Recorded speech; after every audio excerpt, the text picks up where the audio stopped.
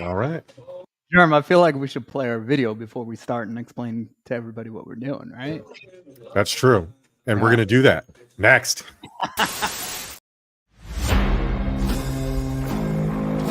Give them a shot to do what?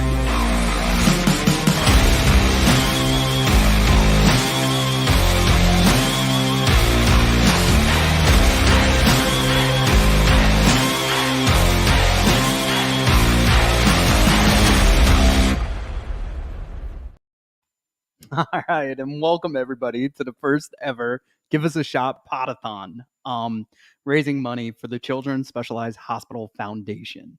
I had a conversation this afternoon with Alyssa, the president of the Children's Specialized Hospital Foundation, and we were talking, and she's actually running in a half marathon in Brooklyn, New York this weekend. So I was like, man, I wish I was in shape. I wish I could help out. She's like, well, we're still not at our goal yet. So I was like, man, I can't lace up the running shoes right now. I got to get back in better shape. But this is a way I can help, and that's on this mic, talking for the next several hours into the opening of, until sundown, sun up, whatever it takes to raise this money. So our goal is $8,000. I got Germ with me right now, who I called. Germ, what was it, like 2:30? I want to say. Yeah, like a few hours, not even an hour and a half ago. Yeah, so I called him an hour and a half ago. I said, yo, we're going to do this thing. Can you help me get it done? Talking back and forth while I'm driving from Philadelphia back to the studio to get this all done. So shout outs to the team that we have, that is the Give Us a Shot Network. So what we're going to do all night is try to raise money. As you can see, that meter to the right of me is going to keep going up throughout the night. We're going to have some special guests that are going to pop in. Some you've seen on some of our content, and others will be their first time. So it's going to be super exciting. Fun night. Germ, I don't know what to say other than, like, it's definitely a goosebump moment, but like this could get ugly. I could fall asleep. Yeah, I'm like heavily caffeinated. I downed a bunch of caffeine while I was stressing out making this. So hopefully it goes well, and hopefully we can get these kids some help and get some money and some awareness out there for everybody for the Children's Centralized Hospital. All right, and we have our first guest that is trying to enter right now, so hopefully he'll be there soon. So this is going to be an eventful day. You're going to learn about a lot of people that are connected to this hospital in many different ways, but also we're going to have a lot of fun too. So we're going to have a lot of people. My meal of choice for the day, and this was my decision, it's not a sponsored thing or anything. I'm going to eat some Eat Clean Bro. So that will be my meal while I'm in jail, essentially, for podcasting. I will be blunt with everybody. If I have to use the bathroom, I'm going to go use the bathroom. And we do have a break thing set up for that, right? I hope. Yeah, we do. We'll be right back, it says. Yeah, sure do. Germ thought of everything, which is awesome. But look, man, like it's going to be a fun next, let's call it 24 hours, if that's what it takes. I don't care. I also think of this, like, as the milestones go, like I was explaining this to Alyssa, it's going to be much like a marathon in itself, right? Like you don't know every quarter mile you're passing, but you know every mile, or then it goes 10 miles and it goes 15 miles. Like that first mile, they tell you, hey, you're through your first mile. And then you don't see another one for like 5 miles, right? So same. I haven't ran in like 10 years. I refuse to run unless the police are chasing me. Yeah, oh my God. You know what's funny? Not that. That's a problem. It can be funny. It can be funny. No, I coached softball last night, and like I got the itch to run right after it. The weather's been great. It's broke in the Northeast. So if you're tuning in from other parts of the United States, like Jerm is, who's in North Carolina right now, you're used to a little bit warmer than what we've had here. So the last 2 days in 70-degree weather, like you could just tell everybody's got a little more of a smile on their face. They're a little more excited. So it's been really, really cool to see. I just want to make sure that our first guest is, and this is going to be an issue. This is not a normal thing. And yeah, we got him right here. He's here. So, Ed, how's it going? Hey, Mike, how you doing? Great, man. Great. It's been a pleasure. You're always a giving person. I've seen you around the Children's Hospital. So it's an honor to have you as my first guest while I go on this journey, which is a Pod-A-Thon, to raise some money for the foundation. I can't thank you enough for doing it, man. You are just awesome. No, You are a special person. You really are. no, likewise, man. So the first time I saw, I interacted with you and the way you give back to this hospital was with the Todd Frazier Pong event. Talk about the hospital and what it means to you.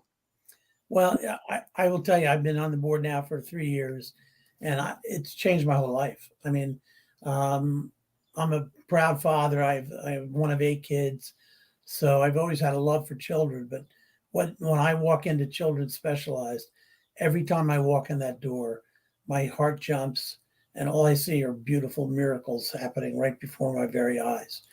And it's got the most devoted staff from the top, from Melissa down to the, the janitors. Everybody loves their job. They love their mission. They love the kids. It's one of the most special places you could ever ask to be at any time in your life. I mean, it's just so awe-inspiring. Like I said, but literally, my heart jumps every time I go in there. Yeah, and that's really like that message you're going to hear throughout this Pod-A-Thon a lot from a lot of the people that have interacted, whether personally or financially, to this amazing cause. So, Ed, question I have for you: like, what made you like? Look, a lot of people in your situation that can give, do or don't, right? Like, what made you say, "Hey, this is something I want to do"? Not only give your time, but also your financial needs. Capabilities as well. It was the very first board meeting I ever went to. Yeah. And all I did was watch a video of one child, and I said, I'm in. Yeah. That's it. You got me. And I'm locked in. And it's been, as I said, 3+ years since. Mhm. And I can't give enough. I mean, it's just the most wonderful place in the world. And the impact it has on the families, not just the children, the families is so special. And you watch the parents, and it changes the lives of the parents as much, if not more, than the children. It's incredible. Yeah, it's definitely a family first type. They treat the whole family, and I've heard that a lot with the leadership that is the Children's Specialized Hospital Foundation. They say like we're here to treat the entire family, and like you see, I've seen that personally with Gabby's family. Yep. I've had them in our studios, got to interact with them, and it's a very very personal thing. But also a traditional hospital can't treat a lot of these kids and get them back to 100%, like in Gabby's case. And it takes a while for people to fully understand what the hospital is capable of. But when you see Gabby's story and the fact that she was paralyzed on the left side of her body, and next thing you know, she was just sent home, as opposed to thank God this hospital was here, because there's no way, and she says it herself, from the physical therapy to just having the capabilities of being in the hospital and just focusing on getting better. And now she's on a soccer field. I saw her at the Clean Bro Gala, and Right? Yeah. she's injuring herself like a normal kid. Like she had a boot Yeah. on her leg. So and she had a birthday coming up. So yeah, those stories are unbelievable. Thank you to your leadership and everything else you do for this hospital that allows these kids to have these moments that, one, the parents will never forget. I mean, also, like, selfishly, as a dad of a 7-year-old, when I talk to Gabby's parents, I'm just like, it makes me feel good that to know, like, in your darkest moments, there's people like this out there that are willing to support, willing to help, and understand that, yeah, we're also helping the parents and the siblings. So Yeah, it's just unreal. There's so many children that have been told by other institutions, you're never going to walk, you're never going to be able to talk, you're never going to be able to have a regular education, and they end up going to college and having careers. It really is miraculous. I mean, I don't know how else to put it. So yeah. So one more thing, and I'll let you go, because what would you say to somebody who's never donated before to the Children's Specialized Hospital Foundation? I would say it's about time. No, I mean, I just want them to know there could not be a better utilization of a donation than giving it to this hospital. And I will tell you this, I'd like to give $2,000 Oh, right now to start things off. oh my God. Yeah. And I would welcome any donation. It could be $2. It doesn't matter. The cause is the most important thing.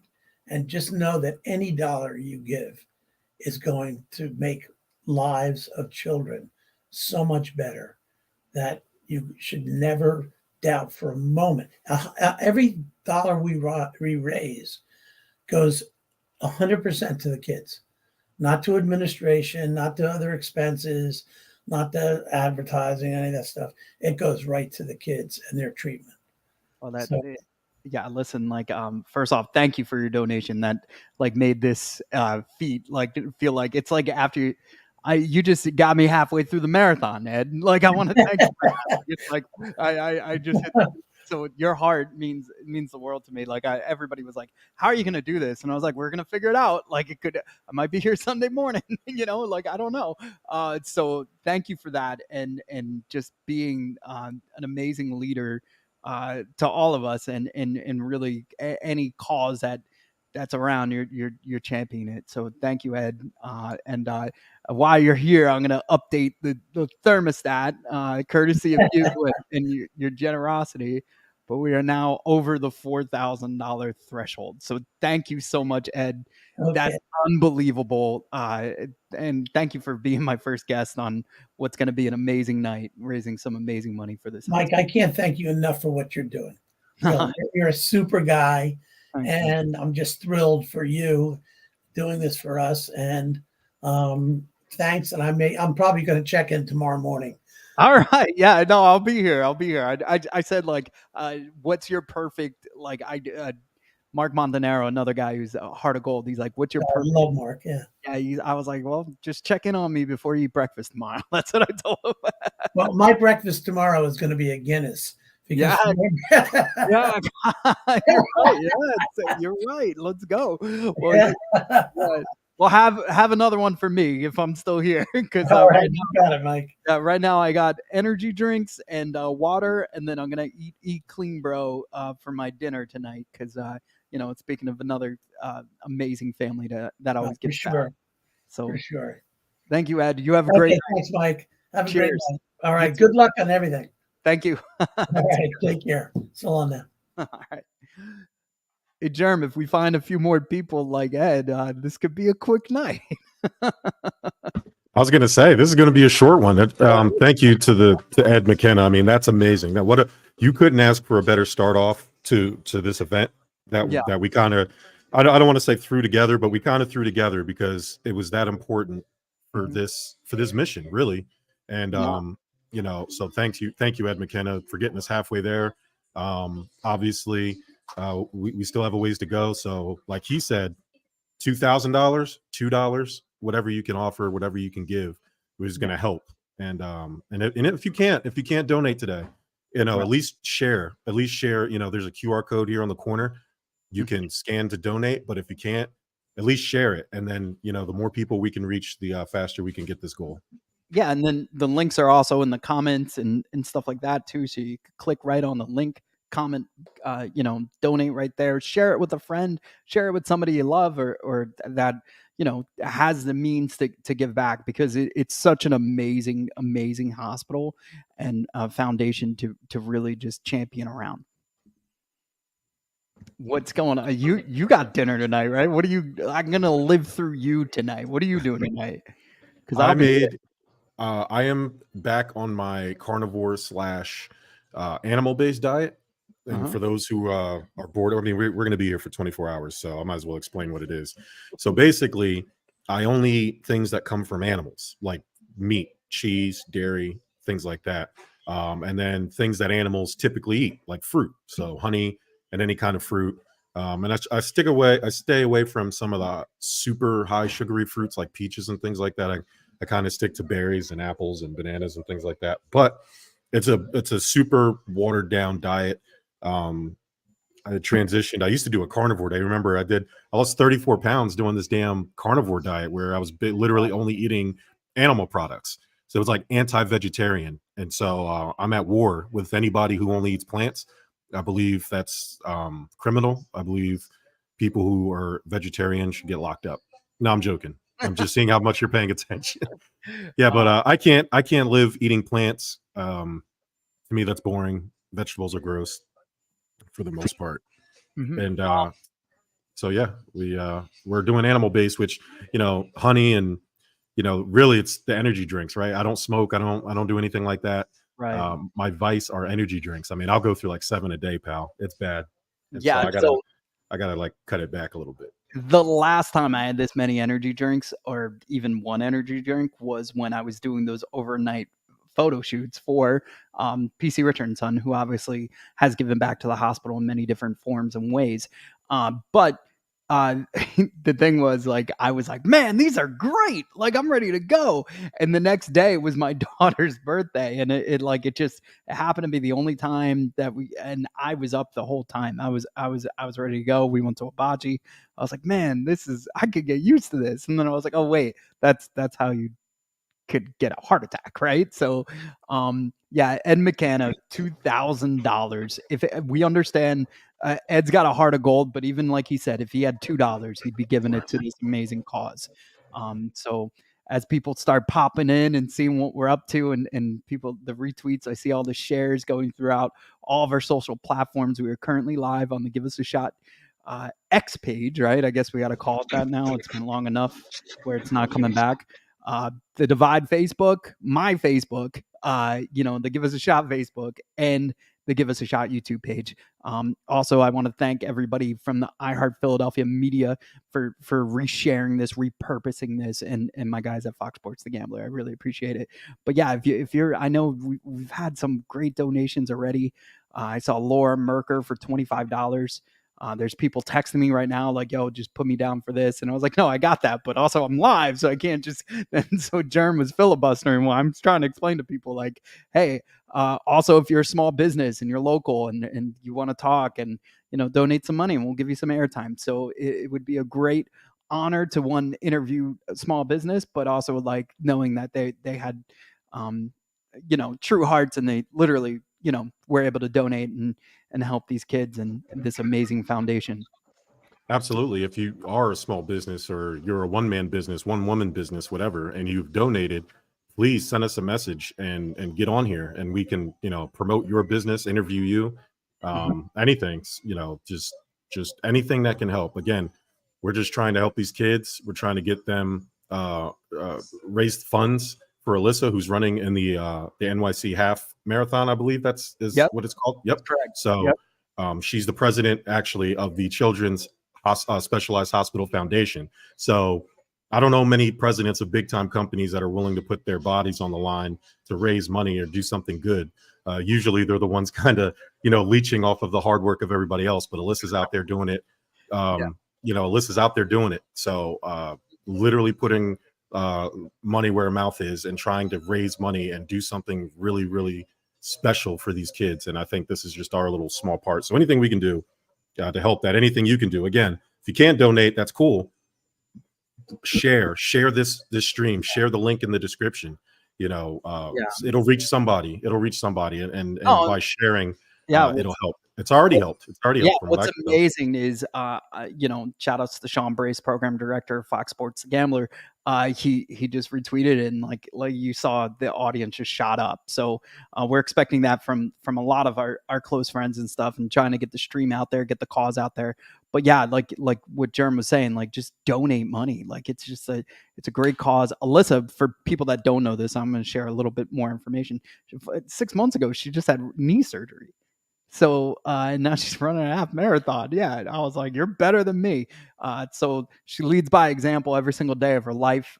She's our biggest critic, but we're here for her and we love her, and she's amazing. So she's the right person to be taking the leadership in this Children's Specialized Hospital Foundation. And it's really cool to be a part of it. And she's so humble about what she does, but man, she's got a team of absolute rock stars that consistently deliver and make sure we do right by these kids and their families. Shout out to her, because I got up off the couch, or I was attempting to get off the couch earlier, and my knee cracked, like that little pop, just old man knees. And I really wanted my drink out of the fridge, and it hurt so bad that I just went thirsty for like 3 hours. So I couldn't imagine getting knee surgery and then less than a year later running in a marathon. I'm telling you, I don't think I've legit ran probably since I left the military, and that was almost 12 years ago. That's amazing. Shout out to her. Yeah, so I'm 3.5 years removed. I know that because that's when Peyton was kind of like, "Hey, I'd rather do other things, Dad, than just run." Because I had the jogging stroller and I would just push her and do at least 5 miles like every other day minimum. But yeah, once she realized like, hey, there's a lot more cooler stuff I could be doing. Yeah, that was out the question. So look, it's not just Alyssa. It's actually the entire. There's a team behind this, which is great. We're raising to get the entire team there. So they're close to $25,000 raised as a team. So Alyssa obviously is the leader of that team, but there's so many awesome people that are running alongside with Alyssa. And I told her that I promise next year I'll be running alongside with her. So I won't have to use my that sounds terrible. I was going to say something. I don't have to use my voice. That's a lot better than what I was about to say, Germ. I don't have to use my voice next year. I just got to use my legs. And and it's my commitment to myself, but also to help raise money and actually be there while they're doing the hard part. Because like I said, the mental of right now, what Alyssa's going on and the journey she's about to embark on is mental, it's physical, and then also like there's things afterwards that you have to worry about as well, and then like how you calm your body down, how you get back to emotion, and then those days after that that feeling of accomplishment. But once all that adrenaline runs out, you sure gonna have a nice little nap after that. Yeah, so shout out to Alyssa and her team. My apologies. I didn't know that this was like such a deep operation. So you found out about it an hour and a half ago.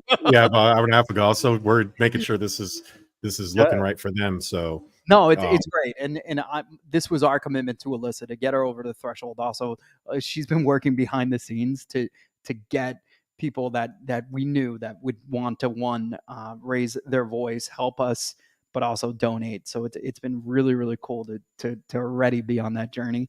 What you saw with Ed and everything, but yeah, look, the hospital means so much to all of us, right? It's kind of connected dots. It's made us help each other, maybe in our personal lives, our businesses, and really, it's just like I can't explain it, and it just keeps growing and growing. And the groups that are involved with it, it's just you can't help but smile, right?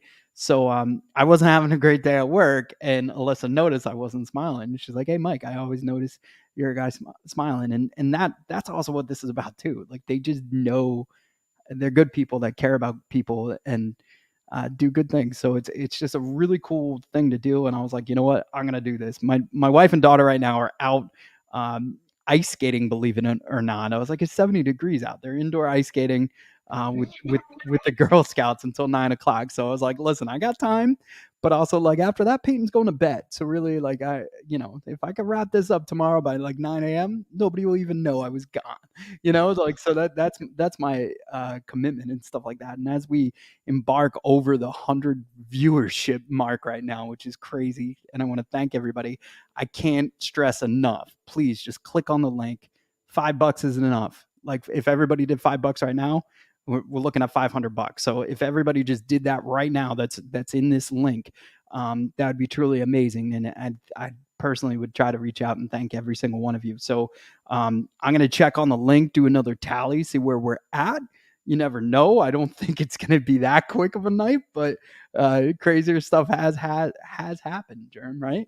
We've seen it. Crazier stuff has happened. I mean, four guys from different parts of New Jersey met at Six Flags Human Resources Lobby, and that was damn near 20 years ago. And look at us, we're doing a podcast now. It's crazy. Look at us, man. This is and again that goes with the same kind of feeling about the hospital. Was like everybody knew the three of us, me, Germ, Ty, and my brother, so that's four of us. I'm bad at math. I'm good at history. We've recognized that we all had different talents, but we were all the same at the same time. So it's been really cool to be on this venture. Would have never done it without you. I would have never even picked up a microphone without three of you in my corner in all different ways. Like Carl's texting me like, "Oh, are you gonna get guests? Are you doing this?" He's giving me ideas. He's like offering his buddy who's a huge Twitch gamer guy to hop on and live stream. He's like, also like in the middle of the night, watch a movie. People like that stuff. Just watch a movie and maybe they'll interact. And I was like, I just want to talk, man. Like, so there are Carl's people. good for that, man. Carl's good with the ideas. Like He really he's like the silent partner slash like owner, right? Right. Like he's the guy that just nobody like, oh, he owns that. Like you ever seen the owner of a company and you're like, wait, him? And that's Carl. Like he just he's given us plenty of great ideas and kind of coached us. Like this is his bag, man. So like shout out to him. Yeah, he's the Adam Schefter, of course, of the whole situation too. So, he's just always breaking news in our Twitter, in our text thing, and he's always making sure we know the latest and greatest sports before we talk about it on the air. So, yeah, he's definitely silent, but he's deadly. That man's deadly. Yeah, he's a silent assassin for sure. Yeah, give what you can. I gave $20 literally just now. That's all it takes. Whatever you can give. $22, $20, $2,000. We hit all the twos. So yeah, just keep chugging along, and yeah, we're gonna hopefully not be here for 24 hours. You got me until 7 a.m. at least tomorrow, bud. I love it. I go back on shift at the firehouse. With Ed's donation, we are currently at 41.91. So that's exciting. We're literally at the halfway point, and it just began. If you did donate, please comment. And if you are a small business and you need that shout out, and we want to give you that shout out, let us know who it is. As the night goes, I know we have a few guests lined up and stuff like that, but we got some fun things scheduled as well to keep you off that. We're going to talk some sports, we're going to talk some movies, we're going to talk some pop culture, but more importantly, we're going to talk about these kids and and just the amazing hospital that is that. So yeah, please donate. We're going to go over that. Germ, I want to talk about the funniest drama that I've ever seen in my life, and that's Jason Kelce retires, and then Barkley's entered to the Eagles, and Kelce feels some type of way about that, and you felt that somebody should have mentioned that. Have you ever had an instance where you kind of left something, and then 2 minutes later somebody told you something like that, where next thing you know, like you're like, oh, maybe I would have stayed if I known that. It could be a party, anything, So many years ago, I was in Baltimore with some friends, and we were hanging out, and we visited the famous Powerhouse gym there. And I said, man, this is awesome. They said that wrestlers show up there, and the WWE happened to be in town that week. So we were like, oh, maybe we'll get to see some wrestlers, And this is like the heyday, like The Rock was still wrestling. This is like pre-Mummy Returns type deal. Like this is a long time ago. And so I'm like, man, ain't nobody showing up. Like it was like the jobbers, the people that you missed. They're like, no, The Rock's coming. People are coming. Man, we walk out of there, and as soon as we left, we went somewhere, and we came back out, and there was a crowd of people inside of Powerhouse. And I said, what's happening? They said, oh, The Rock is in there. And I was like, no way.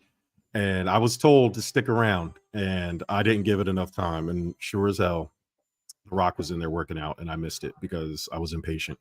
A trait that I still have to this day. Very impatient still. Yeah, dude, I don't know. Like, yeah, so I have a similar situation, but I still got recognition from the guy that I'm about to share. So I was a volunteer for 12-12-12, the concert for Sandy, right? Like I was allowed backstage. I helped the press people get in. There was a ton of people that I knew or didn't know that were celebrities. I got made fun of a few times because there were some celebrities that I didn't recognize, and I was like, oh, I'm sorry. But there was a situation where I was going down a hallway, and they were clearing the hallway, so I decided to go left. I should have went right. I would have walked face first into Paul McCartney. Instead, like I'm going left, and I'm awkwardly like, and his wife, his girl at the time, well, still his girlfriend, and his wife, was like, that gentleman, that volunteer is trying to say hi to you. And Paul like turned and was like, and then just kept walking. So I was like, Oh no. it's all good, man. Like I didn't need it, but like it would have been really cool if it happened. So like it Yeah, was, that's why Ringo's the favorite. That's yeah. what you should have said just as he walked away. So That's why we like John. yeah, my buddy Kevin at the time, well, he's still my buddy, but Kevin at the time was like, that my heart breaks for you. Like, you know what I mean? So I love Paul McCartney. I think he's amazing. And the other funny part was like, so he closed that concert. It was in the Garden, and all these other talents like Bon Jovi, there were so many people there. It was ridiculous. But the entire event ran like 3 hours too long. Like, so he shows up at like 1 a.m. to finish his set, and they were pounding. He loves Winter Lager from Sam Adams, believe it or not. And they were just pounding those all night. So he rewrote his whole set list and just played songs he wanted to. So I was like, this is like a drunk guy with his mixtape or something. Like, so he just played every song he wanted to hear. So it was pretty awesome. I got people texting me right now, you know, hey, I'm donating as we speak. This is awesome. How long does this go to? I was like, that's completely up to you. We're at now 42.11. And what's cool about that is, like I said, like every dollar counts. So that 11 makes me smile equally as much as the 42 does. So that's pretty awesome. You know, hopefully we'll hit that $5,000 mark before. And Alyssa's going to join us. Let's go. Oh yeah. All right, cool. So similar to your, I think I've told you this story before, but I remember when I got out of the military, in our part of New Jersey, right outside of Philadelphia, Ashley had asked me to go to CVS for something. I believe she was pregnant with EJ, and so I'd stopped to get her some medicine or something. It was late, like I was leaving PC. Right. I closed that night. So it was like 10 at night, 10:30 at night. I go to the CVS on Route 130, right outside of Hainesport in Mount Laurel, New Jersey. And I walk in and I'm looking for whatever she needs me to get. And I see this really tall person in the back. Like it was me and like one person. And I'm walking around and I hear the voice. I'm like, man, that voice sounds familiar. I know that voice. Who is that voice? And I turn the corner and I peer up, and it's Stephen A. Smith. And I forgot he used to live in this gated community. Not that I'm doxing or anything, because no, I'm not saying the name of it, but he used to live in this gated community in Hainesport. And people who live in that area know what I'm talking about, seen him a lot. I've seen Stephen A. Smith in traffic court before and got off tickets because he's Stephen A. Smith. The judge would be like, hey, are you Stephen A. Smith? He'd be like, yes, sir. Yes, sir, I am. And then it's just like, all right, case dismissed. I'm like, oh, you son of a bitch. So I'm in the CVS, and I'm like, oh my God, it's Stephen A. Smith. But I don't want to be a groupie. So I don't run up to him. I try to like cross shop. You ever see somebody you want to run into? So you kind of track where they're going and try to coincidentally run into them. So that's what I was trying to do. I was like, man, I can't seem desperate. Like I don't want to, so I walk up, and as I get closer, he's arguing with what I assume would be his girlfriend at the time or some female companion of his. And he's cursing, and it's like an argument, but he's having one of those, like, he doesn't want to be too loud. I was like, nah, I can't run up on him now. I was like, you know what? It's cool. I saw him. Nobody's going to believe it, but I saw him. So I start walking to the self-checkout in CVS, and these two guys walk in, and as soon as they hit the door, oh, it's Stephen A. Smith, loud as hell in the CVS. Stephen A. looks around and puts his, like, you can tell he was annoyed by it. I was like, oh, they run up and, he shakes their hand and all this stuff, and I'm sitting in self-checkout. I'm like, damn it, I should have just ran up to him. That's well, great. I'm checking out, and the kid, I don't know where the guys went, and these long fingers wrap around one of my shoulders, and it's Stephen A. Smith, and he goes, just as soft and as cool as can be. Hey, brother, I just want to say I appreciate you not running up on me. I know you saw me here in the CVS, and I just appreciate you not running up on me like those two jackasses did. And I said, it's cool, Stephen A. It's cool, man. You're just a guy like me, man. Like, even though I was definitely trying to run up on him, but I just found it funny. But we have a special guest, the specialist of guests, just joined us. So I'm going to let Mike do what he does best, and I am going to get out the way. Hi, Alyssa. Hi. So Trying first to off, figure this out, you know me and technology. yeah, no, it's awesome. It's awesome. So, one, there's 214 people watching us on all different media platforms. So the first thing I want to say is like, thank you for inspiring this Pod-A-Thon with your marathon, right? So, like I said to you earlier on the phone, you're doing the hard part. I'm doing all I got to do is talk. So, talk about how your journey and decision to join your team in this amazing thing, and anybody on your team you'd like to shout out.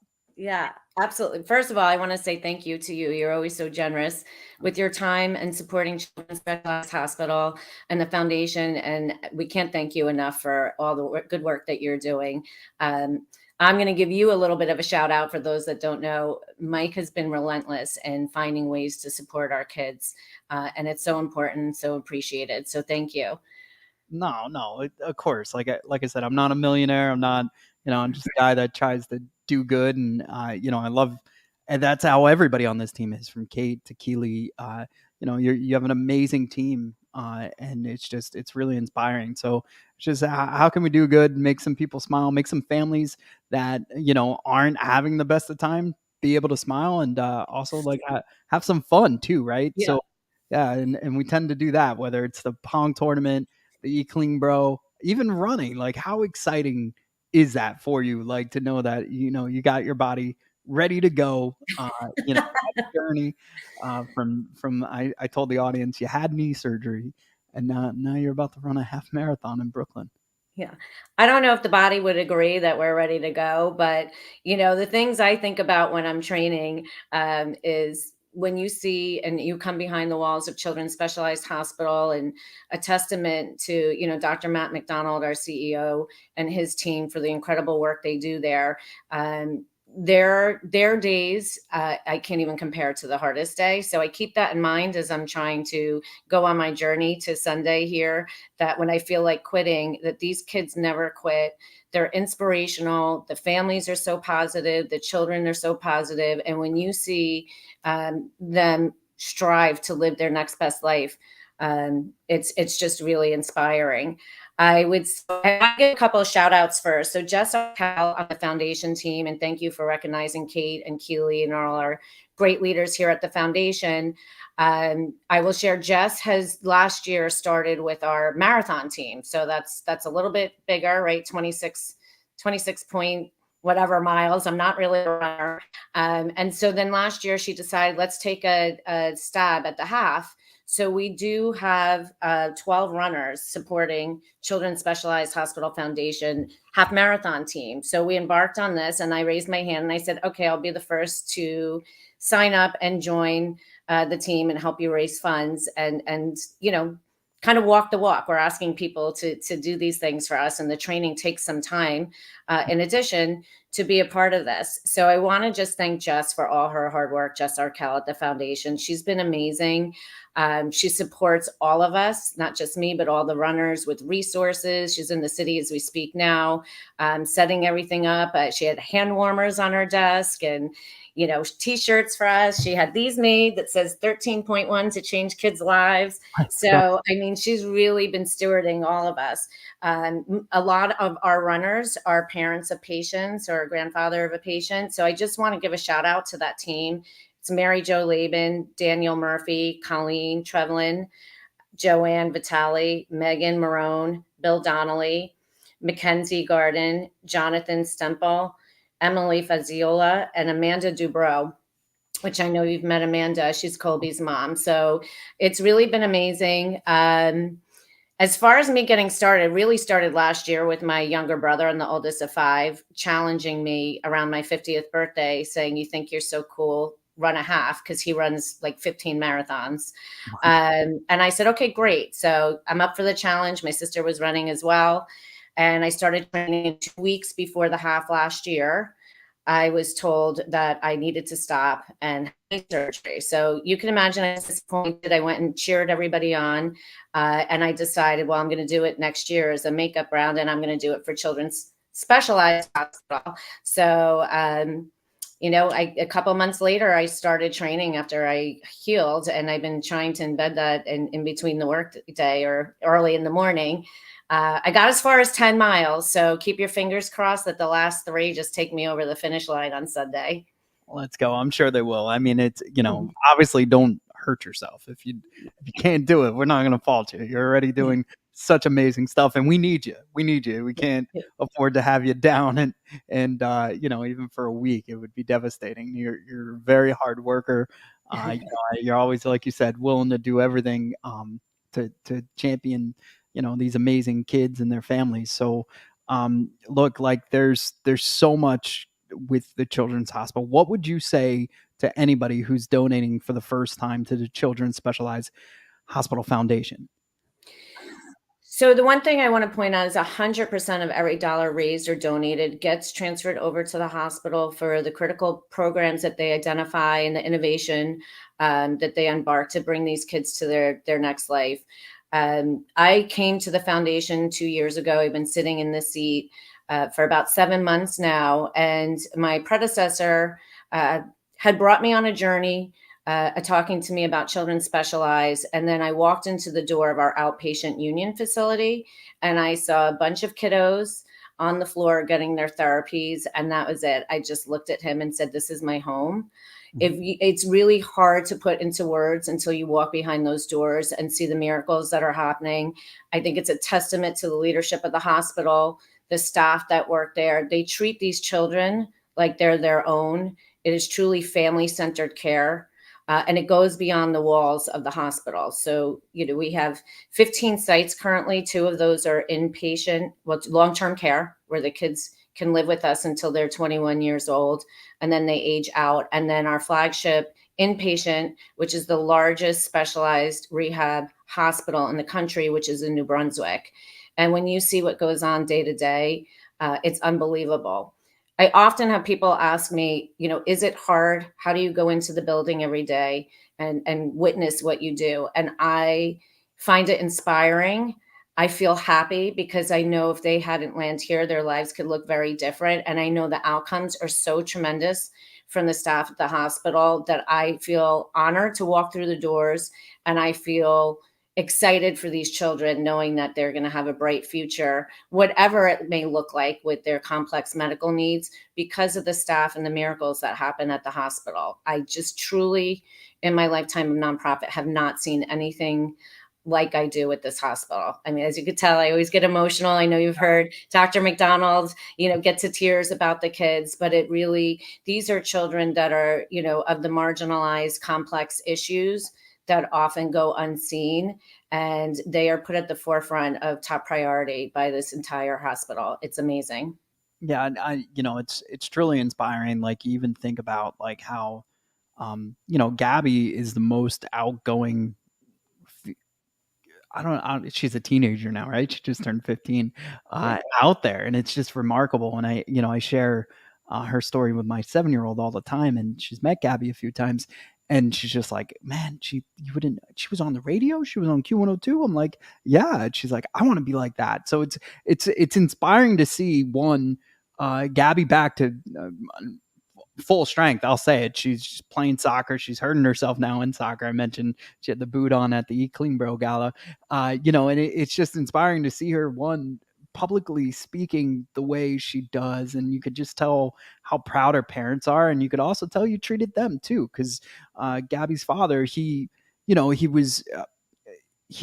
I know he's a very funny man, but I could tell he kind of uses it as a coping mechanism. And I asked him about that. He's like, you're 100% right. That's how I cope with things. But I am beyond proud of my daughter. And as a dad, that's like something you always wanted to hear, because I couldn't imagine being in his shoes, but because of the hospital and because of everything you guys did, and do, that's such a success story. And now she's helping others that are now maybe entering the hospital for the first day understand that, hey, one, that you're in the right place, right? And two, you could get back on your feet in the best possible way.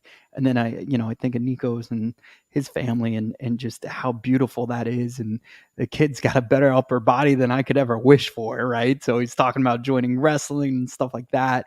And we're just there presenting the check with Todd Frazier after the Pong tournament. And you just see him playing basketball with Todd, everybody, with the kids. And he's fearless. And, like I said, everybody talks about like, oh, that could have been hard on his older brother. It could have been harder on his family.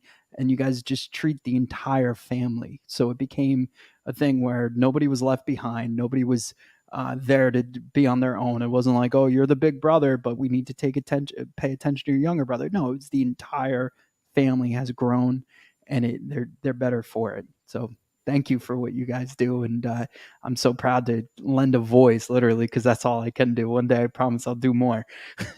I'm holding you to it that you're going to run with me next year. I thought you were one and done, but it sounds like I'm going to go for round 2 with you. Yeah. So I need it in my life. It was definitely the way I could process things better running, because like you get clarity. There's a lot of advantages to it. Like I said, I lost my way, but I'm going to get back on that horse, and I'm going to be running in that blue shirt over there next year with you. So I promise you that. Yeah, we joke. I always say I'm not a runner, which I'm really not. But you have a busy schedule. I have a hectic schedule. So it's really hard when you get home. You're like, I don't want to go to the gym or, sign up for a class. So this work, that it's something that, I have a treadmill in my home. You also can run outside, that it's really easy just to find time to run. So I also think that gives your brain quiet time to think. And so it's also helped me in my role just to carve out a little bit of time, of quiet time, and then get ready for the day. But you can do it, Mike. I will. I promise. And deadlines are everything. So that's like I said, we always joke like deadlines speed up progress. So I promise I will. I'm already thinking like I got to get a 5K and then a 10K, and then we'll do them together. We'll get signed up. I mean, that's what I had to do. If I didn't have something like this at the end of the road, I would not truthfully probably be doing it or running a couple of days a week. But when you have a goal, and every time it got hard, I would just think about our kids, and beyond the dollars raised, just the inspiration that if they can do their therapies a couple times a week, or they're inpatient for a couple of months, working really hard day in and day out as little peanuts, as I would say, then I can, put one foot in front of the other. I happened to be with a group one day, and this was in the mix of my training, and the trainer didn't know what I did, where I worked, any of those things. And he was trying to inspire people that like started walking or slowing down. And he said, remember, movement is a gift. Put one foot in front of the other. It is a gift, and it is a privilege that not everybody has. And I almost got tearful because I'm thinking I'm here because I'm running for these kids. Right. But it just centered again why we're doing it. It is a gift. And we also often take advantage, or take for granted the things that we have on a given basis. I know you have a healthy daughter. I have a healthy 24-year-old, and it really makes everything that you go through as a parent seem small in contrast to what you see our patients go through. 100%. Well, thank you. I want to comment on 2 things. You talked about 2 of our patients that you've gotten to know well. So Gabby is a natural. We're so proud of her and what she's done in representing the hospital and the foundation and stepping out. She's our Children's Miracle Network representative this year in the state of New Jersey, which is amazing. Dr. Matt McDonald shares a story that when she came to Children's Specialized, all she wanted was her smile back. That was her first step, her first goal. For those of you that have met or seen Gabby, she's absolutely a beautiful girl, beautiful smile. She not only has her smile back, but as you mentioned, she's back playing soccer. After Eat Clean Bro, that was a pretty intimidating room to get up on stage with 300 people and look out. And she did a great job. And I sent a note to her and separately to her parents afterwards saying, you should just be incredibly proud. And they said it was just beautiful to watch. So to touch on what the conversations you had with their parents. And then you look at Nico's, Nico's uses a stroller and a walker, doesn't have mobility from the waist down, but he was playing basketball. He was shooting hoops. He's very active. He wants to do sports. He doesn't see limitations. He sees possibilities. And it's interesting, his older brother is kind of a student, quiet, not into sports, right? And he's fully mobile. And then you have Nikos, who has some challenges ahead of him, who's all in, looking to sign up for basketball, rec, and all those great things. So it's just really amazing to watch them be so inspired, and see the lens of life through positivity, what they can do versus what they cannot do. And I really, again, go back, that's a testament to the leadership and the hospital staff there that take care of these kids day in and day out. Yeah, it's a beautiful thing, and it's so cool to just have these families around there. And like you said, there's hundreds of these. It's just those are the ones that Nico's drew us photos of the Todd Frazier Pong logo, and you guys gave them to us right before we went on the air. And my co-host is like, "Why are you crying right now?" I was like, "You don't understand." And like I showed the picture. He's like, "Oh." And Jerem got one too for everything we did with the website and stuff like that. So it was just an amazing feeling. It's just a warm, you can't help but smile. It actually hurts sometimes to smile so much when you're because it's just like, you just feel so good. And thank you for championing that and always doing that. I'm going to get to work here because Okay. kind of I have all these texts and people sending me Venmos. I'm going to try to add them in and then try to get a new tally. Okay. Ed McKenna just donated $2,000, so it got us off to an amazing start.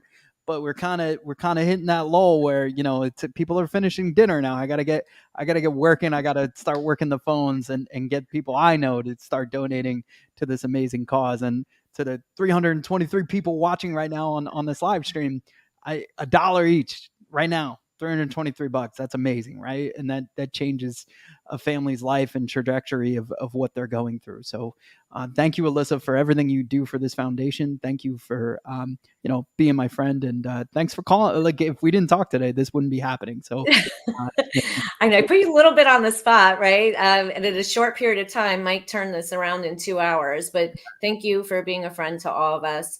Thank you for everything that you've done and help getting the word out. It's really important.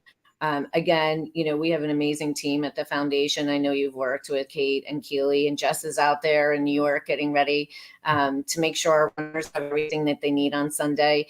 It's truly a team effort. And then obviously we have tremendous support from the hospital and our board of trustees. So you met Ed McKenna. I'm sure we'll have some other spotlight and some of our donors that are active with us too. So, thank you. You need anything, I'm here to cheer you on, because I'll be getting ready and packing my bags and trying to figure out my whereabouts for tomorrow. So I've got a little bit of a night ahead of me too. Well, you try to get some rest, and good luck, on Sunday, and just keep doing your thing. Thank you, Alyssa. Thank you so much, Mike. We appreciate you. Always. Okay. And then Germ too. Like I the one thing I would share, like, I'm driving home from the studios, and I just talked to Alyssa, and I called Germ, and within an hour and a half, he had this all ready to go. It looks amazing. It was like, huh? What are we doing for? All right, you're doing a Pod-A-Thon. Let's just doing a marathon. Mike, you gotta chill out. Like, make some sense of this. So we created some bullet points, and you went nuts, man. And that's exactly like, look, I love our team. It's like you always say, it's a team effort. But I want to thank you for everything you did to get this going. And I mean, everything you did. All I did was turn the mic on. So I want to thank you, brother. We all got a part to play, and the correct response is always team effort, and it truly is a team effort at the Give Us a Shot network. Everybody has different skill sets, and that's exactly why this thing works, man. Like, I'm the guy you call when you need something flipped around in 2 hours, and again, this isn't possible without you and people like Alyssa and the people from the Children's Specialized Hospital, people like Ed McKenna, people like Mark Montanero, people like Sean Brace, who helped us out. A lot of people, everybody who shared. And whether your share got us 1 viewer or 300 viewers, the fact that you did something is everything here. And so we're very, very appreciative of that. Agreed. And look, man, there's still so I'm going through my text right now, and there's like people that have sent me Apple Pay, please just click on the link and pay, because now I gotta go put these in, and I appreciate it. Look, like, if any way you donate your money, like, I'm gonna make sure it goes to the hospital. but please click on the link to everybody who's watching, everybody who's there right now, listening to our voices. Please just click on the link. Like, it would make life so much easier. Click Nah, on it's the lit. link. Mike's about to donate like Yeah, 3 million. 2,000. Yeah, he's going to donate the whole thing to himself. He's going to have to like Venmo or Cash App or Apple Pay everything to one centralized area, and then it's just going to be one big donation for Mike Powers. So thanks, Love it. appreciate it, y'all. No, stop. Look, man, it's been already, like I said, I'm more worried about not being tired, more of my jaw muscle, because I can't help but smile, because knowing that people are hearing the voice and the voices of the foundation and the Children's Specialized Hospital Foundation, it means so much to me, like, just to amplify that, but also knowing that we're going to try to raise a ton of money and do it hopefully in the next 12 to 15 hours. During those, I'm going to get angry and aggressive during those hours. I wish there was a way I could see on Alyssa's page, and if there is, Jeremy, you got to let me know of who actually donated, because I thought I could see that earlier, and now I can't. So it depends. So when I donated, I was given the option to put my name and stuff, and I didn't do that because I'm humble. I'm a humble king. You know what I mean? So but there is a way. So if you did put your name, not only I think can people see it, but I think it goes directly. Well, I don't know if people can see it. I think Alyssa can see it. So you might just have to keep her on the text chain and see if maybe she can just keep you updated. Drop some names over there for you. So I'm adding this now from my buddy Matt Fisher. So there's a bunch of people that I'm trying to add in, and I just have to figure out what card I could use. So it's in my Venmo. I'm trying to click Venmo. Yeah, I don't see anywhere that it says there's not a tally of names. So I know she can see it, but we do know that there's 296 donations received. They do have they have top donators.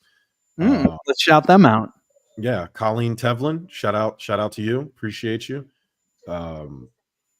Daniel Murphy. Now this is total of everybody, so part of the 25 for the team. So I don't know exactly where this is coming from, but Mackenzie Garden, Bill Donnelly, Megan Marone, Emily Fazzola. I should not pick names that I'm not sure how to pronounce because I don't want to butcher them.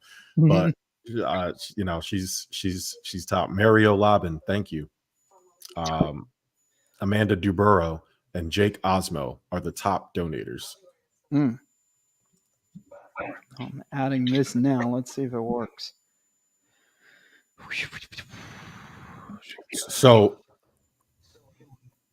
piggybacking off of what Alyssa was saying, it's quite a feat, especially for someone like her who is taking it to a personal challenge. But now you, who've kind of offered your services, now motivates her to do this again. This could be like a thing. Yeah, it's like a thing.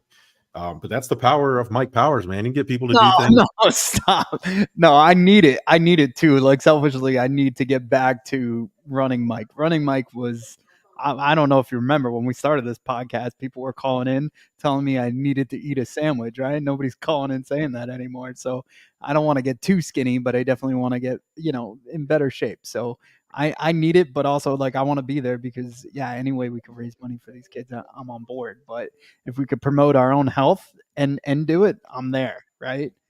Shout out to JT from JT and the Don. I sent all the guys from the network the link to see if they wanted to hop on. He's out tonight, but he said he'll donate and share the stream. He checked it out already. He said it's dope. He said keep up the good work, and keep up the good work to him. Check him out on the network's YouTube page, JT and the Don. They do an excellent sports show. So it's weird. Like, they're really good friends, but if you listen to their show, you think they just met. Like, they talk to each other like they don't like each other, but they're like really good friends. It's really odd to like listen to, but because I know them, it's like I know that they're like good friends, but like they talk to each other like they're like two New Yorkers on the subway, just kind of passing time, yelling at each other.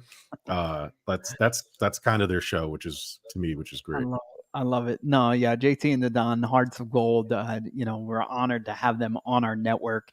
And like I said, shout outs to you, Germ, for bringing them on board. You were constantly, they were on your show, they were on our show, and we're kind of just like the hospital. The network, it tends to find good people. And we're definitely honored to have them on the show. And thank you for supporting the Children's Specialized Hospital as well. I'm just gonna at this point Venmo this all to my wife and make her put it in. Yeah, there you go. Nah, because then Jenny's gonna put her name down. Like then everybody's gonna be like, "Wow, that Jenny Powers, man, she's swell." Nah, don't do that. She is swell. She is helped swell. out with the red carpet. Her and Kate had it down on lock. Like it was like, the process of knowing well, obviously we knew a lot of the people because there's a lot of familiar faces, but the process of knowing who was coming up next, what we were going to talk about, it was a home run. So it made me and Amber Miller look amazing. And Amber Miller is amazing, so it just made me look amazing. And I'm not. Nah, you're definitely more than amazing. What that liquid death that's on your desk right there? Go ahead, tell me what. Well, so I've been drinking it lately because I'm trying to wean myself off energy drinks, and I think I've come to the realization that it's not really the energy drinks that I'm addicted to; it's the carbonation. So I started drinking seltzer water, which has worked, and Liquid Death has just been a popular one. And but the gold cans are not the same as the other ones. No, like that's tea. Yeah, this is iced tea, agave, and vitamins. Sounds terrible. Now, my question is it carbonated or is it just straight tea? If it's carbonated, I can't taste it, so I don't think it's carbonated. Okay, no, because the seltzer of the regular kind of like of an Arizona iced tea that's watered down. Gotcha. Okay, I got you. So I won't be tasting it. So it is as terrible as I thought it was. So I do like the berry, and I shouldn't say this out loud, but the watermelon one. And then I try to break the stigma. And then they have a lime one. The lime one's my favorite, but it's hard to find down here. It's like, I don't know if Liquid Death is a franchise distributor down here, but Liquid Death, if you're listening, your boy Germ really likes your products, and I'll sell myself to get some. So just know that you got a guy down here that'll do it. I love it. I didn't know what energy drinks to buy. We don't have an energy drink sponsor. I quickly looked to see if there was one that was tied to the foundation, and I would have gotten that.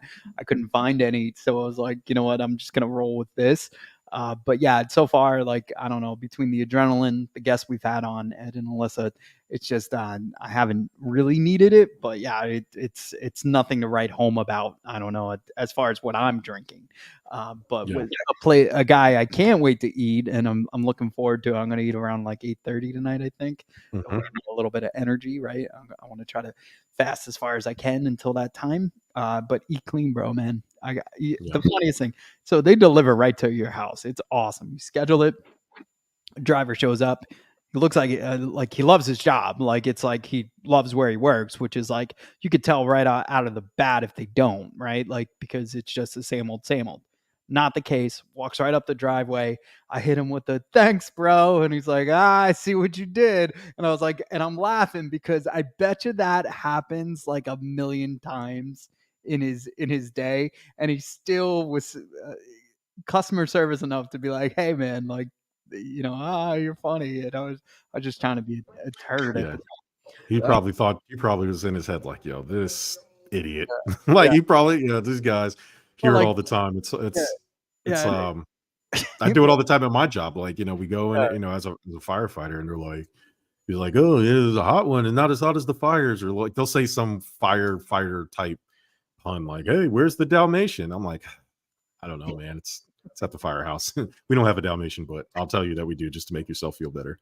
And it's just people are so wrapped up in their own lives, right? They don't really think wow, this guy probably hears that all the time, right?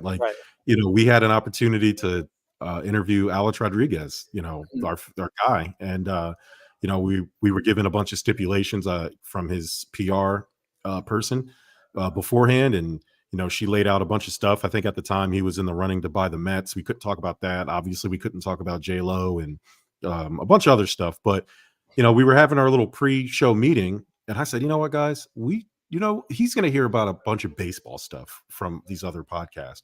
You know what we should do? We should not ask him baseball questions. And there, it was kind of like, I think you were right on board, but there was a couple people like, wait, what? Like, what do you mean? It's Alex Rodriguez. And I'm like, yeah, it is. It's Alex Rodriguez. He's going to hear baseball questions all today. Everybody asks him about baseball questions. We should throw him a curveball, baseball pun, and say, hey, let's not ask him about baseball. And we were only going to get 5 minutes with him, Mike, and we ended up with like 25 minutes. It was awesome. Absolutely inspiring. He inspired from everybody from baseball fans to small businesses. And for those who don't know, it was in the middle of the pandemic and actually in the very going. So it was uncertain. It was like, right in the beginning, right? Like right when people were like, oh, wait, we are stuck in the house? Yeah. And like nobody was willing to even cross and nobody knew what was going on. We didn't know if, so he was accessible. He was awesome. Reached out to small businesses that were either closed or working through this. Teachers, we had teachers on there, firefighters, there was just a ton of people in our network, people as well. And it was just a feel good moment for everybody. And it gave everybody a little reality, right? Like a source of reality that was clearly missing at that time. But yeah, A-Rod, shout outs to you for joining us on that. And, and also like the coolest thing and like Todd, like how this all started was the first ever Todd Father beer, which was benefiting the Field of Dreams in Toms River, New Jersey. Field of Dreams, yep. Yeah, and we were like, hey, can we help? Like, can we lend a voice? Corey cuts his promo for the Todd Father beer, and it's awesome. Toms River Brewery sells out of it like in seconds. And then we ended up doing the first ever Pong tournament, which benefited the Field of Dreams as well. And then the second one, we obviously decided to go with the Children's Specialized Hospital Foundation, which was awesome because, they made Jackie and Todd honorary members of the foundation. And when you walk into the Toms River complex of the hospital, there's this amazing, Todd donated all of his not all of it, but his memorabilia. And it's a really cool thing. They show highlights of him and everything. And he's got a personal relationship with a lot of the patients that, are there. So it's just, everything has worked full circle, but it's always good people helping other people and doing good. And all of a sudden, we have, these amazing, MLB All-Stars on our shows. So shout outs to everybody at the Children's Specialized Hospital. Shout outs to everybody who's donating. If you have not donated yet, if you just joined, we're doing a Pod-A-Thon. So that means me, Jeremy might leave from time to time. I will be here all night or all day, whatever it takes until we hit that meter, until that meter goes fully red. And that's $8,000. Thanks to Ed McKenna. We are at 4119, I want to say. We've been stuck there for a little bit, but we're gonna get past that. 4211 is where we're at right now. So it's it doesn't take a lot. It could take a few dollars if you want to just donate a few bucks. It means the world to these kids and their families, and every dollar that we raise today goes straight to them. And also, you're helping our president of this foundation, Alyssa, hit her goal for her team. Who's about to run a half marathon in Brooklyn. So if you think my marathon's not impressive enough, hers is by far impressive in her teams. So we got two people working in two different directions. I get to sit here and talk. Alyssa has to mentally prepare for a half marathon. So I'm in the better position, but we had a conversation today and I said, let's figure out a way to do this. So while we're having some fun and want to talk some stuff, Jerm, why don't you share bills right now, right? Like how I know you don't need much, right? The Buffalo Bills, like I still think you're a playoff contender regardless if you kind of just stayed with status quo. Like what do you feel about this early offseason and what your team's doing? The same way I felt last season and the year before. As long as Sean McDermott is the head coach of the Buffalo Bills, it doesn't matter what we do, man. Like it's just I'm at that point. Like at some point it's him. And so our salary cap number, because Brandon Bean, the GM, gave Von Miller a ridiculous contract that hit this year, we had to lose basically legendary, like Jordan Poyer's gone, Micah Hyde's gone, Tre'Davious White's gone, Gabe Davis. Now that's a little bit different because we weren't going to pay. He's just too inconsistent, and the Jaguars over. I hate the word overpay and underpay because I truly believe you're worth whatever somebody's willing to pay you. But for what Gabe Davis gave us, that's not a contract that the Buffalo Bills that I would have been comfortable giving or my team giving him. So we ended up with Curtis Samuel, who's a slightly more productive player, albeit tad bit injury prone, but we picked up good pieces. Matt Collins, who won a Super Bowl in his rookie year with the Philadelphia Eagles. He bounced around a little bit with the Falcons and the Raiders, and the Texans, but he's a good, solid, he's the same like body type as Gabe Davis. So I think he's going to fill a little bit of the hole that Gabe Davis left as wide receiver. Maybe not 2. He might slide down to 3 or possibly 4, depending on what we do in the draft. But I was really upset after cut day, Black Monday, when we cut all these players. But then as the week progressed and my anger subsided, because I'm just so sick of the Buffalo Bills not doing anything while the rest of, our rivals get stronger. Like it just didn't seem like we were doing anything, but foolish me. That's why I'm not an NFL GM, right? Like a lot of this stuff happened in quick succession behind the scenes, like one move after another. Leads me to believe we're going to go defensive draft heavy in the draft. With our first round pick, a lot of people speculated we'd go get a wide receiver, which wouldn't have been a terrible idea. But I think with signing of Matt Collins and Curtis Samuel, our wide receiver room is set. And so we'll probably go after defense. We're going to have to replace Jordan Poyer. We're going to have to replace Micah Hyde in the secondary.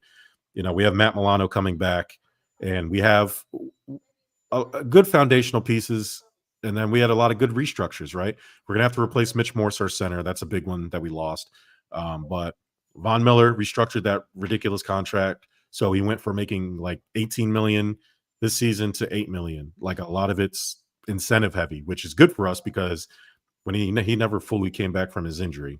So hopefully, we can get some good stuff in the draft, and hopefully in the offseason we'll be all right. That's awesome. That's awesome. Like, look, I'd rather be in your shoes than any of the other New York teams, right? So whether it be the Giants and even the Jets with Aaron Rodgers about to be, named as a VP potentially. I don't know. I honestly, I've been so focused on this pod and the meetings we had earlier to talk about, how to grow this foundation that I haven't been looking at current events, but I could imagine that that's not going to get, that's going to get a lot of airtime. And I feel like that's also bad for the Jets too, because like, it's just an added distraction in a media market that already is distracted, right? So you got Aaron Rodgers last year in a cave and everybody wanted to talk about it, right? Yeah. This year he's on another retreat and everybody wants to talk about it. Now he might be vice president. Everybody wants to talk about it. And it's just unfortunate for the Jets that just want a quarterback, So it's just like, come on, man. Like we want a legend that doesn't have, because they've had Brett Favre, same situation, like I'm cracking myself up here. Like it was like, oh, we got this guy, he's gonna be great. He's from Green Bay. Like it's like the same old two-step, but two different directions of what is transpiring, obviously. But it's still devastating. Shout outs to Carl and his grief. And then you got the Turnpike Wars, which is the Giants and the Eagles, and all of a sudden, Barkley has turned to the green side, I'll say. And you got Tiki Barber saying he's dead to us and all this other stuff. And I don't blame Barkley. The Giants had so many opportunities to pay this man, and they decided not to. Good for him to go get guaranteed money. I hope he does well in Philadelphia. Another Philadelphian that I had the honor of interviewing, Brendan Graham. Like he's such a great dude, such a great giving dude. I can't wait to see what he does after this year. I hope he does well this year. I'm rooting for him, but I can't wait to see what he does in media and in life after football, because the guy's amazing. And I'm hoping to intertwine him into this foundation and figure out ways we could help elevate the Children's Specialized Hospital Foundation with Brenda Graham. So that would be awesome. Philadelphia Eagles trading for Kenny Pickett. How about that? That's Steelers sick. going all in with Russell Wilson. So, as a Giants fan, what are your thoughts on Tiki? Literally, like, you're dead to me in 2024. Like, as an insult is crazy to me. Like, Right. I felt like it was tongue in cheek. I'm not gonna lie. I felt like it was a little bit for the ratings, so people would talk about it. The fan, I can't imagine they're doing better than what they were doing before Craig Carton left. But I could also imagine that they kind of need press, right? And there's not much to talk about in New York media. I mean, the Knicks are great. But then they had that injury going on, and like it's just the Nova Knicks is what I call them because it's all the ex Villanova team members. But it's just so there's not much to talk about, and you're gonna say that just so you could get attention to your show. I don't fault them for it, but I felt like it's a little fake because I get it, Tiki. Giants, he's blue through and true, but he didn't have this situation where he wasn't going to get paid, and running backs you only have this small window, right? Yeah. And you're not getting paid quarterback money, and even Barkley still isn't getting paid what I think he's worth if he's healthy, right? So it's very, very hard to say how could you fault him, so Yeah. I don't fault him, but he's placating to the people that are going to call in. Well, now this is bled over cross sports, right? Like Ryan Clark of ESPN had some words, and Ryan Clark's got some money from ESPN, and I'm not really feeling a lot of his opinions lately. It's like, you ever feel like the stress of not having to worry about something kind of gives you a little bit of loose lips? Like, that's how I feel Ryan Clark is. Like, he got a big paycheck. He's financially secure. Not that he wasn't before, but now he's got a really good contract with ESPN for some really big money, and he's just talking. And honestly, the Tiki Barber stuff, he is allowed to talk about Giants players. And Saquon fired back and said, "Man, you ain't never show me love." And Tiki's response was, "I've shown every Giants running back that's ever come out love. Ask Brandon Jacobs. Ask everybody that's come out after me.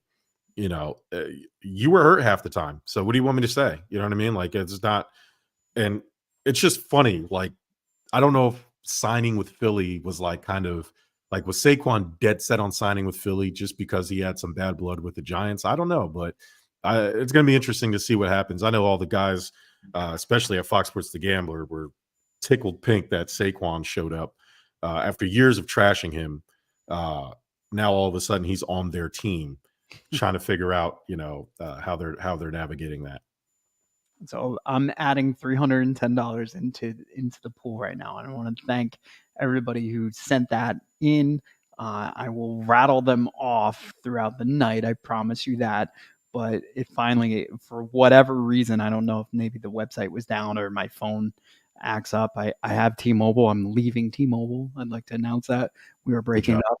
Yeah, I am leaving T-Mobile effective the next time I'm off. Effective as soon as I get off this pod. I am leaving T-Mobile. I'm going to join another network. I'm a free agent, and it's a great feeling, speaking of Barkley and stuff like that. So I'm going to test the market, the open market, see, I'm going to stick with iPhone. Sorry, Jerm. I know. Boo. No, I got it. I love the, it's just, I don't know, too easy. I can't learn a new operating system. I'm too old. And I don't know, it ties into everything that's here. So I'm not going to get rid of the iPhone, but look, man. Yeah. So that's about to go through. I wanted Alexa Merker donated. Like I said, Matt Fisher. There's a ton of people in here that I want to thank as soon as I put it through. Yeah. I'm going to have to dip out of here in a little while to do dinner with my wife, but I want to thank everybody. I will be back. This is not the end of me tonight. I just have to go, be a husband, or try to be anyway. It's the best one I can be. Did you see Superman's new logo? How do you feel about that? Did you see that piece of trash? Yeah, I feel like it's Wish.com, right? Like we had the best looking, like you couldn't get better. So then they're like, let's just make it worse so we could bring that back later. It's my vibe, right? How do you feel? It's like, I am a big Zack Snyder fan. Right. I am a big fan of Henry Cavill. I'm a big fan of Zack Snyder's vision of Justice League. I still watch Zack Snyder's Justice League on HBO Max from time to time. And I love Ben Affleck as Batman. I love the whole universe. The only thing I didn't like was the goofy Flash. It turns out I was right about him because he's a creep. But that was literally the only bad thing about what Zack Snyder had going on. Yeah. And for James Gunn to come in after he ruined the Thor franchise or not Thor, Guardians of the Galaxy franchise, he comes in, fires everybody, and gets rid of Zack Snyder's thing. But the weird thing to me about WB is, do they not like money? Zack Snyder's Justice League is the highest grossing WB superhero film to date. Everything that James Gunn has been tied to after the fact, all like the second Aquaman that he butchered, the Flash movie he butchered, everything that he messed up has done terrible. He's not had one hit under his rule. So you'll keep the Joaquin Phoenix Joker movie, which sounds terrible because now it's going to be a musical with Lady Gaga as Harley Quinn.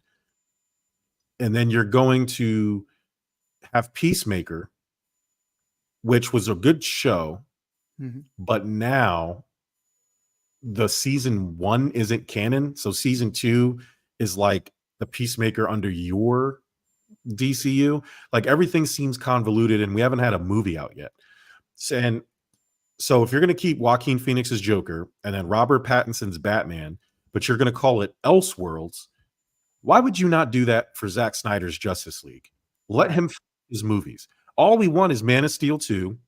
All we want is a Ben Affleck Batman movie and then Zack Snyder's second and third Justice League movie. Why can't that be its own standalone thing?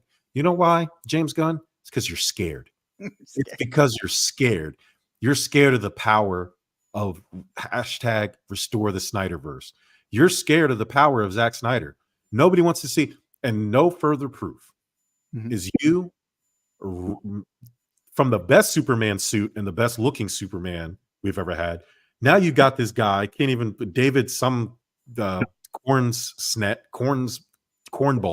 David Cornflake over there, looking like a store brand Henry Cavill. He looks just like Henry Cavill, just like the Wish.com version. So you got store brand Henry Cavill, and then you come out with this suit, and the S doesn't even look like an S. And somebody pointed out it's from like some comic series, with an older Superman. Whatever, man. I don't care. It looks dumb. It didn't look good in the comic. It doesn't look good now, and it definitely doesn't look good because the texture looks like a basketball or a football, as opposed if you go look at Zack Snyder's Superman suit, where he was so paying attention to detail that like the carvings in the suit were like Kryptonian. Like, what do you do? And then, so how do you top that? And he didn't even try. It looks like he didn't even try. So I don't know what he's doing. And then he's going to have the Superman movie with a bunch of no-name superheroes in it that nobody's ever heard of. And you're not going to put Batman in it. You're not going to put, anybody in it. It's just like, what is he doing? This guy, James Gunn.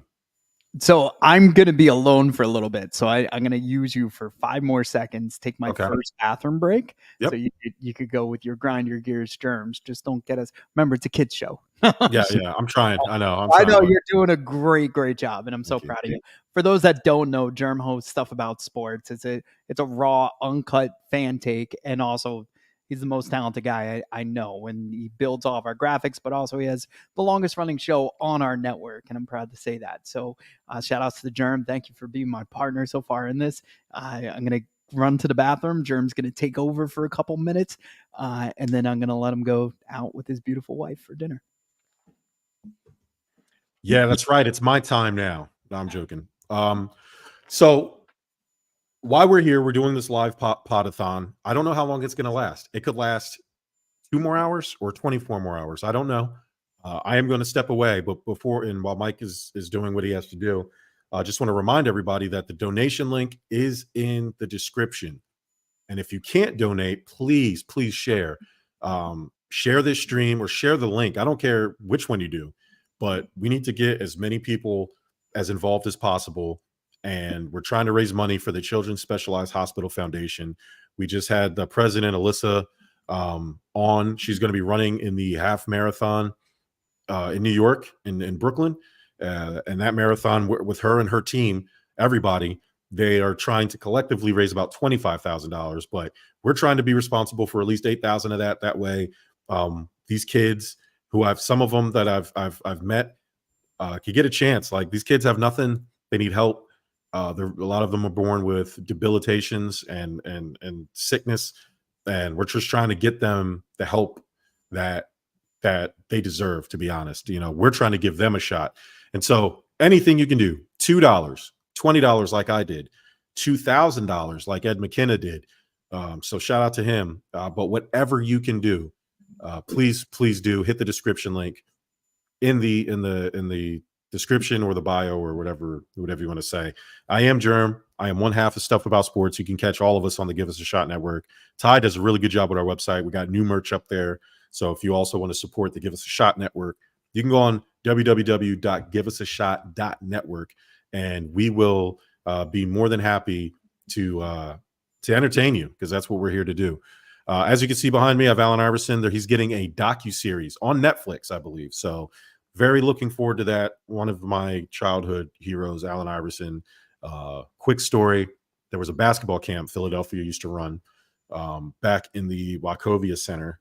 And it was very close to preseason. Like, they were back, the players were back at practice. And so after our camp was over, we snuck around the concourse, like kids do. And this was right after their practice. We had our camp, our Sixers camp. And we found a laundry bin. And in the bin, me and my friends were like, oh my God, let's try to find a jersey. Now, there was no jerseys. It was all like shorts and T-shirts and stuff like that. But I found a headband.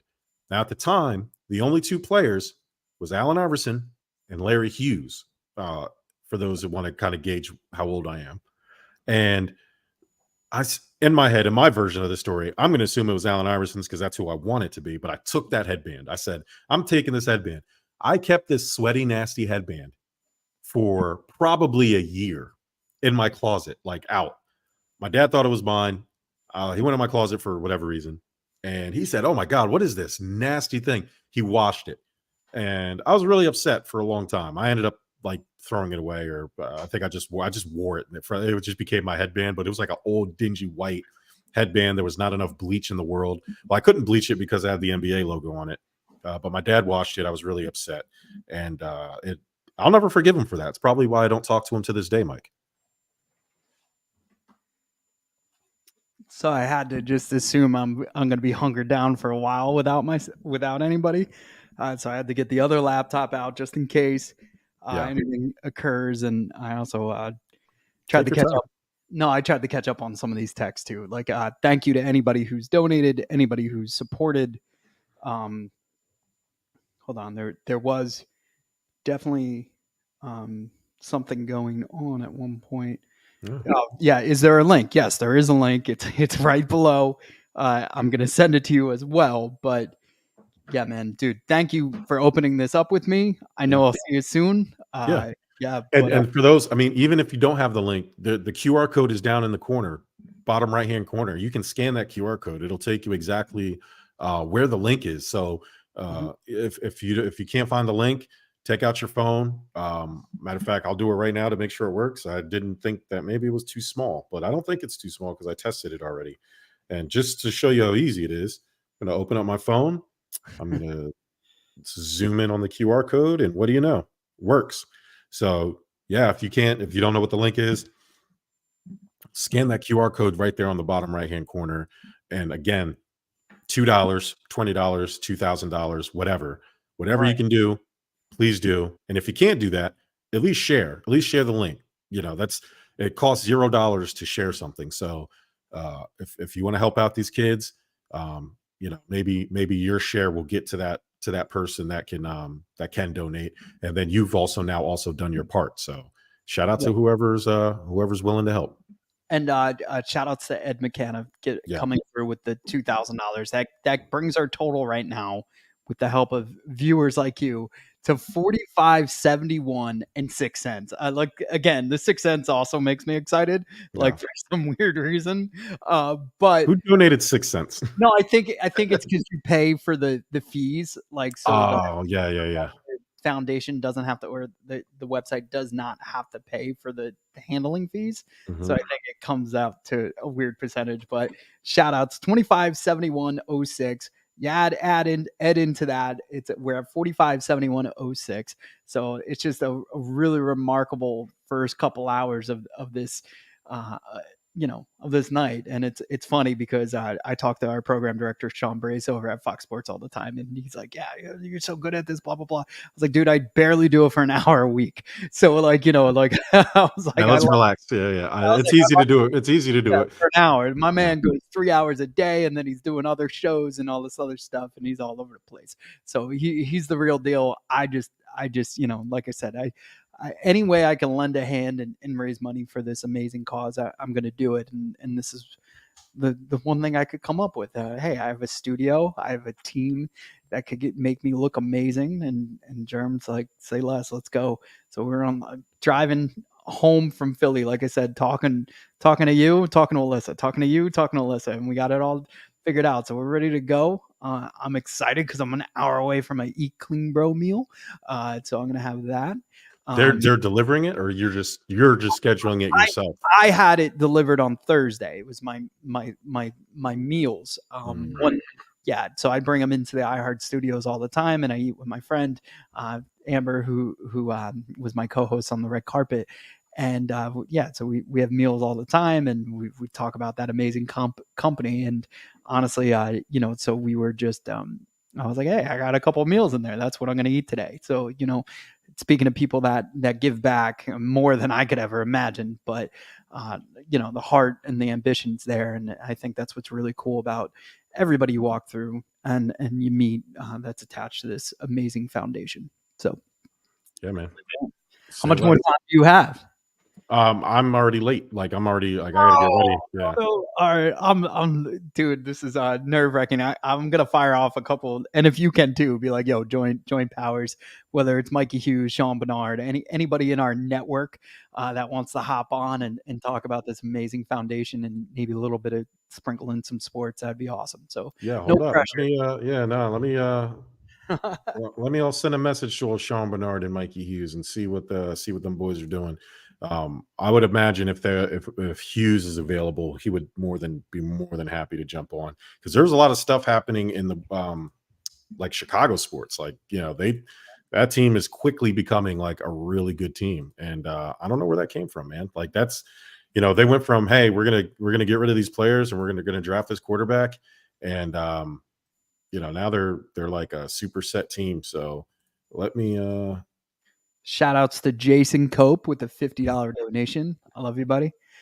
He's an awesome man. He's an amazing photographer, Jason.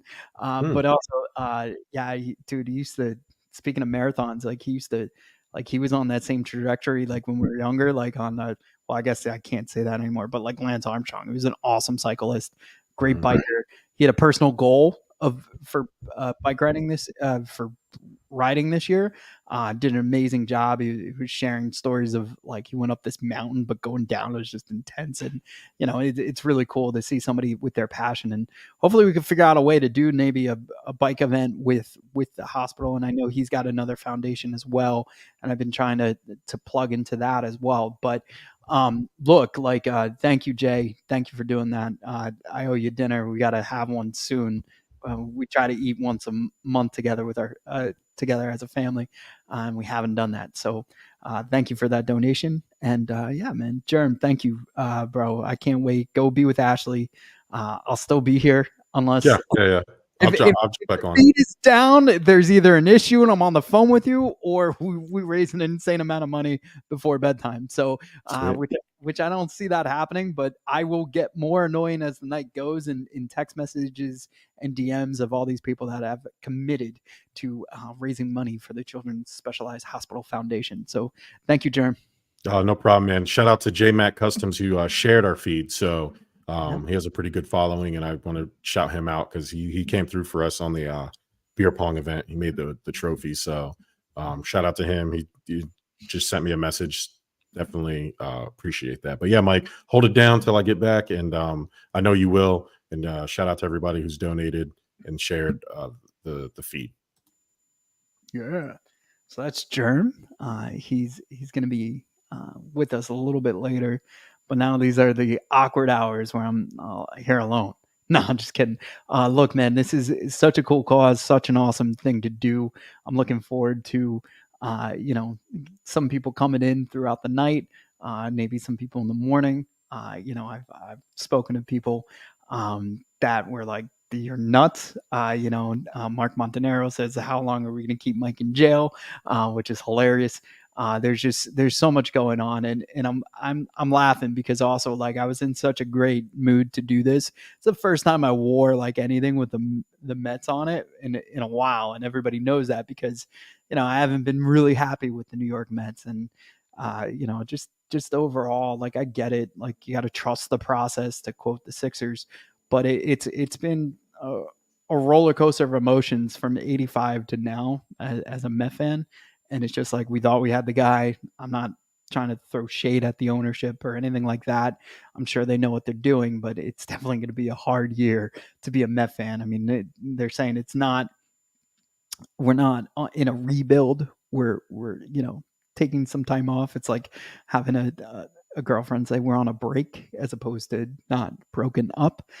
So I'm like, all right, whatever. We're just restructuring for a year or whatever you want to call it. So look, there's a lot going on, but the one thing I want to stress to everybody who sees this feed that participates today, every single dollar that we raise is going to the Children's Specialized Hospital, courtesy of the Children's Specialized Hospital Foundation. Alyssa, the president, is running with her team in a half marathon in Brooklyn, New York. It's an awesome, awesome situation. They were a little bit shy of their goal. They asked what was a quick way we could try to do something up. And I was like, well, I could join and try to run, but I haven't ran in over 3.5 years.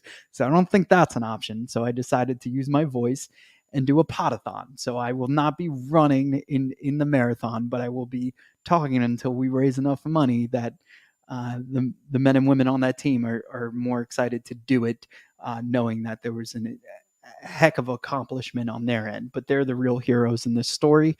They're the ones that have been training for this. They're the ones that are on this amazing foundation team that makes sure that, and like Alyssa mentioned, like you got a patient's mother on the team, and she's been beyond supportive to everything that the Children's Specialized Hospital Foundation has done.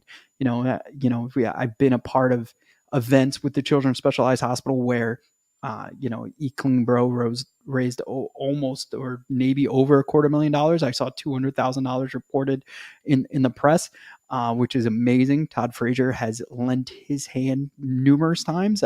Speaking of working out, I did a workout fundraiser that on YouTube. You can work out with the Fraziers and their friends, Nikki Cass, and even Mark Montanaro made a guest appearance. And I was proud to say that our team raised one of the highest amounts. So that was really, really cool. Right.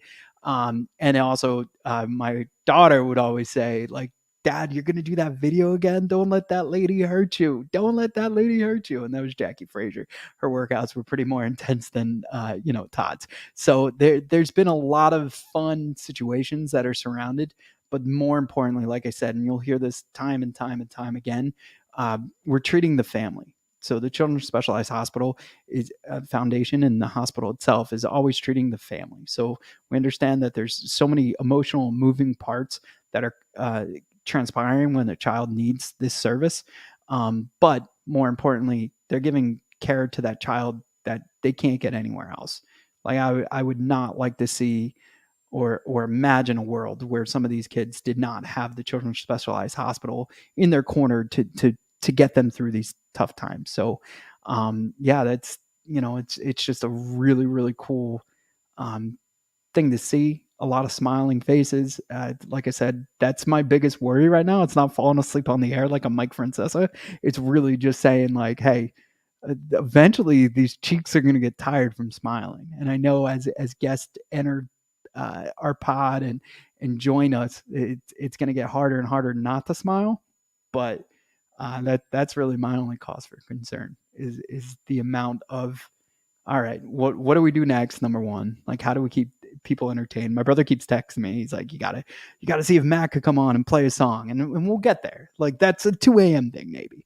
Like we got to get through these easy moments where I have energy, where I can talk, where I could actually give some intelligent feedback about the hospital and about everything that's going on, and try to encourage anybody who's listening or seeing my voice or hearing my voice that, hey, donate a few dollars. Like it doesn't have to be a tremendous amount, but every dollar you do donate is, one, gets me out of here a lot quicker than I could ever imagine, but two, it goes to an amazing cause, and that's kids in need and of treatment that they can't get at a traditional hospital. So that's pretty much it. I'm seeing some text come in right now. I'm paying. Can we get an update? Somebody's trying to join the live stream. All right, hold on one sec. Let me try to get this all going, and then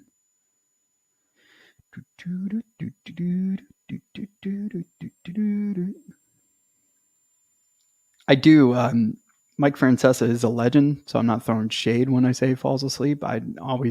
Corey and I have always said on the Divide, one day we hope we're as big as he is, that we could fall asleep while interviewing somebody, because that's what he did do. Hopefully it wasn't because of any health issues. I'm sure he's doing well. So there's that. We got some more donations. Sean Bernard. Thank you. I'm going to keep, and it's funny, and I think maybe I'm blocking the system because I keep refreshing it. But yeah, that's pretty much it.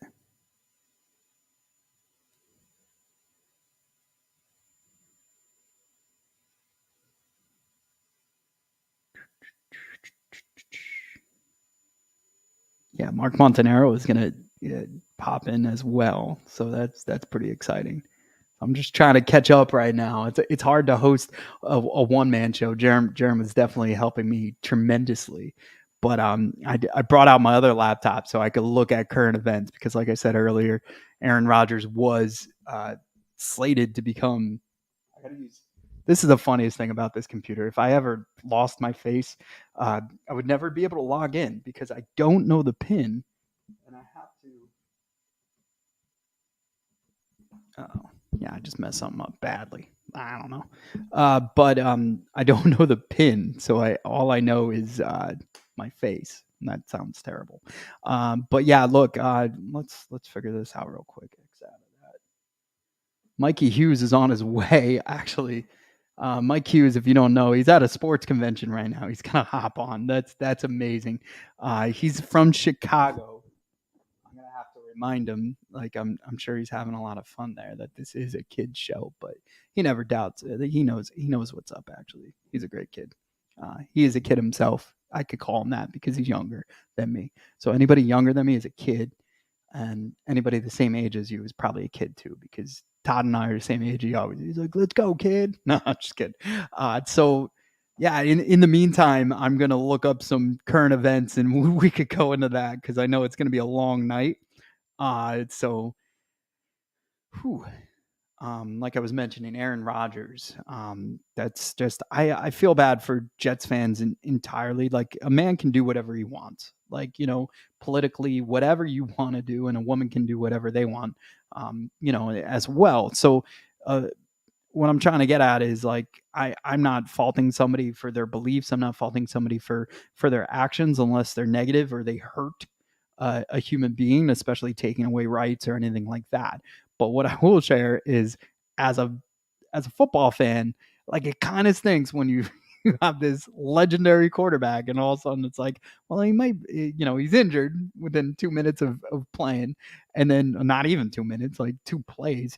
And then, and next thing you know, well, he probably is going to run for vice president. And, like, you could still play football and run for vice president, but that's a nightmare in itself, to be honest with you. So, Joe, I'm not going to talk about any politics. We do not talk politics on this sport show. We're going to hop over to ESPN. March Madness is starting. Selection Sunday is this Sunday night. That's freaking exciting, right? So that's a lot of fun.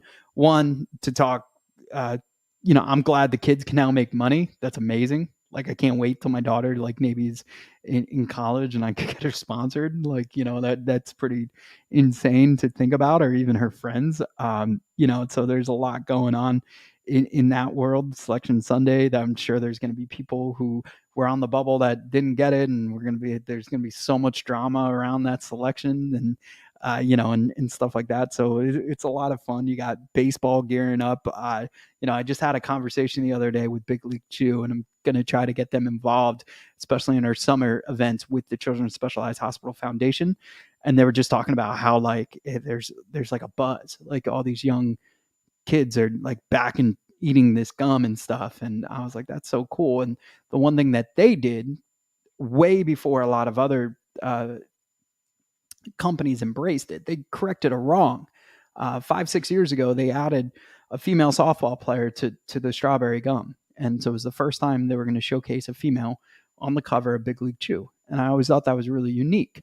Fast forward to this year, MLB started adding female baseball players into the 2K sports game.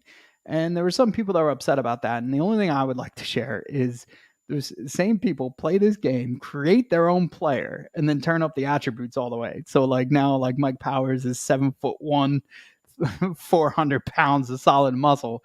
So like it's cool to let everybody play. And I'm not saying like, yeah, it's gonna trend. What if it did transpire into first female player playing? Like that would be amazing. I'm about to be, this is a guy who's always working, and he's about to join me. You probably know him from Fox Sports The Gambler. Anything we've done as a network, he's always had our back. Sean Bernard is joining the conversation. What's up, Sean? Powers, how we doing? I respect you holding down the fort as much as you have so far. How we holding up? Good. It got awkward. Like Germ was here for the first leg, which was cool. We had Alyssa, the president of the Children's Specialized Hospital Foundation, with us. And then Ed McKenna came in with a giant $2,000 check. So I was like, I'm going to be done in like an hour. Like, this is going to be the easiest thing. Now I realize it's a Pod-A-Thon. It's not a sprint-a-thon. It's not a Pod-A-Sprint. That doesn't even make sense, Mike. It's a Pod-A-Thon. Also, I had my first ever Liquid Death. So nice. Thoughts? Not a sponsor of it. I didn't know, like, I don't get energy drinks that often. One, I don't even know if this is an energy drink. I guess I don't think so. Is it? But it's not the water. It's tea. Okay. So Germ's like, yo, you got the wrong stuff. So I'm looking forward to 8:30 because that's when I'm gonna cook up my Eat Clean Bro. I'm really excited about all that stuff. I have to share Germ's address real quick with. Yeah, I'm giving a nice bump on the stream as well. But yeah, I tuned in a little bit when Ed was on, saw a little bit of you and Germ chopping up as well. And over 5.5K is looking like what the meter's looking like. So we're on our way, Powers. That you're getting there, man. You're much closer to this than I think I expected you to be at this point. So I think this is good news coming in. Yeah, it was a nice shot in the arm by Ed for sure. It was like it definitely was like you go up like 5-zip in the first inning. But now you're like, all right, now I feel like it's like, all right, we're in the fourth. There's been a few runners on, so it's been fun. It's definitely overly appreciative of everybody who supported this and helped already raise some money, because as much as Ed gave, the rest has been fueled by our listeners. So, and I appreciate the Gambler crew and yourself promoting it, putting it out there, even spending some time with me on this. So, dude, I gotta ask, I know you're getting, first off, your NBA insight is amazing. I appreciate it. Yeah, but lately you've been working with a mutual friend of ours, Matt. Yeah. Who's a huge Knicks fan, right? So you've done some shows together. What do you feel about the Knicks and everything they got going on? I call them Nova Knicks because there's so much Villanova in them. It's not even funny. What's your vibe and what are your predictions for their playoffs? Yeah, it's been a tough stretch for them because of injuries, but I really like this Knicks team. And aside from the Sixers, my favorite team in the East for sure. And it is a little weird because the Knicks haven't traditionally been a team that I've been in on, or there's a bit of a rivalry there, at least because of it is so close. But this Knicks team specifically, it's hard not to be with the Villanova ties, Jalen Brunson, Cole cold-blooded, a guy that I think is still underrated, even with him getting all the shine that he currently has. And Josh Hart, just a winning player. DiVincenzo shooting the lights out. OG Anunoby's been an awesome addition there. So I think if they get fully healthy, that they're probably the biggest threat to the Boston Celtics in the East. I would put the Knicks as my second most dangerous team, although the Bucks are starting to put it together. But I like that team. Very fun to watch. And frankly, I do think they are dangerous from postseason setting. I'm a Tom Thibodeau guy too. So pretty much checking a lot of boxes for guys that I like and a team that I like overall. So a thing that, I mean, you could kind of understand your allegiance, but you're very well mannered and you're very like, well, like you don't, your fandom never shows with your work, right? Like you will have takes, you will focus on the Sixers because that's your passion. But my question to you is, what fan base is like? I want to talk to Sean the fan, right? So what is your so for me, like I think of the Phillies like I think of I don't know. So it's hard to say. Like I'd rather the Phillies and Yankees are my rivals. The Braves are like Boston to me.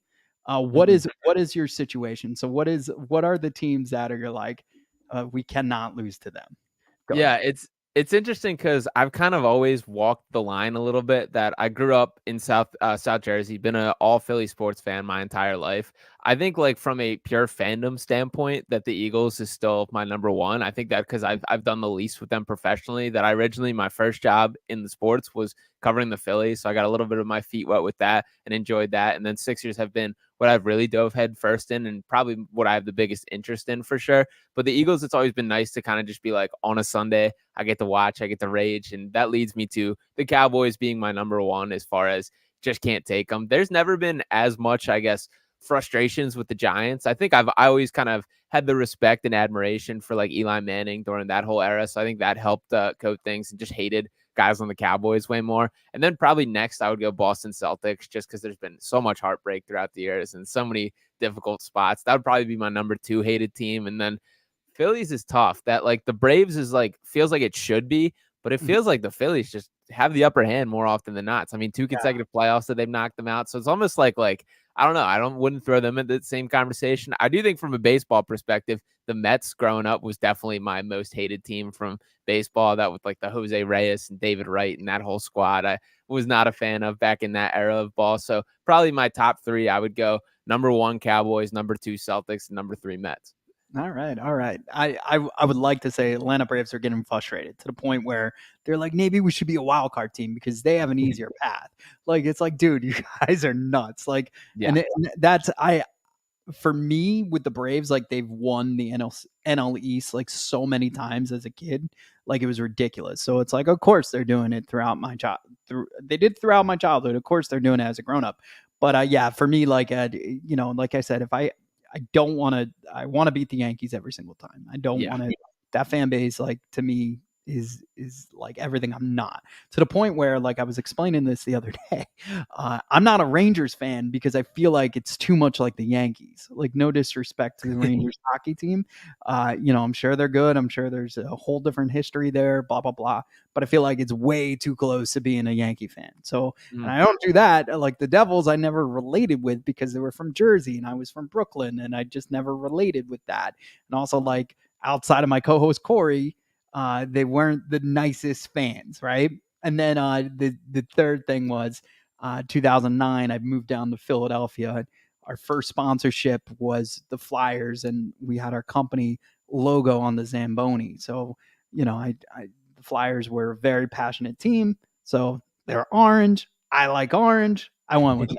So I have a very strange fandom there. I got the Flyers in my thing, and then of course everything that you chopped up with me talking to Brendan Graham has me really looking at the Birds in a whole different direction. So I'm not saying I'm going full Buster where he's still loyal to Detroit, but I'm saying like you guys are starting to you're starting to weaken my defenses. With that said, too, the Sixers are so much like the Mets. Like, it's ridiculous, right? So when not a good team to be compared to, by the way. Exactly. Either way, right? Yeah. Like, it's all this promise, thrust the process. We got Thor. You guys got thrust the process with the, Triple H coming out and professional wrestlers and stuff. And, there was podcasts. Like, really, I feel like why Philly sports in the digital world is so well is because of the right to Ricky Sanchez. Bryce Ricky Sanchez, yeah. Yeah, and stuff like that. That dude, they were doing draft live events and stuff. They really got the Sixers on the map as far as that stuff goes. And and we're all carrying that torch in our different ways. But man, sitting through those watch parties, and I know we're gonna do it again this year somehow, some way. But it was just like, it was heartbreaking. I wanted you guys to win. I knew Brooklyn had no shot for a few of those watch parties, but then the Celtics, like, it was just like, man, this is devastating. Like, this is like, you're just like hoping to survive, and like, it's just like everybody kind of knew, like, so it'd be great to hear that the Sixers are going to be the ones that beat Boston, but I'm hoping maybe if multiple teams, like you said, the Knicks, like maybe the Knicks take Boston out and then they're too weak to win the championship. I don't know. Yeah. And But yeah. Knicks are going to be a dogfight. That's the thing that I will say about that team for sure. The way I've described them for most this year is such a high floor team that they're just going to battle every single night. You're not going to get a team that rolls over or by any means anything like that. So I do think they're a tough out. And I mean, the Celtics have been an interesting team to me, that their analytics jump off the charts, that a lot of like the basketball nerds that dive into the numbers are all about them. And there's good reason to. They're a very good basketball team. They've won 50 games already this year, which is pretty absurd at this point in the season. But there is still something about them to me that I feel is missing, that it's like there is kind of like they're so reliant on the 3-point number or the 3-point shot that it feels like, to me, that comes and goes at times. And if that happens, the worst case for the Celtics, which is pretty much what happened last year against Miami Heat, could be the same story. So as much as they look unbeatable and have played very well, they're a team that I hesitate to throw all my chips on the Boston Celtics, as far as that they are the inevitable in a way that I think some people make them out to be. Yeah. So I haven't had you've been to a ton of our events. You were here when Ty tried to break the record for watermelon. Oh yeah. You've been in my corner. Like I said, you've helped every single way. You've been on multiple shows on the network. When the guys went to Vegas to help my client and to have a great time, you were the one holding the board down, and you've done some amazing stuff, dude. Even your work with Swing and Ding It has taken them to a whole new atmosphere. So I always appreciate everything you do. But I gotta have you out to one of these events for the Children's Specialized Hospital, because it's just an amazing foundation that tends to just warm your heart in a way you can't even explain. And the coolest part is you're not gonna have to go too far. We have partnered with River Horse Brewery in Ewan, New Jersey, to do cornhole / field day event. It's gonna be nuts, man. So it's gonna be a cornhole / field day event with the River Horse Brewery. Every dollar that we raise is gonna go to the Children's Specialized Foundation. And yeah, there's gonna be a cornhole tournament. There's gonna be live bands, live music, golf simulator with the closest to the pin. It's going to be indoors this time, so you don't have to worry about the sun, dude. And every time you buy a beer, you're raising money for this amazing foundation. So we got another. I don't know if you ever met Marcus. I know you've been on Ty's Germ show, stuff about sports. Maybe you guys have, but yeah, virtually, but not actually. Yes, likewise. So what is up, Marcus? Welcome to the Pod-A-Thon. So I'm not expecting to be on right now. I'm sorry. I'll take you off camera. You give me the thumbs up when you're ready. No, right? you're totally fine. I'm just opening a box of pizza. That's all. Nice. What? Whoa. So we do this thing. That's awesome. So this shout outs to the Sam Boners. They're kind of like the Dave Portnoy of Philadelphia, where they rank different things, and sometimes they do hoagies, and this month it is pizza. So you got to rate that pizza. Tell us how you feel. What is it? Little one bite action. It's Papa John's from last night. So I work with kids. We threw a party for kids last night. I bought 20 pizzas. There was a lot of pizza left over. I took 2 boxes of pizza home. So I have a box of pizza to eat for dinner tonight. Good for you, man. I'm excited. You got me hungry now. I got about 20 minutes until I could eat my food. I have myself, there's a whole system, right? So I stayed obviously you can't drink any alcohol. You'll fall asleep on the air and like not be able to stay functional. So I had my first liquid death. I messed up. I got the iced tea one. And then at 8:30, I'm going to have my Eat Clean Bro. That's going to give me energy. at least till midnight. Luke Arcani just said he's going to join on. We are at $5,500 now, Let's guys. go. So, yes, we are going to change that right now. That is amazing. So that is absolutely insane. We have reached over the 5K mark. Hold on one sec. Oh, yeah. Sweet. That's impressive that we're this far too. And I again, Powers, I know obviously still got a ways to go, far from the finish line, but I think Yeah. you're farther at this point than I expected. So I'm feeling motivated, feeling optimistic right now. Yeah, I'm so excited. We gotta figure the 55. Wait, what's going on? And you before I hopped on Powers, you saved me from watching some G League basketball, checking in on the Delaware Bluecoats. So I wasn't doing anything too riveting. But Marcus, how about you? Or how are we doing? What are we up to the rest of the day? Obviously eating some Papa John's. Anything else? I'm currently watching The Rock in the middle of the ring. I run his mouth about absolutely nothing. Gotcha. Oh, he's in Memphis right now, right? He is in Memphis right now. Yeah. Are you a big wrestling guy too? I am actually. Hold on. Okay. Powers, I'm kind of in the catch-up world of wrestling right now. That I'm around Mark Henry Jr. and Jeremy every Saturday. Will be tomorrow morning. That they're kind of giving me the basics. Obviously, WrestleMania coming to Philly. We got a ton of big plans for that. The Gambler, but myself, I'm kind of been behind the 8 ball, trying to figure out all the roles of everybody, who everybody is, all the storylines. So I've had a lot to learn in the WWE world. Yeah, dude, I'm the guy that keeps an eye on it, but I'm not full year, like, right? So it's kind of like how you would describe yourself maybe as a baseball analyst or something. But dude, it gets my attention, and now my daughter's into it, and that's so awesome. Those are legit. You know what's legit when it's the size of Marcus's head? Can't even fit both. Yo, those wrestlers make those belts look like the Ric Flair Signature Series Championship. Wow. And this is just a WWE Championship replica. I got this one to spite my cousin. My cousin's like 10 years old. I took him to Raw with me one day when they were here, and he kept asking me to buy him a belt. And I was like, I'm not your dad. I'm not your mom. I'm not going to buy you anything. So I went out there and I decided, you know what? To spite him, I'm going to buy a championship. So I dropped $400 on a Monday night. Just for yourself. Let them know. I can't buy you a championship, but I can buy myself one. Yeah. Eventually, these will get put up on the wall behind me. I just have to get the shelves. So gotcha. Right now, they're just kind of like stuffed in a corner. I have to figure out something happened with our things back there. So we're working on some tough technical difficulties because I'd like to update the status bar real quick. But what I would share with you is, dude, we are raising money for the Children's Specialized Hospital Foundation. It's awesome. That team is going out to run a half marathon in Brooklyn, New York tomorrow, Sunday. And they were a little short of the goal. We had a conversation. How could we get there? I said, well, I'm not able to run right now. I said, what I will commit is next year I will be running in the marathon.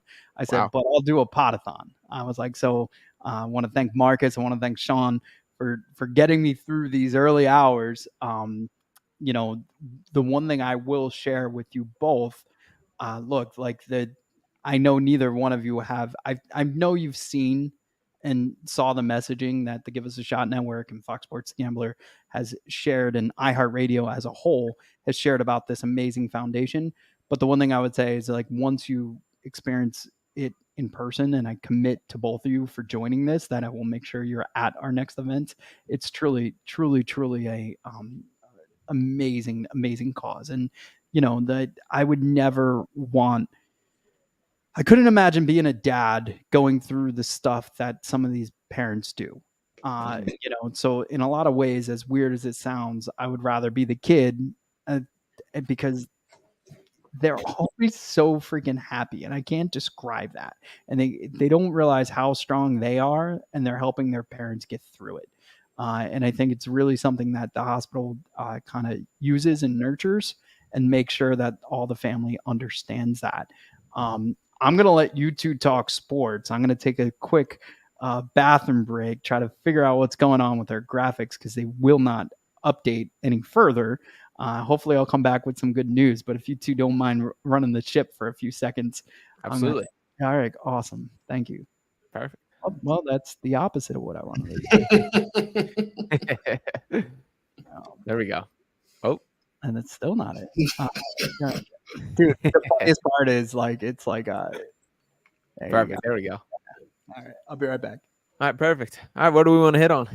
I don't know, dude. What do you want to talk about, man? Oh, jeez, I just pressed the wrong button. I'll lead off. I know big women's basketball advocate, WNBA. I've kind of been dipping my toes in the water, starting to get a feel of it myself. I've been hearing the buzz of a potential team to Philly, which I think would be sick. So fill me on. Where are we going on? What's going on in the world over there? It's actually funny you mentioned that. Earlier this week, actually, just for the fun of it, I went on. I was scrolling on Instagram and someone's like doing like this. I can't think of who knows about it. Like somebody is doing like this giveaway of like 2 tickets and $1,000 for travel for the national championship game. So like, you know what? Why not? Yeah. So I answered that. I don't know when they're like announcing the winner of that. But that'd be pretty cool to go to that. I'm actually Martin and I, the guy that I do Protect Our Queens with. We're actually going to the draft. The WNBA draft. We're going to the draft on it's the 15th. Yeah, it's Monday, April 15th. We're going to that draft. Very excited for that. I'm going as a fan. I'm going as a fan and a podcaster, but I bought like a fan ticket. Hoping we can get media creds so that we can be on the board. But I'm very, very, very, very, very excited for that. Very excited for that. That's awesome. And the women's college basketball right now has been popping off. Obviously, Caitlin Clark saw the big was watching on that LSU South Carolina game last week, which was wild down the stretch. Do you think any hot predictions for how the tournament goes there? Well, I'm a South Carolina fan, so I mean, okay, we're gonna win it all. We're gonna win it all. No, but I mean, there's a lot to love about women's basketball. You've got obviously South Carolina undefeated. LSU, obviously, like national champions are looking to go back to back, which hasn't been done. I think since UConn did it when Breonna Stewart was still there because they won 4 in a row, obviously. So like that's obviously super exciting. You've got Iowa, obviously. Caitlin Clark's going to be drafted, so like this is like her last dance kind of thing. And then you've got USC, who Juju Watkins, national freshman of the year, amazing. Yeah. They beat Stanford by 15 on Sunday, and she did not play well. So that's huge for them. Notre Dame's been great, coached well. They got Hannah Hidalgo, who's won like all types of awards there are to win in the ACC. Not to mention, she's just a fantastic player. Coach Ivy, their head coach, she's great. There's a lot to love, bro. Stanford got Cameron Brink. Cameron Brink's she declared for the draft. They're going to be playing good. They're going to be tough.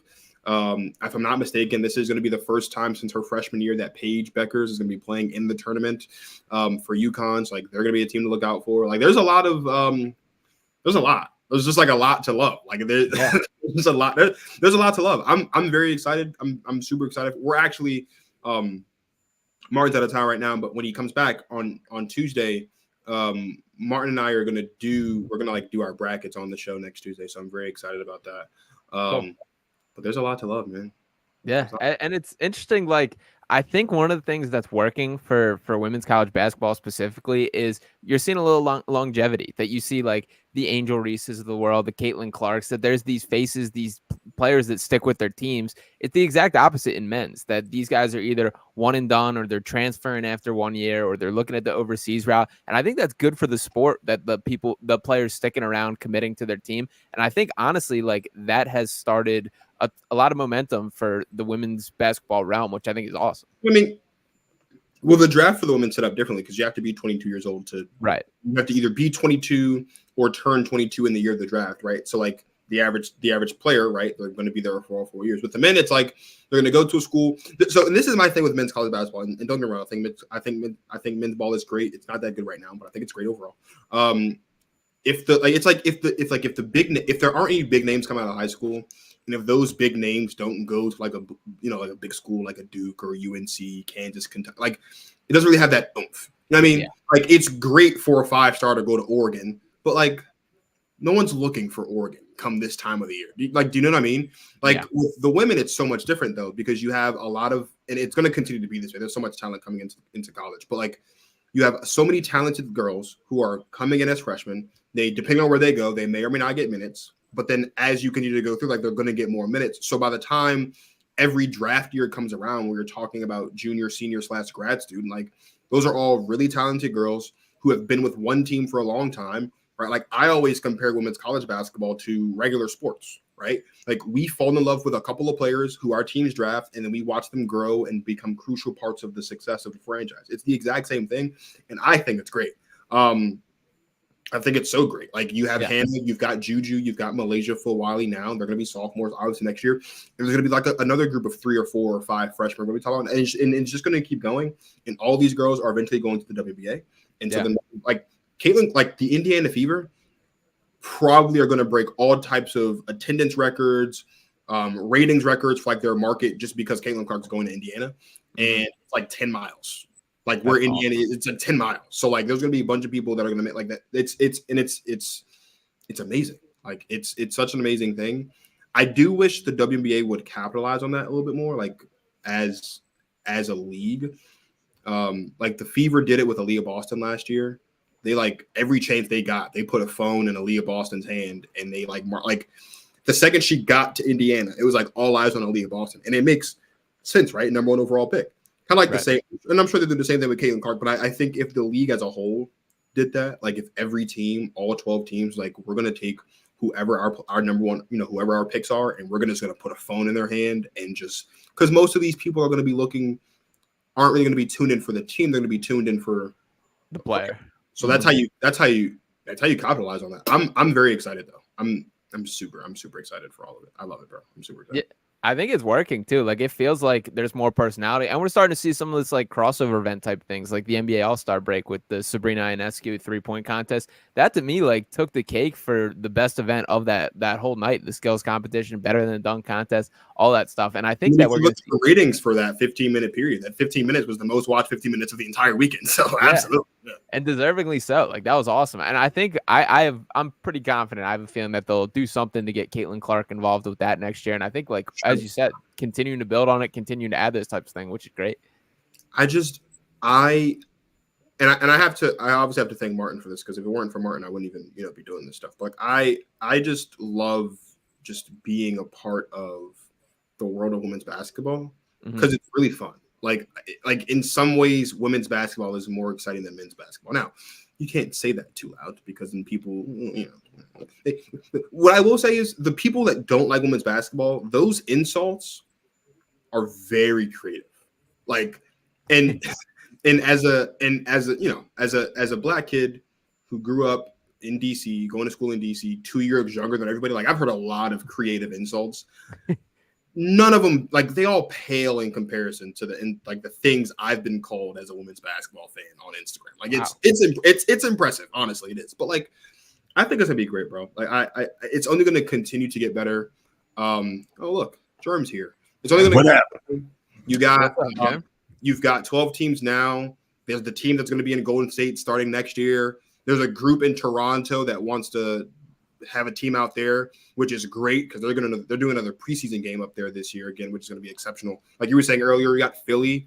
Eventually, the WNBA is going to get back to all the original cities. Like they're going to get back to Cleveland eventually. I don't know how long it'll take, but I really do think eventually, like maybe it's 10, 15 years, like they'll get back to Portland and Miami and Cleveland and Detroit. Like all the old teams will come back, and then they're really going to have some fun. Well, they should have gave it to Philly before they gave it to bum ass Oakland. They can't keep a pro team in Oakland. But all of a sudden they gave a WNBA team. Oakland. It's in Golden State. Whatever. Who cares? Any teams in Golden State? They're all in San Francisco and Vegas. Yeah, but I would assume I think they're going to play in the Chase Center. So I would assume they would be, because it's owned by this. It's not owned by the same people, but I think it is owned by the same people actually. I don't care. Philly deserved it. Tell him, Sean. Tell him that Philly deserved the WNBA. I agree. I think Philly deserves. I think Philly's going to get a team. I think so too. What they're going to try to do is they're going to try to get into some places they haven't been first to tap those markets. So like Philly and Toronto and like Golden State, and then eventually they'll bring teams back to like all the teams that all the defunct teams will start coming back.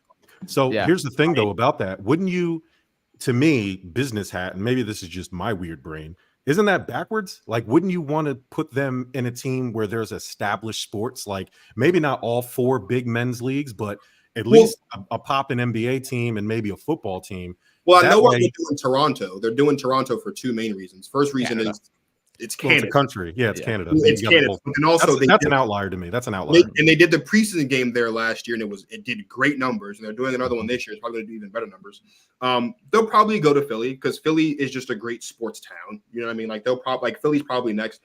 But I do think though that like on the list, I am pretty sure like eventually they're going to want to get a team back where there were teams before. So Portland, Miami, Detroit, like all those teams. Yeah. I sat down a couple months ago.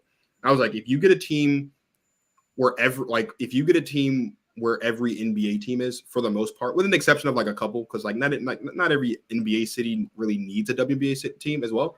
But if you get a team there, like we could have a 30-team WNBA in the next 10 to 20 years. Wow. Oh, for sure. I think so too. Because there's only going to continue to be more eyes on the game, which means it's only going to become higher demand for it, right?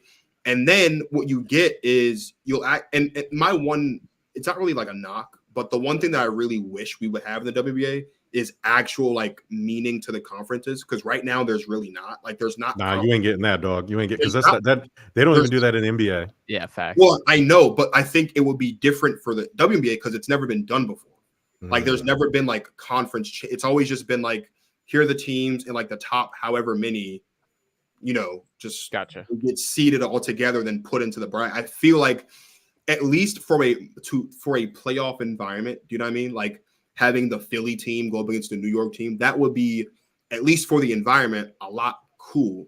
I think a lot more cooler, you know what I mean, than getting like two teams that are on opposite ends of the country competing in a series, especially considering the way that they have to get on actual regular flights and they don't have like, there's a lot of things that have to change, but I think eventually we'll get like to a point where the WNBA can have like a Western Conference and Eastern Conference champion. And I think that would be cool just to have them. Moving in the right direction for sure. They definitely are. Yeah. So, I mean, besides Charlotte, there's like mad teams before. I'm back. I'm not done with the Bay Area. I'm not done with them. Denver, Charlotte, Philly. Yeah, there was a team in Charlotte. There was a team in Detroit. There was a team in Miami, Portland. I put a team in Detroit before I put the team in the Bay Area. I put a team. I think the only reason why they did the team in the Bay Area is because it's the Warriors. I think there was a lot of interest there. It just makes sense. It's another team in California as well. In California as a whole, like just if you look at the sports market in the country, California probably has the biggest sports market for by state in the country, probably second only to Texas. But even then, like there's like almost half, what is it, like a third of the Western Conference of the NBA is California teams. There's like Texas very football specific. specific. Texas too. Yeah, well, so I'd put a second WNBA team in New York, or at least New Jersey, before I do the Bay Area. Like, and the one thing that fixes, and this is not just WNBA, I know we were talking about it, but all sports, the way you fix the divisions is realignment, right? Yeah. Like you realign the NFL divisions, realign the NBA. NBA does a pretty good job of it now, but you realign them that way. It expands the Grizzlies and the right. Like if you're going to add, they belong in the right. Eastern. So when Vegas and Seattle, which I'm assuming we all know is going to be the next two expansion teams, that's two West Coast teams, which means Minnesota and New Orleans or Memphis? Yeah, there you go. New Orleans would probably be next once they add another Western Conference team. So you move them to the Eastern Conference and then you realign the divisions. But like in football, imagine, or like let's do AFCs because I'm a Bills fan. It doesn't make sense that the Dolphins are the only warm weather team, right? Like you mix in like Buffalo, the Giants, the Jets, and like New England. That's the AFC East, right? And then in Philly, you got Baltimore, DC, right? The Commanders, and then Philly, and then Steelers. And the Steelers right there. Boom. Now imagine that, and the reason that works is because now the rivals can really travel. Like there's teams like the Bills and the Titans and the Niners, those fans and Cowboys, like those national teams, they'll travel no matter what. But imagine if Baltimore and Philly get into some type of division, or these guys, you can drive to these stadiums easier. The crosstown, in town, interstate, like it's a lot better. Like imagine if New Jersey had an NFL team. Imagine NFL Jersey and Philly beefing. Like that's like back when I was, I'm dating myself, back in the New Jersey Nets when I was rooting for Jason Kidd taking the team to 2 Eastern Conference title. It was just better for the game when those rivalries were a lot closer. And I think realignment would fix that for the NFL for sure. I think for the NFL, for sure, they should realign. I think I agree. I think the NBA does a good job. Like their divisions, again, NBA divisions don't matter at all, but they at least make sense. I think of the NFL. I also think I've always thought that the NFL should kind of do like how college football does. Like we know we're going to get 6 rivalry games a year. Like I feel like there should be specific weeks where those games happen, right? Like first week of the season, last week of the season, and then you put the other 4 in there somewhere so that it makes sense evenly. They're already talking about doing another. They're trying to add 18 games now apparently. So like they can definitely do what, it. to college? No, for the NFL. Oh, NFL? Hell yeah. They should have done that 17 games. Ridiculous. I always it was like having an odd number amount of games makes things really, really messy for a lot of different things. Like getting it to even, I thought was always going to happen. But yeah. So I didn't mind the odd number because I thought that was the whole point, was to fix the Pro Bowl, where the conference, because that extra game is out of conference. Like that's the only way you can do it. So I thought that was their way of fixing the Pro Bowl, where that winning conference would get the home game of the extra game. They never did that. So now the 17th game, it doesn't. I was like, wait a minute. I thought that was the whole point. Of, like, to me, I'm thinking ahead. I'm like, oh, this is great because now you can make the Pro Bowl matter and you can move it and do things. And now that's how you determine. No, they just flipped a coin and said, okay, this half of the league's getting the home game this year and this half is getting the home game. It's like dumb. So just like 2 preseason games, one for this, a half for the starters and a game and a half for the rest of your roster.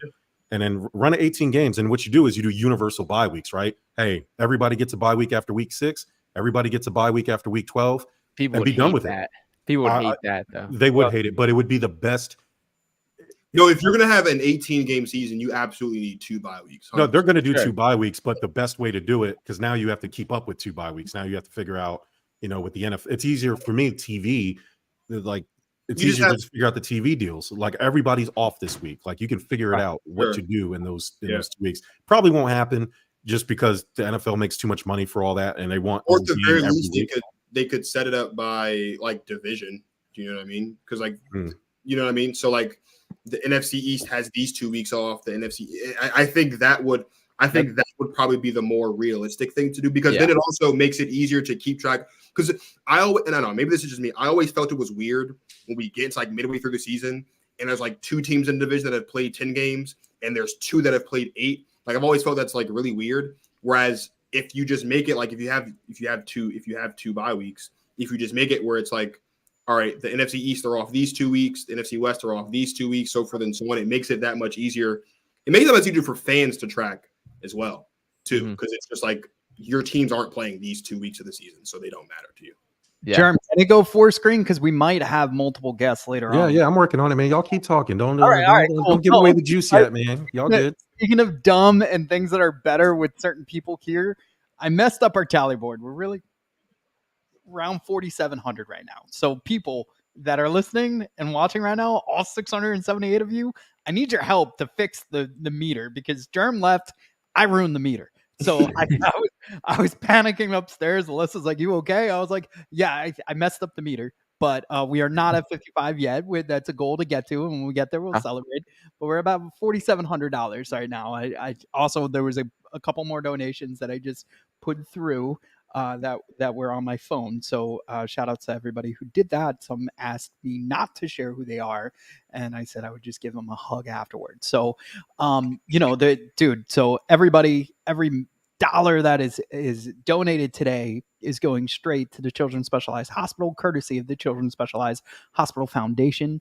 Alyssa and her team are going to partake in a marathon, half marathon in Brooklyn, New York, and that's why we're raising some extra funds.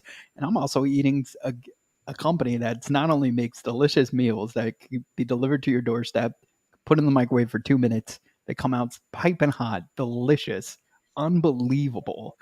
But eat clean, bro. They got hearts of gold. This is the Chuck's taco salad, turkey taco salad. Say that 100 times.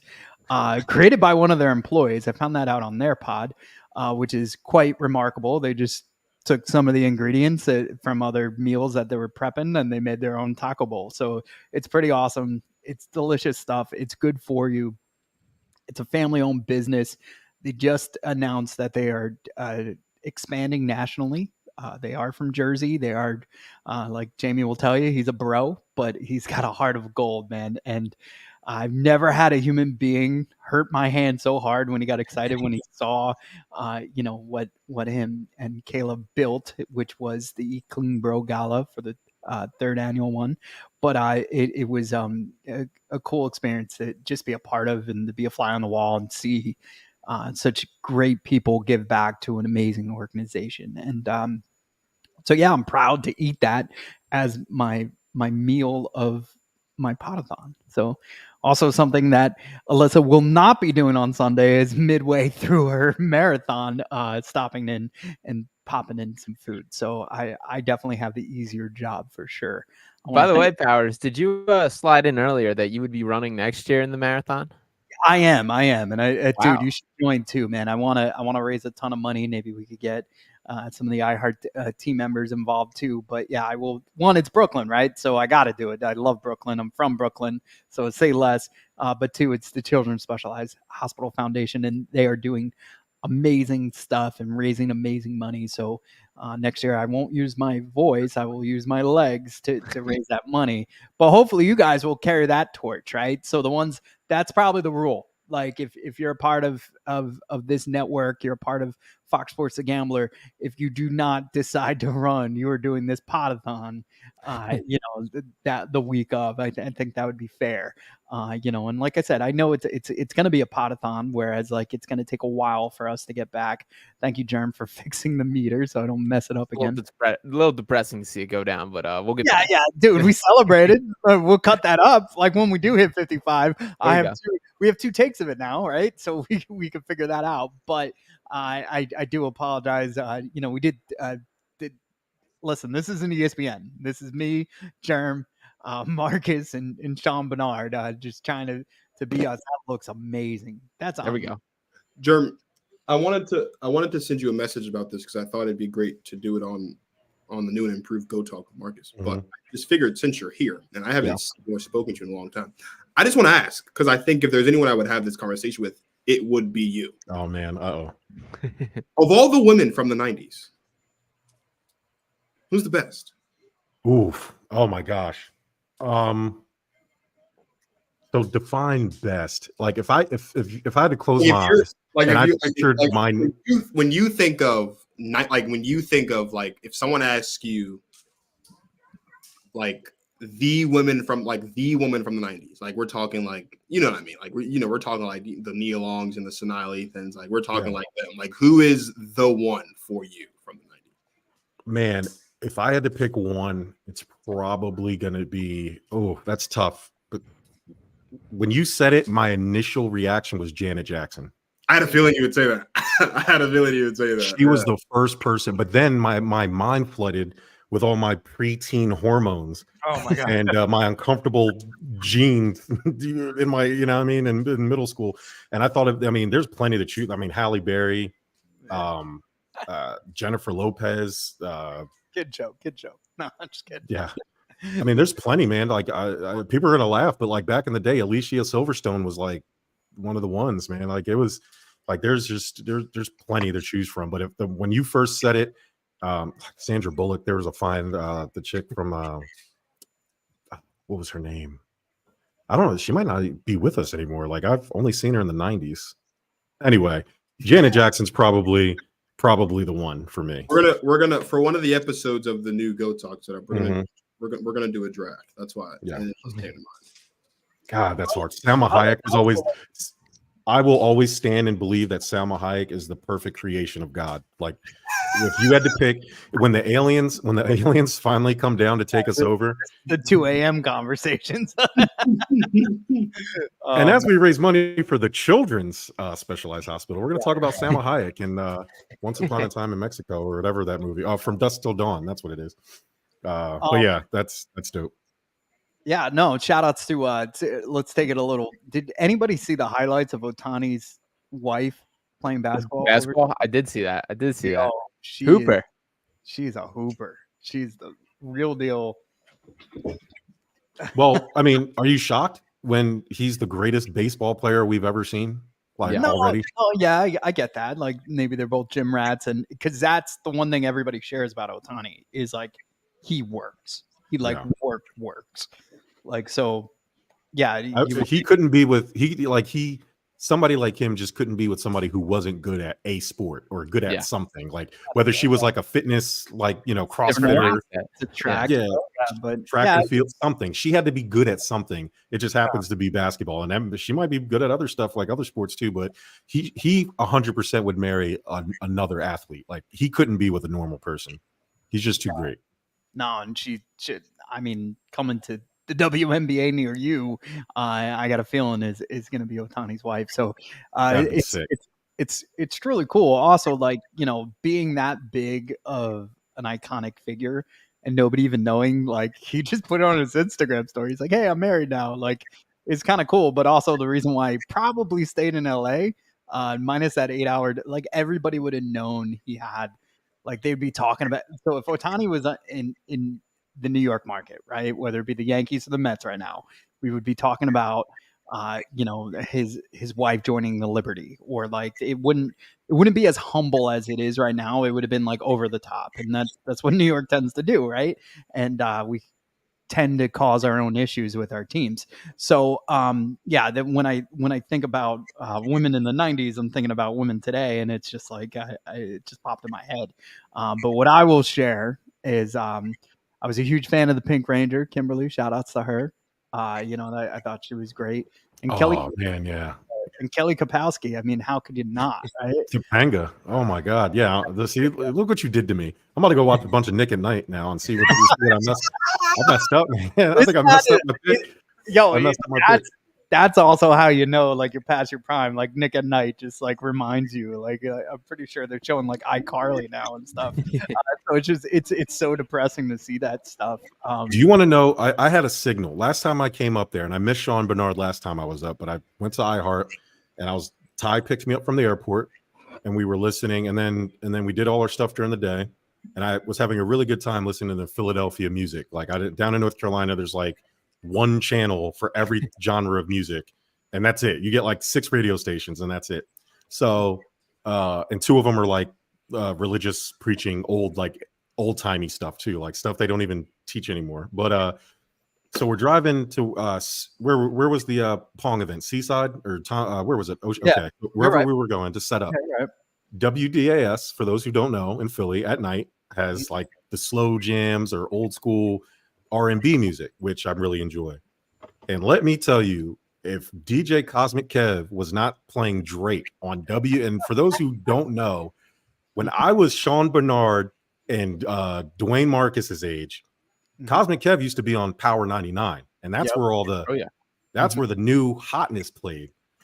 To hear him be the night DJ of WDAS hit me right in the childhood. Hit me right where it hurt. Like I was like, oh my God, I am old now. This is bad. This is real bad. And so it's funny because like if you stayed up at like 2 a.m. or woke up at 2 a.m. and they'd have those like, again, aging myself, those like 4-disc like greatest hits CDs that they would sell on the infomercials. Yeah, like the golden 70s. Like they're gonna do that now for like the early 2000s and 90s. And it's gonna be all songs that I grew up with that I still listen to today because I hate new music. I don't know what they're saying. It bothers me as an old person, and it makes me very angry at Dwayne Marcus whenever I see him because his music, his people's music, ruining it. I'll tell you right now, I listen to more music from the 70s to the 2000s. Wow. Who I know you do, boy, because I saw you in them loafers with no socks and that blazer with no shirt underneath it at the wedding or wherever you were at, boy. I knew it. I said, oh my gosh, man, this dude. I listen to more music made between the 70s and the 2000s than I do anything that's made in the last 15 years. I know Dwayne Marcus don't touch nothing under 40, man. You better be at least 40 to talk to me, slide in my DMs. I have an entire playlist that's just my old head music. Good for you. What'd you have on your pizza? It's just pepperoni so yesterday was Pi Day, big day in the world of math. And so we threw a party for the kids. Absolutely. So we threw a party for the kids. We had pizza, we had pie, there was games. There was a shooting. There was a basketball shooting contest. Whoa, yeah, about to phrasing. I'm sorry. Whoa, this guy said, yeah, me and the kids, we had pizza, and then there was a shooting, and I'm like, whoa, hold on, what's Sorry. going on here? It's a specifically a 3.14 point contest is what it was. Oh, okay. It was a lot of fun. I had to buy 20 pizzas. I had a slight panic attack because I have a company card, and there's I don't think there's a limit on it because it's a credit card and it all just kind of comes out of I guess the big bucket. But that's the most I've spent on anything at one time. So I went over to the Papa John's and it was $300. And the guy, I was like, bro, we gotta work something out here. Yeah. So he brought it down to $260 something for me, which I'm greatly appreciative of. So I saved like $100. And I came back and we had to expense entry forms. And I sat down and I texted my boss and I was like, look. Yeah, you're about to see an entry on this form that looks crazy, but it's not. We're supposed to have 70 kids, so I had to buy these little crumbs. We look. How old are the kids? Our kids. Well, we have kids from 1st to 12th grade. Oh. So the kids that typically come to the party are our middle schoolers / So we really that's at least 2 slices a kid. Yeah, the kids that come to our parties for the most part are the 4th graders to the 7th graders. That's 2. So we're talking 140 slices of pizza. So yeah, I had to buy 20. They got them playing basketball too, so I'm sure they're not just shooting up threes. They're probably getting aggressive. They're running around. So they were having a nice. Well, no, it was one of those hoops that you put on the back of the door. Oh, okay. We didn't have a door to changes the entire story. Am I right? Now he's in a classroom. He was in a gym. Now he's in a classroom. Oh yeah, no. We were in a learning center. Yeah, but there was a lot of. There was we had 40 kids. There was 10 adults, and then there was 10 of us working it. So we had to have a lot of. We still, despite all that, we still had 6 boxes of pizza home. So I looked at all my instructors, and I was like, "Look, bro, I don't care where this pizza goes. Yeah, I spent $260 on this pizza. This pizza's leaving this building one way or another." There's 3 things that I want to point out before anybody else says anything. One is Marcus, heart of gold for caring about your company, your community, your outreach, and the amount of money spent. That's exactly the type of people that are connected to this foundation, the Children's Specialized Hospital Foundation. So it just goes to show that people we associate and the people they align themselves with are very similar in that aspect. Two, that was an awesome story. You're a great guy. One, the other thing I want to say is nowadays, I can't take. My wife was away. Peyton and I went to lunch, dinner. We went on a dinner date and a lunch date while she was gone. It was $80 each time. And we're not. Yeah, it was nuts. And there's obviously she gets a lemonade with water, and I just get water, and it was still ridiculously expensive. But also she orders sushi and stuff. So it's it's a gift or curse. But everybody that's out there in the world right now listening to Marcus's story, seeing how one that I would want to have you as if I was a company, I would definitely want you being the guy championing, convincing Papa John's to one discounted so you still look good and you still think you spent a lot of money on those kids. And that's a really cool thing. But for all those guys listening out there, girls and guys, if you could donate just a few dollars to this amazing cause, we're forever grateful, because the experiences that Marcus just explained that are happening in a classroom or a learning center. Imagine if those kids actually had other issues going on, right? And situations where a generic hospital cannot help them, and they need assistance for maybe life until they're of age and stuff like that. So this treats the entire family. It helps everybody go. So the few dollars that it will cost you to click on that link, scan that QR code, will go a long way. Hopefully, as long as $280 worth of pizza went for Marcus and his family, because I'm sure they're smiling. I'm sure they're excited about it. So I just had to pause and just relate that awesome story to everything that's going on today for the pod. Yeah, and pizza's still alive a day later. So throwing parties for kids. I was just talking to one of the other center directors we have in our district. I was like, if I could throw a party for kids every month, I would. It's the easiest thing ever. I just need a day, a time, pizza, and games, and they have the best time ever. We're throwing another party in May, and I actually can't wait for it. And those parents would love you for the longest time ever because Yeah, they're I had a dad call me today. He was like, he came home and went straight to sleep. Thank you. yeah. Shout outs to anybody and helps families. Like I coach softball, but Peyton goes to robot club. It's like after school and they teach him about robots. I'm like, sure, go. And they're like, hey, it was like 4:20, whatever. Oh, sorry, I'm late. I'm like, don't apologize to me. You're watching my kid. Like, thank you. Like, is there anything I could get you? Like, so it's really cool those types of experiences, but also people that are willing to volunteer their time and really give back to the kids. Mhm. Y'all want to be buried or cremated? Oh my God. So I'm a weirdo, man. I would like to. Drastic term. Yeah, that's a very. Let's. That's a 2 a.m. conversation. I don't really, Only because Uh-huh. we were talking. The phones are listening, right? Big Brother's listening, and we were talking. I forgot we were at work talking about it, but then this advertisement popped up where they can turn you into a tree. Like they take your body and put you in like a sack, and then I guess your decomposing body helps a tree, and your family can bury you instead. And I said, that's fire. So then, of course, I jumped down the rabbit hole and said, yo, what else are they doing out here with the science? They can turn you into gemstones, like jewelry. So I could get like 2 Allen Iverson sized earrings and have my family wear my dead hard body. I think you're just giving us 2 better options than the original question here. Right. I would much rather be a tree than be that's all right. my So, children's ears as earrings. or necklace. They were advertised. It was like a necklace, right? Like some cute little gemstone in a necklace. I don't know how I feel about that. I think I'd much rather be a tree. But then I'm just thinking about world population, and there's an old cemetery that's built. I walked by there one time at work, and just to look in there, and there's plots from like 1890, whatever, 1905. I'm like, man, this thing is still here. It's like a little patch, and it's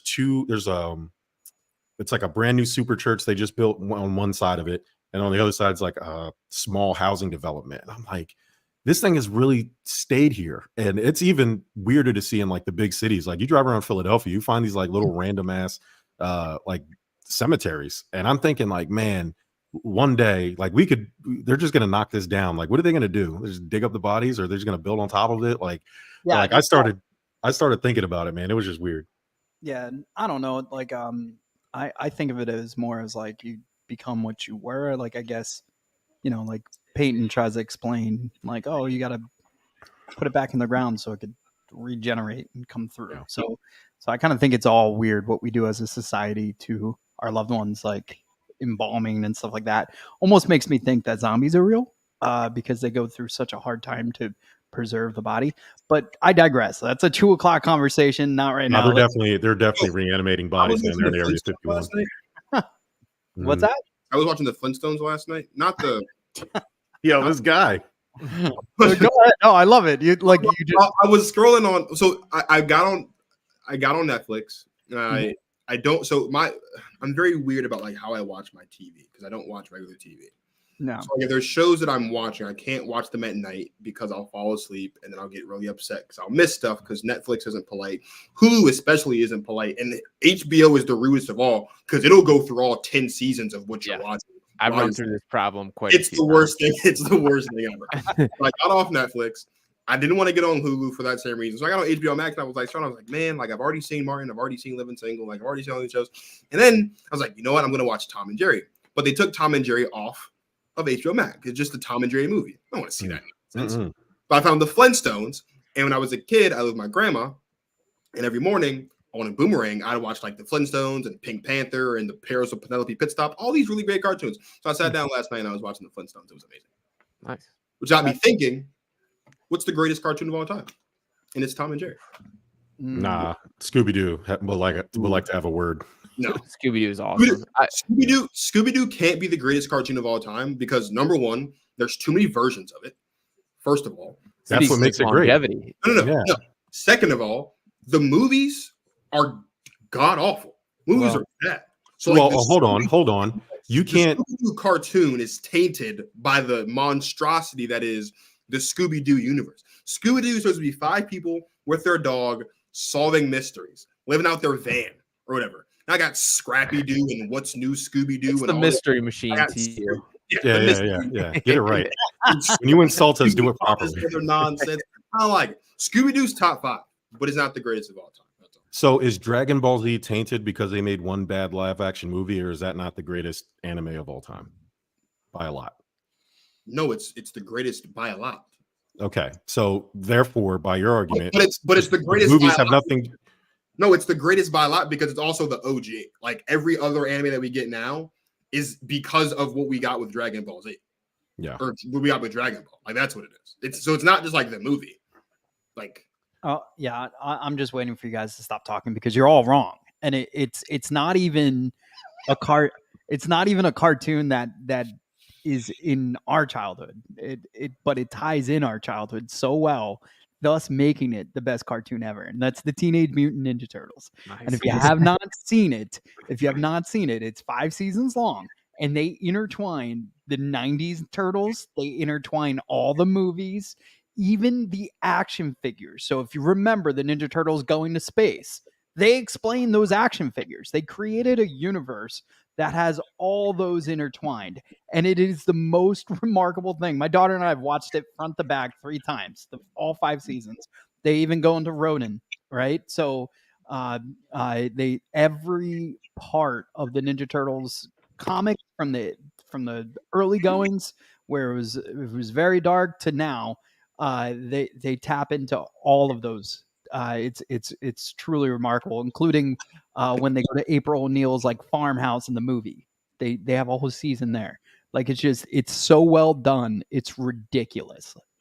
I don't like that answer because the That's Teenage not- Mutant Ninja Turtles in space. Like, what are we doing here? Like, Yeah, that's- dude, it was nuts. No. It was anything that was made and created. Like this guy had to have the writers on this thing had to have calculated everything that has ever happened in the Ninja Turtles universe, and just was like, all right, this is how we go to town on this. And like it was just like, so she'd be watching it, I couldn't relate to it, and then I'd be like, all of a sudden you see. And by the way, the guy who plays Leonardo's voice was Raph's voice, or in the 90s thing. So they have a back and forth when they meet each other because they cross over into the universes. And they're like, hey, you sound great. He's like, hey, thanks, pal, you sound great. And I'm not a fan of multiverse. Like, it's a cop out. Like, make I lose it at watch that this. Watch Thank you, this. Sean It Bernard. doesn't Thank even you. sound better than Grabbing- SpongeBob, man.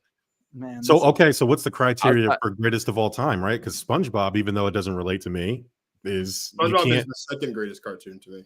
But where's Batman the animated series? Like, how are we judging it? How do you want your entertainment, right? Like, Batman the animated series changed the game for everybody. So, like, there's not been a better version of Batman out there, So, or cartoon, or another cartoon, not even superhero related, that's just been as deep. So, like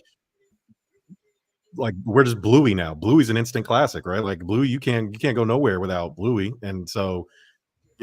And then what about the Simpsons or Family Guy? Yeah, Family Guy. I They was about to don't bring count. them up. Those are not cartoons. Those are animated series. well, yeah, and also like No. they're speaking of the Flintstones, like that was the Flintstones were on prime time because they were considered like edgy back in the day. That's That fair. was The that big was their difference for Simpsons. me. Like, ooh, we can see Betty's ankles. Ooh, like, oh no. The big difference for me as to why like Family Guy, like American Dad, are like what I would consider animated series is because those are shows that you could cast with real people and it could be sitcoms. Like cartoons, you can't like you're not gonna cast real you know what I mean? Like you're not gonna cast like a real sponge and like you're not gonna do this. It's not gonna feel the same. Like Family Guy can have real people and still be but they probably won't have like the cutaways. But aside from that, like it can pose as a sitcom. So it's an animated series or like an animated adult series type thing. But Those are they're still, I mean, that's cool, but they're adult cartoons to me. Like, they're still cartoons. So it's That's like, fair. So I all just right. So wouldn't- here's I a just better wouldn't question. put them in, like the cartoon category. Though. There's no way you could pick one because I would need one for every mood I'm in, right? Like if I want to feel good, I'll That's- throw on like SpongeBob if I just want, that's or fair. Rocco's Modern Life or Rugrats or something, something from my childhood that I would appreciate. I don't know much about the new cartoons, but like if I want to watch something, I would watch Batman, or I'd watch Family Guy if I want to be entertained. So like Yeah, I that's pose the question to you, hey, you're on an island, you get a TV and a DVD player, you got 3 cartoons, and you get the entire run, whether they're released yet or not. You just get 3 cartoons to watch from episode 1 to the last episode. Sean Bernard, you go first. Which one are you picking? Just one? No, 3. You get 3. 3 All cartoons. right, well, I'm going SpongeBob, Scooby-Doo, and Family Guy is my answer. I know they're yeah. 3 heavy hitters, but I think that captures the every mood there. I'm a Scooby-Doo guy at heart that grew up with that. One of my favorites. Scooby-Doo guy. Yeah, Yeah, I was. I Love really it. was. Love it. I've seen them all multiple times. So Yeah. I would throw Scooby-Doo as my number 1, but SpongeBob's just the all-the-time classic for me. And then Family Guy, you get that little change of mood, feeling a little fired up, want something a little deeper, a little darker, you can jump that on. So yeah, that's my 3. Dwayne Marcus. Oh, Tom and Jerry, SpongeBob, and if Family Guy counts as a cartoon, then Family Guy, because Family Guy is my favorite of all of those. Like it's because it's undeniably the best out of all of them. Like Yeah, I'm not a Simpsons guy. it's way better than the Simpsons. I love Way the Simpsons, but better. it's Bob's Burgers sucks. yeah. Like I don't get the fascination with that. it's better than all of those, like all of them. So yeah, those would be the 3. I actually watch Family Guy on repeat just for the fun of it, like every other. Yeah. Like maybe once a season, specifically in the winter. I will go on Hulu and start from season 1, and I'll watch all 20-some seasons, and they'll all be done by the end of the season. Mike? Yeah, so I'm gonna go obviously Ninja Turtles because I just talked it up, right? Looney Tunes, bro. Looney Tunes. Good shout. Shout out Looney Tunes. Such a great library. Shout outs to Six Flags where Jerem and I met. Mhm. But yeah, dude, it's just it's great. There's historical sides of it. There's even things that Bugs Bunny taught me how to be a salesperson or project your voice, or like I remember one of my favorite things he's ever said, and I use it all the time. And it was like Daffy was getting all animated, and Bugs goes, "It's easy to point out the problem. It's hard to fix it." So like we don't need people that point out problems. We need people that fix it. So shout outs to the Children's Specialized Hospital Foundation for fixing problems, not pointing them out. So and then my last one is what everybody has said is Family Guy, because it's just something you could put on at any time and like just drift away, right? Like it's like just that I could watch any season, any episode, and just be like, all right. And also I've watched it enough to where like I don't have to, like I could do other things while I watch it. So that's how great it is. So Family Guy, obviously. I'm gonna go the Boondocks. Nice. I'm gonna go Hey Arnold. Was one of I used to run home. I lied. I'm all action. Yeah, Dragon Ball Z, give it to me. I'll watch every episode. And I get the entire Dragon Ball collection, except Super. You can keep Super. I hate this new stuff they're doing. They're turning Goku and everybody into Power Rangers. There's a new power up and a new color every week. I happen to see it. So Hey, what's up, man? think I'll Well, I know you're doing your thing, but you never told me about this. I'm sorry. I told you I don't like. Actually, it just started. So Alyssa and I were talking this afternoon, and the whole hospital. There, somebody important. yeah, it's Todd Frazier. Everybody, just so you Oh, know. there you go. Thanks. Hey, So, Todd. Let's go, baby. They could hear you. But so real quick, Alyssa was like, "Hey, we're a little short. We're running a marathon in Brooklyn. Like, is there any way we could raise money this quick? We need a couple grand." And I was like, I could just do. Yeah. I can't run right now. I told her next year I will run. I'll be in shape. I'm gonna go back and watch the workout videos that you and your wife did for the Children's Hospital to raise money, and get in shape. And next year I will do a run. But this year I'm gonna do a Pod-A-Thon. So I'm gonna stay on here. We're at $4,700 raised right now. We're trying to get to 8K. That's only 3 hours. Yeah. Oh, dude. Ed yeah.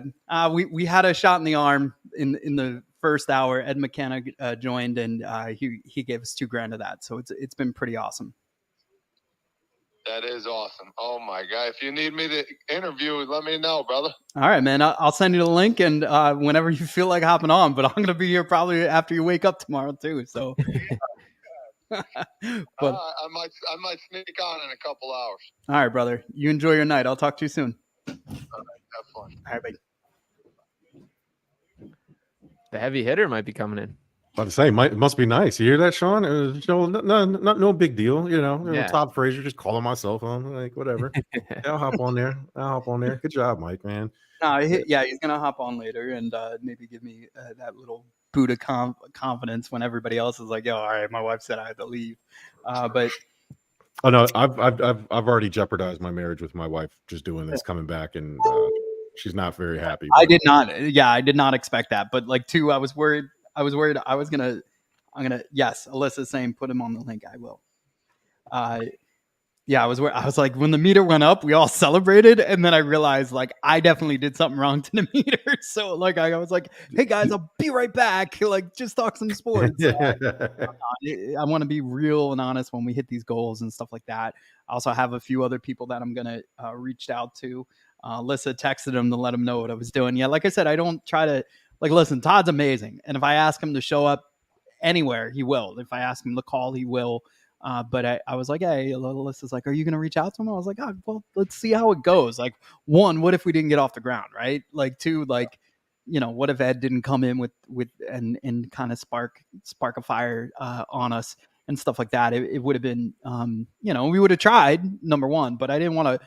It's weird. Like, it was hard enough to explain it to Germ an hour and a half, and for him to be like, don't worry, I got this. And then also, like, it's just been a lot. So I appreciate him, and I'm going to share the link with him, and we'll have him in here soon once he's done with the rest of his Friday night. And that's the other thing. I was like, Alyssa wants you to know, Germ, personally, she's all Janet Jackson. So yeah. Alyssa, also, if you like, I know you have a lot going on, but if you want to hop back in, you have the link. You could just hop back in and save the day at any time. So we're trying to keep it going, keep my brain going. I know everybody is being overly supportive in that. We've talked some sports, we talked some cartoons, and we talked some, I guess, what is that? Sweethearts, TV sweethearts. I don't know. I always feel bad, and I told Corey this. I was like, "Yo, we never focus on the guys, though, right? Because like, if you remember, and I get that, like, but Teen Beat, like, they had so many, like, all those dudes, like, shout out to Leonardo DiCaprio, because I had this, like Jerem knows, I had this nice long blonde hair, blue eyes, so everybody thought I was him during the Titanic thing. So I didn't hit Good the compliment right there. It's a big. Yeah, it felt great. It felt great. It's better than what Sean Bray sends photos that he says, this guy kind of looks like Powers, and it looks like Bozo the Clown. I was like, oh man, and not that I was feeling myself at all. No, I'm just teasing. But yeah, dude, it's I'm gonna share this with Todd before I forget. But there was a sports story I was trying to read and I missed it. I wanted to get Sean Bernard. Hey, Sean Bernard, like, yeah, season's over now. It depends on Joel, man. If Joel comes back healthy, things change again. But they're a tough watch right now. The Sixers are brutal. This has been my most exciting Sixers news right now. Is I'm checking in on Kai Jones in the G League, seeing what he's got. He's got 14 points and 8 boards, also 5 assists, 5 steals, and a block. So maybe Kai Jones can change things a little bit. I'm not impressed by that because Kenny Lofton Jr. was doing the same things and we did not use him at all. So that's true. The thing I'll say about that is I like Kenny Lofton Jr. and this is actually a little theory of mine. I think he's making a mistake losing weight. I think he should stick to being the big boy that he naturally is. That you're never going to be the quickest dude on the court. He just wasn't blessed with those abilities. So now he's like slimming down. I'm calling it like the Ryan Howard theory here. That Ryan Howard was at his best when that was a big dude, when he was lugging around that extra weight. He wasn't as good when he got skinny and got healthy. I think I'm Kenny Lofton the same thing, but Kai Jones just an athletic freak. So I'm buying into it, translating a little more. Didn't that happen to maybe I'm misremembering, Mike, but didn't that happen to CC Sabathia? Like he lost weight his last few years. Yeah, and he just wasn't a good pitcher. And then he got vegan, didn't he? Yeah, see, that was the first mistake. There you go. He should have. But then you have the opposite, right? Bartolo got better the more pounds he put on, dude. That's what I'm saying. Had a rubber arm, so it's you can't like, look, you got Aaron Judge, who makes a water bottle look like a little tiny shot glass, right? And then you got Altuve over in Houston that, like, it's tiny. So you can never can never. It's a weird thing, man. It just doesn't make any sense sometimes how a human body can develop in a completely different way and perform almost the same way. Well, because you spend all your time in this one body, and so everything you do is catered to this one body. And then you have a bunch of people telling you, "Oh, you're too fat, or you're not big, you're too little, or whatever." And now you have to adjust on the fly to not only a new body, but like how your body works now with this new body. And then also playing high level sports has to be extremely taxing. And I'm looking at like he's definitely on some like gear, because there's like this other picture where he looks like what's old boy Michael J. White or something. Like he's all ripped and jacked, and he's definitely on some type of drugs. But like I'm looking at pictures of him when he was fat, winning all these games, and then when he got skinny and all his numbers dropped, and it's just like you can't, Kenny Lofton, like that's your game. You can be in shape and be big. We've seen it plenty of in all sports. We've seen big guys. Jerome Bettis, number one, off the top of my head, he never had to like be like, nah, you know what, it'd be work for me. I'd get smaller. Like I know I enjoy being like, they call me the bus for one reason. It's not because he's 230. It just doesn't work that way. So what's the Sixers are a lottery team. Hold on, Mike. I just want to finish this. Go ahead. Sixers are a lottery team without Joel Embiid. And I'm about sick of Daryl Morey. Daryl Morey gets all this credit. No, Josh Harris gets the credit, because if it was up to Daryl Morey, James Harden would still be on this team. So it was only because Josh Harris had to step in. Daryl Morey, go away. You're ruining this team. You're ruining the team, and I'm tired of it. All right. I'm sorry, Mike. Go ahead. No, I was saying, do you know what's the number one Googled thing about Kenny Lofton Jr.? Wait. Is he Kenny Lofton's the baseball player's son? Yeah. Which he's not. He's not. He's Yeah, not. I looked that up. So, and he is a junior, Kenny Lofton Jr., just a different Kenny Lofton. And by the way, I tell this story a lot, but Ricky Council the fourth on the Sixers, legendary stuff here. His father is Ricky Council. He's got two brothers, Ricky Council the second and Ricky Council the third, and he's Ricky Council the fourth. So that's not a dad, great granddad, grandfather thing. It's a brother thing. Yep, two brothers, both also named Ricky Council. Yeah, so he's Ricky Council the fourth, the youngest of them. So his dad's a little bit of a narcissist. No, like that's crazy. I guess so. Yeah, that is George Foreman. All 12 of his kids are named George of some sort. Like the daughters are Georgette, Georgina. There's a bunch of George thirds and fourths. So like, what kind of narcissist are you? Like, why? First off, you have no hope for your daughter if you're naming her Georgina. Like that's great. I know she has like a has like a side name. No, Ty's dad. Ty's dad is named Jomo Kenyatta, but he goes by Keith. You know why? Because Jomo Kenyatta is a name for failure. Like he knew it too early. He went by Keith all his life because he was like, yo, do you want me to get a job? Do you want me to make it through school without getting picked on? I don't know what my grandma was thinking. That's why, name your kids proper, man. Don't be naming them George. My name is Jermol, Jermol. If anybody can say this stuff, it's me. Yeah. No, I get that. I don't know. Like Peyton, sometimes she likes her middle name more than her first name. So now you got me all sad that I messed up. But this Did you name her? I did, yeah. After she likes your name. But the funny part was she was born on the 18th of August, so people assumed it was because of Peyton Manning, because of the number 18.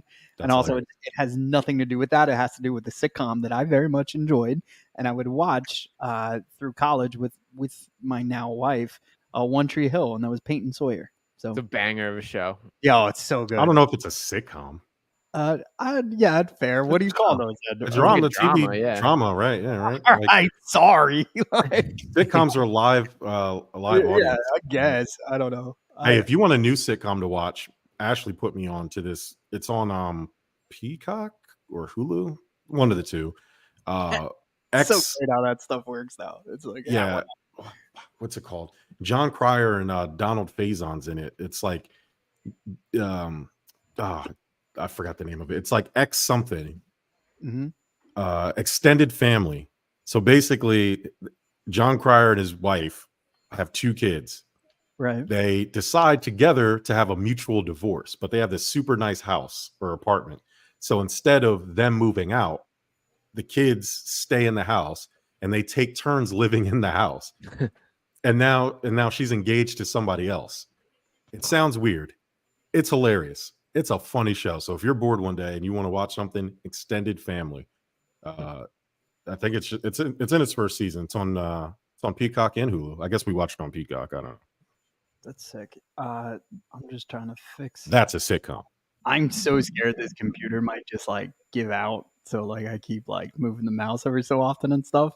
And then also like I started laughing because while you guys are all talking, I like went like this and I was like, at 3 a.m. it's just gonna be me in the chair like this.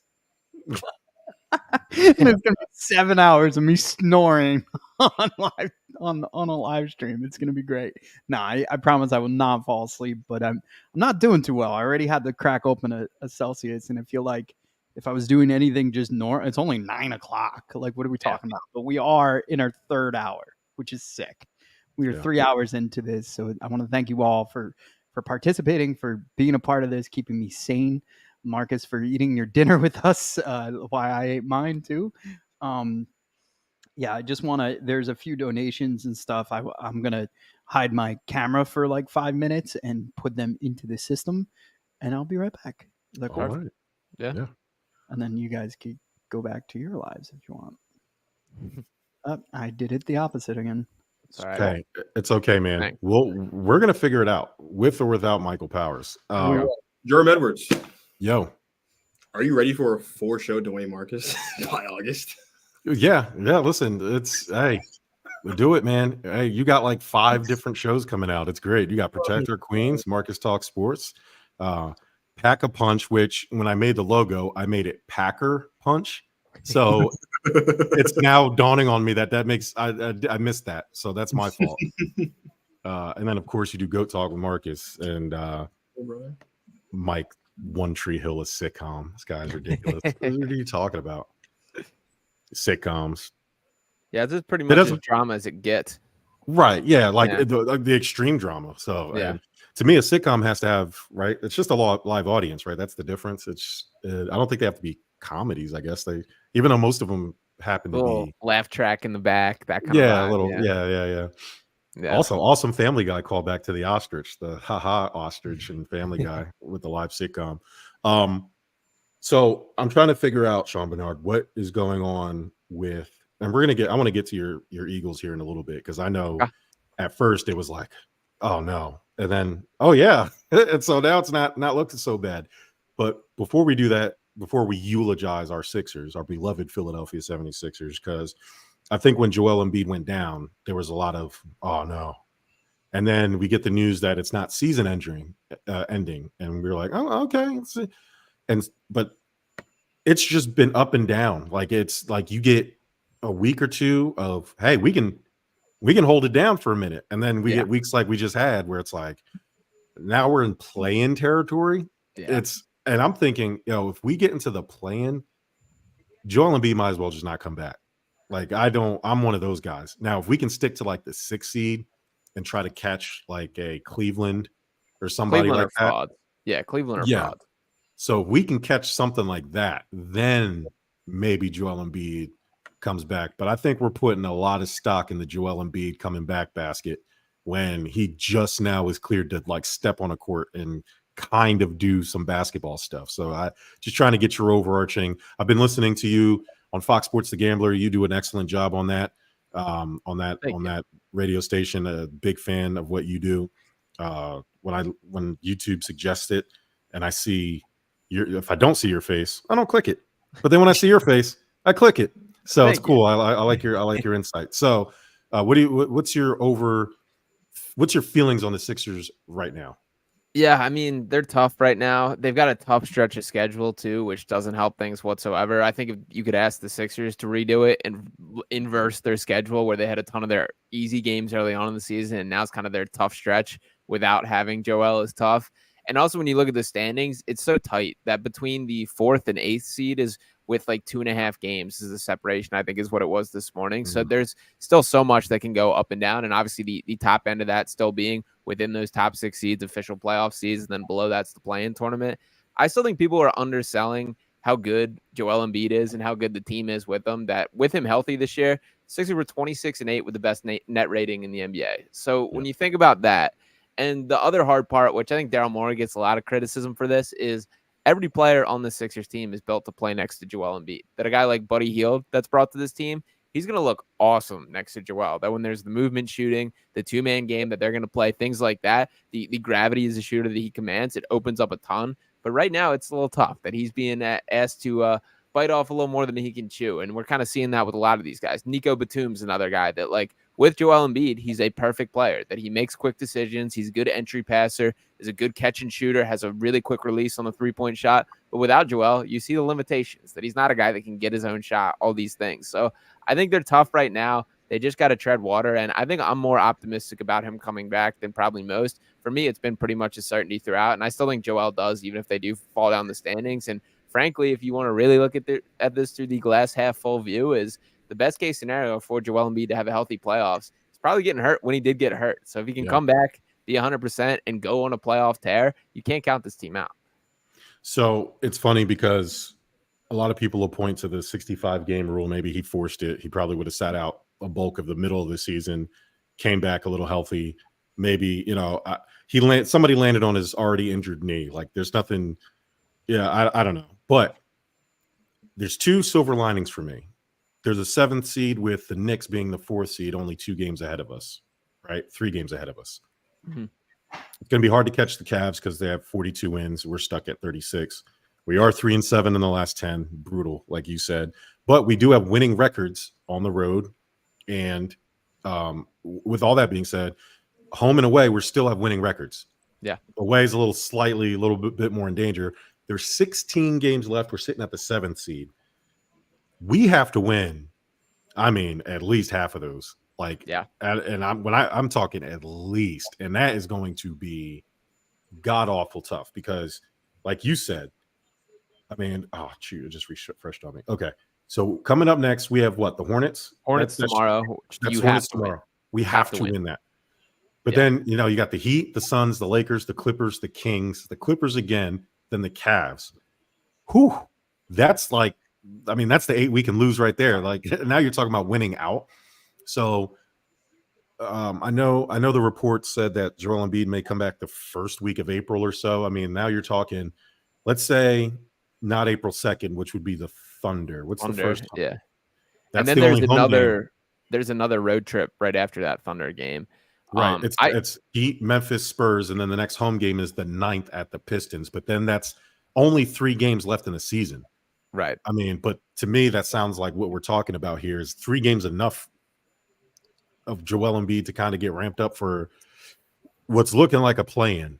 Yeah, the thing I'll say there is I think Joel's more accustomed to doing these types of comebacks and playing it not 100% than just about any player in the league. Yeah. This has kind of just been his career arc of what he does. And the last things from kind of like a standings standpoint that I'll look at is when you do look at the final ending to this season, the last 5 games against the Grizzlies, the Spurs, the Pistons, the Magic, and the Nets, those are 5 straight winnable games. So especially if you get Joel back for the final 3 there, or even if maybe he's fully healthy and you want to clear him for the beginning of a road trip, something like that, like that could be nice momentum heading into the postseason, but it's not great. Like, it's not ideal by any means. So we're kind of stretching at it. We got to steal one of these from these big wigs. Like, we got to steal one. I'm hoping the Clippers, I know Kawhi Leonard just walked off the court the other day. Yeah, that was weird. Like, and then literally immediately got into street clothes. Like, that's odd. Like, without left the building in the first quarter. Yeah.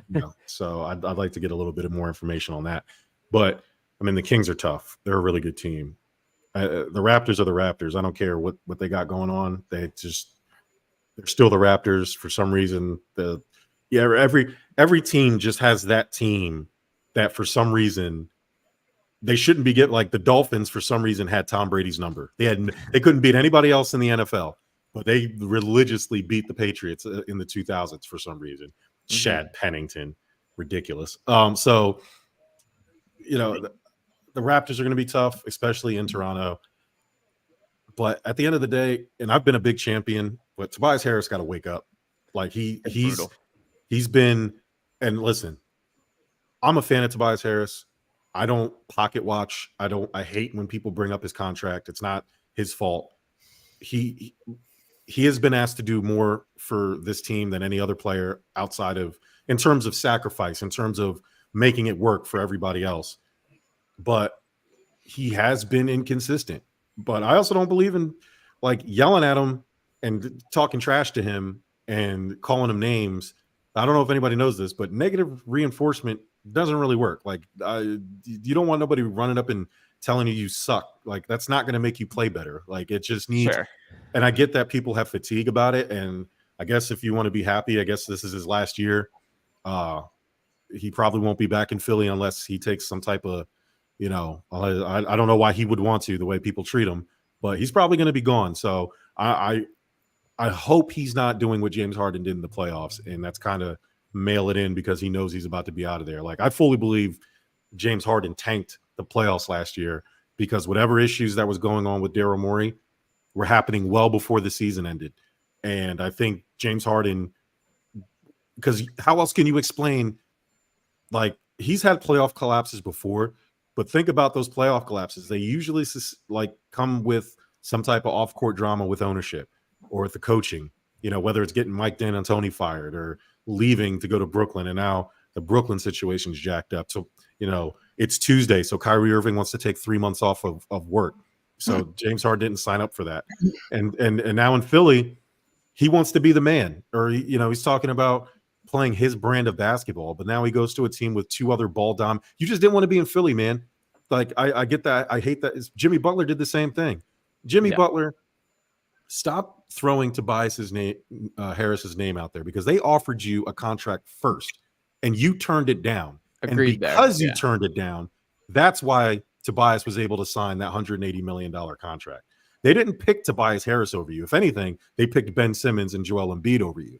Absolutely. You wanted to be the man, period. All these fans get on here and talk about, we could have had Jimmy Butler. If the Sixers won the title, you still were going to lose Jimmy Butler to the Miami Heat because he wanted to go to Miami. Everybody knew it. Everybody in every basketball. And if you paid close enough attention, Jimmy Butler told you exactly what he wanted when he left Minnesota. He wanted to be the man, and he wanted a coach to let him be the man. In Minnesota, it was Karl Anthony Towns, and it was always going to be Karl Anthony Towns. In Philly, it was always going to be Joel Embiid and Ben Simmons at the time. And now in Miami, he gets everything he wants. He's the alpha dog. He has a running mate in Bam that's never going to be the best player on the team. There's no go-to guy other than Jimmy Butler, and he has a coach and an organization that's going to bend over backwards for him. So I wish people would knock that off with Tobias Harris. And that being said, Tobias Harris needs to. I don't know what needs to happen for him. It's been bad. It's been he's had lulls before, right? Yeah, I would say this is his worst ever. The worst in his entire Sixers career. By far the worst. And I don't know if that's the new pieces and him trying to figure it out, but I don't know because he dropped almost a 40-point game literally 2 weeks ago. Like, you know what I mean? So it's like, I don't know. It's hard to defend him now. Yeah, and the thing I'll say about the Tobias criticism, why I think it's particularly so strong right now is number one, because it has been the worst that it's ever been in a Sixers uniform lately, and they need him more so than really ever. And also, like, so much of the Sixers team is new parts. Like, it's the Kyle Lowrys, the Buddy Hield, these guys that people aren't, like, attached to. That Tobias is kind of like it from an extent. That this is the only guy that is still, like, one of ours that has been here, that we've been following for years. And it's tough. Like, I've been a Toby defender at times, but like I'm at the point where I think even on like a veteran's minimum, you don't want this guy back next year. I just don't see him being a guy that can contribute to a championship team. And the thing that I always point to with Tobias with that is there's no defining basketball trait that you need him on the floor for. He's never going to be the best rebounder. He's not good enough to be the number one scorer or a primary scoring option on a team. He's not a guy who defends particularly well, even though he is 6'9" and tries sometimes. It's just been very he can't really play make. He's very much like a little bit of the jack of all trades, master of none in a basketball player. And I agree on the pocket watching conversation that it's not his fault that he kind of maximized his opportunity because of the situation we're talking about with Jimmy Butler leaving, with the Sixers going all in to trade for Tobias and Jimmy, and you can't let both of them walk when that is the case, when you gave up all these assets. So he maximized that. But also the money does come with some sort of expectation. And when opportunities like right now, like Buddy Hield is the second highest paid player on the Sixer, making $19.5 million. That's Tobias makes more than double that. And we're talking about him putting up 2-point and 3 rebound performances in 31 minutes of play. So it's just been bad. He just straight up has to be better. And I do unfortunately think there is a part of him that's kind of checked out on things, which totally sucks there. Yeah, and I don't blame him because the fans treat him like trash. And now it's worse. And I used to defend it, but that being said, he's still averaging 17 and 6, shooting 57%. Now his plus minus over the last couple games have been god awful, but overall in the season, it's not high, but he still has a positive plus minus rating. So he's such an anomaly, man. Like, because you look at those numbers and the math is the math, and they tell you that he's not bad, but it's like he's bad at the times we don't need him to be, like the worst possible times to be bad. He seems to be bad in, and it's not a good thing. He's sorry, Powers. No, I'll go ahead. back to you right after this. I was going to give a recap. We're real quick, and then you guys keep going. We're at 47-40, 47-46-06. We're just, if everybody could just, even if you're on this watching or whatever, or the guys on this right now, if we all take turns and just send that link to one more person and say, hey, we're doing this Pod-A-Thon. Let's raise some money. If we could get over that 5,000 threshold before 10 o'clock, I will feel so much better about the next 9 or 10 hours that I'll be on here. All right. I sent it to the governor of North Carolina, so we'll see what happens. Nice. Oh, did you see I'm the senator of New Jersey? I don't know if anybody saw that. That's funny. Yeah, that's unreal. That's unreal. I swear I didn't even know I was. I feel like some people that win elections around here just don't know you won. Dwayne Marcus, top 3 cereals all time. Go. Ooh, Cinnamon Toast Crunch is the best by a country mile. 100%. See, but then like, all right. Cinnamon Toast Crunch. When I was a kid, this wasn't a decision I made, but I enjoyed it. I ate a lot of honey bunches of oats when I was a kid. It's like, personally for me, it's a favorite. If Bowertown was like greatest cereals of all time, I would put, I guess, Fruit Loops second. You know what? Fruit Loops used to be a favorite until I found out that they weren't all indeed different flavors. And I think Fruit Loops needs to rectify this situation. You thought they were different flavors? I thought the purple Fruit Loop was grape. I thought I could tell you. I thought I could tell you the flavors. Like if we had like. I You're did. not the first person I've heard. I kind of think that. That's the first person I've heard. I would say Cinnamon Toast Crunch, Fruit Loops, and then third for me is Lucky Charms. Like I wasn't really a Frosted Flakes guy, really. I hate Cookie Crisps. Like they're just soggy quick all the time. Yeah, they get too soggy too fast. And then like there's like other ones like people love. Like I just can never get behind. Like I can never get behind Captain Crunch. I can never get behind Cocoa Puffs. I can never get behind Fruity Pebbles. Like I just those would be like the 3 greatest of all time. But for me personally, Honey Bunches of Oats, specifically with almonds, would be like second on my list. Bernard. Oh no, go ahead, Mike. No. I want Bernard first. All right, I'm with you on the Cinnamon Toast Crunch. That's my 1-1 here. I'm going Lucky Charms number 2. Then I'm a big Lucky Charms guy, and then number 3, I need some chocolate here. Then I'm a big chocolate guy. I thought about going Cocoa Pebbles, which is up there, but I think I'm gonna roll with the Reese's peanut butter puffs, or I think that's what they call those Reese's bang Puffs. to me. Hell yeah. Yeah, Reese's That Puffs. commercial there was a great commercial they had. Oh yeah, the peanut butter chocolate, great when separate. Whatever. Yeah, it was a great. Reese's Puffs is an excellent cereal. I've never had Reese's Puffs. Oh, wow. You're missing out, bud. Yeah. I didn't try that. I'm just with all the Fred Flintstone talk, I can't get past it. Fruity Pebbles, baby. Like that was a go-to thing. It made the milk taste better. It was just, the only problem was my brother would eat it like dry out of the box, but like he was younger, so like you'd see him like climb up the counter in Brooklyn, put his hand in the box, eat it, then take his wet hand and put it back in. So like we all stayed away from the Fruity Pebbles because of the fact that they were already soggy because my little brother would freaking eat it with his hands. So that's disgusting, and he's probably going to kill me for that. That's hilarious. Regular Cheerios with bananas. Like regular, just traditional Cheerios. Yeah, I'm very plain. And I was down with this back in the day. Now it doesn't hit the same way.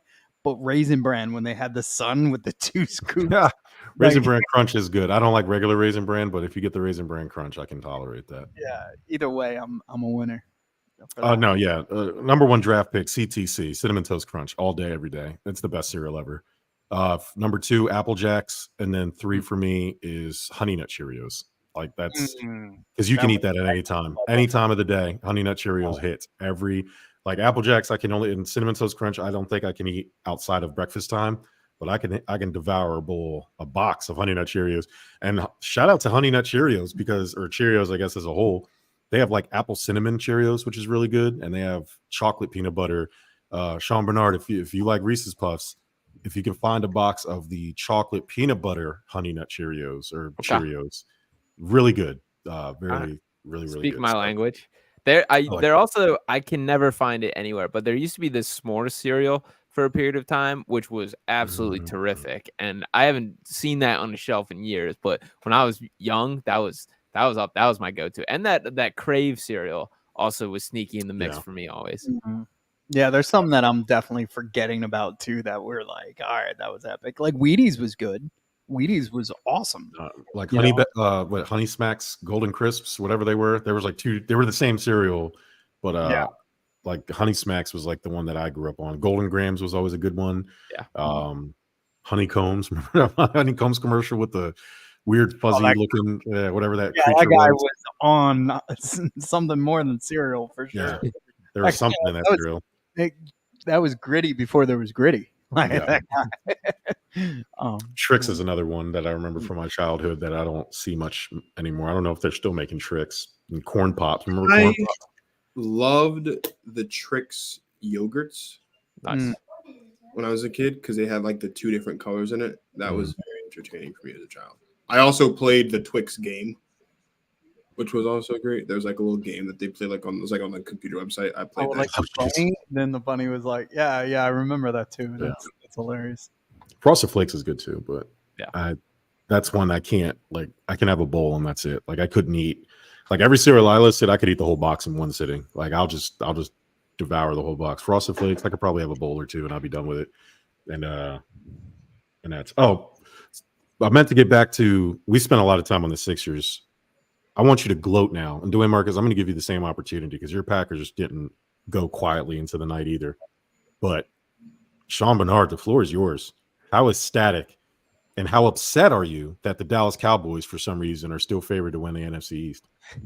Yeah, I do think that's insane. The Saquon stuff rocks. It's cool. Every part of it. Watching all the Giants fans whine and complain about it makes it even better. I don't want to hear all the traitor noise when the organization didn't even offer him a contract. So it's not like you have that card to hold. And it's going to be awesome having Saquon in the Eagles jersey. That's been quite some time, probably since LaShawn McCoy, since there's been like a legitimate all-pro back that they've been so committed to this running back by committee or drafting a guy and playing out his rookie deal and then letting him walk away or signing a guy on a real minimum contract that they're actually investing in it, which I'm hoping leads to like some organizational change to actually make sure this guy's getting the rock. And I think that it will. I think Saquon's another level and really responsible for driving that whole Giants offense. He's not going to have nearly the same weight to carry here in Philadelphia with guys like Devontae Smith and A.J. Brown surrounding him. So I'm pretty excited about what this offense is going to be. And it feels good that the Eagles made some progress and picked themselves off the mat after an absolute collapse last year pretty quick.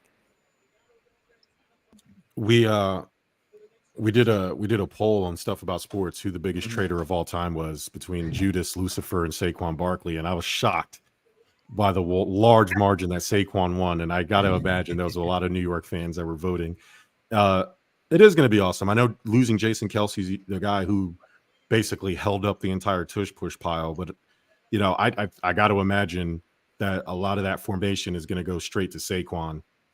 Maybe a lot of I would just do the tush push with Saquon in the QB spot and just have Jalen just push him. Imagine Because the tush push is coming anyway. So why not put the guy who can squat a cement truck? Like you're not going to stop it when I'm laughing like he could have 2 torn ACLs and still do that. He still could push it.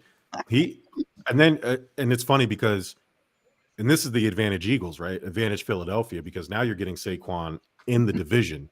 Yeah. And there's no better year to have than the revenge year, right? Like Oh yeah. the year, if Saquon gets a Super Bowl in Philly this year, and then he's just garbage for the rest of his, like, you know what I mean? It'll be worth it because you got the 1 year you need him to be great. And that's Yeah. the first year out of New York, especially in division when you see them twice. Possibly can see them in the playoffs. I'm not going to sit there and act like the Giants didn't do much either because I think they're completely shifting to a defensive team. Their defensive line, as a matter of fact, their defense as a whole is probably one of the best in football. When Still you got look at Daniel Jones though. yeah, maybe. I mean, maybe. Kenny Pickett got traded to the Eagles today. Like teams are which is giving up weird. on these quarterbacks. Very, very weird. Sam Howell getting traded from Washington threw me off. Like they're like teams. Look, the one thing I'll say about Pickett, I think that's a smart move because, like, how many times have you seen a quarterback go down and like there's not many Nick Foles situations, right? Sure. That's a storybook conversation. So, but like, the problem with that is they also got rid of Mason Rudolph. So it's like you got rid of both of them. And Yeah, Kenny Pickett stinks. That's kind of my problem with it. right. I'm thinking, like, it's like, I don't know. I think of that like you're trying to find Nick Foles. Like you're trying to find somebody.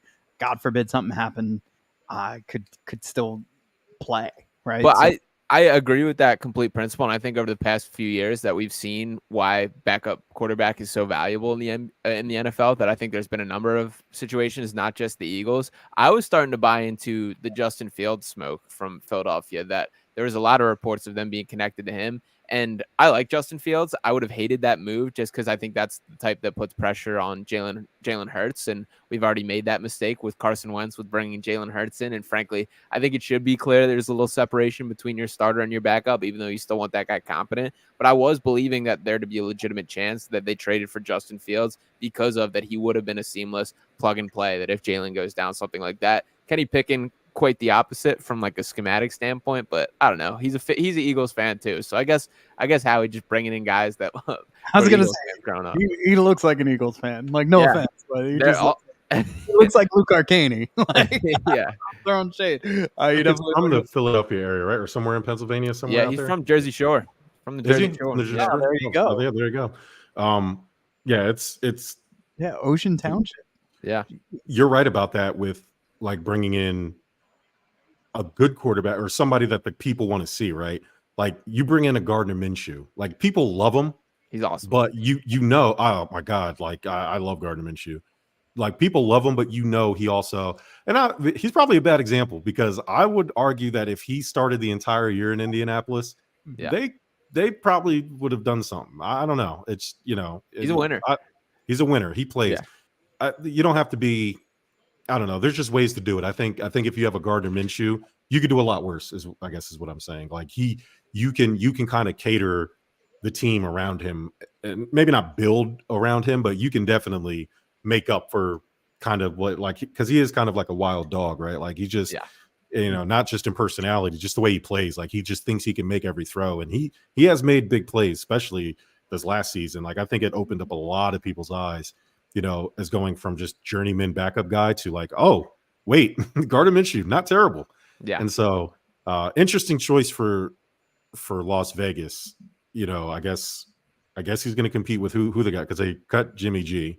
That's over. Aiden O'Connell. Aiden O'Connell, huh? Yeah, I'm not a big Aiden O'Connell guy. I think Gardner can come in there and take that job easy. There are some big fish that are in my text messaging right now that says that they want to see how far I go. They're like, look, we're going to donate, but we want to see how long you have to take this to. I'm like, oh, that's messed up. At least sprinkle something to show some progress. Or at least just tell you what the number is so you can do some like invisible math and be like, oh, all right. Yeah, like take it out of there. Yeah. And so I'm cracking up in some of these messages right now. But look, this is the Pod-A-Thon, the first ever Give Us a Shot Pod-A-Thon, benefiting the Children's Specialized Hospital Foundation. Alyssa is going to be running in the Brooklyn Half Marathon this Sunday. She needed some support and raise some money for her and her team to do this. And, we're giving her an extra boost, shall I say, while she's running out there. She can remember, hey, we spent all this time together on the airwaves going over how amazing this hospital is. We met some great people. Alyssa included Ed McKenna. We had a little phone call with Todd Frazier. He's going to pop on later, hopefully with some news, and maybe some of his friends can help participate. But they're probably just all laughing right now. Like, look what Mike's going to be doing for the next several hours into the morning. So I'm sure he'll wake They're up. not aware of how dedicated you are. You'll be here till tomorrow, pal. I know it. Oh yeah, no, I know. And then, like, maybe if we keep going, like, even if we hit our goal, I don't think I'm just going to shut it down. Right. So, I mean, if it is 8 a.m., 9 a.m. and we hit our goal, mission accomplished. Don't get me wrong. But if we did it before midnight, I would be like, oh, we could keep going, you know? So, look, like, everything's been awesome as far as that stuff goes. The sport talk is great. I'm excited for it. Kenny Pickett. Now I can't get I keep looking at him. So we got to talk about something else. My biggest question to all of you is, we all know Philadelphia very well, right? Because we all, and grew up around here. Maybe not Marcus. Marcus said his name. Well, you know sports very well. Well, we all know this market pretty well. We're pretty well educated about it. Where does Barkley land in that top 10 Philadelphia? Is he in the top 10 Philadelphia athletes? Yeah. Regardless of Right now, or where do you put him? Oh, Where do wait. That might be too early. For some reason, my brain went to active players. Yeah. Active players. Okay. I'm sorry. Yeah. You're not used to where Saquon is in the active player pool. Mm-hmm. So right. Where did he rank overall running backs last year? Like, where did he rank as a running back? Because Tyrese. So let's run through the 10. Hopefully Bernard knows hockey. Give me like 2 or 3 hockey guys, because not a lot. Flyers don't have anybody, right?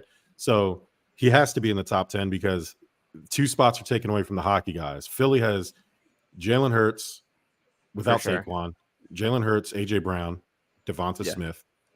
It was Jason Kelsey. I don't think there's anybody. Lane Johnson, if you want to throw him there, right? Maybe. Yeah, I wouldn't though. He's awesome, but he doesn't. Like, I do think a part of it is, like, when I was thinking my list, my immediate one, it's the guys that are both the elite talents and then they back it up with kind of their face, like the Bryce Harper. Bryce Harper is a lock, obviously. Joel Embiid, obviously, from a talent standpoint, MVP standpoint, and he is still a guy that kind of gets after it. Jalen Hurts, of course. I'm with you that I think both AJ and Devontae are on there. So that's 5 right there. I think Tyrese Maxey is absolutely on there. He's a guy that gets it from the personality standpoint. The Phillies is interesting because they got a lot of personalities that are loved. That, like, for example, a guy like Brandon Marsh, I wouldn't throw on here, but I think he's, like, if you ask people their favorites, he absolutely cracks that list. So I think we're at like a strong 6 unmovable with the Joel Embiid, Bryce Harper, Jalen Hurts, AJ Brown, Devontae Smith, and Tyrese Maxey. Is I'm trying to look at the Eagles defense here. Yeah, Brandon Graham. I don't know who wrote this. It could have been Hassan Reddick. Is he still on the Eagles? He's in trade talks right now, so I wouldn't throw him in the mix. He's another Philly guy too, or from Camden originally. Temple dude. Trey Turner. Yeah, that's what I was debating. I would put Brandon Graham on this list for sure. I would make Brandon Graham number 7. So we're already at 7 or 8, depending on how you feel about Hassan Reddick. Are we going to put JT on there? Nah. No. Okay. I wouldn't. So, I mean, if anything, I guess he can crack the top 10 because he could probably just take Kelsey's spot, right? Like, depending on how you feel about Lane Johnson. But as far as Eagles go, we already got the big 3. Jason Kelsey's out of there. So what you got, I mean, Hassan Reddick is great, but the Eagles are probably, paying too much money. They probably want to get rid of him. Brandon Graham takes a spot. So that really only leaves Jason Kelsey's spot. So I guess you would have to, by default, and there's no Flyers, available. No offense to the football fans, but I don't know anybody on the Union, and I don't know if MLS counts. But I would probably throw him top 10 right now. He had a good year. Yeah, he's in. I mean, a lot of people believe in the Philly brand, so this could be his best season ever. But in terms of pure talent, I would have to put him in the top 10. I guess maybe not high in the top 10, maybe somewhere from 7 to 10, somewhere depending on how you want to argue it. But I would put him up there right now. Why not? Yeah. It reminded me of when Harper was thrown into the top 5 for Philly way too early. I mean, obviously now they were right? And that's lifetime, right? But Harper has definitely done that. What I could say, but that's different when you're a generational, like LeBron Mhm. Going to Miami, he was already one of the greatest Heat ever, right? I Yeah. guess you could say he's one of the greatest Lakers ever. The Lakers are kind of an anomaly too because they're just such a like the whole talk about LeBron getting a statue. Like he shouldn't get a statue in LA because he has one title that a lot of people put an asterisk on. But even if it was a regular title, you only got one title in LA. And Yeah. they just have a different winning one title in LA is different than winning one title in Cleveland. Yeah. And so to me, LeBron shouldn't get his jersey retired in LA, shouldn't get a statue in LA. He should just get remembered for being a great all-time great player that happened to play for the Lakers for some time of his career. But circumstances matter. So and it should matter. And so like Bryce Harper, they were showing him hitting 500-yard bombs in high school. Yeah. ESPN before he got drafted to the Nationals. Like he's different. Yeah. And at the time when he came to Philly, he was one of the greatest. Like you could not put him on a top 10 list. So I agree with that. That's different. Bryce is different. Bryce is more in the LeBron category than he is the Saquon category. And the Phillies built everything around Bryce too. So obviously it was premature, but that was always the plan. Yeah. Mm-hmm. No, and he embraced, like I said, you would think he grew up in Northeast Philly, like for sure. Like he's always like just been, you can't really remember him in Washington because he's been such a big like figure. When I think of him in that Philly Fanatic headband thing, and just just being one of the bros from Northeast. But the one thing I would say is like when I compared Harper to like wrestling, I always thought of him as Seth Rollins, where like, yeah, he's obviously a future Hall of Fame WWE kind of guy, but he reminded me of that. Like it was never a situation where I was like, oh, this guy can be, and I get it. He won a World Series. You could argue that. It wasn't, it was like you had the Mike Trouts, which were like the Roman Reigns. And then like you had Bryce Harper, which was like Seth Rollins, where they both get to the same way. They both have championships, but it was like, how is Harper going to do this? And that was just my humble opinion about Harper. So I never thought of him like if he was to join the Mets, like I would be like, oh, it's going to be lights out. So it's completely remarkable of what he's done and the way the Phillies have utilized his strengths. The fact that he's learned how to play first base. He's going to do some DH time too. And, and then Trey Turner joining him. And then also Turner had a horrible season compared to what expectations were. And the fan base just rallied around him. And there's no chatter about that this year. They think he's going to come out the gate strong. That could be a huge game changer for them. And they could turn around and win the NL East, which according to the Braves is a bad look. and by the way, I'll point out the Trey Turner stuff. I know it's got plenty of shine, but like that's Philadelphia fandom, the good parts of it, of seeing that. If you want the playbook to earning the respect of Philadelphia fans, it's literally just play hard every night. That like with Trey Turner, it was so clear that he was in his own head. He was just playing poorly, that he wanted it. He was trying, and that you can see the baseball card there, that you can see what this guy's capable of and has proven to be. So it was cool to see that. And I do expect a full return of the Trey Turner that they thought they paid for this season. That's my full expectations. Yeah. Philadelphia fans really love that unless your name's Tobias Harris. I don't know if he doesn't try like Trey Turner tries. I dig it. Tyrese Maxey. We skipped Tyrese Maxey on our top 10 list, by the way. I threw him in there. Oh, you did? Oh, my bad. Yeah. Gotcha. And the other part of this being that because there was a little do we need to give Tobias an ovation kind of buzz going on Twitter, which we know what Trey Turner is. We know what Tobias Harris is, and what these are not the same thing. But there's a level that Trey Turner can return to that Tobias Harris just straight up isn't capable of. And like the cheering, I don't think I get your point about the negative reinforcement and ragging on him. Not the right answer either, but also just maybe treat him like a normal guy. Like we just go about our business and continue that. I feel like that's the course for Tobias Harris, and hopefully he plays his way out of it. But I don't see, I actually just saw a stat come across my timeline on Twitter involving Tobias Harris that I'll read out right here. I don't know if you've seen this one yet, but total charges drawn by the 76ers since 2019. So this is 4 seasons here. Mm-hmm.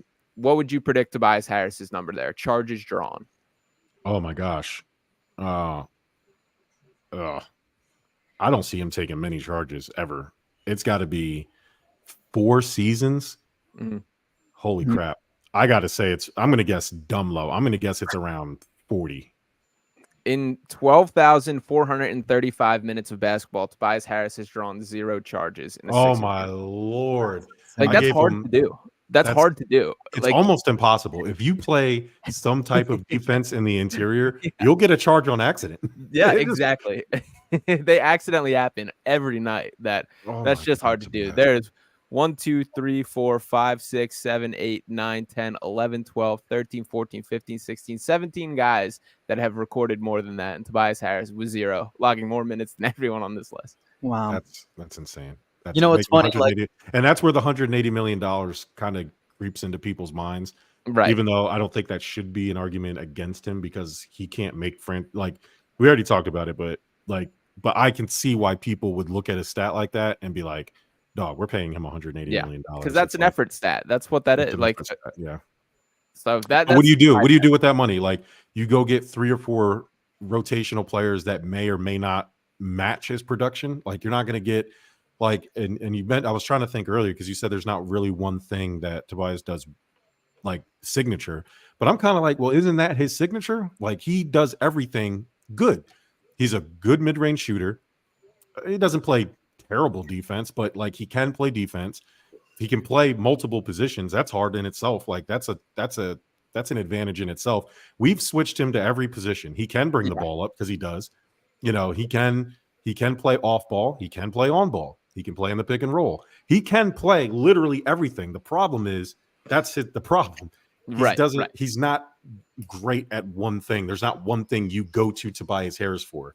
You go to him to kind of fill in what you're missing on your team because he can do it well to good, or at least decent enough to get by. But yeah, I totally get that. You know, that's a crazy stat. That's insane for him. He needs to start. I don't know. Maybe that's it. Maybe he needs to focus on not scoring and taking charges, and maybe his fortunes will turn around for him. Yeah, and to speak to myself personally, my frustrations with Tobias is it felt like last year I thought he made such progress in like cleaning up his shot diet in a more efficient capacity, him being quicker with his decision making, whether it is take the shot, get downhill. Because the worst version of Tobias to me is when he's pump faking and going into the post and taking little fadeaway twos, where you're soaking up 15 seconds of the shot clock for a bad. It killed us the other night. Yeah, Did you notice the thing I noticed about them not like straight up refusing to get the ball past half court? Like, I was screaming at my TV. I forgot who they were playing, but there was like 3 straight possessions where I'm like, if you don't dribble the ball past half court, it's literally the same. They wasted so much time. You knew they were trapping you.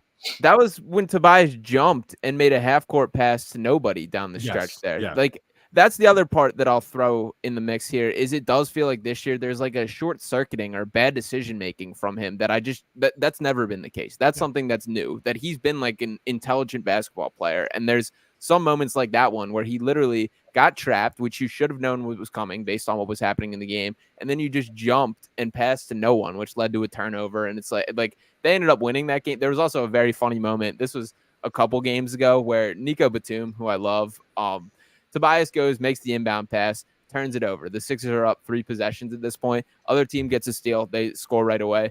Nick Nurse subs in Nico Batum, who was dressed but not expected to play. His only play of the game was just to make an inbounds pass because Nurse was like, I can't have Tobias do this. I do like Nick Nurse like trashing the team after the game. Like, hey, you guys suck. Like, they need that. Like, that's what he's here for. And it'll be interesting to see what happens when Embiid gets there.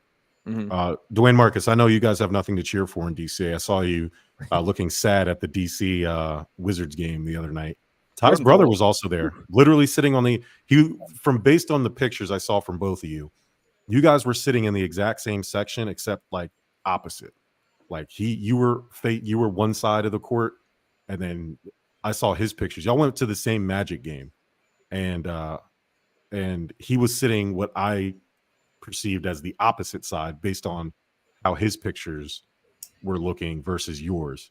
So what was it like watching the pathetic Wizards pay Jordan Poole all that money and then seeing a nice young team like the Orlando Magic with all their nice young players and knowing that's the way you should have done it? Well, I went there to see the Magic beat the Wizards. I'm not a Wizard. I also was in a suite thanks to the job that I work. We get Oh, tickets sweet. from time to time. So I was in a suite with my boss. Isaiah was Also- definitely not in a suite. I also got to go take a picture in the new TV studio that's yet to be used yet. I got to take a picture. My boss is very Trusting, because he gave you the company card to buy 400 pizzas. my boss is Took half of them home. my boss is great. My boss is extremely, I guess the word would be supportive of my non-mathnesium adventures. So like all of my podcasts, all 2 of them and soon to be 4 of them by the beginning of August. It's about to be And the Give Us Dwayne Network. Jesus Christ, we were talking about I can't remember the guy's title, but the guy that gave us the tickets, he was talking to him about my podcast, and the guy was like, "Do you want to go take a tour of the new TV studio?" So we're like, "Heck yeah!" So we went over there.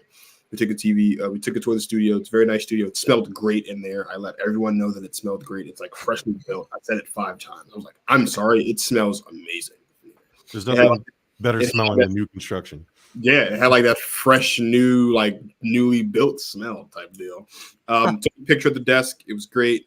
And then I came back and I watched Paolo. I asked for 30. And I think Paolo scored like 26. So I was kind of sad about that. No, it was great though. I went to in 2022 at the end of the year, the game that AD scored 55 here. I was in the suite for that game. Me and my best friend, he's a Lakers fan. I was like, my boss just got 2 tickets to the Wizards game. Do you want to go? He was like, who's playing? I was like, the Lakers are playing. He was like, heck yeah. So he went to the game. We were the only 2 people in the suite that were actually watching the game, which I very quickly learned when you sit in the suite at a basketball game, you are not there for basketball. You're there for other reasons, which I was very surprised about because the first time that we went. So I've had 2 very great experiences, 3 actually, because the year before, on New Year's Day, the Bulls played the Wizards. Me and my friends on that day decided to drop $20 to sit in nosebleeds, and that was the night that DeMar hit the corner 3 game winner. So I've had 3 very excellent experiences watching the Wizards lose one after the next, and that's what I enjoy as a Wizards hater from DC. What's up with your boy Aaron Rodgers trying to play quarterback for the New York Jets and then also at the same time be vice president of the United States? Aaron Rodgers isn't my boy. Oh man, I don't know. He's a Pack. I don't know what's the last team he played for? I mean, he's a Packers. New York Jets. He played 4 games for them last season. He played. Yeah, I mean, he was a Packer for life, man. He's going to end up back in Green Bay. No. Aaron Rodgers, the football player, love him. I think he's great. Aaron Rodgers, the human being, not my boy by any stretch of the name. I don't like that guy at all. Is Aaron Rodgers football Kanye West, where you love the art, but when he opens his mouth, you're like, this is an irredeemable jackass, and I can't believe I like this guy. Yeah, but the difference is like we already knew that about Kanye before he really like went off his rocker a couple years ago. You know what I mean? Like Aaron did, I would say, a pretty good job the first 12 years of his career, like just seeming like a normal. I was replacing Brett Favre, which was an absolute nightmare. It was a nightmare, but like he just seemed like this. Well, he seemed like this normal guy, and then like as the years goes on, you learn like he's like estranged from all of his family, and he can't keep a girlfriend at all. And then it's like, oh, okay. And then I think that 4th MVP was not good for him. That's really when it really started to go downhill is when he broke up with Olivia Munn. That was it. When you lose the one that like holds you down, that it all starts to change on you. And so I don't know how you lose Olivia Munn, but Aaron Rodgers seemingly did it. Now he's out there with Von Miller and Jordan Poyer and a bunch of other NFL guys licking trees or whatever he's doing out there. He brought them all out there to do the ayahuasca fruit, whatever it is, sitting in dark rooms, darkness retreat. That's not really dark. Did you see that room? There's mad light in there. It was like it's just like a little room and just like little night lights. So like you can see. It's not like he's just sitting. It's like a little log cabin in a tree trunk. And I'm like, man, you have to be some kind of rich to go do that. As a whole, like regardless of your political side, like I liked it better, like what you just said, when the artist was detached. Like they say never meet your heroes, right? Like, and I've been fortunate enough to meet a bunch of them, and they're really cool. But every so often, you're like, oh, maybe I shouldn't talk to that guy, right? So that's how I feel about Rodgers. Like, and also like again, New York media, man. Like you said, Green Bay had him up there on a podium for how long? He starts flirting in New York, getting national attention, going on ESPN, which is out of New York, and on Pat McAfee. And next thing you know, everybody's twisting his words around, and and he's twisting his own words around, right? So, I personally, like, I just think it's just crazy. I think about, I'm a historian, so I look at elections. I think of Roosevelt. Like, he joined as an independent and he messed up the entire election, and that's really what concerns me right now. Is like, you're adding a third party, but is it to benefit another party, right? So, because I had this conversation in the nicest form with a bunch of fourth graders when I was substitute teaching, and I was like, well, let's pretend that 5 people are voting for one president and the other 5 are voting for another, and then you add a third in, and he takes 2 votes away from the one party, right?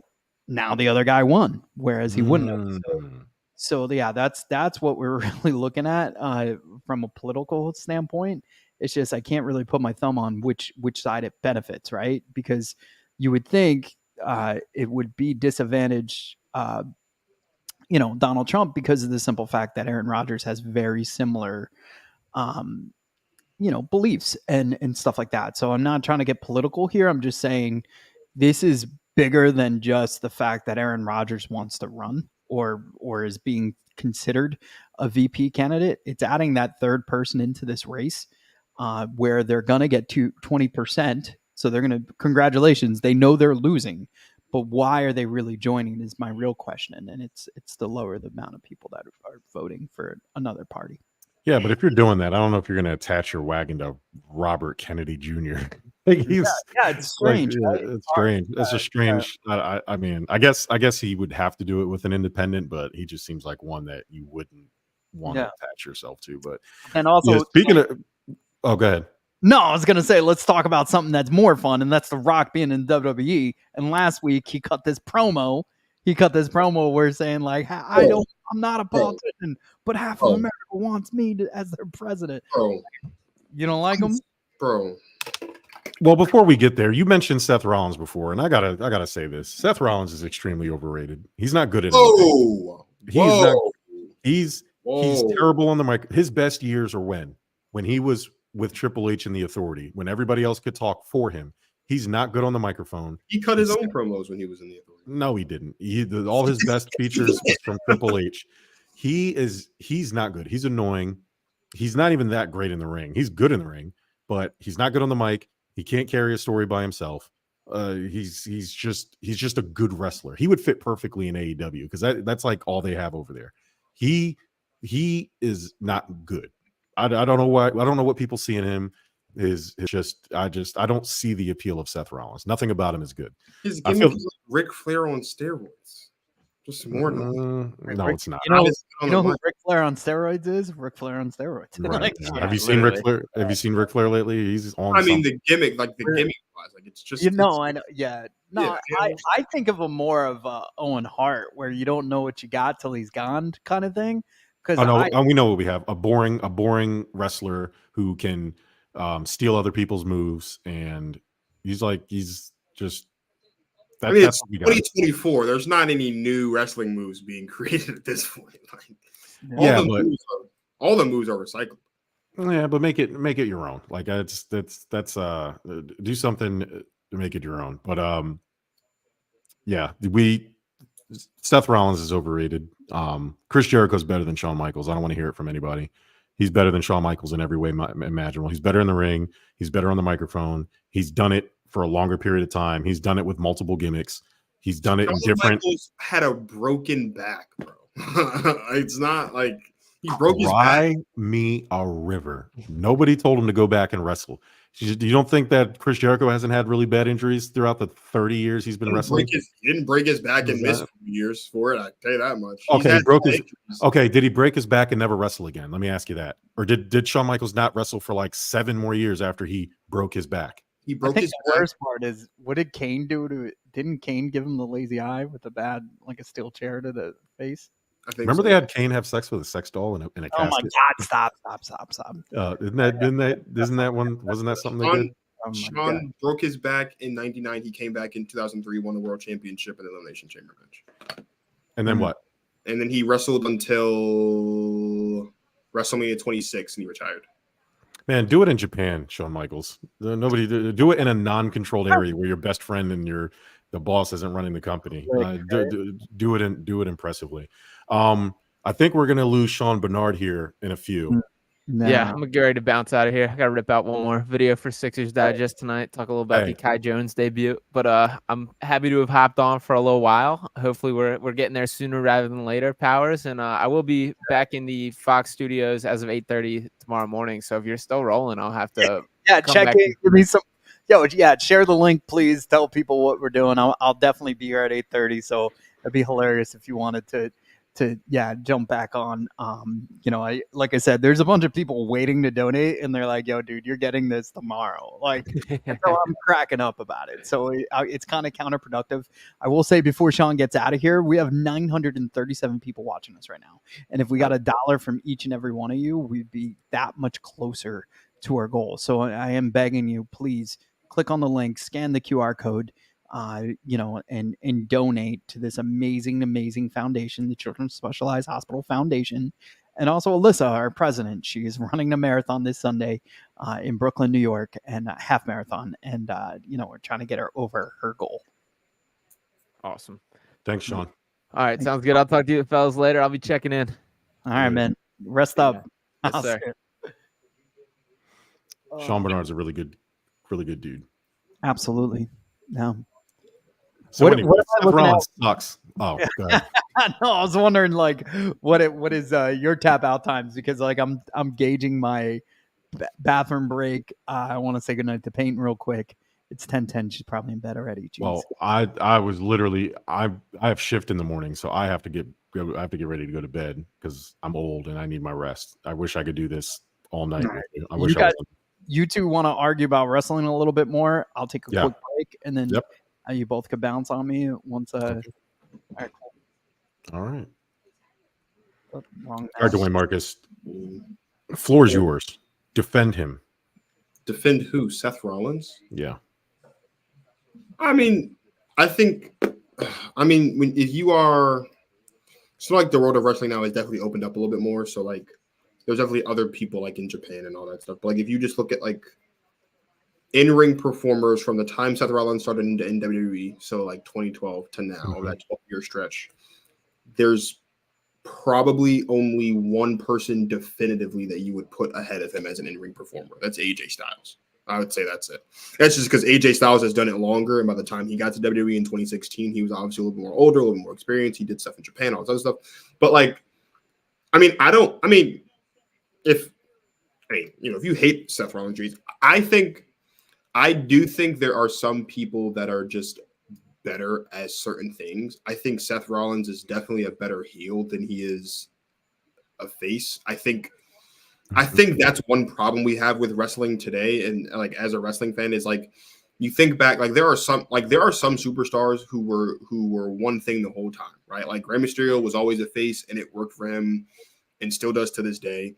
There are other superstars who were always heels and that worked for them, right? Like throughout the course of their career. There's some superstars who did both, and it's clearly like John Cena, for example. Like from a business standpoint, yeah, like John Cena was always a face because he had to be, but John Cena probably would have been a better heel than he was a face, especially once you get into like the 2010s, right? Like the late 2010s because he's won everything except, like, you know what I mean? Like he's been doing it for a long time. Like he could have been like that vet heel that was just bullying people. You know what I mean? Randy Orton was always a better heel than he is a face. The problem, though, with a guy like Randy is we love to boo Randy, which defeats the point of you being a heel. Like, we're supposed to hate you. He did such a darn good job of it in 2009. They were like, man, we want to see this again. So that's the problem. I think if there wasn't so much back and forth of like, you're a face for a couple months, now you're a heel for a couple months. Now like I think that's what ruins it, because Seth Rollins is much better as a heel.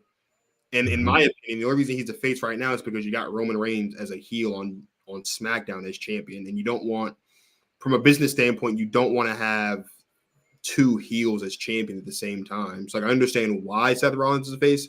I don't like it though. Like I love Seth. I would just prefer if Seth was a heel because he does better work as a heel, in my opinion. I think he's much better. So we're here for the Children's Specialized Hospital Foundation. We are helping Mike out with his Pod-A-Thon. We are a little bit shy of 5,000. The goal is 8,000, but as Mike said earlier, that he has some people that are kind of torturing him. So we don't actually know what the real number is, but as it stands now, the official number is about 47. So if we can get to at least, 5 or 6K by the end of the night for Mike, that'd be great. There's 800 people watching right now.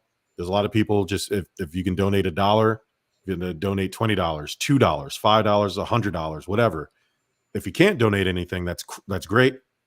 If we would ask you to share, at least share the feed, or at least share the link that's in the description. I don't even care if you watch, but if you take the link and share it, then maybe a person you share it with could may be able to donate, and then in that way you also can give us some help.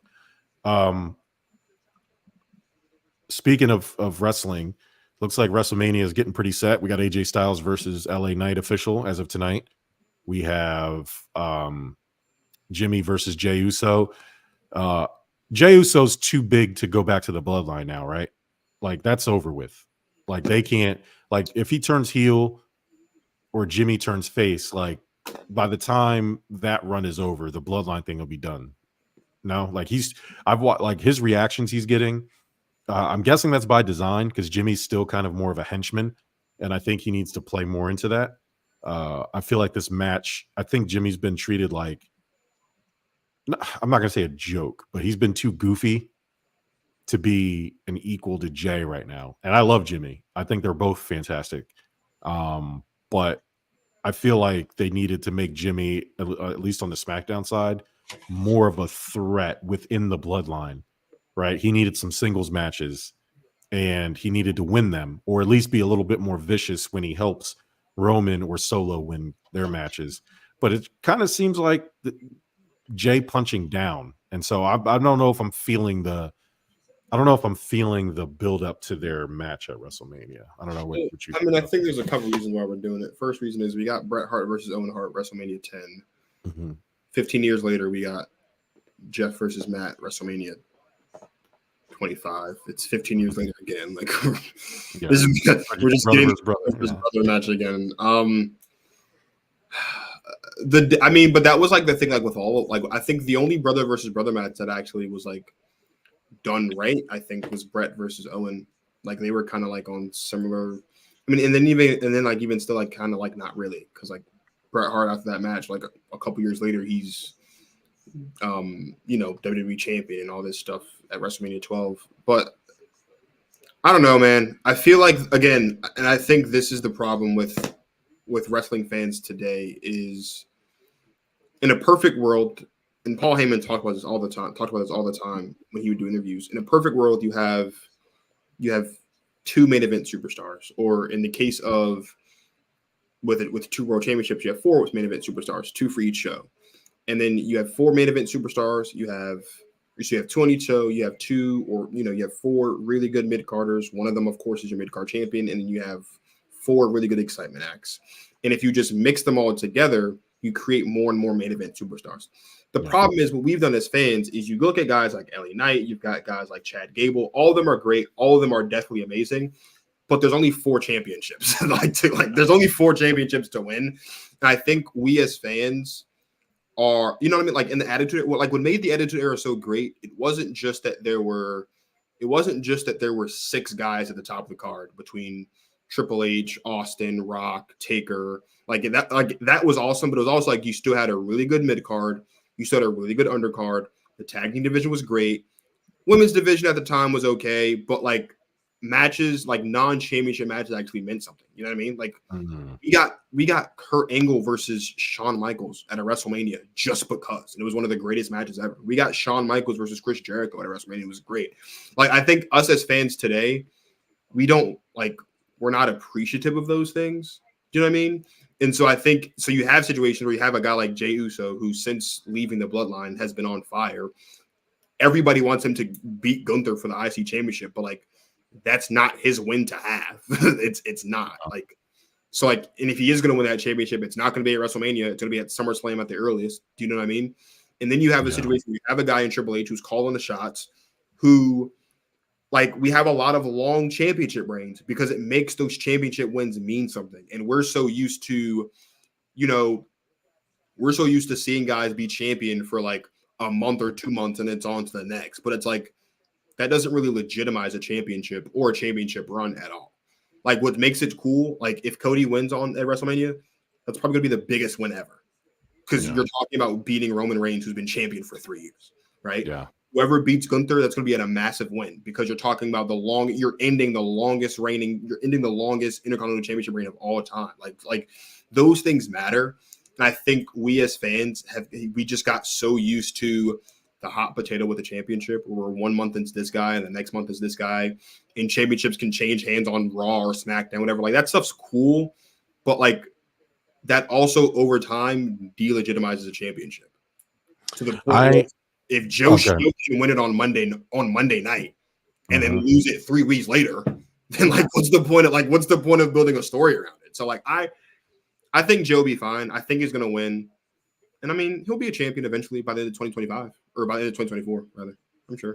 They messed up this Cody Rhodes thing. They should have done a Chris Jericho-esque undisputed title thing.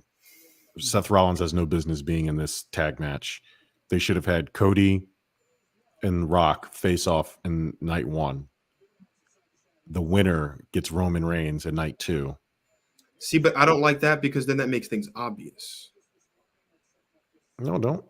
Who says Cody has to win at WrestleMania? But you're not Rock, but he beat The Rock.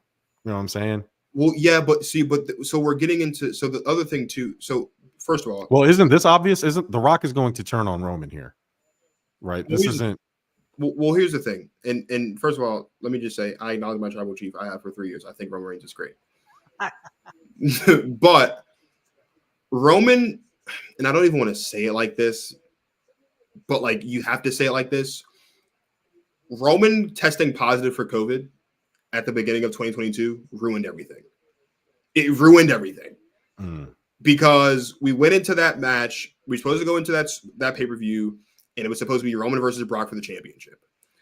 But Roman had COVID, and so Vince McMahon, instead of just cutting the match, or instead of just putting Brock in another, singles match or something, he adds Brock to the WWE Championship match and then has him win that match. So now it's like we still have to get Roman versus Brock, and instead of just having Brock lose the championship to Bobby Lashley at Royal Rumble, let that be done.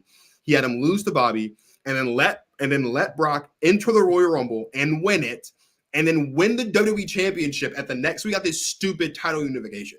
So we went basically 2 years, a year and a half, really, without a second champion, which sucked for everybody because Raw basically just had one champion. It was Austin Theory, of all the people on the face of the planet, to be the one champion on Raw. It was Austin Theory. I feel like at this point, like, here's the thing. I love wrestling, and I think that there's a place for predictability and there's a place for unpredictability. And I think if there's one place where things should be unpredictable, it's WrestleMania, because it's the biggest show of the year. It's the end of the calendar year. And to me, Cody versus Rock to go on to face Roman Reigns, it's like, okay, well, you're not going to do Rock versus Roman for the championship, because if you do, Rock's going to lose that match, and we all know it. So that just makes that too obvious. So you have to have Cody win. But by having Cody win, if you do Cody versus Rock, we know Cody's win. Like, do you know what I mean? It's a super slippery slope. I like this. I would have preferred if it was Cody versus Cody and Randy instead of Seth, because it doesn't really make sense for Seth to be Cody's tag team partner when Cody came back and beat him 3 times in a row, including once with a torn pec inside Hell in a Cell. Like, that doesn't really make sense. But I would have liked a Randy Rock straight up, third generation versus third that's generation. cool. Like, I think there's a lot of different things to do. I just feel the reason why I'm kind of anxious about WrestleMania is because you have a guy in Cody Rhodes who won the Rumble last year, main event at WrestleMania, and lost. He came back this year and he won the Rumble again after a very long year. You cannot have one guy win back-to-back Rumbles and lose both times to the same guy. Like, it can't happen. So, like, he kind of has to win. But then, like you said, like, dang, well, Rock could turn on Roman, which would be great. It would obviously set up their match down the line. But then it's also like people are like, well, what if Roman turned on Rock during the tag match? Well, that wouldn't be in Roman's best interest, because if they lose the match, then all of his, Solo and Jimmy and the crew are banned from ringside. He wouldn't want that, right? There's just a lot of weird stuff happening. All I know is WrestleMania 40 is going to be an exceptional event. I will be watching every second because that's what I do. I watch WrestleManias from front to back. I actually just the other night while I was writing my essay for one of my classes, I watched all of WrestleMania 26 from front to back for like the third time. Not a great card, but I enjoyed watching John Cena win the WWE Championship again, even though I already knew he was going to. You know what I mean? I think it'd be great. I need, as much as I love Roman Reigns, I cannot turn on Monday Night Raw on April 8th in a world where Roman Reigns is still champion. I can't do it. Mm-hmm. I'll lose my mind. I'll join the Bald Men's Club. Hey, I'll rip it all off. Oh, so the cool guy club. Gotcha. Yeah. No, there's nothing wrong with being bald. My uncle's bald. He's amazing. I think being bald is actually better. You just pulled my uncle's bald. No, my uncle's bald. I tell my uncle all the time. Like I see my. I too have a bald friend. No, I don't like. Do you know the thing about being bald? Sometimes I wish I was bald. Is I look at myself like this. I've been here for probably 2 hours, and every time I look at myself, I'm like, I'm disgusted with myself because I need a haircut. Yeah. Like You look great. You look great. Stop. Yeah, What's also great is the team that's the foundation that we're supporting tonight. They just sent Germ and I a care package, which is unbelievable. Oh, Yeah, it's on its way, Germ. It's got Celsius Live, sparkling orange, some Hell yeah. Sour Patch Kids, some Reese's Pieces. So, like, also, like, selfishly, I'm thinking about so we're in hour 4 now, right? So hour 5, I'll treat myself. Hour 6, and try to get myself around that. But also, like, if you can, and I know people think it's hilarious right now because I'm getting all the texts and comments and stuff. Start donating now. Like, like, let's keep this thing moving. But also, like, I get it. I'm in it for the long haul. Like, even if it's $100 and we're still not there, I'm going to be here at 8 a.m. So if you're holding off because you think it's funny, please stop and start donating so we could get, that energy that the hospital, the foundation is sending us is one thing, but the energy of seeing dollars go up that thermometer is something that's going to keep me going throughout the night. yeah. I appreciate it, man. That's And really on that note, I am going to now leave it in your hands, Mike. Actually, give me a few seconds. I'm going to preload the meter. That way you don't mess it up, and I'll make sure they're labeled for you. Thanks, man. Thanks. Yeah. It's been like a revolving circle. So I just want to make sure you're set up for success because your success is our success. But man, and the kids.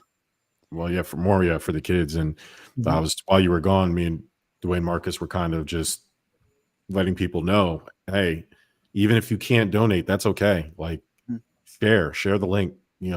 Somebody you shared with might be able to donate. Like, whatever you do is helping, whether it's money or not. Like, sharing is free. So if obviously everybody's in different situations. So if it's a situation where you would like to donate but you can't at this moment, that's fine. Just share.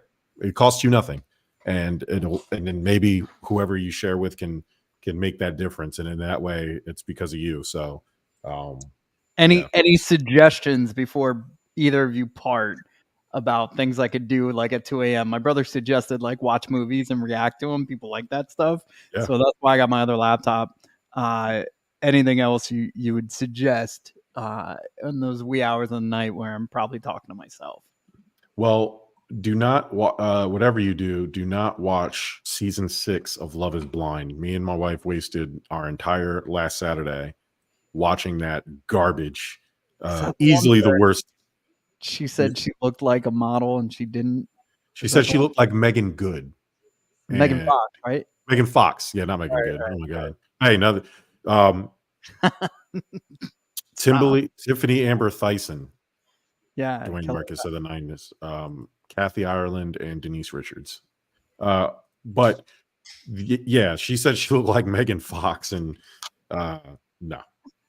I'll keep it. I'll save that. I'll save that criticism stuff yeah. about sports. My I love criticism of that. But yeah, she lied, and there was a guy. He did this girl really like. Said he wasn't ready for marriage. Like, what'd you go on the show for? Like, don't you understand the point of the show? Um, yeah, it was just. So It the was just moral of the story is love is not blind, right? yeah, right. Yeah, Love is vain.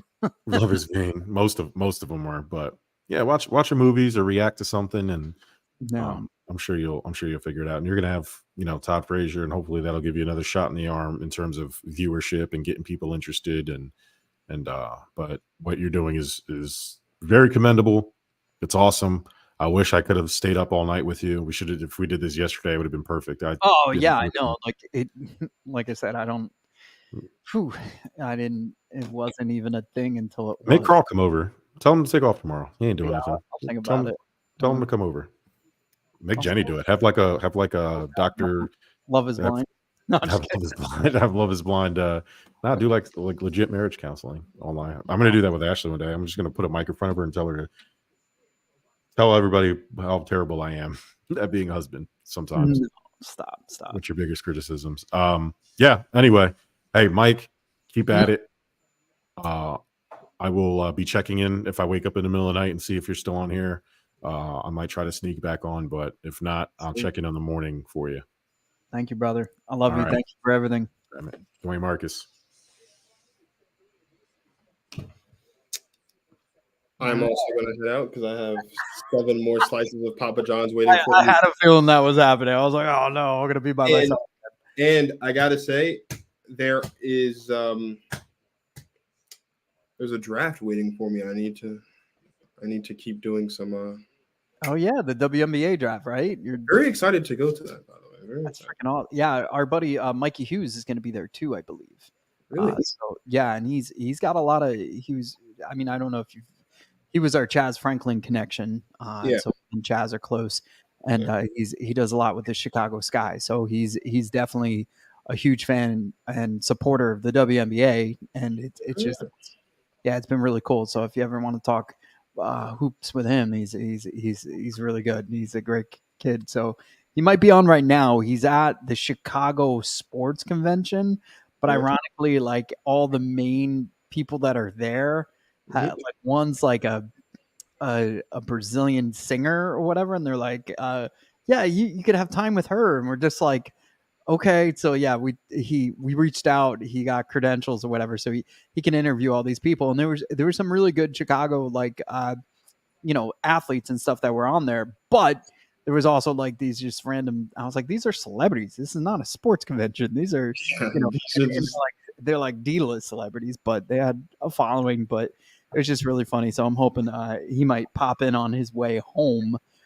from the convention. So that should be fun too to check in on that nut. But yeah, he's really good, and he's really connected, and he cares about growing that sport that I wish more people cared about. So we are holding out hope for some media creds because I think that make things a lot more fun. Yeah, I'll try to help with that. They're figuring. I'm currently in the process of figuring out like what I can do because I did buy a fan ticket, so I'll be like in the crowd with the fans. I'm trying to figure out like what I can do from that regard. But I am keeping my fingers crossed for a media credential miracle. That's awesome. That would just be so much more. We'll figure it out. Do you have a point of contact? I could try to. I know we texted about it at one point, I think. Or something. I don't think so. I know that Martin's cousin plays basketball, and his team is in their conference tournament, so he's been in Atlantic City all week. Nice. All right, man. So we're gonna figure it out. We still got draft is like a month from today, so we've still got some time. It's funny because we kept saying that about WrestleMania because it's in Philly, and then next thing you know, it's like right there, and it's just like, oh my god, we gotta get our stuff together. I'm gonna be with Martin next weekend, and we're doing this Queen of the Court thing that's in Jersey. One of Martin's friends is holding like a basketball event, and there's a Queen of the Court thing up there, so I'm going up there for that. And then literally the next week, I'm getting back on a train to go to New York. Well, 2 weeks after, actually. that's I crazy. also, by the way, I was saying earlier, I was talking to Sean when you had took your first break. I entered someone's like one like big like women's sports thing. They were like doing like a sweepstakes for tickets to the national championship game. I was at work and I saw it and I was like, you know what? Why not? So I just filled it out. It's like two tickets to the game and like $1,000 for travel. So in the off chance I win that, I would be in Jersey next weekend, at the national championship game the week after that, and then at the draft the week after that. That is awesome, dude. Well, I'm hoping that happens, and maybe you can. I very much Jersey both for personal reasons and obviously, of course, for Protect Our Queens reasons. I'm 100% hoping that happens. Yeah, I'm hoping too, man. You never know. You only miss the shots you don't take, as you know. And that's why you Martin, gotta I sent it to Martin, and he also applied, or he also put his name in there. So we technically have like 2 chances to win. So I'm very, very hopeful. So, man. Well, I'll be watching all your shows, like Jerm said earlier. It's the All 4 of them. all 4 of them. But no, I appreciate everything you do. Great content all around. Of course, man, I appreciate it, brother. Awesome. So, yeah, bro. You go enjoy your pizza, and I will enjoy the pizza. I will keep this. I'm going to switch over to YouTube and just have this running in the background, just so the view count doesn't go down. But I appreciate you, bro. burning that. You enjoy burning that midnight oil, man. All right, I'll see you later, Marcus. Thank you. All right, dude. All right, bro. Bye.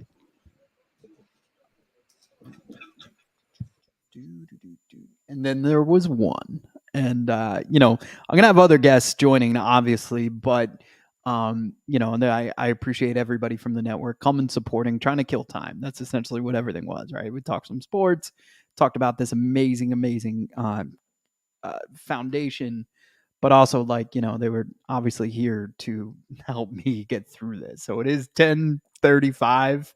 And like I said, I'm gonna do another tally with all this stuff. I know there's a few people that have been teasing that they're gonna donate. Again, I can't beg you enough. Get it going now. Just to give me that boost of energy so that we could continue to raise this money. We also have some guests joining us early in the morning, some at night. Some people are wrapping up their night and maybe they'll pop in. And if they do, I'll introduce you to them. In the meantime, I just want to talk about the hospital. And, it's something you never want to experience as a human being, obviously. And honestly, when we first I have one daughter, her name's Payne, and when we early, I want to say she was like 4 or 5 months old, they told us her head size was in the 100 percentile. Like they're like, it's the biggest head we've ever seen. And it was scary. We had to go to a specialty hospital, CHOP actually, in Philadelphia to see a neurologist. And it was the scariest 7 days because they were like, oh, we'll see her Wednesday. And I was like, no, you'll see her now. Like I can't sleep for the next 7 days. So it was rough, man. It was rough. I remember just sitting there, like not knowing what was up, what was down. And you go through this hospital and you see families that are broken or hurt. You see kids that obviously need help, and it really guts you. And I was a lucky one where the doctor just came in and said, yeah, she's got a big freaking head. Like, deal with it. It's just, she's got a big head like her mom. So it was a great day. But I can't help but think about how many other people have had that situation, and it wasn't a so great day, right? Or it was a day that unfortunately had to change a trajectory of a child or of a family. So that's what this is all about, right? So when those moments happen, and a child needs help, a child needs treatment, this Children's Specialized Hospital is there to help. So that's why I'm willing to do this.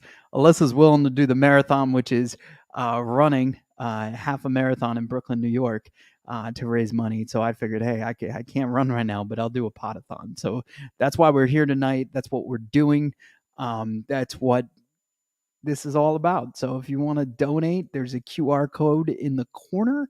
Also, like checking the links, the comments on to all of our socials. There's a link there where you can donate.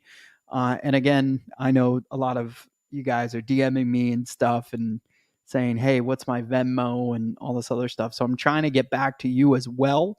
My next break, I will try to reach out to anybody who's asking that, and please respond back, because then I can't respond back until another break, where I'll just start airing out the text and conversations that I'm having. And to the few that have offered donations, shout outs to Ed McKenna, who kicked this off 4 hours ago with the $2,000 donation. I appreciate you. That's awesome. Everything you do for the hospital, being a board member, and just really championing and leading the way financially and as a leader for this foundation. So we do appreciate you. Todd Frazier popped in.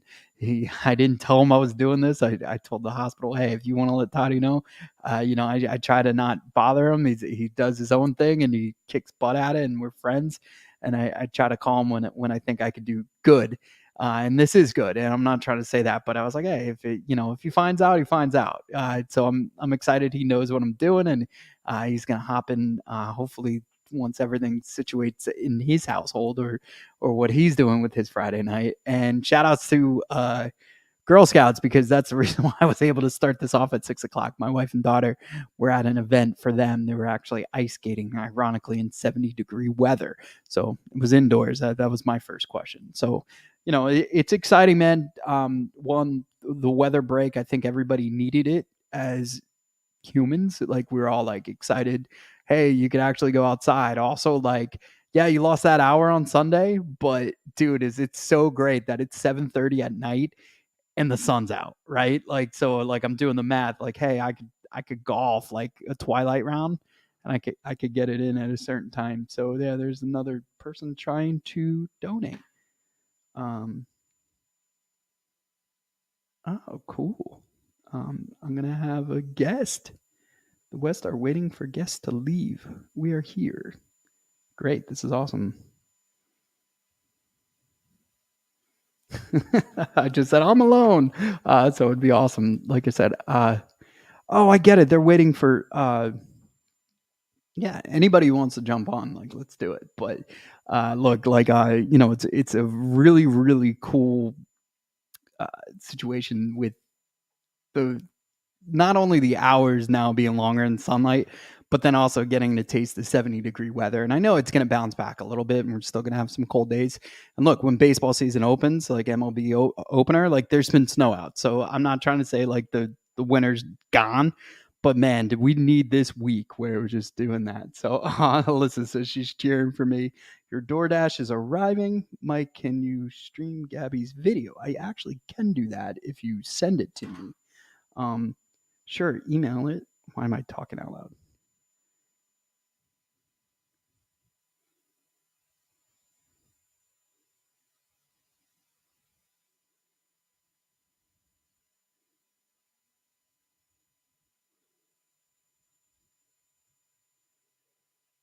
All right, cool. Yeah, that would be awesome. I want to share that because, like, Gabby's video was played. It was the first time I've seen it, but it was the first time I like saw it in its entirety and in a crowd and seen the reaction that it gives. And it's definitely one of those most unbelievable, most memorable things you'll ever see, because like knowing the video exists, knowing who Gabby is, and then watching the crowd reaction and people fully now understanding what the Children's Specialized Hospital was. Because even my co-host Amber on the red carpet, she understood the hospital, but she didn't fully understand the hospital. And what I mean by that, she knew, oh, it's a hospital for kids. Of course I'll be there. So they associated it with just a hospital, pediatric hospital kind of thing, right? Didn't fully understand it until she saw the Gabby video. And she was just like, oh, what we're doing means that much more now. And I was like, yeah, no, and I get that. Like, but just the family interaction, the whole video is just gut wrenching, because like you never wish your daughter to have to go through that, but you wish that if she did, she'd come out the way Gabby did. And that's public speaking, just being able to help other kids. And that's it's tough being a teenage girl. I can only tell you, because I have 4 sisters. I couldn't imagine going through that, going through school, going through the competitiveness of being an athlete and being somebody who runs track, plays soccer, and then having that happen to you is just completely devastating. I'm gonna run upstairs for like a second just to see. Well, actually, I'm not. I was gonna lie. I might just see if they're saying the DoorDash is here. I want to share all my snacks with the audience, and then my plan every hour to kind of which ones I'm gonna eat and like milestones. So like also like maybe that will help, and I could text people like, "Yo, I can't open this pack of Sour Patch until you donate." So also I'm gonna respond to some of these donations that are coming through.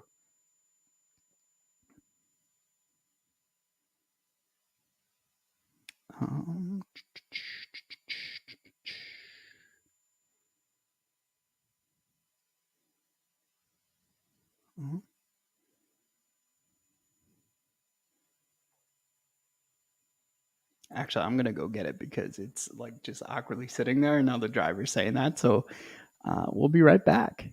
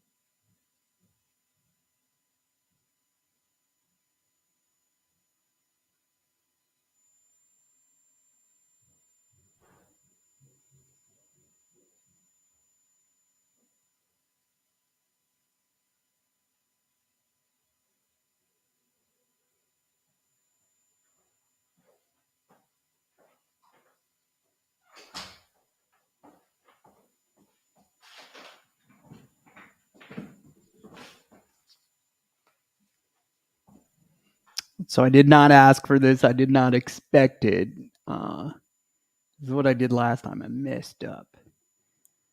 All right. That's the one I did wrong. We're right here. There we go. Yeah. Keely, Alyssa, and Kate sent me a little care package to get me through the freaking night. Got some Gatorade.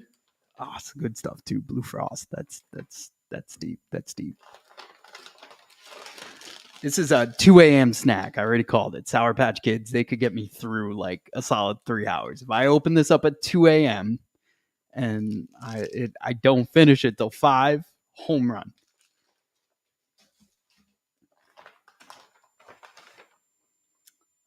You gotta go with the Celsius. So that's what I'm learning. These things can really get you through.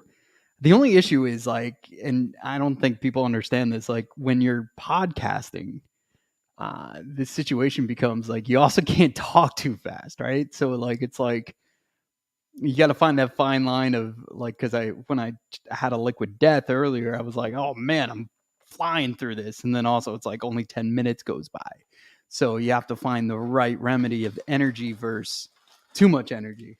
Cheez-Its, you gotta love Cheez-Its, man. That's a go-to snack right there. Also, it's just a perfect snack to spend the whole night up. right? Because you're not going to overindulge. I'm not going to, but you pop a couple Cheez-Its every so often. Down for that. That's pretty exciting. Oh man, and the best candy ever invented. Like shout out to Hershey for inventing this. Actually, they didn't. Reese's did, and then they bought it. But that's a whole nother story. I love the story that they share when you go to Hershey Park about like how like the two just became like it was peanut butter versus chocolate, and they decided to unite.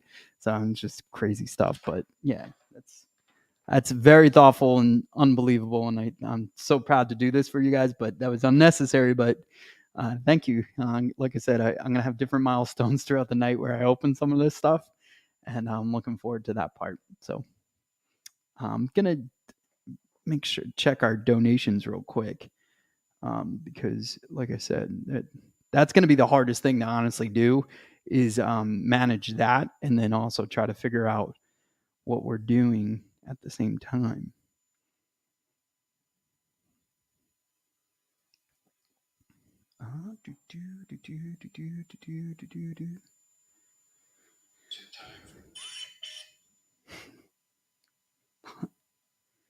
Appreciate everybody sharing the link, everybody sharing the stuff. That's really cool stuff.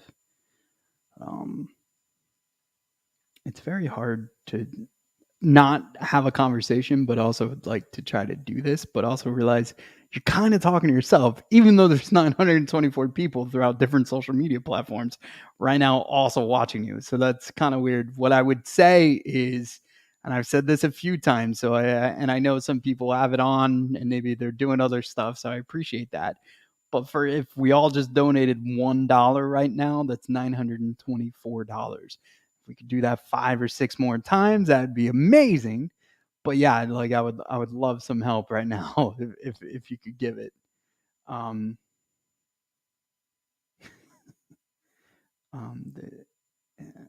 Sharon. Check the link. Oh.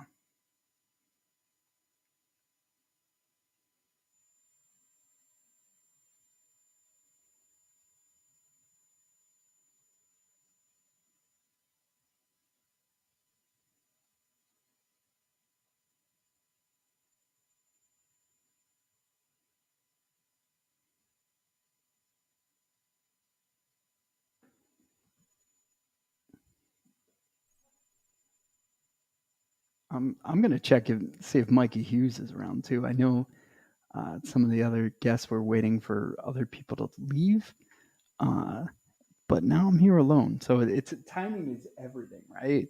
Like that's the hardest part. Like shout outs to Jerry Lewis, man. He did this for a living. Not a living. I mean, obviously, he did it for Jerry's kids, for years and years.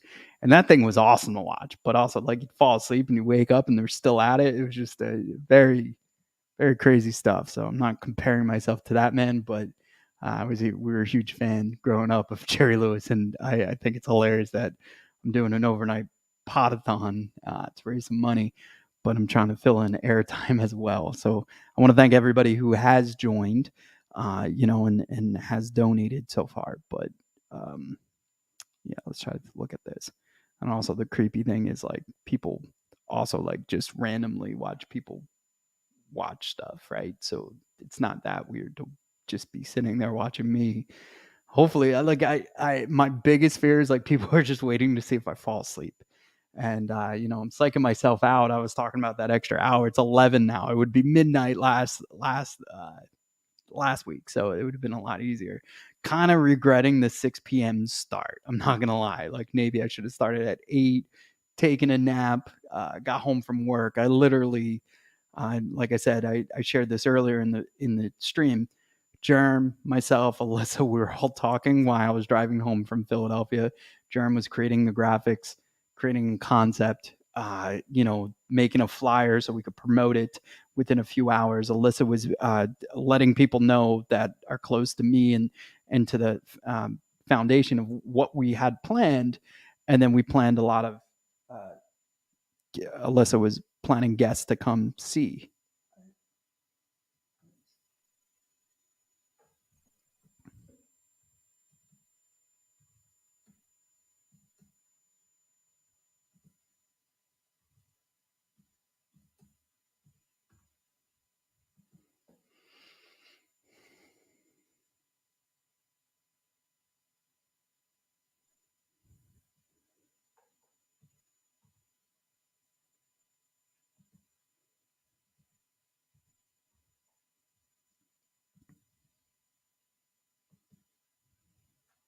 I don't even understand this.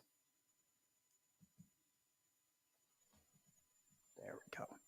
So I use on my work computer. I use my face detection. I guess the microphone casts a shadow, and they can't see my face, so it's kind of annoying. But I'm trying to get us Gabby's video real quick, and it's too funny.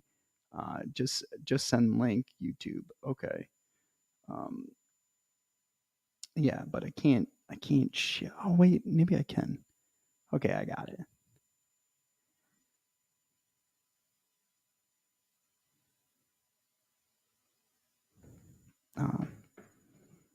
So I'm gonna hop into StreamYard from this computer, and then I'm gonna play the Gabby video. See, we're smart.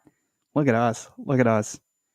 Building a telethon out of nothing isn't easy. Because like also you think your brain's working, it's not, right? So I get it. People are like, oh, it's 11 o'clock. Well, if you had to sit here and talk for the last 4 hours and 45 minutes, I'd start to get a little bit tired. But I am going to go to youtube.com, pull up this, and then yeah, that'd be awesome to enter.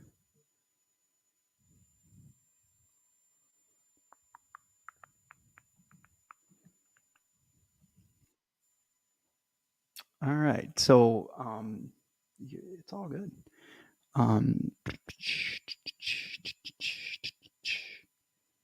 YouTube's got 156 people watching, and we have about like 700 people in the Twitter world, thanks to Fox Sports Philadelphia and all the iHeart people sharing it. So please donate. Please donate. I'm going to show you a video in just a couple minutes that hopefully will make you understand the reason why we all do this. So I'm just setting that up. Like I said, what Alyssa said about Gabby, Nico's, and all the other families that we're connected to and have stories, and I'll share. I have it right over here in our studio. The logo that Nico's gave to all of us that he drew himself, and it was from the Todd Frazier Pong event, and it was very taken back, just like this gift that they just gave us. We were like, oh, we don't expect anything, we're just doing this because we can't write a check, but we could convince other people to write a check, or maybe we could lend a voice and get the messaging now, because at the end of the day, if we do this for 13 hours, like maybe somebody will write about it tomorrow, and maybe it will create awareness. So there's a lot of positives going on right now, and a lot of it has to do with just amazing people, and you get inspired when you see a 15-year-old kid fearless in front of a crowd, telling her amazing story, or a kid playing basketball like he doesn't have anything wrong with him, and he's got more upper body strength than you could ever imagine, and he's talking about joining wrestling, and I bet you he'd whip a bunch of his opponents for sure, and probably win some amazing awards. And then you're talking about the hearts of Mark Montanaro, which he's always there, he always shows up. Todd's trying to connect dots even for some of the kids, like Nico's, like he's like, maybe we could get Frankie to train him in wrestling. And it's just it's so cool to see a community rally around these families that need it, and it's selfish, it's selfless. Like nobody's doing it so they get a pat on the back or anything. It's always to create awareness, raise awareness, and just do good. And it makes you smile at the end of the day. And that's really all we're in it for, is that smile. It's nothing else other than that.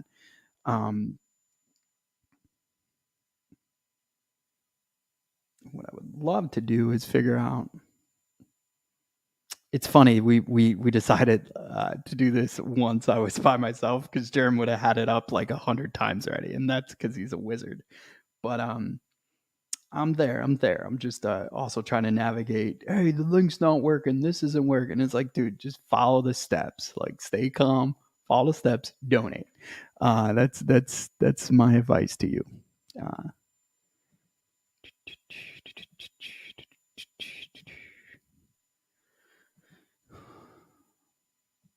Next time we do this, we'll have different links and stuff. I know Kate created my own link that said "Get Mike out of jail." I love that. I wish we had that just to go. Like, and I'll do that next time or whatever. But yeah, I'm working on this right now. So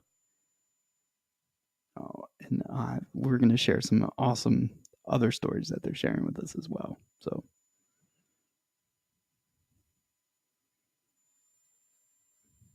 just waiting for that.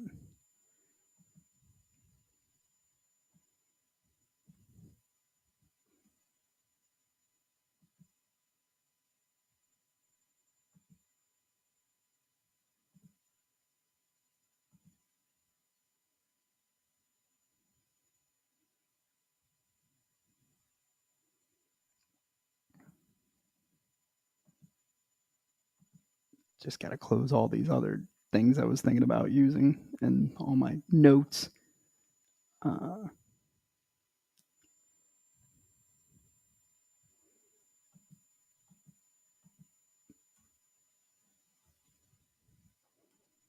The one thing I will share is I am not hungry at all, and that's thanks to Eat Clean, bro. That food was delicious. I had the Chuck's taco turkey bowl. It's unreal. It's just unreal. So shout out to those guys, and well, guys and girls.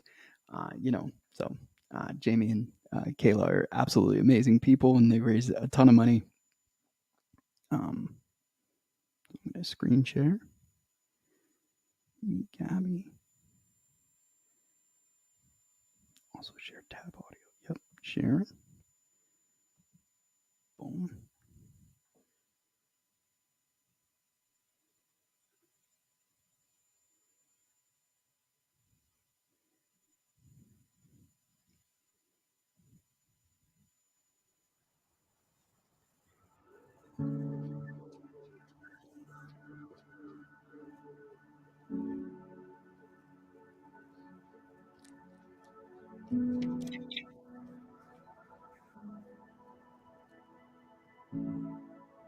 A few weeks ago, I found out I was being named champion by Children's Miracle Network hospitals. It made me start thinking about what being a champion really means. The thing about me is that I'm super competitive. I've always loved sports, especially soccer. The day it happened, I was at track practice. My arm went numb, then my legs gave out. My mom showed up and they called an ambulance. They did some scans of my brain and found a rupture called an AVM.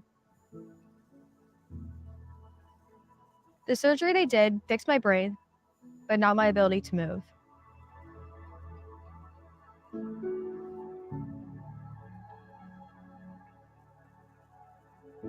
I couldn't even smile. My parents told me I was going to a place called Children's Specialized Hospital to get better. Everyone tried to cheer me up. I just wanted to go home. One night, when I was at my lowest, a nurse visited my room. She sat with me and told me everything was going to be okay, just to make me feel more at home. People like her were all over Children's Specialized. My speech therapist always made me laugh. She's the one that brought my smile back. When I was stuck in a wheelchair, my PTs convinced me that if I put in the work, that I would walk again. 5 weeks later, I walked out of the hospital all on my own. I'm still working hard to get back to where I was before the AVM. But I'm back doing the things I love, including playing soccer again. And through every good day, and all the bad ones, my friends were there for me. And my family was always by my side, when I needed them the most. Encouraging me to keep working to reach my goals, but also reminding me to enjoy all the people in my life. To always laugh and have fun. Children's Miracle Network believes that I'm a champion. They tell me my determination to get better and stronger is an inspiration to others. That really made me think about everyone that has been there for me. All the people that helped me, that inspired me, and that loved me. And now I realize that being a champion isn't just about winning when other people lose, or being the best by beating others. Sometimes champions aren't in the spotlight. Sometimes they're quiet but strong, supporting others to do and be their very best.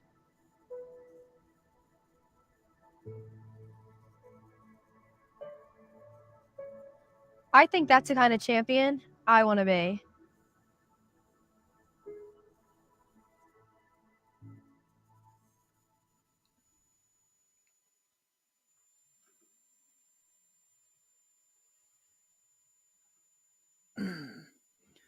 I mean, it is the champion you are, Gabby. You're an amazing human being, and I'm so lucky to know you and also be able to, help get your message out there as any way I can. So, I've been fortunate enough to meet Gabby multiple times. I got to take her to Jingle Ball and give her the red carpet treatment. Hang out with her dad at iHeart Studios and stuff like that. So it's just it's truly, truly remarkable stuff. And like I said, you can't teach that. Like that's somebody that's it, that Gabby was raised right. Shout outs to her parents, but also shout outs to that whole family for being such a strong unit in the Children's Specialized Hospital for ensuring that continued through Gabby's struggles. So truly remarkable stuff. And it just hits you. So I was like, man, I got to follow that. I don't know how anybody who just saw that doesn't want to donate to this amazing cause, because it's just truly, truly unforgettable. Like it's just when you, I can't, being in that, and I said this before the video, being in the room, watching everybody react to what Gabby was saying and doing, it was just, for me, watching that video, but then looking to the crowd and seeing everybody's face and their reactions, like, oh, this is what we're doing, and you saw the money kind of just, everybody just started donating, and it was truly inspiring. And like I said earlier, the guy that was right there in the midst of it was Mark Montanaro. He's always there, always supporting, and he's been a huge help to all of us, not even just financially. It's just, he's a great guy, and he keeps us all in tune, and Jamie and Kayla talked about how he gave them the courage to do these events and to raise money and to build their business. And it's just really cool to see. And then you have a family like Gabby's that just reminds you, like, it's unreal. So I'm going to share a couple others. I'm going to load them up and stuff like that. But yeah, if that doesn't get your juices going and doesn't spike this little thermometer to go up, then I don't know what else to do, because that's truly, truly unbelievable stuff. So also I'm going to reach out to some other people that I missed. It's hard to get somebody on here, but then once they're on, they don't want to leave, especially when you start talking sports. So I do appreciate those guys, but they're like, hey, we're trying to wait for some of your guests to leave and we want to hop on, and you can hop on at any time. I'll kick them right off. So if there's anybody else on here and you want to get on, I'll either have you join the party or like I said, I'll make sure it's all for you. So I'm going to share one more of these videos. It's just so hard to pick. Then also mentally too, like to prepare my reaction to them. So it's kind of, it's not easy stuff here. Normally I have a co-host. I don't do many solo shows. Like even when I did my Powers Parlays on Fox Sports The Gambler, I always had Jansen there. So I am not a solo host at all. So this is also very awkward for me. So I appreciate everybody sticking with me on that side. I didn't think that through at all. My passion outweighed my thought process when it came to doing this. But I'm gonna upload a few more of these into the system. Shout outs to Germ, because I would not be able to do this without him at all, and the whole Give Us a Shot Network team. So I do appreciate you guys. It's just gotta go with Colby, right? I can't hit this back to back, but I have to, because the messaging is on all these are absolutely unreal, and that's also a huge part of what the team from everybody from the Children's Specialized Hospital Foundation, they're trying to figure out a way to explain it, right? Because it's very hard to explain what the hospital does, and it gets very confusing for a lot of people, and they're just like, oh, it's just a hospital for kids, and you're like, no, it's a lot more than that, and it means a lot, and there's situations where, if it wasn't for this hospital, that child would just be sent home, or given treatment that was inferior, right? So, it's just there's so much you could talk about and there's so much you could do, but really when you see these videos, there's no talking, there's just doing. So I'm gonna queue up another one in a couple seconds right here. Also, shout out to Chuck's Turkey Taco Bowl. Like, I'll never forget that. I love one where the concept of it, right? It came from an employee, which just goes to show how cool and rooted Eat Clean Bro is to the community and to their employees. Like they're out there in the break room creating awesome food. So it's for me, I think it makes me chuckle a little bit because like I said, it's just really cool stuff. That's the other thing. I took 20 minutes down here before I went live just to make sure I had chargers for everything. So I'm trying to reposition my mic right now, and the remote's dead. So we're gonna wait on that now, right?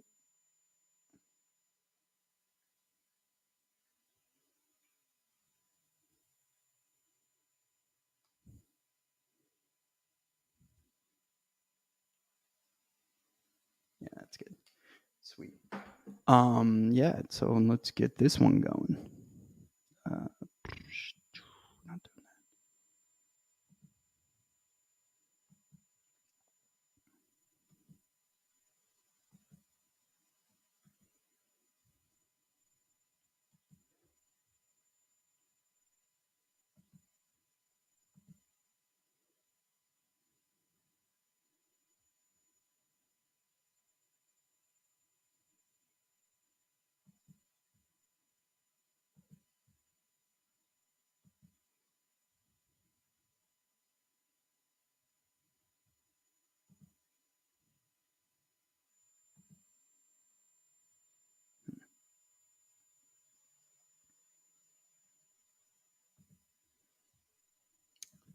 Do.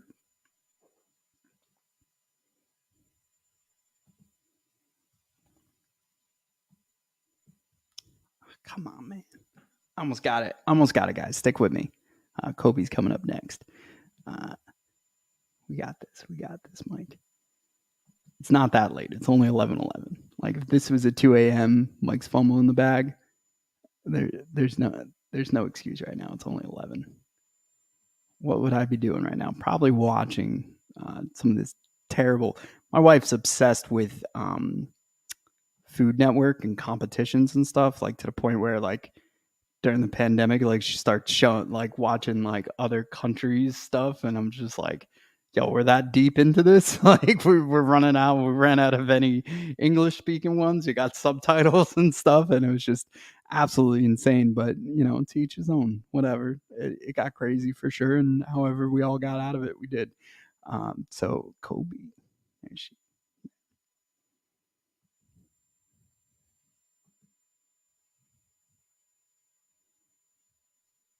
Um, 2 more seconds.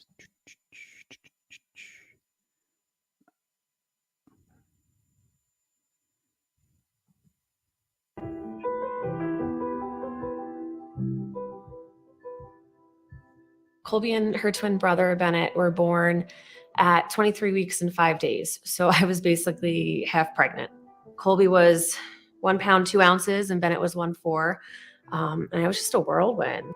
We were in the NICU with Colby for 153 days. We lost Bennett about 2 days after they were born to respiratory issues, everything that comes with such a premature baby. And Colby kept fighting. We always say that her brother gave her the strength to keep going. The doctors tried to prepare us for what we were about to go through, but we had no idea. We're so naive. They even said, after she was born and even before Bennett passed, that they weren't sure what kind of quality of life, that our children would have. She had breathing tubes. She had tubes in her lungs, down her throat, beeps and buzzers, and everything you can imagine that you just, again, don't picture your baby wearing. 2 weeks in, she had her bilateral brain bleed and started to develop hydrocephalus. So we're watching her head get bigger because it's filling with fluid, and she, needed a shunt and a reservoir and all these procedures and surgeries. So in those 153 days, she had 6 brain surgeries and eye surgery as well.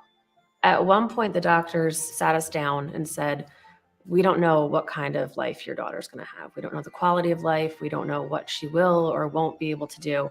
And we kind of, took a step back, talked about it, and made the decision that we were going to give her every opportunity. And we would advocate and fight and make sure that she was fighting. When she came out of the NICU, I mean, she saw just about every kind of doctor, therapist that there was, because we just didn't know what to expect, and we wanted to make sure we were doing everything for her that we could. She was at an outpatient clinic, doing well, but kind of plateauing. And I just knew that we were missing something. I knew there were more opportunities for her. I watched a couple of their NICU moms, other kids starting to really be successful at Children's Specialized. And I saw the equipment that they had and the doctors and the therapists and just how just wonderful they were and educated and thorough. And it's hard. It's hard to make that decision to change your child's care. Nobody really would say that she had cerebral palsy. It was after seeing a physiatrist at Children's Specialized that the diagnosis was given.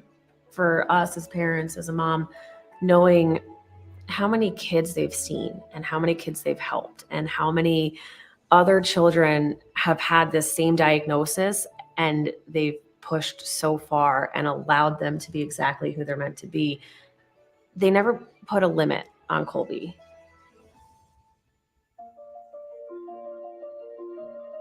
She loves to horseback ride, and she rides a horse named Willis. Yes. And what color is Willis? Black and white. Black and white. Yeah, and he's really big. When you see him, what do you say? I love you. Colby is silly and outgoing.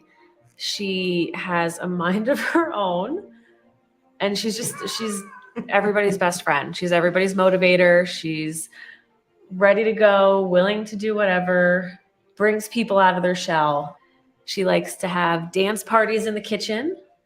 We love to take walks outside together and play with her sister. She loves to play and be silly with her sister. I just play my daddy. I love you, Dad. I love you too. We got Christmas pictures taken recently, and the photographer sent back one of the proofs, and it was Colby standing next to Christmas trees in a field, just by herself, standing. To have her standing there in the field with the trees all by herself, took my breath away a little bit. And very proud, proud to see her standing there and doing that by herself. To think that our 23 weeks, 1 pound, 2 ounce baby is now the one motivating other people. It's the goal. It's incredible. And I used to say she'll be my artist. And she can be my athlete. She can be my music, like anything. And being able to share our story, her history, and all the opportunities that we've just learned about it's such an honor. It really is. Hopefully Colby's able to motivate other families and parents and kids to, push through what, boundaries or expectations may be put on them. Because Colby's overcome so much, and I'm incredibly proud of what she's done and is going to, I'm sure, continue to do. Children's Specialized has taught us that the possibilities are endless. They've shown us so many things and all the opportunities and choices that she has. And I know that they're going to continue to do that too. They're going to continue to open doors for her and for us and just keep her being Colby.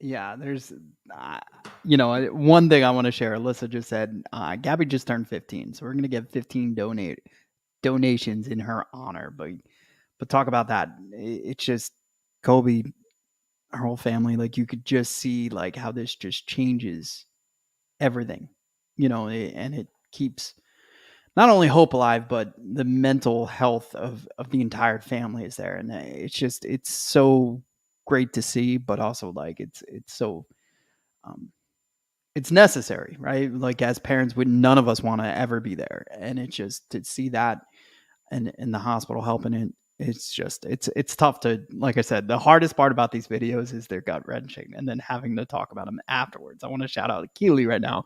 She gave me a ton of talking points. I'm gonna start using them right now. It's just a matter of trying to get devices where people are offering donations. I have a company, an appliance company, that just announced a donation. I'm waiting to see if she's going to join me to announce it. So I'm really excited for that. There's a few other people that are right now talking. I just had a conversation with Mark Montanaro. And so we're trying to do a bunch of different things all at once. And it gets kind of crazy. And I know the West family, who's huge with the hospital and giving back and also connecting dots and keeping us all together. So they're going to join. And they have a really cool story. I'm pretty sure he might be in bed now, but their son is really tearing it up, shredding it up, I should say, snowboarding. So it's there's a lot of cool stuff going on, and we're going to get tap into all that while we go here. But one thing I do want to share just one more time is the fact that anybody watching right now, if we all just gave $1, I'd be out of here a lot quicker. And that's the one thing I want to stress every single moment.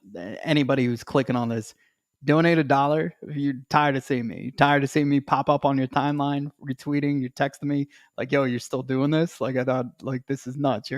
We just hit hour 5. So you want to help out, get me off this air, that's great. And I do have some people that I've actually just told, no, you're not going to pay for the whole thing. You're not going to do things until other people start to partake. So yeah, that's pretty much the situation right now. I have a ton of clips that I want to share, inspiring stories as we lead into the midnight hour.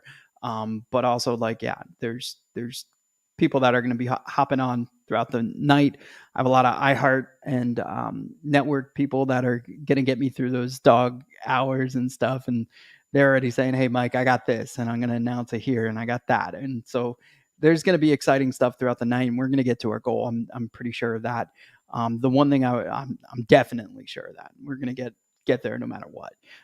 So yeah, that's really everything we got going on right now. It's hilarious because like I have to stop this one and then start the new one.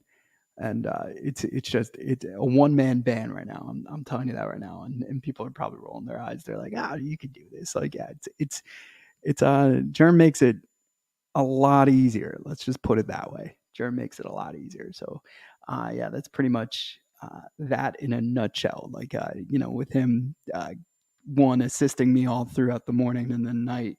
Hold on one sec.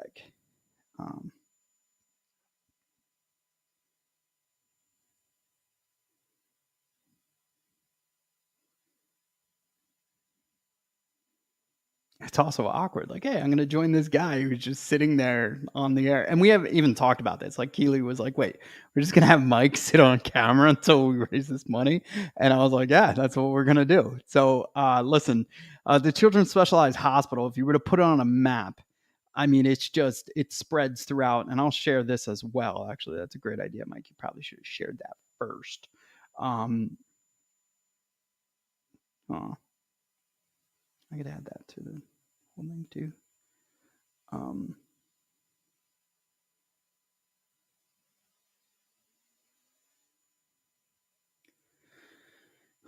So if you were to put the Children's Specialized Hospital on a map, and then I throughout the funniest part is as the hours go, I'm going to add all this stuff to the screens and stuff, and then it'll be a lot easier. But some is on my phone, some is on this laptop, and some is on that laptop. So as I go, this process will be so much easier. I'm setting myself up for the late night hours to be successful. I could run videos, I could do that. So right now, I just want to share this because it's just a potpourri from the top, I want to call them, what are the Taylor ham people, all the way down to us pork roll people. The Children's Specialized Hospital has you covered. So spanning from all the way down to the Cape May area, Atlantic County, Ocean County, Mercer County, Middlesex, Somerset, a ton, Passaic, Exis, three hospitals in Union, and I got, hold on one second. We have a special guest. Mark, you want me to add you to the stage with video or no? I could do. No, hold on one sec, buddy. I can't hear you yet. I gotta just, hold on one sec. Solo only. Can you hear me now? Yeah, hold on one sec. You just gotta take your, hold on one sec, Mark.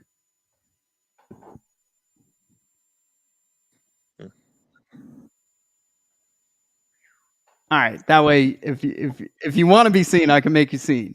If you don't, No, I'm asking you. Listen. I love it. I love it. I want them to see you. I got up as long as it's not messy behind me. That's all. No, you're great, man. It's 11 o'clock at night, so I wasn't sure. 11:24 actually, and I woke up. I woke up for this. So we're not on right now, right? Yeah, we're on. Like, so it's okay. It's a Pod-A-Thon. So I can't, the only time I can take a break is during bathroom, because like obviously I don't. That would be that might go viral, but I might end up in jail. But Keely, Alyssa, they sent me a bunch of snacks to get me through the night, which was amazing. And I'm just, I'm mentally prepping when I'm gonna eat some of this stuff. So like the Cheez-Its, actually the Sour Patch Kids, I'm opening up at 2 a.m. right? And I figured you could put me on. You could do whatever you'd like. We need to get to the goal. Where are we at? Yeah. So right now we're almost at 5K. We're at 47.71. So it's exciting. The one thing I will share is Gerhard's Appliances. They're actually in PA. They're a client of mine. They saw what we were doing. They just gave us $500. So we're at That's awesome. We're at 5,200. I just got to figure out how to put that into the system. So that's what I was trying to do during some of these amazing videos. But Mark, you got a heart of gold. I know we'll be talking hopefully towards the end of this thing eventually, but I just wanted you to hop on here, one, to give me a little words of encouragement, because I shared this earlier with the crowd. The coolest part about Jamie and being a part of the Clean Bro Gala, and by the way, that's the dinner I had today, was his turkey bowl. So it was really good. Nothing better. You have to try the burrito. It's unbelievable. My daughter's obsessed with it, so like we have to order multiple ones so that she can have them. Yeah, put it in the air fryer. It's even better. Matter of fact, when I get done with you, now that you woke me up, I may go have one. All right, let's go. But he said you motivate us all to get out of our comfort zone, do things like this. So I took that initiative. Alyssa and I we were talking earlier in the day, and obviously I'm in no shape right now to run a marathon, so I couldn't help that way. So I was like, let me use my voice and do a Pod-A-Thon. So my idea of this is, to try to help that team get to their goal using our voices and our expertise. So that's where we're at. You're amazing. Alyssa and her team are just incredible. Don't worry about you not being able to run one. I have a tough enough time driving a marathon, so we don't have to worry about that. And I know you've had a lot of our friends on, and I know you have a lot of our friends getting ready to come on, which is really cool. So, what it's being run Sunday, correct? Yeah. So the whole team. St. Patrick's Day, which is crazy. Ed McKenna was on earlier. He kicked off the show, and he's like, I won't be running the marathon. I'll be drinking a pint of Guinness at 8 o'clock in the morning when I wake up tomorrow. So I was kind of listen, as you know, I love Ed. Ed's one of the kindest, greatest human beings there is, and he's my brother from another mother. But I love him, and yes, he is going to represent the Irish. But he's also been to Italy more times than any of us will ever be. I mean, I think he's been to Italy like 25 times. So. That's crazy. That's crazy. Yeah. I went once. It was my honeymoon. So Oh, hopefully, I didn't even know that. Good for you. no, it was unbelievable. It was awesome. It was so cool. So I did Well, it. Yeah. so what time do you think you're going to broadcast till? Like once you hit this goal, are you going off the air? Or are you going to be on it in the morning either way? Yeah, so my plan was like honestly to try to get uh as much as I can, but I was like when Ed came on, I was like, "Oh, this is going to be easy." And I was like, "You know what? Then we're going to stay." But honestly, the messaging and the voice, like yeah, we have a goal, but I'm trying to think in like I grew up on the Jerry Lewis telethon. So like I'm trying to think of like that was every what, Labor Day, right? Yeah. Was that telethon. So even though he hit his goal and some years he didn't, that was sad too. He's still stuck with it. So my plan is, um, around 8:30, and that's really where I'm gonna start questioning. All right, what am I doing next? Because We're going to get there. We're going to get there for sure. We got to bring some singers and entertainers on. We got to wake Frazier up. Let's wake him up. You know, I mean, agree.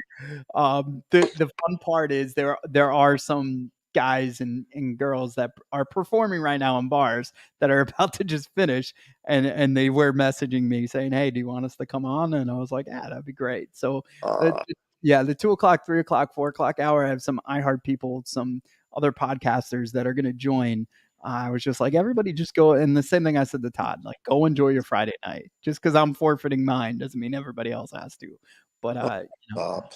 Stop. Hey, listen, I just want to say before we go into obviously the most important part is the kids and why we're all doing what we're doing. And Alyssa and the team are running, obviously the marathon. You're doing an incredible job.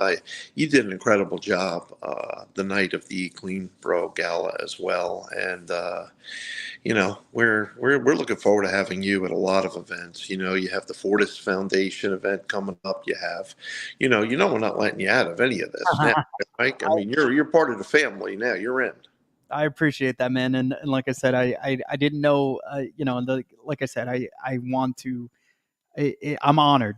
Like, you've done stuff for me that I've got to share with you. And, I'm just honored to be on this ride called life and have these amazing people, yourself included, in my corner. So I'll never forget that. And, yeah, any way I could help and lend a voice, like literally I'll do it. And like I said, one day, hopefully I'll have the means to give back and You are. Don't even talk like that, please.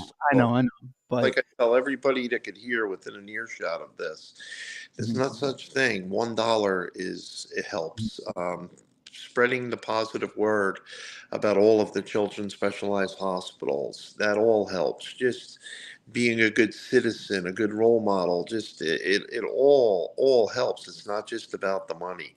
But I'd like to give you a pledge, but I'm not going to pledge too much because I got to keep you in jail for a little while. So I'm sorry. I'm just telling you. But, I think we're going to start, you and I, where are we at right now? So, yeah, we're at 47. Well, no, we just 53. So we just broke. Let's do that together because we had a premature one before. So we just broke 5K courtesy of, Gearhart's Appliances. So I was very proud to say that. Gearhart, thank you so much. They sound like a wonderful company. That must be amazing people there. What's awesome is we were competitors for decades. I was at PC Richard. They were at, and now we're friends. So, that's a crazy way. And she saw what we were doing and she said, how do I get this money to you? So that's the funny part. People keep texting me, so I got to add more money. And I'm going to do that on my next break when I go to the bathroom. So, let's get you to the bathroom. What do we got to get to make you go to the bathroom? What are we doing here? I mean, Alyssa texted me. I was literally had gotten out of the shower, getting ready I've been up since 4:30 this morning, and I'm like, wow, wait a minute, Mike is still on. I've got to jump on. I'm sorry about the way I look. I'm in a white T-shirt and. Nah, you look great, man. You look great. Yeah. Thank God Todd's not on here, or thank God Dave West's not on here. I'd be getting ridiculed right now. So I thought you said Dave's Duan and Christine as well, right? Yeah, their son is like a heck of a snowboarder.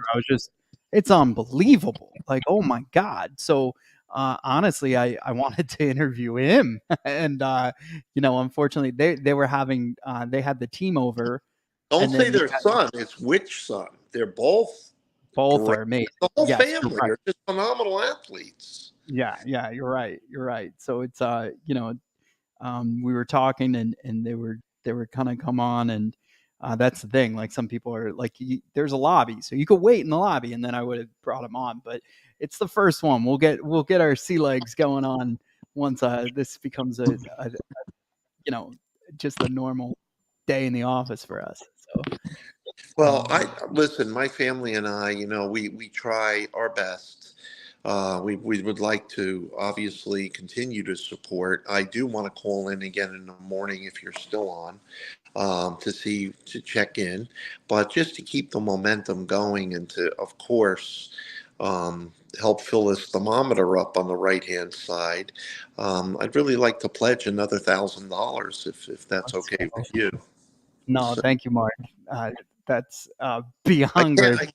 I can't let you off the hook. I'm sorry, buddy. You're gonna have Yeah, to stay. no, I'm gonna look. You just gave me all the adrenaline in the world to make it through these next 6-7 hours, whatever it takes. You let me know when you're awake, and I'll let you know where I'm I, at. I don't think you're gonna have to stay up that long. I mean, should not. Well, We should be texting people while we're on. Can't they come in a room with us? so that's what I've been doing. Like Wake Todd up. We'll shake Todd. We'll get them going, or get Dave and Christine on here. Let's go. yeah. So I will start doing that, especially in the hours, because there was some people, not Gerhards, they instantly pledged, but there were some people teasing me like, yo, I'm not gonna do it till like 2 I a.m. or 3. know. I know. Yeah. I know. That's what I'm thinking. Buddy. So Well, yeah, we got a little bit of a stalemate, but you just gave us all the adrenaline in the world to keep this thing going. So listen, like two of the coolest things that I got to share with the audience earlier was you were on stage with Gabby. Her video plays. amazing. You get to see this amazing young lady who just turned 15 years old go through all that traumatic stuff. Her family go through it, come out the other side, a role model to all. True champion. Yeah, it's unbelievable. A role model to all. Like I look up to her. Like it's Listen, yeah. She's amazing. She's right in the Tom's River community. Blessed enough to know her and her entire family. Never put two and two together how many connections we actually had with my nieces and my nephews. I mean, when I got home that night, and I never even told you this, my sister sends me a photograph of Gabby at my niece's birthday party. It was like her 4th birthday or 5th birthday party, and there's Gabby right there. And then I was speaking to Gabby about it, and she goes, "Oh my God, of course! They all are old friends, Yeah, that's what I love about you. Your Tom's River and that community is just glued together because of you. Like, and I mean that in the Oh most. no. I know you're not gonna say, you're not gonna agree. No. No, I'm Thank just telling. you. Yeah, Thank you. But I can assure you, right. I'm just a little I knew you green. were gonna say that. No, I No. get to see it. I get to see it, and Yeah, but we all listen. mhm. Look, you got Mr. Tom's River, and you got Todd and Jackie, you got Dave and Christine. I don't want to forget anybody. You got Frankie Egger, Right. and his beautiful family, and Renee, and there. You've got. I mean, I can name 100 people right now, and Yeah. they'll never say no. They're there. You Mhm. know. Um, the Messina family, Jillian Messina. I mean, I know Jillian from, she was with Tom's River PD for so long. Um, Terry Cabell and her family, Robert Wood Johnson. And I mean, you just go on and on. I look around my own neighborhood. So listen, we're really going to get it going for these kids. And these new hospitals are just incredible, Mike. I know you've been, but we got to get you to all of them. I want you to see them because they're just incredible. And I hope I'm not keeping you up too much, but you've heard me say this before. The most important message to get out to to the entire audience that you have is we treat the entire family. We, of course, we treat the child, but, when a parent has a child going through anything, no matter what it is, their full attention turns to that child, and they don't mean to, but human nature. You can't spend the same time with all of the children, and so we try to address it all. Like when these kids come in, we encourage them to bring their siblings. We encourage them to bring their mom and their dad. And listen, we're blessed to have the space now to be able to do it. Dr. McDonald is one of a kind. You got to know him very well. There's nobody on earth like this man. He is just an incredible human being. I mean, and smart as a whip. And the whole RWJ system, let's not kid each other. They are amazing. I'm not knocking any other system. I'm just very proud to be a part of the RWJ system, specifically Children's Specialized Hospital, which is a huge part of the RWJ. So, it's nice. It's nice. There's a lot of people that never were even aware of the Children's Specialized Hospitals. It used to be the best kept secret out there. Yeah. Mike, unless it affects, unfortunately, and it doesn't mean that we're bad people, anyone, unless you know someone that personally it touched, there was no reason for you to really know about it. Right. So, Well, yeah, so a lot of this was out of sight, out of mind. And even some of the people that were at the gala, maybe it was their first time there and really got the messaging from the new people that were experiencing it for the first time was like, I thought this was just a hospital, like a pediatric hospital or something like that. They had no idea the depth that the hospital goes into, the Children's Specialized Hospital. And then the fact that they're treating people after these traumatic occurrences beyond what a traditional hospital would be able to do. Right. Right. No, listen, it's a whole, of course, the most important is the medical and getting everyone stable and getting them to wrap their arms around it all. But then when you see the way they make these human connections, I'm sure if you showed Gabby's video earlier, I think you said you touched on it. She talks about it. I mean, she went in very nervous, very scared. Her mom and dad were naturally, and she came out as, my goodness, she is a true champion. And I will tell you from my experience, these kids, they inspire everyone. I mean, it's hard, or these kids don't want you to feel sorry for them. They don't. They're trying to make their parents feel good. They're trying to make their parents not worry. And that touches me personally really hard. And I know it touches you. I don't want parents, I don't want anybody to feel it. So as long as they know they truly have a whole community around this, that's cool. Yeah, no, and it's so awesome. And like I said, you infect us all in such a positive way that it can't be described. And I'm so honored for you to consider me a part of your team. And You're and a friend. You're a friend. You're on a like- team. And then listen, I just want to say one thing, and I mean this with all sincerity. And please, our board, it's a volunteer board. I've made so many good friends, led by Leslie Taylor, our chairperson. And we've got, you've got, I don't want to leave anyone out, but you met Ed McKenna today. I'm sure Matt Skirby, you've seen Pinky, you've seen, my God, I know I shouldn't have started naming, because now it's the scariest thing. Listen, hey, for anybody that's listening, it is 11:42 at night. I can't remember the whole list, but all I could say is they're all like siblings to me. I would do anything for any one of them, and I know that they would do the same. So, well, likewise here. Do me a favor, sleep extra good for me tonight. So, I'm not gonna. Now you're making me. I'm gonna have to wake up and just peek in on you. You better be going. Come on, you kidding? You really? No, we're going. Here's why. This is why I'm definitely going at least into that 7:30, 8 o'clock, because if somebody sees it, it's awareness for the hospital, right? But two, also, like, it's my way of doing what of giving back and creating that awareness, and maybe somebody will write an article about it, maybe somebody will see this, and maybe somebody will be inspired to donate to this amazing foundation. Is this streaming? Did you stream it also on your Instagram or your Facebook right now, or no?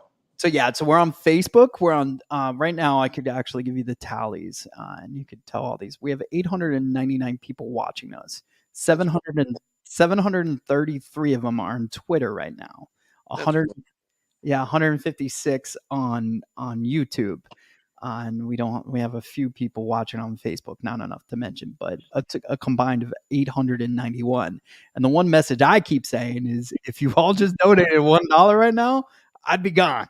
Do you remember when we were at the Clean Grow Gala? It was so kind. It was so mind-blowing how many people stepped up and helped. But the one thing, and I think I mentioned this to you, and I know I mentioned it to Jamie and Kayla, and we had so many social influencers in the room. I think we had close to, I don't want to exaggerate, so I'm going to give you a conservative number. I think we had close to 60 million followers just with 12 or 14 people that were in that room. And really what I was trying to get across to them, if they just did a small ask of $1 for each of their followers, it would literally, do you imagine? Yep. And not to say $1 is a little, it's a lot to a lot of us, but 60 million followers and you get 50 cents, $1, it will totally transform the entire specialized children's specialized hospital system. So you're onto it, Mike. You are an amazing human being. It's a pleasure to always see you. I mean, it's never a handshake. It's always a hug. You're that guy. And I'm just so proud of you. And we're so grateful and so thankful that you're doing this for Alyssa and her whole team at our children's hospitals. And and I know if Matt McDonald, he's probably one of those 900 people watching it, because he doesn't sleep either. So hopefully Alyssa's sleeping, because she's running. I know, that's what I was worried about. I didn't want to distract her, and she multiple times was like, when I had a few lulls and there was no guest, she was like, "Hey, I'll hop on right now," and I'm like, "No, you need to get mentally prepared, physically prepared, and ready to go for this, because really, like, all I got to do is talk, right? She has to literally run and get this done." So I did commit to her, however, Mark, and this is a big commitment, because I used to be a huge runner and I lost my way a couple years ago. You could guess the time when everybody was at home eating junk food. And so I stopped running, but it's something I miss. And I told her next year I will be side by side running that marathon with her. Yeah. So that's my commitment. The other thing, I don't know if I shared this with you ever, but the last time I got in really good shape was right before the first Todd Frazier beer pong event, and that's because you guys did that workout challenge with Todd and Jackie like 2 months before, and I was proud to say I was one of the I was one of the highest fundraisers there. But my daughter would always share every time I would play the video, because I was like, "You have to do the real workout, right?" And she's like, "Don't let that woman hurt you again, Daddy. The lady on the TV, she hurts you, and then you can't walk." Was she talking about Jackie? Yeah, she's talking about Jackie's workouts. She's like, "Todd's workouts are easy, but that lady, every time you do one of hers, like you can't walk for 2 days, Daddy." Well, I love both of them. They are just the sweetest, and their kids are just, you talk about all of them. Like I said to you before, you talk about Dave and Christine, you talk about Todd and Jackie, you talk about Frankie Yeager and Renee, you talk about, the Malice family, these I say kids because I'm so much older. I mean, they all grew up together, and they all went through the Toms River community and the Rutgers community. And it's just amazing to see them sticking together and helping one another, and to do something like this, to join the cause for the kids in the children's specialized hospitals. Who are you texting? It's actually about Jack and if his skateboarding. So the West right now. Jack's the best. They're amazing. So good. You getting them on now? Soon, yeah, they're kind of winding down their night as well. So I think Winding down to 11:48. I mean, yeah. Listen, the one it's so funny, right? Because I was saying like the best thing that happened was that the clock went back, right? So now it's sunny out at 7:30. You're not driving home in the dark. And then the second best thing that happened was we got this little, I don't want to call it a heat wave, but the 70-degree weather. Like, so I feel like everybody's in a great mood. The only bad thing is now my brain keeps thinking that it's later than it is, because a week ago, if I would have done this, we'd already be talking at almost pushing close to 1 a.m. So I'm like, oh man, like, so I can't get that out of my brain. that's a good way of putting it. I like the way you think there, buddy. I Thanks, really do. I like the way you think. It's Was the there, energy drinks, I can assure you. And if there's anything else I can do, honestly, I'll talk to you all night. But you text me, call me, wake me up. I feel bad. I don't want to go to sleep, but I got to work tomorrow. But you go keep doing what you're doing, and I you almost do. want to wake my whole team up right now, get them on the phone. So, but, You listen, man, you enjoy the rest of your night. Thank you so much for your um, contributions to everything, mentally, emotionally, and financially. You really keep us all together, and I mean that. And I know you don't agree with it because you're that guy, and that's why we're all this way. Because listen, your beautiful family, like I said, we love you. We're very grateful to you. And I have a funny feeling you're going to get to sleep earlier than you think, buddy. What are we at? Let's do one more time. Where's the we're at $6,000 right now. Is it even? It can't be even because I thought you Well, were at like, it's 62.71. That's where we're at. come on. 62.71. All right. Sorry. 62.71. Let's go. So All that right. time, I want to shake down the rest of the audience before Okay. yeah. So I promise you, yeah, we'll be talking first thing in the morning. Like I said, I'm All going to right. keep this conversation going and keep vocally raising awareness as well. So you go get some rest. We'll talk in the morning. Thank I promise. Thank you. You too. Have some of those snacks. I will, absolutely. Cheez-Its, Hey, not a listen, sponsor. nothing better. Maybe Got to have a little chocolate with it, though. Yeah. Oh, they thought of everything. I mean, Listen, Keely, listen, Alyssa. I'm a professional eater. Keely's crazy too, and Keely's part of that whole Tom's River crew too. Right. Yeah. No, you're right. Yeah. Shout outs to Keely because when PC Richard donated the TVs, I dropped them off to her house because it was like 2 months before the event, and I didn't want them to go missing. So, yeah, thank God she lives in Tom's River because we just kept them at her house until the event. So, yeah. That's great. Well, look, have a wonderful night, okay? You too, Mark. Thank Later, you. brother. Bye. Thank you. Bye. Good night. Night. Mark Montanaro, everybody, the most humble man you will ever meet in your life. But what I will share is we are all better because of Mark. Like, and he's not going to agree with that. In fact, like he's going to get mad that I even said that.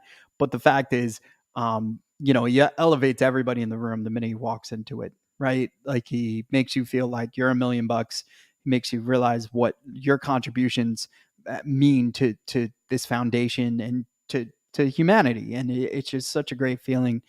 He's been in my corner in different situations that I never thought I'd ever be in. Also, like he's just been championing an amazing cause. So thank you, Mark, for your donation. Getting me closer. This thermometer is just moving in the right direction. It's exciting.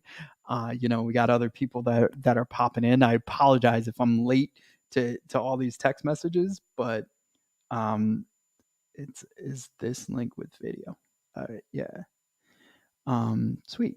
But yeah, so right now to everybody else, let's find our inner Mark and donate some money right now. And I want to shout out to Gearhardt's Appliances for coming in with $500.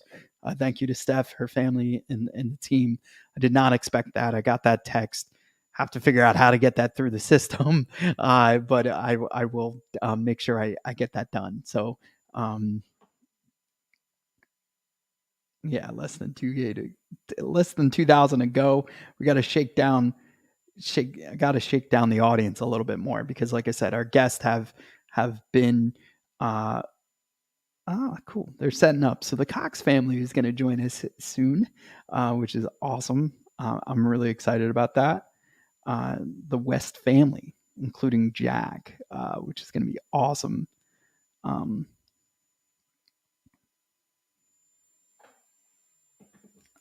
So I'm going to take a quick break, actually, like now that I think about it. So I'm going to make sure that I'm up and ready for them. Give me 2 seconds and I'll be right back.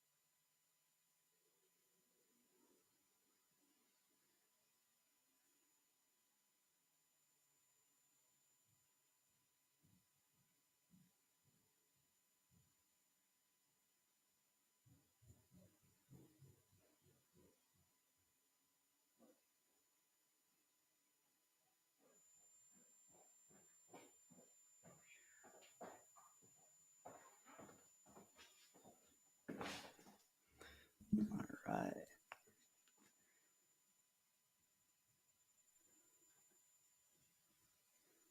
All right.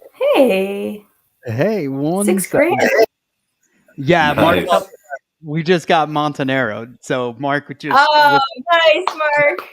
yeah, so Ed McKenna started us off with the $2,000 donation. We've had some peers and listeners right now through Twitter or whatever you want to call it now, X, right? YouTube and stuff like that helped tremendously as well. And then Mark just came in and did a very, very generous donation, as well as Gerhardt's Appliances, which is amazing because, as I shared with the audience, they were my competitor for over 15 years when I was at PC Richard & Son. So it's really cool. I want to introduce the audience that might not know this amazing family, but this is a part of the West family. There's one more son missing, right? 3 more kids. Yeah, they just have more. not been around much. So I Yeah, we knew have of 4. God bless you. I've one, and I love her to death, but we're like, this is a lot. So I'm from a family of 6. So I understand financially, like my dad worked for Goldman Sachs. It didn't matter if he made millions. There was not enough money for all of the sports and everything we were playing. So God bless you on 4. 4 is like that 8 back then, right? So, Yeah. Her father's one of 7, and my dad's one of 7 as well. That's amazing. That's amazing. So it's my wife doesn't understand it as much because it was just her and her brother, so it's just one of 2. And I was like, yeah, no, it's tough. It's not easy. Yeah, a lot of hand-me-downs. When I moved out, when I went to college, my brother stole all my clothes. Like I had clothes from 8th grade. I was like, yo, what are you doing, man? Like, so it's that rivalry is something amazing. So That's the oldest boy, so he gets to wear the clothes first, which is nice.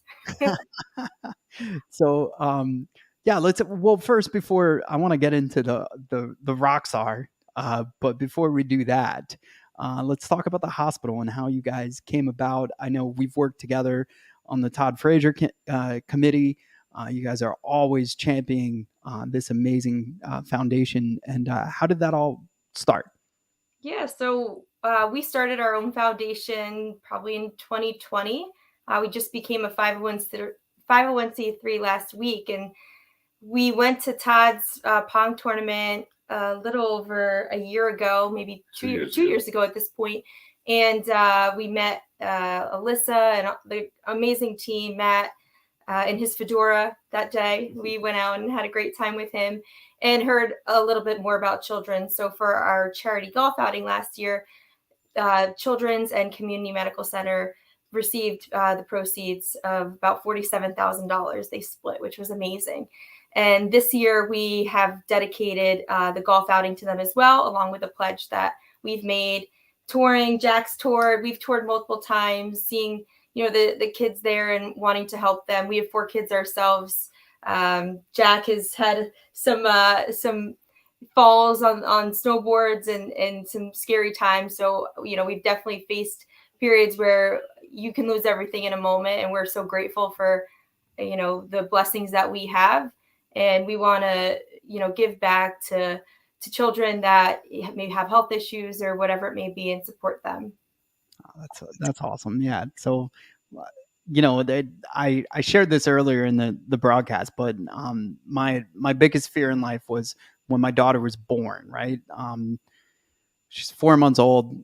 Pediatrician goes, listen, her head's like in the 110th percentile. Like I've never, like she's breaking records. Right. There could be something wrong. We want her to go to CHOP. Neurologist, like there could be something in there. There could be something growing.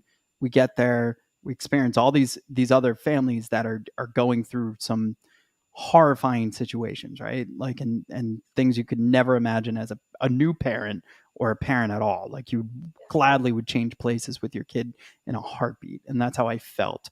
And then we go in the room and the doctor just goes, she's got a big head. Like, I don't know what to tell you. Like, look at her mom. She's got a big head too. Like, like, so it was like, dude, I wanted to hug him, kiss him. Like I didn't sleep for those 7 days. Cause also like they tell you this news and then they're like, yeah, we'll see her next Wednesday. Yeah. Good luck.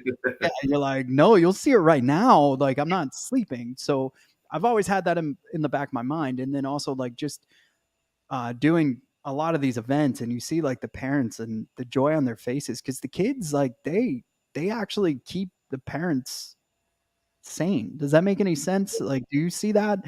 Because like when I see it, I see like a kid who like Gabby, right? Probably kept her family together more than they kept her together. Because what I mean by that is like, they're like, hey dad, I'm going to be all right. Right. Like it's the sweetest. Really strong kids. Yeah. It's so sweet.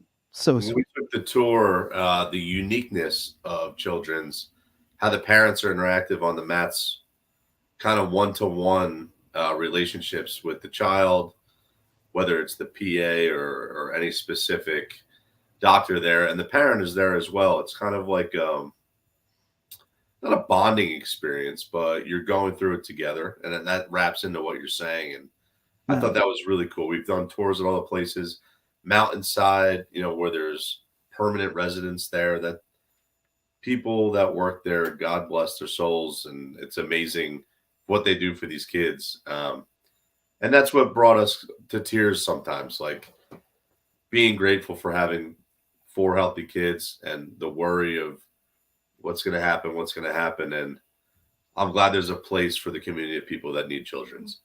Yeah, I agree. And when we did the second annual Todd Frazier Pong event and having those meetings and talking about how we all could like Voltron this together and just seeing the outcome from everything your family and your company brought to the table and everything we were able to do. But when Nico's handed us all those bags, I had to go on the air after that.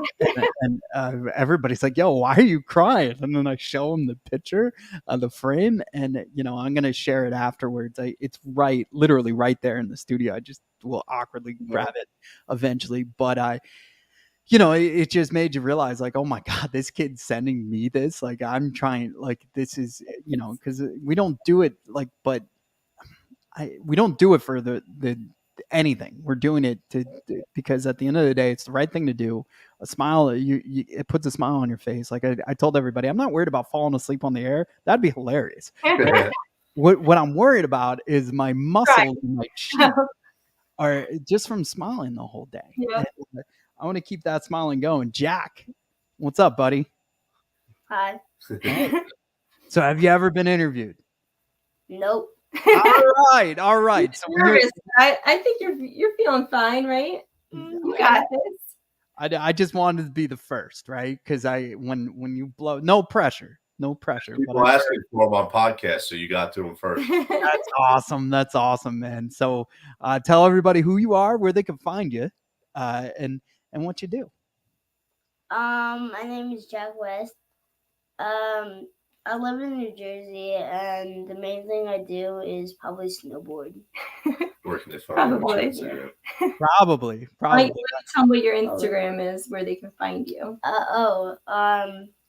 My Instagram is Jack West Shreds. Jack West Shreds. Jack West Shreds. Yeah, and you do shred. I checked out your videos, man. I was like, oh my God. It was funny because look, I didn't know, like, so I had a couple guys from iHeart and guest of other sports podcasts on, and they kept texting me. I was like, one between people keep sending me, and I appreciate it, memos and Apple Pays, and then I have to figure out how to do it on the air and put it into the campaign. So like I have that going on, but also like I was watching Jack's Instagram. So it's awesome, buddy. So what events are you competing on? I heard maybe on a national standpoint. Is that true? You got my shirt right here. That was last year's nationals. Yeah, that's last year's. So today, what are you doing this year? Yeah, today he accepted all his national championship invitations. So why don't you tell him what you're competing in? I'm competing in giant slalom, okay, slopestyle, border cross, half pipe, and middle jump. My God! And what's your favorite out of all of them? If you can only do one, what are you doing? Probably slopestyle. Okay. Do you want to tell them what slopestyle is for people that don't know snowboarding? Slopestyle is a big event where there's like 3 jumps or 2 jumps and a few rails. Awesome, man. So the most I've ever snowboard was I don't want to. I was on the bunny slopes and another guy plowed into me, and it looked like a car crash. My buddy Timmy was there, and he's like, I got up, and he's like, that was awesome. It's forgiving, but it's not. When did you start snowboarding? When was the first? Do you remember how old you were? Yeah, I started skiing when I think I was 2, and I started snowboarding when I was 4. God bless you, man. That's amazing. That's just a lot of credit to Christine. She's been the hero for the young ages of getting everybody going. Yeah. It makes the family vacations better sooner. I'll say it that way, where we could all go together, which is really cool. That's awesome. And what's your favorite, Jack? What's your favorite thing about snowboarding? What's the one thing that you're just like, yeah, absolutely? Probably jumps. Yeah. That's just cool. ended it. Do you remember your first jump and what was going through your mind or anything like that? Or is it just so natural? I don't know. The mushroom? Maybe. No, I was trying 180, so I couldn't be. So tell them what the mushroom is. Okay. A mushroom is a part of like a jump line where you gotta hop on like a mushroom sort of rail, and then you can like stall on it or like do anything on it. It's like a metal piece that looked like Toad's hat in Mario Kart. Oh wow, that's you can jump on it, you can spin on it, you can bump it, you can do a lot of things. So that is crazy. Yeah, I hitting it at 5. He took any skiers out there. Imperial Lift out in Breckenridge is the highest lift in North America. And he dropped it on the bowls when he was like, 6. 6. You were 6. Yeah, he took that up when he was 6 and just traversed over and just dumped off, and he was gone. And we're like, okay, here we go.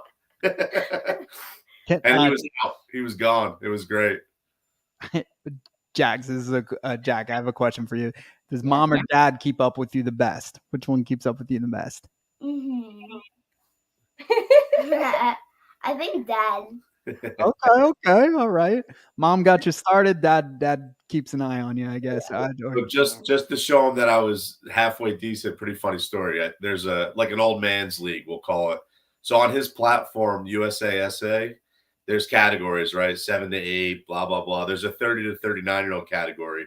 And then there's legends after that. I'm still in the 30 to 39, which is great, but I threw my hat in the ring for border cross. I was the Catskill Mountain Series champ, and then I went out west and I took second in the country for 30 to 39. There's not a lot of competition in that age range. There's not. We're all hurting. We're all at the bar after. It's all dads that are just out there supporting their kids. I love it. Whatever, man. Like I said, I'd be like, I had to end up walking down a mountain once too when I was skiing. So I am not. I always joke like I played baseball. I was in the street, on the field, whatever, playing baseball. Like I never even really went swimming. So my daughter when she was 3 years old, she'd walk up to people and be like, "My dad doesn't know how to swim." I was like, "Why are you telling strangers this?" I was like, "I can swim. I just chose not to." Like, Yeah. What do you call people that don't belong on the slope? Jerry's. Jerry's? I love it. Jerry. Yeah. I'm definitely a Jerry, unfortunately. Well, I understand, Jack, you got to have a tour of the Children's Specialized Hospital. What did you think about that tour, and what did it mean to you?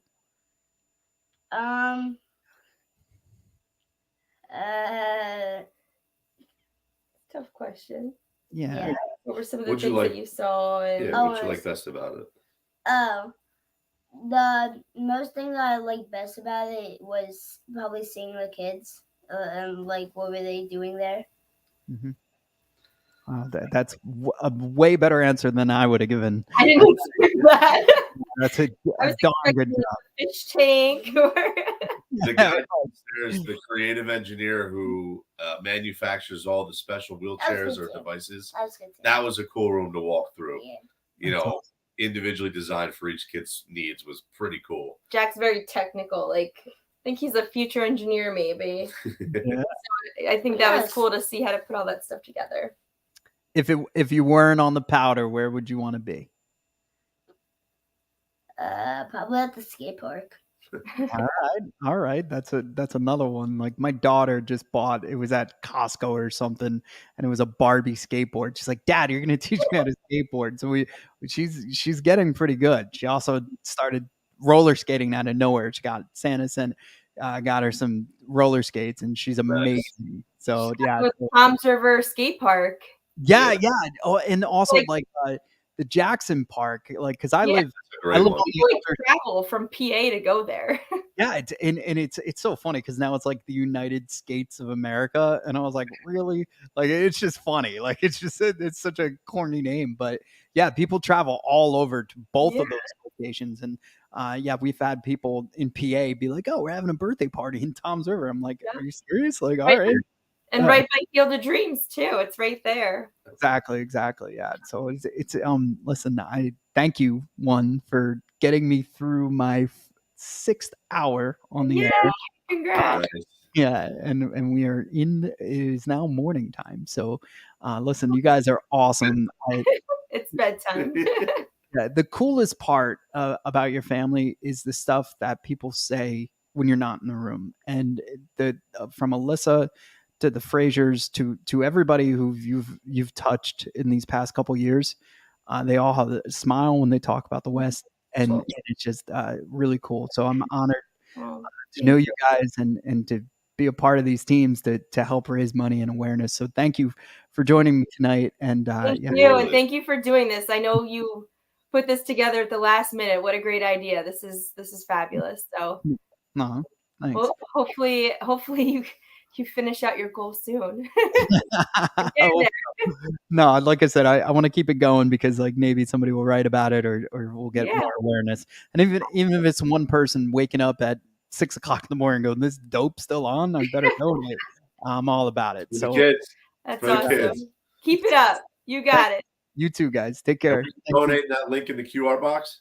Yeah, the QR's there, the link's in the comments. So if anybody wants to donate, it's right there. But I appreciate you guys so much. Jack, thank you. I'm honored to be your first interview. And I'll never forget that, man. Go bring some medals home and make your parents proud. All right. Thank you so for much having us. No, thank you. Oh, take That's care. great. Have a good night. Good night. Awesome. I abruptly removed them on accident, dude. Talk about an amazing family. One, first off, shout outs to Jack for one being. I don't even want to be up right now. Like, so he's fired up. It's midnight. He's answering questions and questions I would never be able to answer, and it was just so cool to see. And the Cox family, they have been giving back to the Children's Specialized Hospital for like you said, you heard they got involved with the beer pong tournament, Todd Frazier's pong tournament, the first year they were there, and then obviously on the committee with me for the second one. So it's everybody talks nonstop about them and how great they are.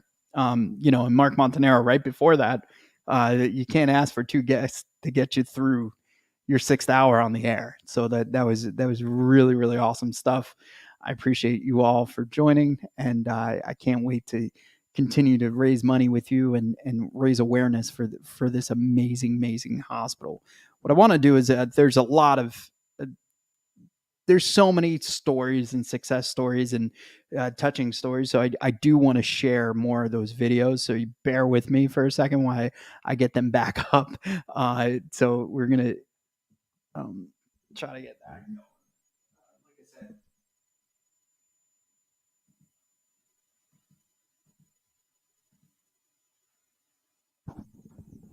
Cool. Got that. That's going to be the only annoying thing in the night. Like so if this computer like goes in sleep mode, it requires my face. Like I work for the FBI or something. I work in the radio industry. So I don't know why it requires so much stuff, but then I have to move the microphone out of the way and kind of get that. So I want to share some more of these amazing stories. And we touched on a lot of these kids during my conversations with Mark and the West family, and it's very touching. But there's so many more, and it's just every time I'm like, oh, I got to play that one. I got to play that one. It's like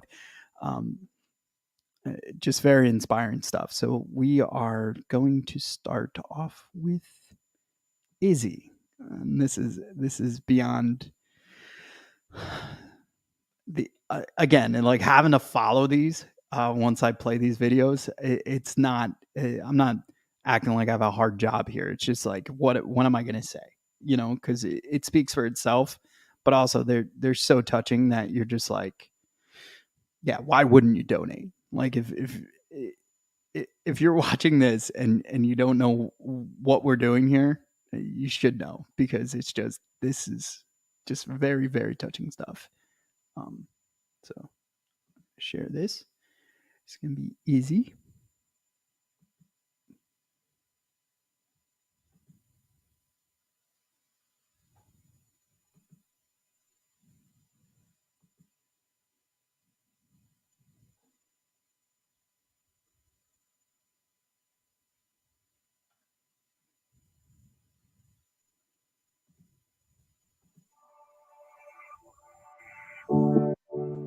Well, we nicknamed her Izzy Warrior Princess a long time ago when she was first diagnosed, and that name, it sticks and it works really well for her. She's a firecracker. She's sassy, she's determined, and she's stubborn. That's just the little package that she is. Wrapped in a smile. Most of the time, yeah. It was around her first birthday that she was having a hard time turning her head to the left. The family had noticed that she had some neck stiffness and wasn't really moving her head well. Her mother took her to the pediatrician, who also had concerns. He thought that maybe it was an ear infection that had drained down to her lymph nodes. Very simply, she would just need some antibiotics and everything would be okay. She then went for an MRI, and this showed a mass in her spinal cord. It was a Saturday morning that we found out that she had a tumor intertwined with her spinal cord. It's something you never expect to hear when you're a new parent. That's always someone else's child that's going through that. By Tuesday, September 16th, we were handing her over to a neurosurgeon to open her up. She was a baby. She was a baby. the diagnosis was such where we still didn't even know how severe or what type of cancer, what type of tumor it was. We were just hopeful for the best, but it was so daunting that day, so daunting, that we feared the worst. The spinal cord tumor left her with essentially a partial paralysis in all of her limbs. And after surgery, she couldn't sit up. We were just so naive to the fact that she might have significant physical deficiencies afterwards. Isabel needed intensive therapy, so she was referred to Children's Specialized Hospital outpatient services. We had made an appointment actually here at Children's Specialized to get her evaluated for physical and occupational therapy services. They told us that any kind of movement is good just to get those muscles going. Her PT saw my mom really upset and crying, and her PT said, "Grandma, don't worry. She's gonna walk. We're gonna make it so that she walks." Therapists were amazing. I mean, they worked so hard for those first few months just to gain her trust. After a while, she knew that she'd work when she came here, but she loved coming to see her friends. From the bottom of their heart, they wanted to help. They wanted to help this little baby achieve all the things that kids do and that babies do, and that's incredible. That's heart. The day before her last chemotherapy, she took her first 18 steps by herself. I broke down. It was just so amazing. The family is part of the treatment team. We ask for their input, their goals, their wishes, and we work together to achieve Izzy's goals. I couldn't fathom getting to where she's advanced today without this place, without this family, without these doctors and these therapists. It happened here because there's so much love. It's home. It feels like home.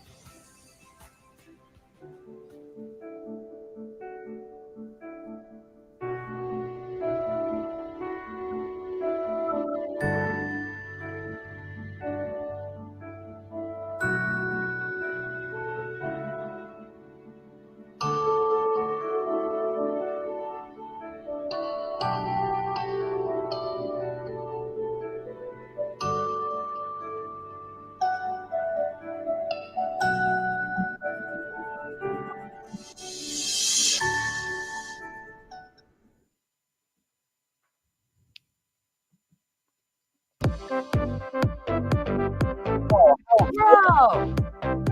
Yo, bro! Bro! Bro!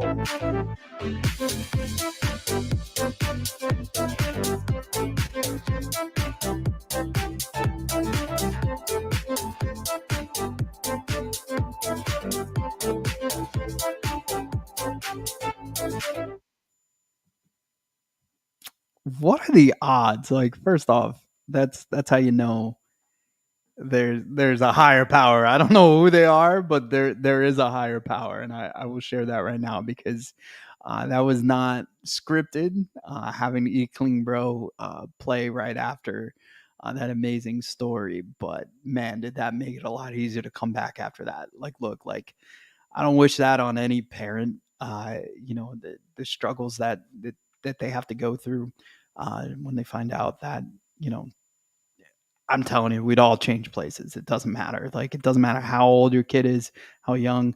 You never want them to feel pain. You never want them to ever, have something you didn't have or have an ability that they couldn't have. So, it's tough stuff, man. So when I share one of those videos and I come back, it's like I'm trying to collect my thoughts. So having an Eat Clean Bro commercial in between, it definitely one.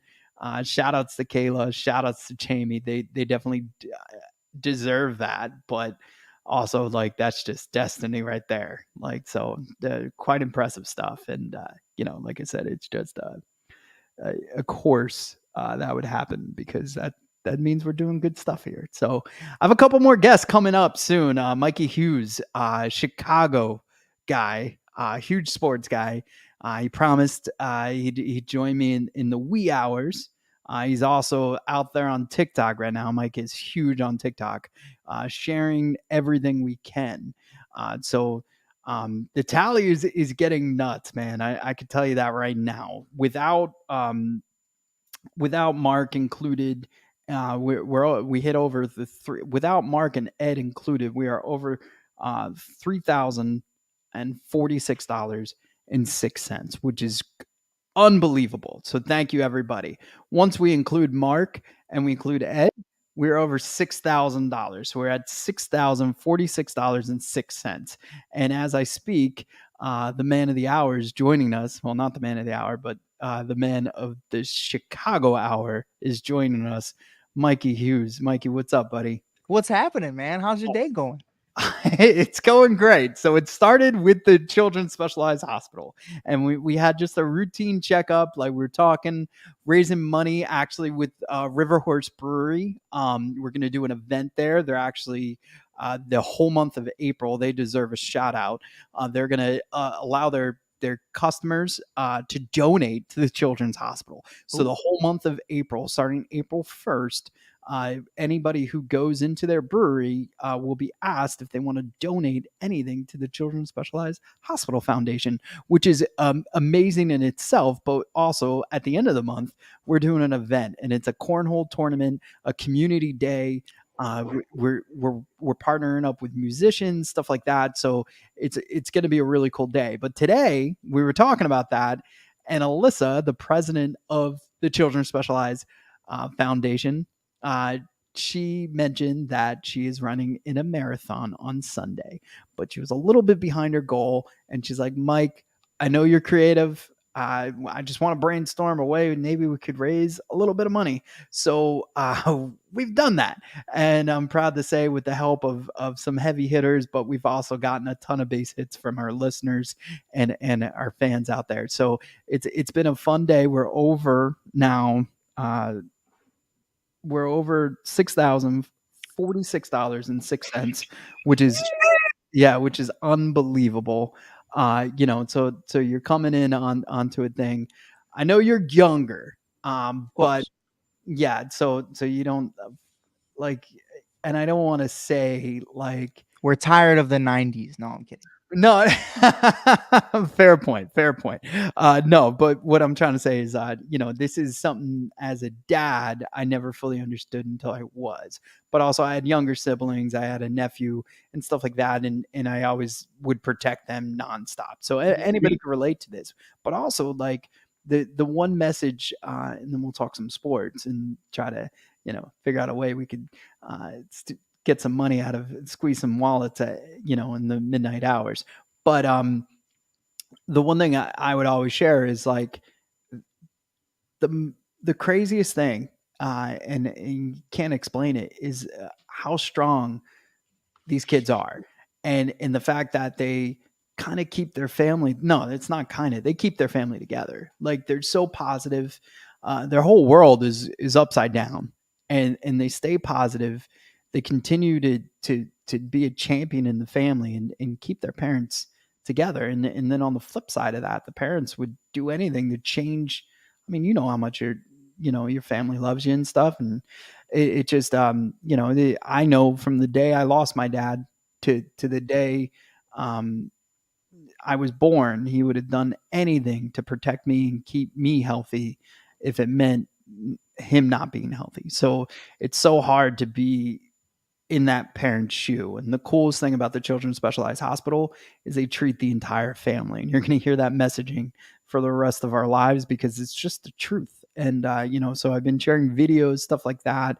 So anything you could do with your followers or people that yeah, and you could help this Pod-A-Thon move along. But I'm pretty proud of that thermostat right now. It's moving in the right direction for sure.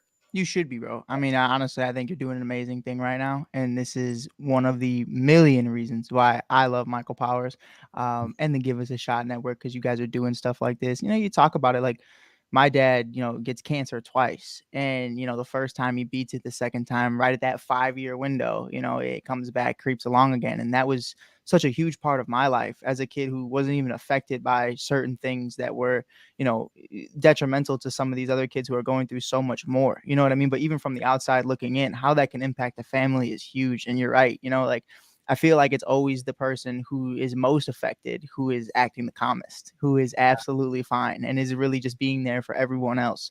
I don't have kids at this point in time in my life, in my 23 years of life, bless. But I have a niece and a nephew who I promise you I would give anything for in this point in my life. And you completely hit it on the head, man. Like, we're going to continue to hit donations because 6K is a lot, but 7K is even more and 8K is even more. So continue to donate, continue to hit that like button, continue to share this to people who you think might even donate a dime, a nickel. That's something for someone somewhere. Right? Maybe $200 is chump change to someone that's not named Mike Hughes. So we'll see what happens. But man, you're already doing such an amazing thing in such a short period of time. Like, this wasn't like overly planned. Like, to just wake up and be like, I'm raising 6K is absolutely amazing.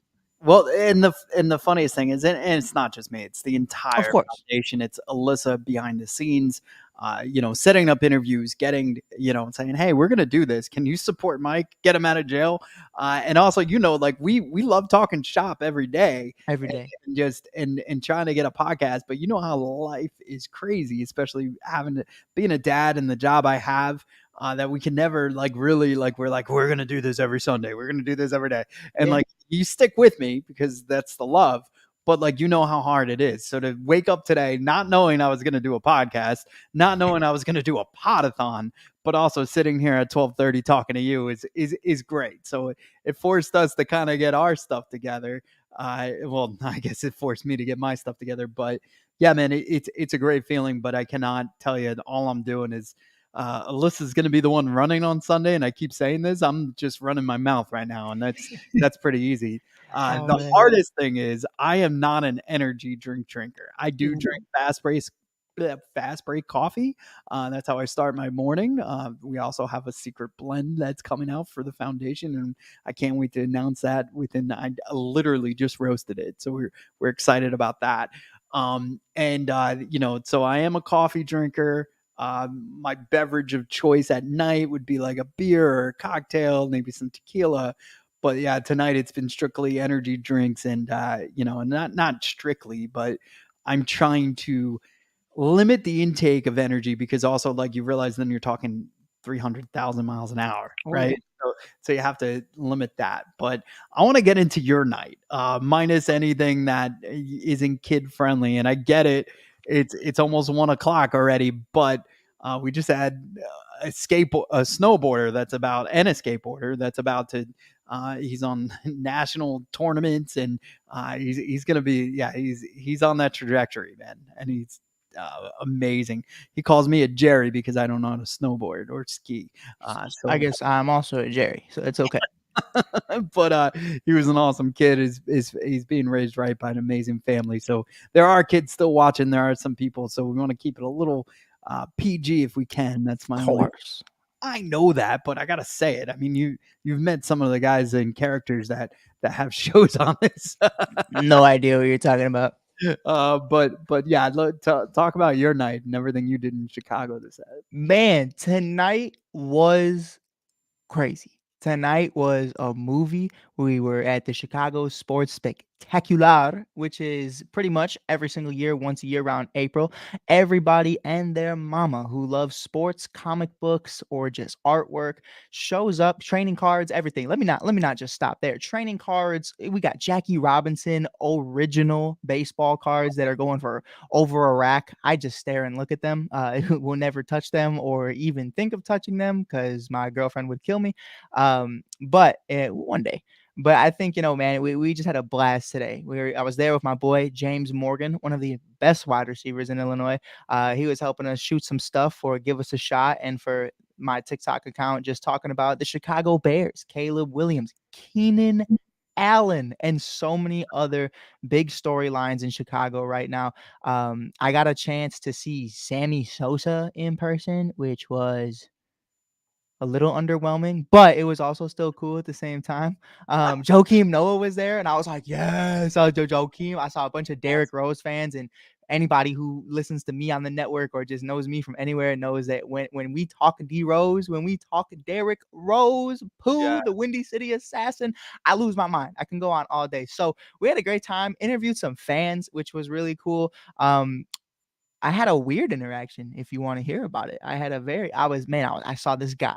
Let me set the scene. A 2007 Pro Bowl Brian Urlacher jersey. I said, that guy right there. That's the guy. I'm going to get the greatest clip, the greatest interview from that cat right there. Today's the day, James. This is it. I walked up to him. Hey, man, listen, I'm Mike Hughes from the Give Us a Shot Network. Would love to talk to you about Caleb Williams, Justin Fields, Keenan Allen, and everything left and right in Hallis Hall right now. This man, Michael Powers, has the audacity to turn around, shake my hand, and say, hey, man, I'm not going to lie. I just liked the jersey. I know nothing about Chicago sports. I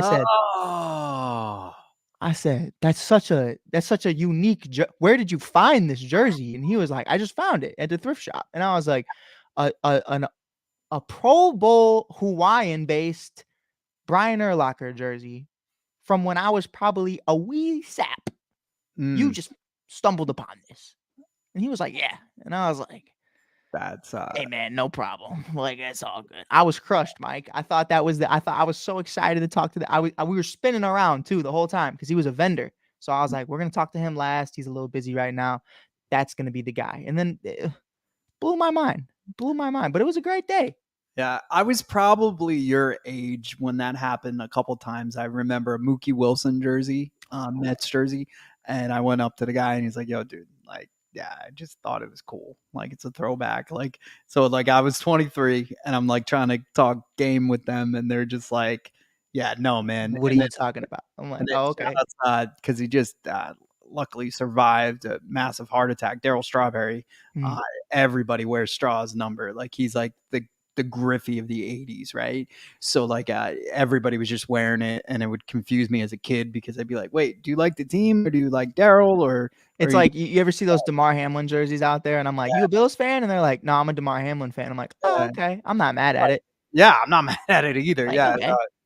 Germ gets mad. I have a Josh Allen jersey that I acquired because we played a joke on, the Bills and Dolphins have a little bit of rivalry. I don't know if you know that. So we play against Corey and Germ play against each other. So I bought an Allen jersey to present it to Corey on the air as a gift from one of our listeners. And he was like so excited to open it. And he's like, and I had a video playing of Germ and it was just, it was epic, but I kept the jersey. My dad was a Bills fan. So him not being here, I'm an honorary Bills fan now because I want him to, they had some success in his lifetime, don't get me wrong, but now I'm like, hey, that's cool. That two people that I love, Germ and my dad, they both love the Bills, so I kind of root for him a little bit, so just a little bit. But he's always like, Mike, are you wearing that jersey? Get that off. You're ruining my team. So it's just funny. So I'll send him a selfie with me in it, and I act like I'm the biggest Bills fan ever. I was like, I believe. So Mike, I don't think I ever knew what football team. I knew you were diehard Mets, but I never knew what football team you really rooted for.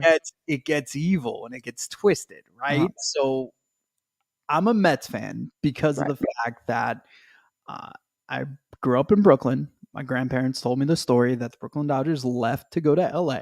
There was a New York Giants team too. New York Giants had the orange. The Brooklyn Dodgers had blue. They had a baby called the New York Mets. So instantly hooked. Right now, I gotta be a Met fan. Like they had allegiance to Brooklyn. There was this Brooklyn tie to it. So I was a Met fan. My dad worked from being a janitor to a top executive at Goldman Sachs. And he would get tickets every so often, like at least once, twice a week or once every other week on a Sunday. And there would be 4 tickets, third base side, front row. They were beautiful to Shea Stadium. Obviously, you're going to take your little bro with you the whole time, right? There was another set of tickets that was during school. So your dad would wake you up, act like you're going to school, and then he would take one of us to Yankee Stadium for one of those day games where like they call them the business like games or whatever, like where everybody takes their clients. Well, my dad would take his sons, and it was really cool. So he'd play hooky from work, he'd take one of his sons, and he would alternate us to the point where we would start looking at the schedule and we'd realize which one he was going to take and when. And then the other one woke up, they were already gone, and like you had to go to school. So it was like a bad feeling. One day we're sitting in the living room. I know this is long-winded, but we got plenty of time. People donate if you want to hear the rest of the story. He goes, "Hey, Dad," and my dad goes, "Yeah, Carl." He's like, "I think I'm gonna be a Yankee fan." And my dad instantly goes, "Great, I'll take you to all the games." And I'm like, "You little salesman, like you're not a Yankee fan. You're just doing that because you realize you're still going to go to all the Met games. And now you just took me out of any of the Yankee games." So, and I only cared about the Yankee games because one, you're in a box, free food. They even gave you like concession money. Like it was insane. So, and then he sarcastically would bring me home Yankee Bears. Like, so yeah. Evil. So now there's beef. Now there's beef. There's like actual beef. So they're all Jet fans. The entire family, from my grandpa, not my dad, he's a Bills fan. So I denounced being a Jet fan on spite. So I'm kind of a Giants fan because my best friend was, but I'm kind of not. So like I really don't have an allegiance. And like I said, I told you about that interview with Brendan Graham, and you know, I'm really rooting for him hardcore. Of course. Like, yeah, if they get a ring, I won't, for the first time in my life, I won't be mad about it because he will have it. And it was just really cool. He let me sit in on a conversation with him and his father when he was talking about his retirement and saying, "Hey, Dad, I'm actually going to announce it on the radio. I know I announced it in the clubhouse before, but this is going to be a time I acknowledge it, like on national radio." So I was the producer in there. He was in the waiting room having this conversation, and he's like, "Why are you all right?" Like he hangs up the phone. I was like, "Yeah, I just realized my dad never heard me on a microphone." Like, you know, and I was like, I was always focused on, he never met my daughter. I never realized like, oh, he has no idea that I started podcasting or broadcasting or was ever even, my voice was ever even on the radio. So I got 9 minutes with him after he did his national thing. And yeah, I'm hooked, man. He's such a great human being. I can't wait to inject him once he's retired, even while he's playing, into this foundation, the Children's Specialized Hospital Foundation, and also into our network. So it's going to be an awesome time. He's definitely one that wants to be a part of media. So you know, if I had to pick, I guess I'm going Giants. But yeah, I'm you know, and it's so it sucks, right? Because they still, you know, deep down inside, like I want the Jets to win. Like I Right. still want my family to be happy. I remember my grandfather wearing a giant Jets jacket, and you know, and then the funniest part is nobody batted an eye that Carl changed his allegiance from the Mets to the Yankees, but everybody cared that I went from Jets to Giants. So like How it goes. so I looked like even more the villain too. So it was just tough. So I don't know, man. Let's go Bears. Like I have no Go Bears. Go Bears, baby. I'm here for it. everybody just love everybody. Everybody win. No, I'm just We're, kidding. we're rocking with it. You're welcome here always. Yeah, what I do enjoy is an underdog story. Like I just being a Met fan, I'm sure you have the same feeling with Chicago. It's just anything to do with an underdog story. It's just like, yeah, man, sign me up for it. So, Yeah, I mean, like the 2016 Chicago Cubs for me were so similar to like what you had going on, and it was like my dad was the biggest Cubs and Bears fan you'll ever meet. Like this little setup I have is like everything that was passed down from me and from him to me and my sister. And like the coolest part about my dad was like this was a kid from, you know, his family's from Italy. They're from Sicily. He's born in Chicago. He's got 7 siblings, a mom, a dad, in a 2-bedroom apartment in Chicago in the 60s. And it's like this guy spends his whole life, you know, not doing the greatest of things, probably out there in the streets with his 6 other siblings going crazy, having a blast in the early 60s before there's a camera on every street and a camera on every phone, before there's phones, you know. And I think like the coolest part about it was how he enriched that fandom and that Chicago legacy into us, to my sister and I. And we watched the Sammy Sosa days. We watched the Cubs lose 100-something plus games a year. You know, we watched my dad, who never got to see them win a World Series because he passed away in 2015, which was crazy. And ironically enough, where me and Michael Power started our relationship that we didn't know each other existed. You know, 2015, my sister and I, we meet Tom Ricketts, the owner of the Chicago Cubs, at Game 4 of the NLCS, where the Cubs got swept. Dexter Fowler was the final out, and he was also one of my favorite players. So it hurt a little extra. But I'm there at that game, and my dad had already passed away, you know, a couple months prior. And, you know, we're sitting there and we're just watching it happen. Everyone else is pouring out. Everyone else is leaving. You know, it was supposed to be Back to the Future. You know, we're looking at, hey, you know, Back to the Future said that they would win it in 2015. They were a year off, but close enough. But it was just such an amazing feeling to sit there and be like, you know what? This might not have been the season, but it's coming. Something special is coming. And my Cubs fandom went from, you know, just a kid who grew up loving baseball because his dad loved baseball and his dad loved the Cubs to, you know, these guys are going to be the ones that live this legacy of my dad and live that so many other people have so many other stories. I thought it was beautiful. I don't know if you ever saw it. It was in front of Wrigley Field, the brick wall, the brick floor, the brick wall. People went there in 2016 before the playoffs and they wrote the names of their loved ones that passed away because they wanted them all to be a part of it. I got a chance to do it. My sister was there.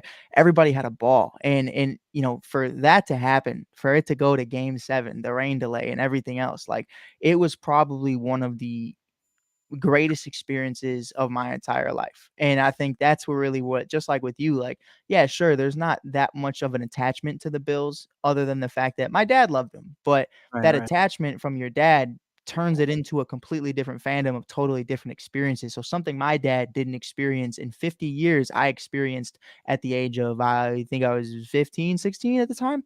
And, you know, you're looking at that and you're like, man, these guys, no matter what anybody says about Javi Baez, Chris Bryant, Wilson Contreras, or any of them, those are my guys. Aroldis Chapman, and so many others. There's so many guys right now that I just look at, and Anthony Rizzo, Dexter Fowler, like those are the guys, Mike, and those are the guys that forever in my heart. I don't care if I forget my name when I'm 90 years old. I will remember Miguel Montero hitting a grand slam against the Dodgers in one of the biggest playoff games in Chicago Cubs history. Had Wrigley rocking, and it was the greatest personal game I've gotten a chance to witness live in game. And like, you know, those are the memories, man. And I think we all have those kind of stories. We all have those stories of like people who are gone or people who were, you know, loved by or who we love that, you know, got us invested into certain players. You know, you've helped me a lot too. You know, you've gotten me interested in some guys over in New York. The big Sauce guy. I'm a big Sauce Gardner fan. But you know, and Tommy DeVito, you know, I love the kid. I love the kid. Man, that was like a movie in itself. And I It was was just a like, movie. yeah, it's tough. Like, and I want to talk about that real quick. Well, one, I'm going to share something with you. Like, one, your dad's still with you. He's so proud of you. For sure. Losing him at that young of an age and being the human being and man you are, it goes without saying that one, you were raised right, and two, you know, he taught you how to love, and same with your mom. And so shout outs to your parents. And it sucks, dude. I wasn't probably, I was 22 when my dad passed, and that was hard enough for me. But my sister was 15, and like it's same kind of thing where it was like, oh my God, you know. So I don't know if we shared that before, but it goes without saying, man, you're an amazing human being. But, you know, I will say this, and this is for anybody listening, because I think it's important, whether you're going through something or whether someone you love is going through something, you always take into who they were as people, you know, and I think the important thing that you take away from a life is how did you help impact mine? You know what I mean? And even though someone's not there with you, you know, what are you going to be able to do to continue their name? I love this saying. I forgot who said it, but you die twice. You die the first time you're buried in the ground, and you die the second time, the last time someone remembers or says your name. So you kind of got to create your own legacy. You got to be that guy who it's like, you're not going to not say my name. They are going to talk about Kobe Bryant forever. He will forever be in the history books. He will forever be in the record books. And one thing I always like to share with people, and because I think it's important, and we're also raising money right now. So while you're listening to me spiel, you know, it's really simple to just donate some dough. You know what I mean? It's not hard. You know, you can stop listening to me and focus on the more important aspects. But my dad, man, I mean, this man works on loading docks. This man's a security guard. This man's working at the plumbers union. He's doing all these different trades, all these different jacks of trades before he gets sick. And it wasn't until I saw my dad dying to when I saw him living. And I think that's one of the most important things. My dad on the side, during work, during school as a kid, whenever, he's drawing caricatures. He's drawing caricatures all over. Now, obviously, he ends up going on dialysis. You know, he has heart issues. So he has to work from home and he can't do what he used to do. He gets laid off. Long story short, I know that's long-winded and sounds depressing, but it was the only time I saw him happy. This guy, throughout his entire life, goes, I even have it right here. Every time I do a show, I have it right with me. You know, it was his goal. He met Walter Payton, MC Hammer. He's got a picture with him and MC Hammer, which is crazy because I wonder where that man is today.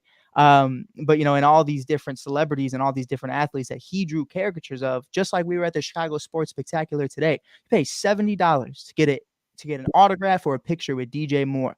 My dad would be the type of guy that went there, paid $70 just to hand him a picture of himself that he drew. And me and him met Anthony Rizzo when I was 14 years old because he had a picture of Anthony Rizzo that I still have. But the most important one to me is this one right here of my dad met Michael Jordan and gave him, I don't know if it'll clear up, but he gave him a picture of himself. And I hold this, it's on my wallpaper, on my lock screen for my phone. It's on my laptop. It's everywhere. And I use this because I think that's the dream. You know what I mean? My dad didn't want to be, you know, Picasso or one of these big time artists. He was a street caricaturist. He would draw you. He would sell pictures. And I remember he drew a little girl. I believe her name was Emily, if I'm not mistaken. I really hope I get that right. God bless her soul. God bless her family. She's passed away. She passed away before he did. But her biggest dream was to have my dad draw a picture of her and the family. And she loved it. And that was so huge for him. So even though my dad knew me as this little 15-year-old punk who thought he was hot crap, you know, and didn't know how to just take advice for a second, just be quiet and listen. That was one of the biggest things. And to be fair, you know, he also had the same issue in his 50s. So, you know, everybody comes in time. But I will say, man, you know, he might not have known me anything past his 15-year-old son. He probably didn't see me being, you know, who I am today doing this podcasting stuff, but he instilled it in you the entire time. And the point we're talking about today is, you know, whether it's someone who's here or someone who's gone, you know, people every day are instilling something in you. You raising money today is instilling something in me to continue to be like, you know, every September I do work with After School Matters. And really, even though it's not like a partnership, I go live and I have the, you know, the little live stream for them, and you have the donate button and people can donate. We have Brennan Davis, Patrick Wisdom, Tim Jennings, all those guys come on. You know, and, you know, even though it's not like an official, you know, live donation or a Pod-A-Thon, you know, it's something cool to me. And doing what you're doing right now, 6K, I mean, it's crazy. So everybody's got a story, man. I believe everybody's got a lot of different stories. But I think it depends on, Kevin Hart said it. You know, Kevin Hart said this. Kevin's crazy. Kevin says a lot of wild things. Usually, for the most part, he's just trying to fill airtime or he's making a joke. But he said, your life is a book. And if you're writing this book, what is that final chapter going to look like? And how did your book help impact others who are reading it? And I think that was so crazy to me to hear Kevin Hart, out of all people, say something that just like sunk. And I heard that last night just while I was listening to little interviews that I listen to Kobe Bryant every night. I listen to all different people talk just to hear their perspectives.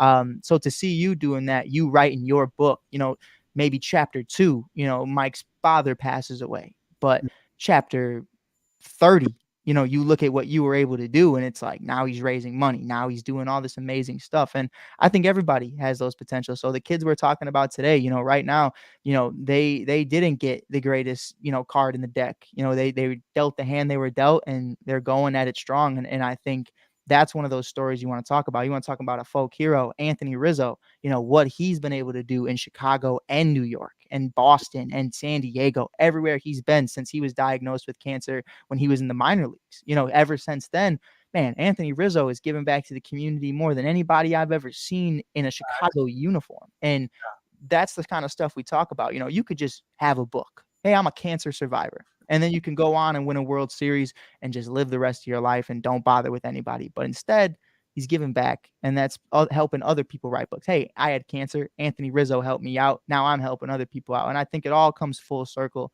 at the end of the day. So I love when you share stories like that, because I think a lot of people think up here that, our lives are perfect and everything we have going on is perfect. I'm from Chicago. Like, that's what it is. You're from the Bronx. Like, I've lost so many people. Brooklyn.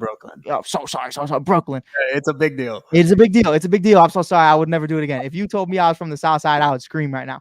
But no, man, like, coming from Brooklyn, coming from Chicago, like, I've lost so many people that didn't even get to graduate high school because of the streets, because of all these different things. And, again, we talk about, making sure that people in all walks of life understand that their life has meaning. And I think it's so important to just kind of carry that on every single day. It's like, man, I'm not walking for me. I got 12 people walking behind me and we're all walking together in sync. We look like the Jackson 5 walking in this John. You know what I mean? Like, we got, I know the word John now, Mike. I've been going crazy. There you go, man. Look, we're growing on you for sure. No, and that's the coolest part. And we shared about this earlier when I was talking with Germ and a few of the other people in our network. And it was just like, we grab all these good people, just keep gravitating together, like where you had not a rough day, you had a great day. You deserve to go to bed, enjoy your night, and instead you decided to hop on with me and help raise money. And when you wake up tomorrow, hopefully this will be over. But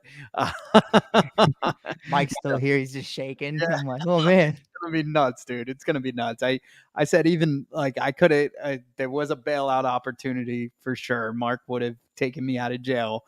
The owner of Autoland, Heart of Gold, he would have done it in a heartbeat, and I knew that. And I was like, no. Let's talk in the morning. Let's try to shake some wallets, shake some change. So like I said, there's been a steady group of listeners, and if you all just donated $1 right now, we can make that ticker move a little bit more. So yeah, man, dude, I'll keep you on until you're ready to go. But dude, I will rock out with you all night. I do not care. Yeah, you let me know. I definitely we're getting close to that 1 o'clock hour. I have all these snacks that they gave me, so I'm loaded. But you let me know if you need a break or anything or whatever. But dude, I'm chilling. I just had 2 burritos and a hamburger. I'm living my life right now. So Germ asked earlier to the other group, just really quick, like your favorite, your go-to cereals, top 3 cereals. Like, go ahead. Top 3 cereal. All right, check this out, because we're gonna get seasonal. We're gonna get festive in here. Lucky Charms, to me, as an Irish Italian in America, with St. Patrick's Day coming up this weekend, have to go Lucky Charms at 1. Boo Berries are going to be at 2.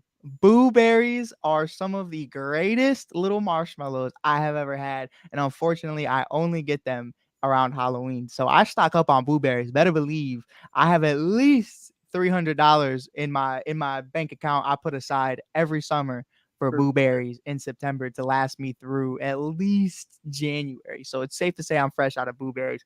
And then of course Cheerios. I know that's so basic, but I literally can just in college I would just like I can't cook for myself. I am lazy. I am a 19-year-old kid. I cannot afford to Uber Eats anything. I just literally get a Ziploc bag, put some Cheerios in there, go by my day. Just raw dogged it, completely dry, no milk. But it got me through my day. So I would say Lucky Charms, Boo Berries, and Cheerios. Yeah, so I rock with I pick regular Cheerios too, but I throw a banana in there. Like, that's good. Yeah, that is good. And it's like, but I still love it dry too. Like, don't get me wrong. Like, so I always hope the milk settles on the bottom. There's some dryness on top, some bananas on top. Heck yeah. And the bananas start to fall, and the consistency's great. Like, how do you feel about Fruit Loops, Mike? I'm curious. Not a fan. Not a fan. We did share this though. Let me share. We all thought that every loop had a different flavor, and it doesn't. Apparently. Yes, they do. Yeah, that's what I said. Like, is this one of those things where like the universe is trying to change it? Like how like Fruit of the Loom, there was never the logo was never what was it? What is that? Cornucopia was never in the logo, and then that lady found it. Like, is that the same thing with Fruit Loops? Like, people are gonna just try to convince us that they were never in that realm. My other ones were I like Raisin Bran, but like old school Raisin Bran with the sun with dropping the 2 scoops of raisins on you before they started messing with the sugar. Like I liked it old school Raisin Bran when there was a lot of sugar in it. And then what else did I say? Oh, Fruity Pebbles, bro. Like I didn't like Fruit Loops, but Fruity Pebbles hit the spot, man. Like it was definitely flawless. See, I don't like Fruity Pebbles with milk, but I like them by themselves. And I know that might be weird, but I just feel like they get so soggy with the milk that it's Mhm. like it's at that point where it's like it's not even like chewable. You know what I mean? So, but by itself, I'm a big cereal by itself guy. I don't know why. I'm just not huge on milk. Which maybe I'm weird, maybe I'm not, but I could go for dry cereal all day. I think I have no problem with it. My daughter won't touch cereal. She doesn't really. Hey dog. Yeah, Peyton does not. She rocks like she's like very European with her breakfast. It's like a fruit, maybe a meat, like a pepperoni or salami, and maybe like a couple crackers. Like that's it. Like that's how she rocks out a breakfast. She does not eat A Lunchable breakfast. yeah, it's pretty much, yeah, but it's like more expensive because you actually have fruit and like, yeah, oh no, but she'll rock a Lunchable too. So yeah, So but fire. that's like when we went to Germany for my 30th, that's pretty much what they all had was like these very like basic Lunchable. I was like, nobody eats like, where can I get a bacon, egg, and cheese? Like, like, and they're like, no, that doesn't exist here. I was like, oh my God. Like, so that was one of the topics they mentioned. They also went with cartoons, and I wanted your spin on it, being the younger statesman. Like what are your go-to, if how he worded it was, for the rest of your life you can only watch 3 shows and they all are cartoons. Like what are your go-tos? Oh man. All right. Man, 3. All right, I will say this. 2 of them have to come from Cartoon Network, top tier. Like I'm not talking about this 2010 past 2015 cartoon. I'm talking about the OG 90s, early 2000s. I'm looking Ed, Ed and Eddie, most definitely. The Adventures of Grim and Mandy were fire. And then, man, it would be a toss up between Pokemon, like OG Pokemon. I'm talking about like Nurse Joy and Brock and Misty. I'm talking about May and Max. Like anything past what was it? It wasn't Johto. It was I forget the other. It started with an H. It's whatever they were at. But with that, I would say SpongeBob or Pokemon would be my third. So I would say, you know what? Actually, I'm gonna go Ed, Ed and Eddie, SpongeBob, and Pokemon. I think you have to. I'm gonna have to take off Grim Adventures of Billy and Mandy, even though that was fire, muy caliente. I mean, it was a chef's kiss.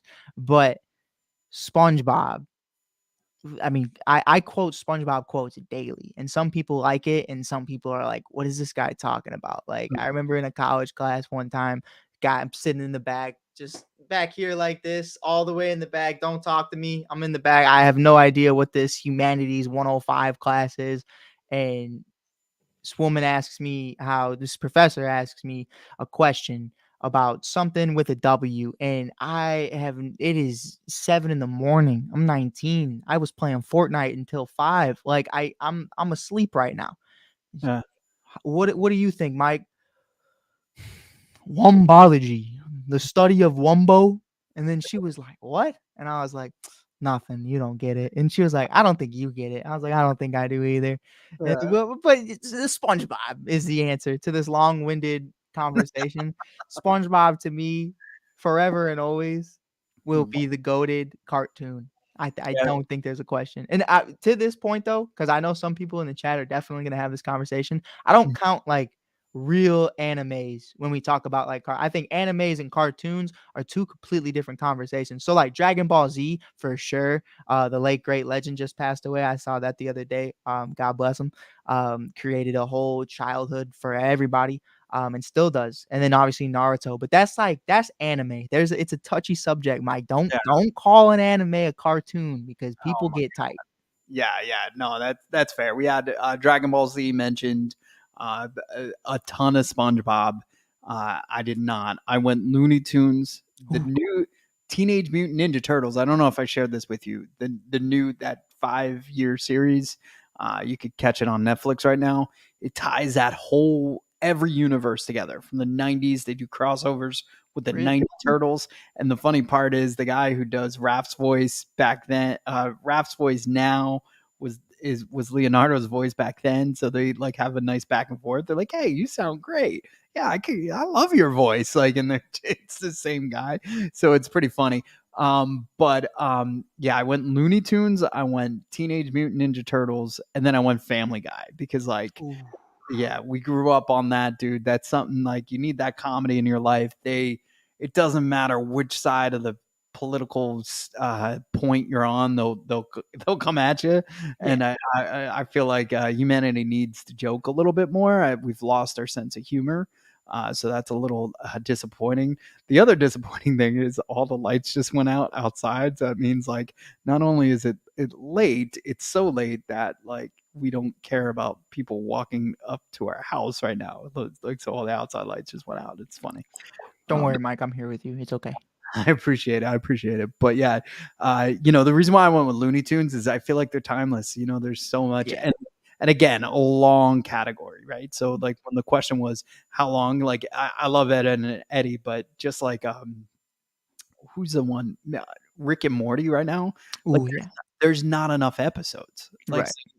you'd end up it would end up going stale, So That's fair. You would probably end up. This is forever too. But you know what? I also, to your point, I think. Can I make a switch? Because you mentioned superheroes, and I was like, oh, as much as I love Teenage Mutant Ninja Turtles, absolutely fire.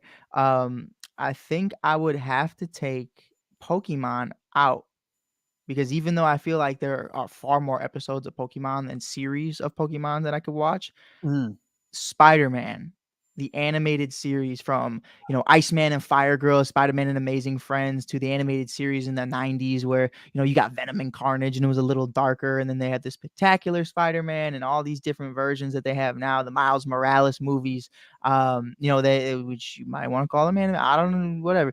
But, those are just absolutely timeless to me because I think at the end of the day, if tomorrow I was offered $100 million or the abilities of Spider-Man, I think I would rather be Spider-Man. Period. If I was from Iowa or Wyoming or Utah where there's no buildings I could swing from, sure. But I'm in Chicago. I'm literally going to become the Batman of this city, and I am going to be Spider-Man. You never think about that, like Spider-Man's elements. And once you get rid of the skyline, it's like kind of like no. Spider-Man in Iowa is what? He's just a guy that sticks on walls. Yeah, they're like, what's wrong with this guy? Why is his hand so sticky? Yeah, like how does he get to place? If there's a crime 7 miles away, you just see Spider-Man running through a cornfield trying to get there. Like, listen, I feel like every time I come on Give Us a Shot, I'm just pooping on Iowa. Yeah. But you know what? Just don't make it so easy is what I always say. You know what I mean? Like Caitlin Clark's going to Indiana for a reason. But I think I'd go Spider-Man, SpongeBob, and then what was my other one? Was it Ed, Ed and Eddie? I guess Spider-Man, SpongeBob, and Pokemon. That's, you know what? You're valid. Just because I didn't think of the longevity. If this is forever, yeah, man, Mike's just changing can't just ask someone this because like I love Pokemon so much, but like it always had a beginning, middle, end. Right. Like you always knew the agenda, right? So it kind of, although they have a ton, it's kind of like they're playing the same old song, Pokemon. It's a fire song. The funniest thing is who's that Pokemon? It's something bad or something. Oh, dude, those get wicked. Those get crazy. They do get crazy. But look, man, dude, I'm gonna check real quick like everything that's going on as far as donations because people for sure are non-stop texting and it's like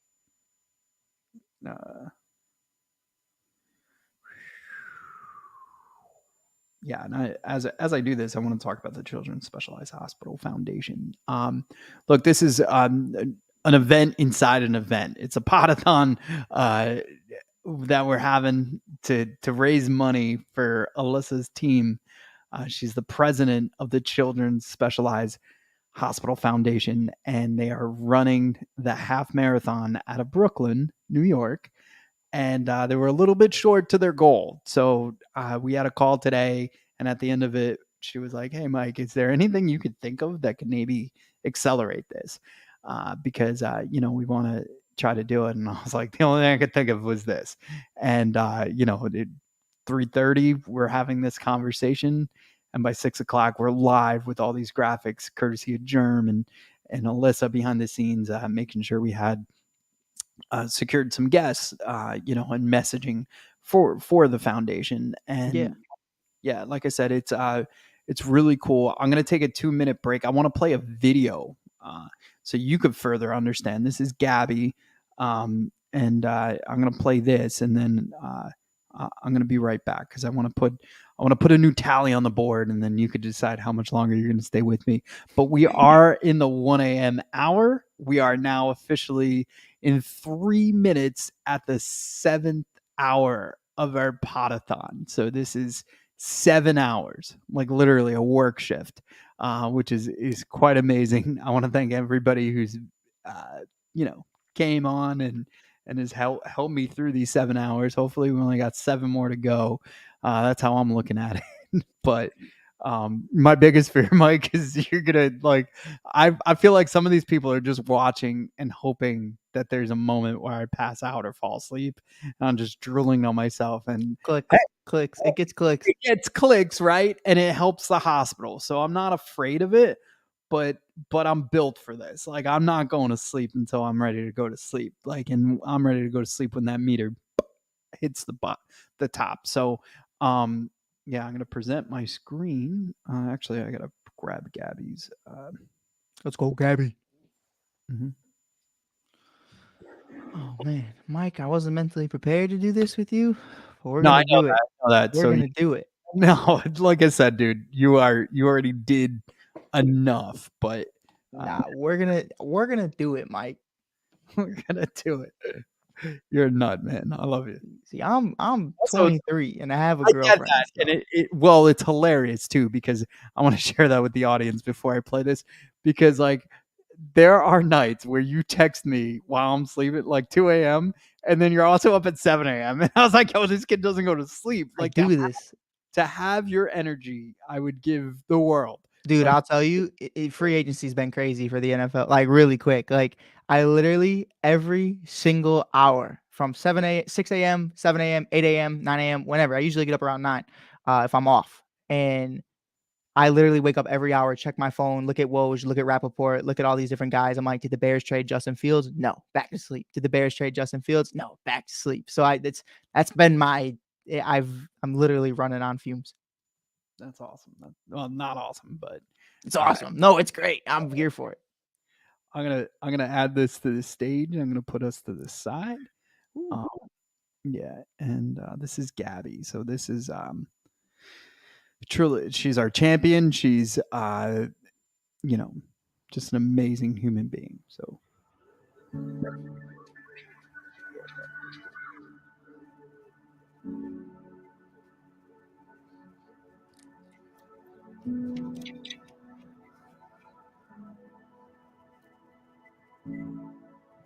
A few weeks ago, I found out I was being named champion by Children's Miracle Network hospitals.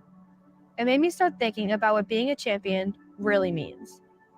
The thing about me is that I'm super competitive. I've always loved sports, especially soccer. The day it happened, I was at track practice.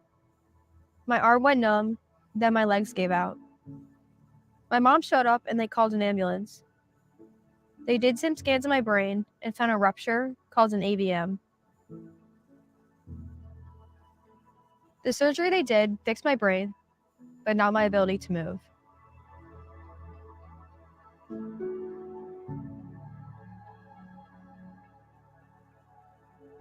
I couldn't even smile. My parents told me I was going to a place called Children's Specialized Hospital to get better. Everyone tried to cheer me up. I just wanted to go home. One night, when I was at my lowest, a nurse visited my room. She sat with me and told me everything was going to be okay, just to make me feel more at home. People like her were all over Children's Specialized. My speech therapist always made me laugh. She's the one that brought my smile back. When I was stuck in a wheelchair, my PTs convinced me that if I put in the work, that I would walk again. 5 weeks later, I walked out of the hospital all on my own. I'm still working hard to get back to where I was before the AVM, but I'm back doing the things I love, including playing soccer again. And through every good day and all the bad ones, my friends were there for me. And my family was always by my side when I needed them the most, encouraging me to keep working to reach my goals, but also reminding me to enjoy all the people in my life, to always laugh and have fun. Children's Miracle Network believes that I'm a champion.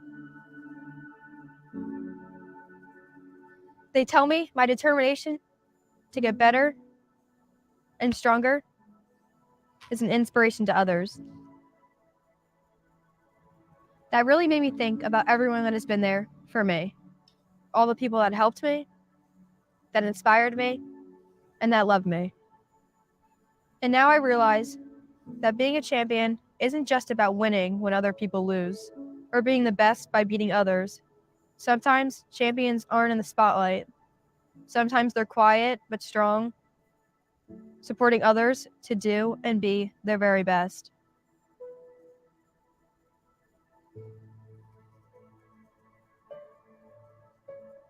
I think that's the kind of champion I want to be.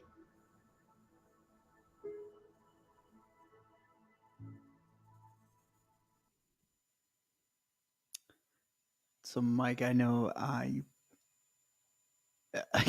it's dude, it's tough, right? So, not only was that played in a crowded room at the gala for one of the first times in public, but Gabby then took this stage in front of. She's 15 years old, and she takes the stage in front of hundreds of people, like probably thousands. Some have 600 million followers on Instagram, right? So it's just insane. Like you had JWoww there. The list just went on and on of the amount of influencers that were there and just big businesses and stuff like that. So it'd be intimidating for me. And Gabby went out there and she's a true champ. She killed it. Yeah, no doubt. And, our family's, it's just remarkable. And there's so many stories like that throughout the Children's Specialized Hospital that, you can't just pick one. And it's just, there's so many great situations that have happened off of some terrible, terrible experiences in some kids' lives. And Nico's is one of them. Nico's is paralyzed from his waist down. He requires a spider cage to work out. And the second ever Todd Frazier beer pong tournament was to raise money so that Nikos could have a spider cage more local to his home. It was one of the things we did: a TheraSuit and a spider cage. And the coolest thing was we made the logo. There was a whole committee that was a part of building this thing and making sure we understood our fundraising goals and our messaging and everything we were going to do. But the day of the event, we were gifted this plaque from Nikos, and he drew the logo with the ball going into the cup and saying Todd Frazier and Toyota. And it's his second annual Frazier Pong, and he colored it in. I mean, he's 5 years old. The kid's ripped from the belt up. I mean, his upper body strength is insane. He's a hooper too, bro. Like he gets on the ground and he just shoots. Like, so he's playing with his older brother, and they're just in there and they're just shot after shot. And now he's into wrestling. And I heard Frankie Edgar might be or is training them. So it's just really cool stuff to see. From a kid that, has kept his family together too. They just had another newborn, and, so they're a family of three now, 3 kids. And, it was a feel good moment seeing him in that hospital and, being able to use the spider cage, to be able to walk and stuff like that, but also then to interact with his brother, with Todd's kids. It was a great feeling all around. So that's the type of stuff that the Children's Specialized Hospital does. And the biggest message is they treat the entire family. And it couldn't be any more true when you talk about Gabby's family or Nico's, because the fact is they care about the entire family. And it's really understanding that they're all going through something in different ways. The parents want to gladly change spots with their child. Nobody wishes that on their kid. And the other part is you just hope that there's never a situation in your life that happens. So you're always Right. like, that's how we can raise some money. So yeah, I didn't mean to damper the mood at 118, but I wanted to remind the people that are hoping that I fall asleep. Well, this is the reason why we're doing this, right? No, yeah, most definitely. And there's I feel like in times like today, there's no such thing as dampering the mood when you're bringing awareness to things that matter. You know what I mean? Like sometimes you got to hear the facts to really get some things done. And this is one of the most important causes I feel like that a lot of people are going to be a part of this year, whether you donated $1, a penny, a nickel, whatever. Sometimes more money makes you feel more better. But I will say this. No, I'm kidding. It's a joke. It's a joke.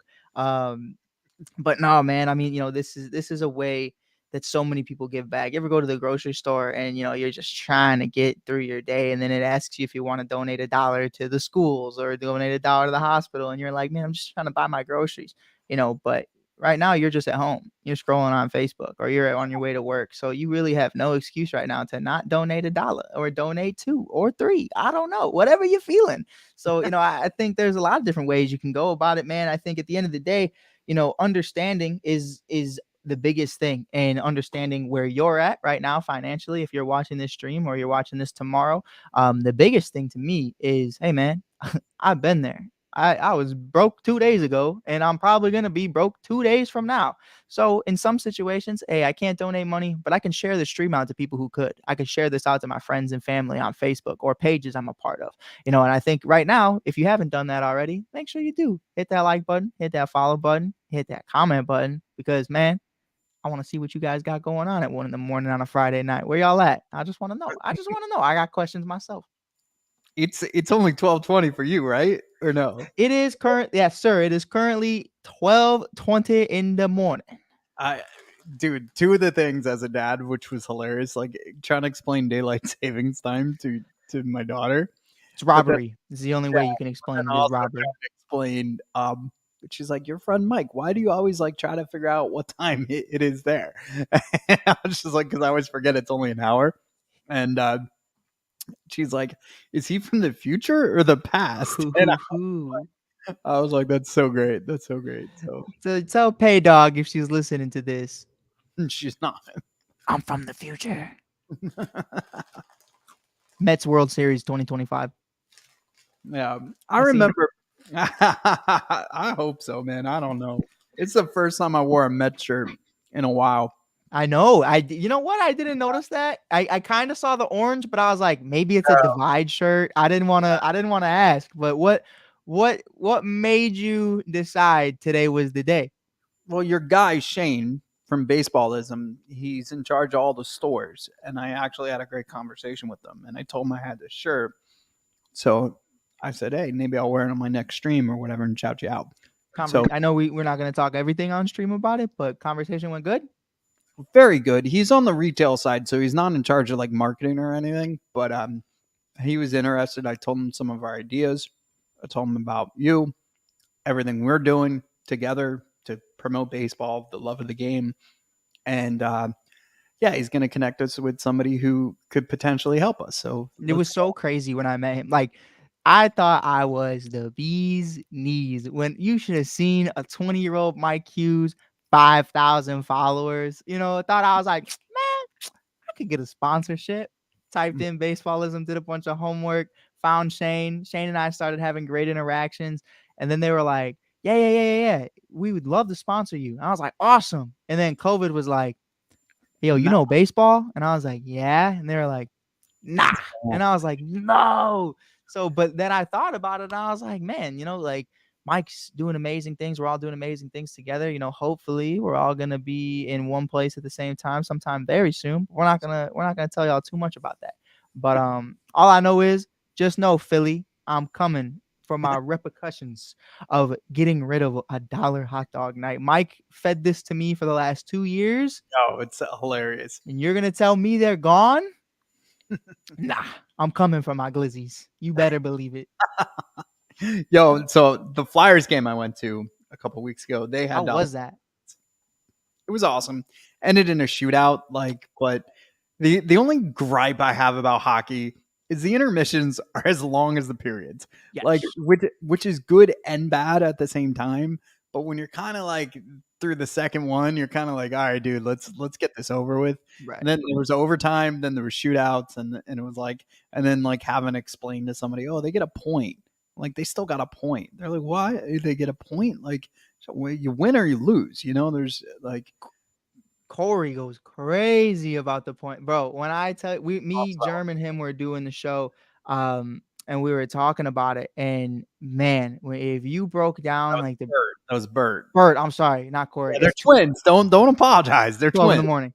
Yeah, But Bert was going off about like the point system and how like the Bruins versus the Panther. I couldn't even. I'm not even going to attempt to explain it because he was so great at it. But like, fans hate it, and like whatever. I don't know what changed, but like whatever it is not like correct. You know what I mean? And it's like it's so weird on how they do it. That's why I love baseball. You're either half a game back, a full game back, whatever, and it makes sense. But there's like 12 different ways you can get a point in hockey, and I'm like, well, this guy, you know, you guys lost this game, but this guy punched somebody in the face, so you get half a point. And I'm like, what do you mean? Like, what is that? This is a shootout goal, but not an overtime goal because it was a shootout. And Mike, I stay in my little bubble. I stay in my box. It's the Blackhawks dynasty forever and Connor Bedard. But past that, I don't understand and I don't know anything. Also, like a shootout is like a home run derby, right? Like you can't compare. It's pretty cool though. It is pretty cool though. I will say it's cool, but it's not like it'd be cool if like instead of like if it was like soccer where they had penalty shots throughout the game, right? That would kind of make more sense to end the game that way. But since they don't have penalty shots and they have penalty box and power plays, like it just doesn't make any sense. But I'm called the baseball purist around here. I'm sure if I floated that idea to Corey or Bert, who grew up on the ice their entire lives, they would totally disagree and get very angry. But the one thing I would share is, the reason why I corrected you, not because you're wrong, is for sure. because I cannot tell you how many times people go, hey, man, you got a great podcast, but Corey works his ass off. And I'm like, what are you talking about? Like, Corey just puts in a lot of work, man. Like, I'm like, what? I'm like, all right, man, thanks. Like, yeah, he's doing a lot of the work. And I'm like, all right. And then they're like, yeah, he's on this show, he's on that show. I'm like, wait, time out. He has a twin. Like, he's not on all these shows, dude. No, for sure. And also, like, it's the man's name. I should get it right. I don't know why I've never even met Corey, so I don't know how that even happened. But I listen to it all the time. So even tonight, like he's actually supported. He's donated some money, and but I was like, "Yo, you coming on?" He's a new dad, so he's all over the place. But those new dad hours are crazy. Yeah, so I was cracking up though. But maybe I'll get him on in the morning because he does wake up ridiculously early. Probably like 4 a.m.s, I would imagine, just because of the baby. Every 2 hours, like yeah, probably like a 6 a.m.er, I would say. I feel like he's a 6 a.m.er. I don't know. I know he's up earlier than me, and he's always calling me, and I'm like, dude, don't call me. I'm sleeping. It's weekend. He's a teacher. He's a hockey coach. He's a volleyball coach, and also he bartends at a winery. So it's just like, I found out Germ was a firefighter. Yeah, I was like, yo, that is it totally made sense to me because Germ's one of those guys where it's like, yo, I'm gonna say this, and if you don't like it, tough nickels. You know what I mean? And it's like, dang. Like, and I love Germ for that reason. And I'm even repping it right now. Like my uncle, my cousins, they're all in the first responding department, my sister. And it's a tough household to grow up in. So that's why immediately when I met Germ, I was like, oh, this guy's awesome. Like this. Yeah. Dude, for me, the scariest thing about Germ is that non-filter. So opening up the show, knowing the hospital was watching. It's not the 1:30 a.m. hour where you can maybe slip up, and like it's early in the going. So I was like, oh, it's a kid show. It's a kid show. Kids are watching. We're interviewing children. We're showing videos of kids. Like he's like, Mike, I got this. But like it's just like he's still like he still was like. So the first thing he asked was like 90s. Who was the GOAT woman of the 90s, right? So that's what his For answer. basketball? Right, that's what I thought they were going with. And then I was like, I don't know it, but what I'll share is like Otani's wife is a hooper. Have you seen those clips? Yeah, she's Yeah. cracked. She is a 3-point specialist. Yeah, it's sick, dude.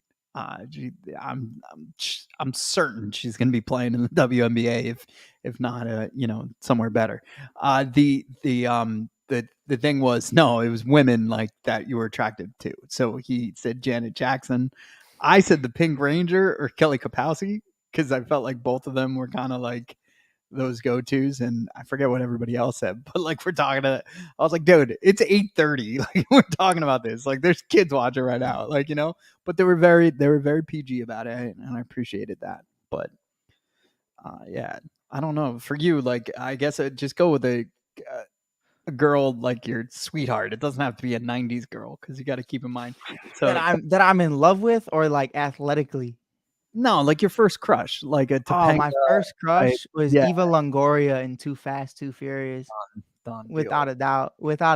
Too Fast. This was a Fast and Furious household, and like Paul Walker and Eva Longoria. Paul Walker hanging out with the whole Hispanic community. Like that was my life. You know what I mean? As one of the only white kids in the neighborhood. Like that's what it's literally. He is me and I am him. Except he's a better driver. And better looking. But yeah, man, Eva Longoria won my heart. I will also say Susie Crabgrass from Ned's Declassified School Survival Guide. She actually played Rosita in The Walking Dead. She was without a doubt, like that was the smoke show of my eyes and my heart. I got a chance to meet her when I was like 17 at a Comic-Con. I went to one of my first Comic-Cons with my sister. I got a chance to talk to her. She signed a little Walking Dead picture for me because I was a Walking Dead fanatic back in the day, before they made like a million different spinoffs. But she was like, "Oh wow, you're so cute," and I think she was just being nice. But like Mike, it was that small little comment that like took me over the edge for the remainder of my high school time. I was like, I don't like. Teachers were like, "I don't think you're gonna go to college." I was like, I don't care. Susie Crabgrass said I was cute. Like it doesn't really matter at the end of the day. I've peaked in life. I've peaked in society. Right? Honestly, you can just get my box ready because I'm ready to go. I've checked out. I have peaked as a man, as a person, as a human being in this world. That's my girl Susie. And now I see she is with child. So congratulations to Susie Crabgrass. But just know, I'm out there. Not really though. I have a girlfriend. I can't say that. Yeah, no, I love it. I love it. Yeah, so I'm glad we got your 1:30 or 12:30 take on that because to be perfectly blunt, I was like, I was cringing. I was like, oh, this thing's they're gonna tell me to shut this down before it starts. No, of course. No, Susie Crabgrass though. Oh my gosh. Yeah, that's a good pick. That's a good pick. I'm a huge fan of Kate Upton too. That's why I was so excited when we got her husband on her. You're a madman. Yeah, Verlander. Dude, I get it. I get everything that happened there. I'm happy for them. I'm happy for what can be of the New York Mets. The other thing that was brought up was like the Barkley situation and him going to the Birds, and it all I could think about while they were talking, it was like nobody was speaking, and I just was envisioning Pete Alonso in a Chicago Cubs uniform, and it just, yeah, I know that gets you want it, but dude, it's the same trajectory of what happened with the Giants. They didn't want to, they could have negotiated. They had all the time in the world to lock up this guy. Now he's going to hit the market, and I just hope that Stevie Cohen does all the right things because that's one free agent that wants to be here, right? Yeah. So as long as you pay him, he's going to be here. But can I get your perspective on something that's a little NFL free agency related? Not a diehard Giants fan, but definitely there. You know what I mean? You're in the room. Maybe you're a wallflower, but you're in the room. I love it. But you're also in Philly. Yeah. So talk to me about both fan bases right now because you're in both ears. You know, one ear you're hearing about Philly, one ear you're hearing about New York. So with Saquon Barkley, obviously he goes to Penn State. Obviously he's from Pennsylvania. He's from PA. He goes to Philly. Makes sense. You know what I mean? But to be the face of the New York Giants for years and to go to the Eagles, the division rival, like where are you at right now? Like what is the difference? Because I saw Germ, I saw what Germ said, and I've seen what other Giants fans have said. But what have you seen from like Philly fans and of course New Yorkers? Like where is Saquon right now as in the hearts of New York fans? So New York fans are crazy, right? So they love, they hate, they are the biggest haters of their players until they're no longer their players. And then they're like, what do you mean you're leaving? Like, you know, but it's like, well, you trashed me for the last like 5 years of my career and reminded me that it wasn't as good as I felt I was, and I didn't try as hard. And you were my biggest critic, right? So New York fans are hilarious in that aspect because they're just like, oh, what's going on with Barkley? He's always injured. I saw him riding a bike. He can't get out there and run, you know, like, and also like personally, I always recognize Saquon Barkley as the best arm on the Giants, right? Because he could just throw bombs out there, and that's been a fact since about 2018. It hasn't changed. Exactly. So, like, I was always like, why are we giving money to the second best arm on the team and not to the guy who could literally, like you said, is the face of a franchise? That's a running back issue in the NFL more so than it's a Giants issue, in my humble opinion. But yeah, the gentleman's agreement of, hey, I'll let you franchise tag me one more time, but next year you're not going to do that because I'll ride a bike. So they knew they couldn't franchise tag him, but they let him go down the turnpike, and I kind of blame Chicago Bears. Because well, no, think about it. So you signed my guy Swift, right? By the way, well, not the Bears. No, we yeah. did. Yeah, you did. Yeah, you're right. Yeah, I was right. The way you went. No, like I get. I'm just trying to figure out how this is my fault. Yeah. So DeAndre Swift is my customer. I used to sell his dad product for his new house. He moved from Northeast Philly into New Jersey. So I've been a Swift fan for a long time. When he was on the Lions, everything, right? So he comes to Philly. I'm all excited. Signs with Chicago, right? Now there's an opening, right? And I just look at that because like the Eagles were kind of like, we want Swift. We want Swift. The minute they get Barkley, it's like, oh my God, we're out to, everybody, let's go on the radio right now. Oh, we got Barkley, welcome home. And I was just like, everybody chill out. Like, welcome home. What are we talking about? And it's just funny how the whole Philly base pretty much went from crying about Kelsey, right, going to go out to buy his Campbell's soup, like they made 100 or whatever amount of Campbell's soup cans, and you could buy it for like $5,000 and some crazy amount of money, and everybody's like, I'm gonna buy one, this guy's the real deal. And then now they're celebrating Barkley, but they wanted Swift. The fan base, everybody was calling, they wanted to re-sign Swift, and they were like, I don't know about Barkley. He's always injured, blah, blah, blah. Because I don't think they realized that there was a potential there. Right. But the welcome home stuff, I get it with Penn State. I kind of roll my eyes because there's so many other colleges in this area that get more recognition, whether it be Temple, Penn State, and not Penn State, Villanova, not on the football side, but I'll say like things that people say welcome home to. Like I never. Yeah. And Penn State's its own identity. Penn State could be in Pittsburgh as far as I'm concerned, because like, and it's as big as most NFL teams as well. So I'm not throwing shade at the fact that they're like, oh, welcome home, and he's local now. Dude, he was down the turnpike. That's like saying I'm from Brooklyn. I work in Philly. My wife actually works in Manhattan. I work in Philly. Like, I'm not going, welcome home, Jen. Like, every time she comes home. So he was always home. He was always home. Like, there's plenty of people in New Jersey that go to Penn State. You know what I mean? The Giants. Oh, yeah, for sure. For sure. So it's just a mixed bag of craziness and emotion. The other things that the Eagles have done, signing, taking away bits and pieces from other teams to grow their thing. Like I know my brother's equally upset with some of the other signings and the fact that they took away a Jets player from him. So there's a ton of hope. I asked this question to, we had Sean Bernard on, who's our Sixers insider for Philly. But we asked him this question, like, do you think Barkley's in the top 10 of active Philly athletes right now? And the answer is yes. Like, it takes a while to get there. And maybe the hockey side a little bit more, but yeah, I didn't think so. Connor Bedard. That's all I know. That's probably it, right? So Patrick Kane and Connor Bedard. That's it. So yeah, to make a long-winded story short, you got the New Yorkers all upset. He's dead to us. You got Tiki Barber saying that on the air. He's dead to us. He's not one of us anymore. He's dead to us.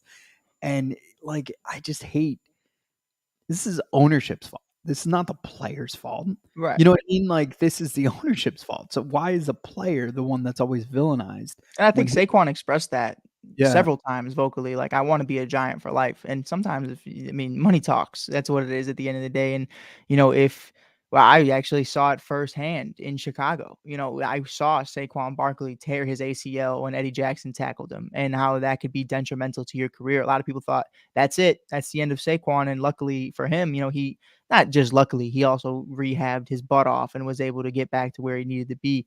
But he was blessed enough to get that second opportunity where, a lot of guys, Derrick Rose, a lot of other individuals as well, just aren't able to bounce back. So yeah, I'm going for the money and I'm going for what's guaranteed. And that's a lot of money. It was like $37 million over 3 years. Like, you got that bag. You know what I mean? Now it's not Josh Jacobs crazy, but which blew my mind, but, definitely understand it from that perspective. I also listen, as bad as it is that Saquon's an Eagle, it's not worse than Aaron Jones going "Skol" in a Vikings presser, and every Packers fan just like, oh, just absolutely. And I loved it. I was like, yeah, go Skol, like, go crazy. But like Sam Darnold's your quarterback regardless, so I don't care. You know what I mean? I'm like, cool, Skol. And then I saw Josh Jacobs go to the Packers while I was live, and I was just like, oh my God, please, Hail Mary. And here's Keenan Allen. And it's like, I definitely get it though. It's like, Saquon, it didn't end with Saquon going Skol. You know what I mean? It didn't end with him screaming "Fly Eagles fly." It ended with him just saying, as much as I love New York, this is the best opportunity for me. Now Philly fans may say other things, but I want to get back to what you said. Top 5 or top 10. I'm sorry. I think he's top 5, to be honest. I would say, you're, and this is recency bias, but you have to go with the MVP. I would say it's Joel Embiid, Bryce Harper. I think, listen, I might be biased. I might not be. I think Kyle Schwarber is probably in there. Schwarbino, but I throw Kyle in there, sure, maybe someone on the Flyers just to make people happy. And then I would say, respectfully, Saquon Barkley is a top 3 back in the league, and he's not 3, and he might not be 2. So if that's the argument, Jalen Hurts isn't a top 3 quarterback. I would say Saquon Barkley is a top 5 name. If you looked at jersey sales, I would say it's going to be, for 2024, I would say it's going to be Joel Embiid, Saquon Barkley. And for the Phillies, it's weird because, like, for whatever reason, they have this fascination with Brandon Marsh. But I also see, the Bryce Harper sales as well. I love Brandon Marsh, by the way. What a dog. But I think he's top 5, Mike. I really do. Already, I think he's top 5. Like, the Keenan Allen jerseys are coming. You know what I mean? We just got to find out if Caleb's wearing 13 or if Keenan's wearing 13. I tell you what, it's not Tyler Scott. But I think regardless, I think just like DJ Moore jerseys immediately came in because we knew what it was. You know what I mean? And it became one of the top selling jerseys. Like, this is huge if you're Philly. And it's especially huge because we're keeping this PG, but it's a big stinker to all Giants fans, for Philly fans to be pulling up to a Giants game in New York with their Saquon green, Ivy green Philadelphia Eagles jersey. Hey, how you doing? You know what I mean? Like, ugh. If I'm a Giants fan, I'm like, I hate you. I can't stand you. And to see that, I'm like, yeah, I got your boy, dog. Like, what are you gonna do about it? So I love it. I'm here for it. It reminds me of like, because I was on the other side of this actually. It reminds me of like Adrian Amos or Julius Peppers going to the Packers after being Chicago Bears. And I was just like, what are you doing? Like, oh my God. And then it's like, I just ugh. I just had a realization that not only do we have one Barkley jersey, we have two, and then we have three with Peyton. But Peyton's a Bengals fan, so she refuses to wear it unless Where does that originate from? I always out wondered of that. nowhere, dude. Is Out it of Joe nowhere. Shiesty? Is it because of Joe Burrow? No, it was before that, which is Mm. ironic, right? The Red Rifle. Bro, it wasn't. It was just like I'm watching Red Zone one day, and she's like, "I like the Bengals," and I'm like, "All right, you're two. That's not gonna last." Right. And she never forgot that she likes the Bengals, and I was like, "Yo, dude, like, no, you're a Giants fan. Like, knock it off." And then I was like, "Mike, out of all the fandoms, like, you even say it yourself, not really a Giants fan. Like, don't force this one." So I was like, "All right, dude," and then like. I would hope like football season would end and like I'd have to like reteach her and she'd just be like, where are the Bengals? Like, can you turn the Bengals on? Like, and it was crazy. And then they end She's up a in the woman Super Bowl. about her business. It's a Yo. business decision and it worked. Yeah. Then they end up in the Super Bowl and she turns around and she's like, see, I told you they were great. Like, and I was just like, all right, bro, like whatever, man. But yeah, we have Barkley jerseys and it's because we liked him, but also like the fact that Daniel Jones I'd never wear that, right? So, Yeah. like, think of that too. Like, what's the marketability of the Giants right now? Like, it's an absolute joke. I'm not wearing a Jones jersey, you know. So that's Tommy devastating. DeVito? Would you wear a Tommy DeVito jersey? I don't If know. it was gifted to you, would you wear it? With cement shoes, yes. No, I'm just kidding. You know, no, yeah, but not. No, I don't even know. Like, honestly, like I'm just thinking of marketability, right? Right. Like, I'd rock any jersey, not a Daniel Jones jersey, but I'd rock any jersey. But think of how many Barkley jerseys would actually still be in the stadium, you know? Because like you got to also think of like they're not the fans of any team. There's fair weather fans. There's not like so Right. when you get that big, there's going to be some people that aren't going to go out and change that jersey, you know? So No. I don't know. And how many times they're going to pan to that. You ever see like the taped names on the numbers? Like right now they have so we were talking about it earlier. We were like, if the Bears get rid of Justin Fields and Caleb Williams wears number 1, how would you feel? And I go, how would I feel? I go, first I would go to the nearest, Home Depot and get a thing of duct tape and I'm just writing Williams over the Fields because I'm not buying another quarterback jersey of the Chicago Bears. I have a Josh McCown, a Jay Cutler, a Kyle Orton, a Rex Grossman. I have all these jerseys. Mitch Trubisky, I didn't get a Nick Foles jersey. I wasn't one of those. But I got a Justin Fields. If they go Caleb, I can't do it again. Now, Giants fans are kind of in that very similar situation where it's like after Eli, it's just like every other year. I feel like it's either Drew Lock or we're talking about Tommy DeVito and like all these different cats. And it's like even before Eli, it was like trying to figure out who you got. And I mean, no one's got it worse than Browns fans. You ever see like the jerseys where he has like every single quarterback's name? It's insane. It keeps growing. It does. But that also shows that the NFL draft needs to figure something out because they're getting top tier talent, but they can't build around them because they don't have the means or whatever, or they're just not that good, right? So you put somebody in a bad situation. You put the best person that possible in the worst situation and you expect them to win. Right. And then there's all this pressure. And that's the same thing with the Giants quarterbacks and anybody. Like once you're on that bottom, it's hard to get out. But then you're also getting this premier quarterback and you're expected, to just start winning. And sometimes it works, but it takes a while. You mentioned something that sparked a thing that I saw on Instagram, and I wanted to share it with you. Okay. Barkley saying vocally that he wanted to be a Giant for the rest of his life. Kirk Cousins has said that about every team that he's ever been on. And it's hilarious, and I love it. And now he's officially made more money than Tom Brady in the NFL. One playoff win, and the man's made over 300 stacks. That is shout out Kirko. You know what I mean? Like, listen, if you're a fan, and I'll say this right now on the air, I have no problem saying it to someone's face. I'll write a letter, I'll mail a postcard, I will write it in Braille, whatever you need. I'll put it down. If you're giving them the money, it's no one's fault but yours.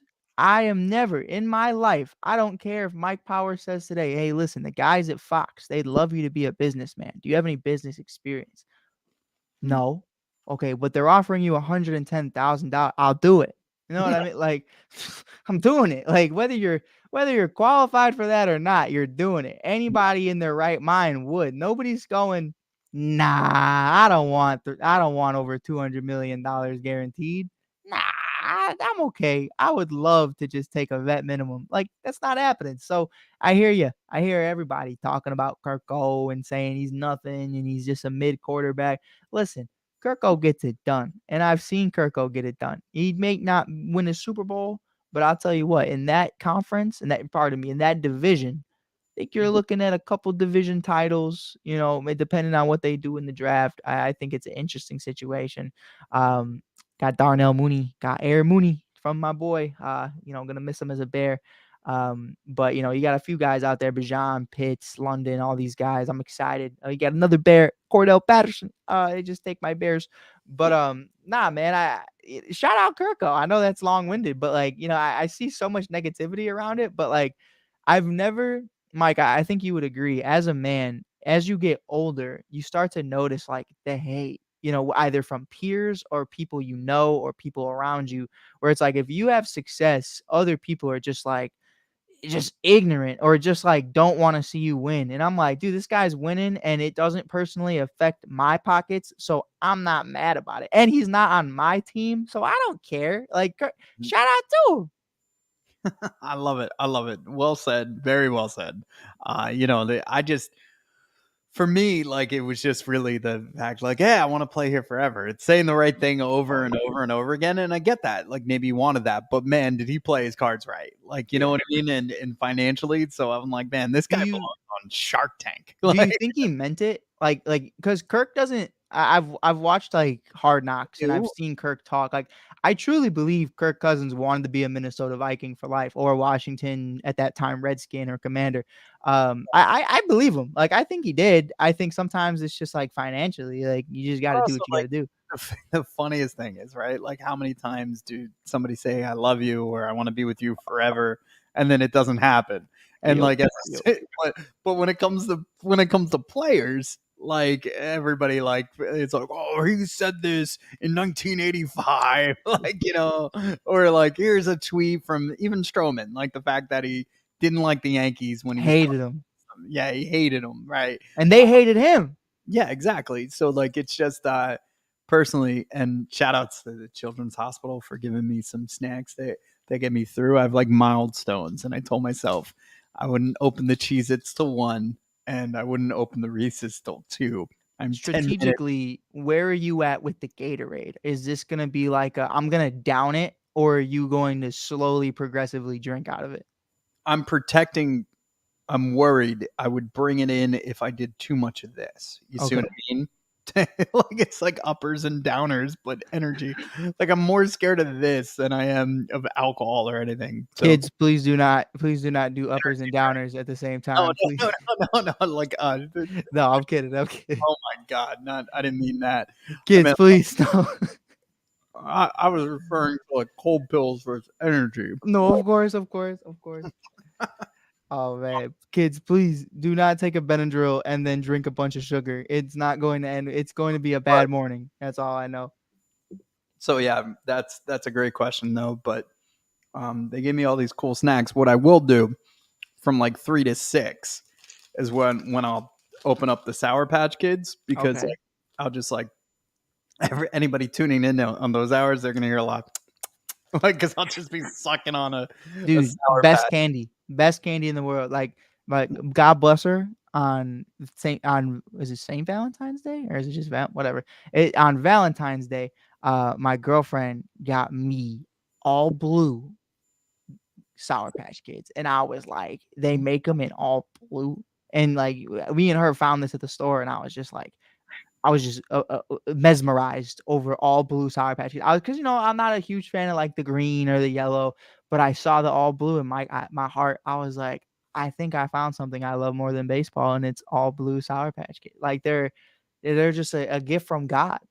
I love it. I love it. Yeah. No. So my daughter loves them, and I was a fan of them as a kid, and then I fell out of them. But having them here tonight and knowing that they were delivered from the hospital to get me through this night was really cool. So shout outs to Keely, Kate, and Alyssa for having my back to start this off. I know they're all sleeping right now. But I told them I'll see you in the morning when you wake up. It's a very cool thing. If you are listening right now, I am pleading with you to please donate, even if it's $1, or like what Mikey said, share it. Maybe somebody else could donate. And you never know. And also, we're creating awareness for this amazing hospital that is changing lives of not only just the kids that are going through those doors, the entire family. So check out the Children's Specialized Hospital. We are raising money for the Children's Specialized Hospital Foundation. This is a Pod-A-Thon. Our president, Alyssa, of the foundation, is running a marathon on Sunday. They were a little bit behind on their goal. I told them I'd give them that extra push in hopes to get them there. So after talking at 3:30 this afternoon, I decided to go on the air at 6. I want to thank everybody who has joined me, and Mikey for spending the last couple hours with me. This has been nuts, dude. We're almost in our 8th hour of this. So I'm hoping to hit some type of, I want to get to 7 before 8 a.m. That's my goal, is to try to get to 7,000 right now. Yeah. I'm so mad. What are you mad about? I shared this out. I made a little video. I'm going crazy. I'm sharing the divide on TikTok. Got 16K on there. I was like, yeah, we'll bring some awareness. And I just checked it out. A couple hundred people saw it, and my comments are all, bro, I'm gonna have to disagree with you with this one. And then the other one says, interesting take. And I'm like, what are you guys talking about? And then the other guy says, why am I getting music and no voice? And then I realized when you first open the TikTok app and you make a video, it gives you an automatic, like a song that plays. And I guess while we were listening to the last girl tell her story, I was doing this, and I didn't know that there was music playing. So all they hear is a song playing, and you can't hear my voice. So everyone's like, nah, bro, completely disagree with this take. And it's like, I'm going to have to remake this, but I feel so embarrassed. I literally was like, such is the life of a content creator, for sure.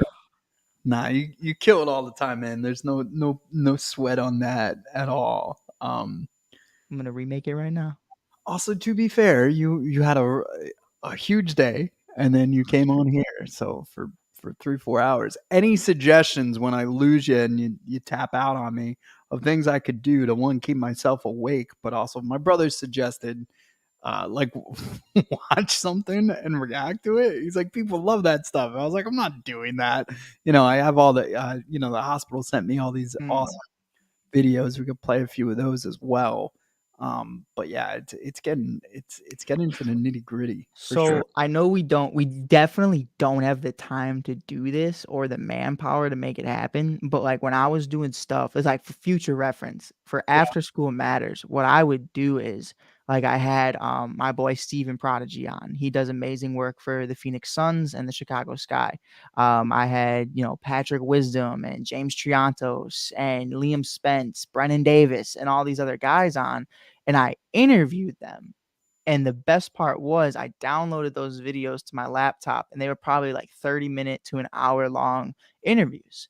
And throughout those interviews that were recorded prior to, I had already talked about After School Matters, the links, the bios, everything was there. So then during those times in an all day live stream, oh man, I need an hour to sleep. Click this interview, it plays. And meanwhile, I'm just there, like, while this whole video is playing, I have my phone on to the timer for how long the video is. So I know this doesn't help in now, but in retrospect, I think in the future, like having interviews where me and you chop it up for an hour where you could just play it, catch some Z's. It's honestly, it was top tier Mike Hughes thinking that day. I don't know where I got that idea from, but I was like, I'm gonna cheat the system a little bit. And at the end of the day, you're still, bringing awareness. You're still doing what you got to do. You're still hitting your marks. So until then, I can't say what you could do now, but what you could do in the future. I get that. We do that sometimes. Like, so we had a live at Xfinity, and so I told all the shows, "Hey, give me 15 minutes, and I'll play those when we take a break." And like people were like, one, it introduced them to other shows on the network, and it gave them exposure. But two, it was the easiest thing in the world. They're like, wait a minute, I thought you were live at Xfinity. You were in your studio, like, because we had to divide one. We had to, hey, I just tuned in, and these guys are talking, not you. And then when we popped back in, it was pretty awesome. So I think I lost Mikey.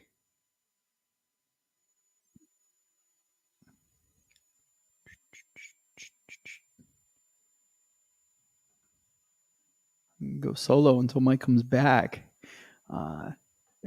Talk about a guy that won a heart of gold, but also like willing to be on a live stream for several hours after going to Chicago Sports Expo and just getting life-changing interviews, but also like having a time of his life. And I'm like, hey, that's great. Like, you want to help me out? He's like, hell yeah. So it was just really awesome. Speaking of, I'm going to take I'm going to talk. I'm going to take his advice and I'm going to play a video real quick, and I'm going to take a break.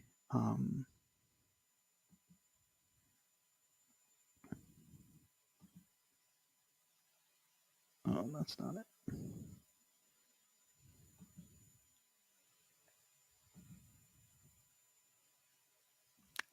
I'm back and I'm better. You're back. All right. I had to redo that video. Hold on. Heck yeah, that sounds like me, not a freaking song.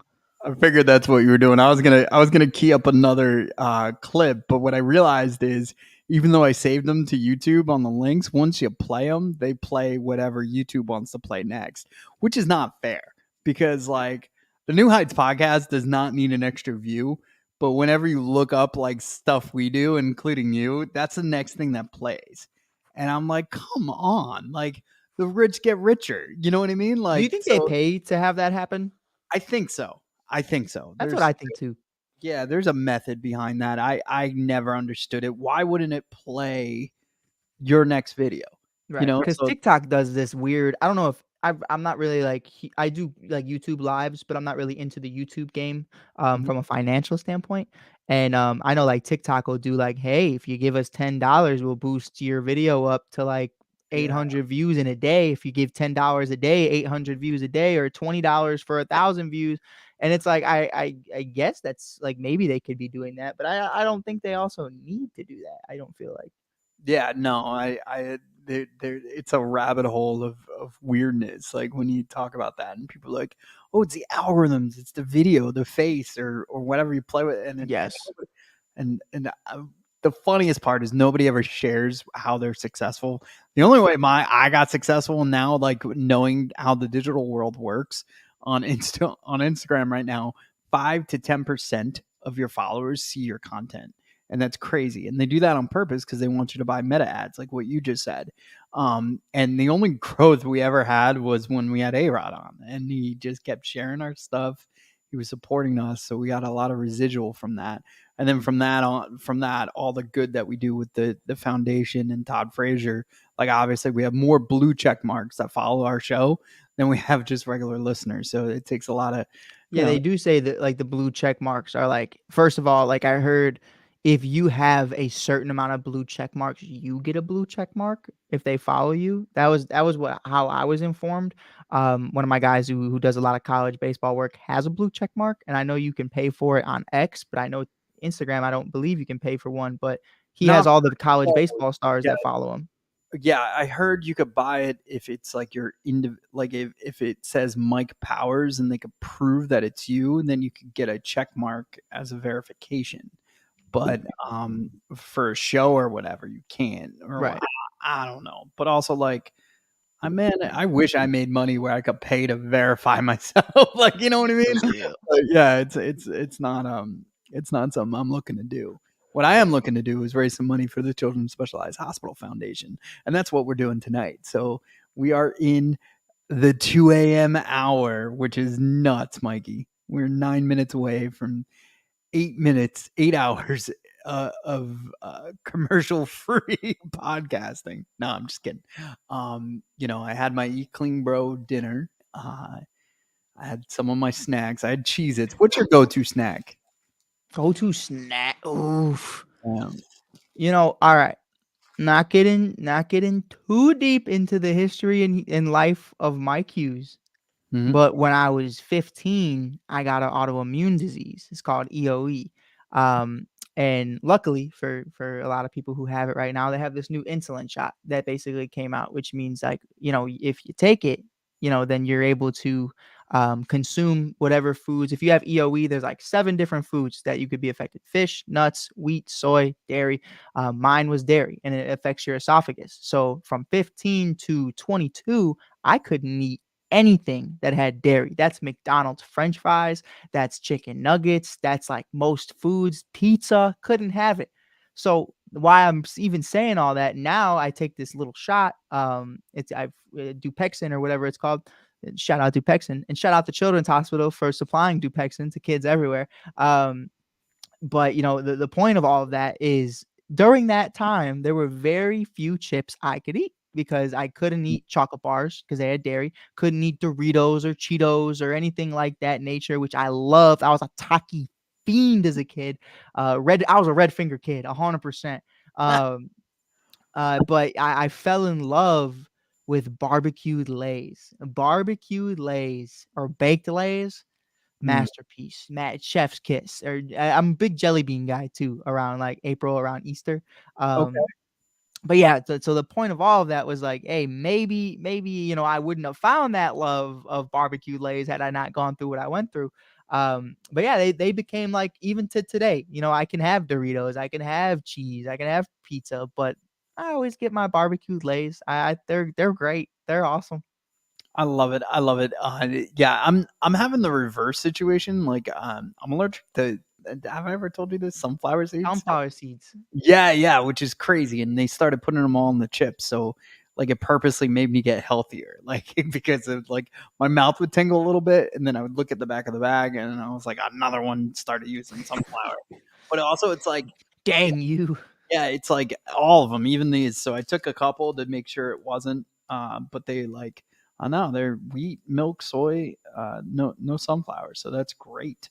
I found out wheat is in, or no, it's wheat or soy. One of them. You might be able to correct me on this, knowing, as a dad, you would know more than I would. That's not wheat or soy though. One of them. They're like in. I think it's soy is like in everything. Like, yeah. I knew a kid who was like gluten free or something, and like, man, this guy, we were like, we'd have like sleepovers, and we'd be like, we're gonna order a pizza, and he'd be like, is it gluten free? And like, we're 7, so we all just look at him and we're like, what? And like, but now that I'm older, I'm like, nah, yeah, maybe that is healthier for us. So like, I'm not gonna lie. Look, yeah, no, for me, like, I didn't pick any of these, but the fact that I was like, oh, Jesus, I haven't had that in a while, and the fact that you could just eat one, like with chips, like I feel like you're sitting there and you're chipping, you're dipping, and you keep eating. But with the cheese, you could pop one in your mouth and be good. But yeah, for me, my go-to snack was always Doritos. That was my, nacho Doritos was like the bee's knees. Like if you were in school, that's what you were getting. Like it just Cool Ranch was all right, but like you said, like I didn't like my fingers getting like, dude, I hate that. Right? So you hate it? I do not. I like love it. Fingers getting like, and that's why I stay away from like the cheese balls and the Cheetos and stuff. Like, man, I'm like, dude, I have like, I'll wash my hands like 1,000 times. You ever like fillet chicken? Yes. That is the worst feeling in the world. Also, the same way I feel when I'm on a beach. Like, I feel like I am now the filleted chicken, right? Like, I go in the water, then I step in the sand. Now it's all on me. I can agree with that one. Yeah, it's disgusting. And people just sit out there for 8 hours and they're like, this is a life. Like, whose life? Like a deserted island? Man. So, yeah. So, my daughter and my wife love being at the beach, and I'm just like, yeah, you catch me on a baseball field. That's the only sand I know. I felt like did you ever feel really quick, because I'm kind of into the beach conversation. Like, I just never felt safe on the beach. Like, I would see people running on the beach barefoot, but maybe it's because I'm from Chicago and our beaches are not as sanitary, I would say. But like there's like glass and like random stuff. Like, I do not trust running. Like, I just remember that video of Rocky and Apollo running on the beach together, and I'm just like, Right. dude, you could step on glass or a shell or something, and it's a no go. You have to wear sandals on the beach. This is no question. Yeah. Now find me a good boardwalk at night with the Of wind course. blowing in sweatshirt weather. Like, I'm all in. I'm all in.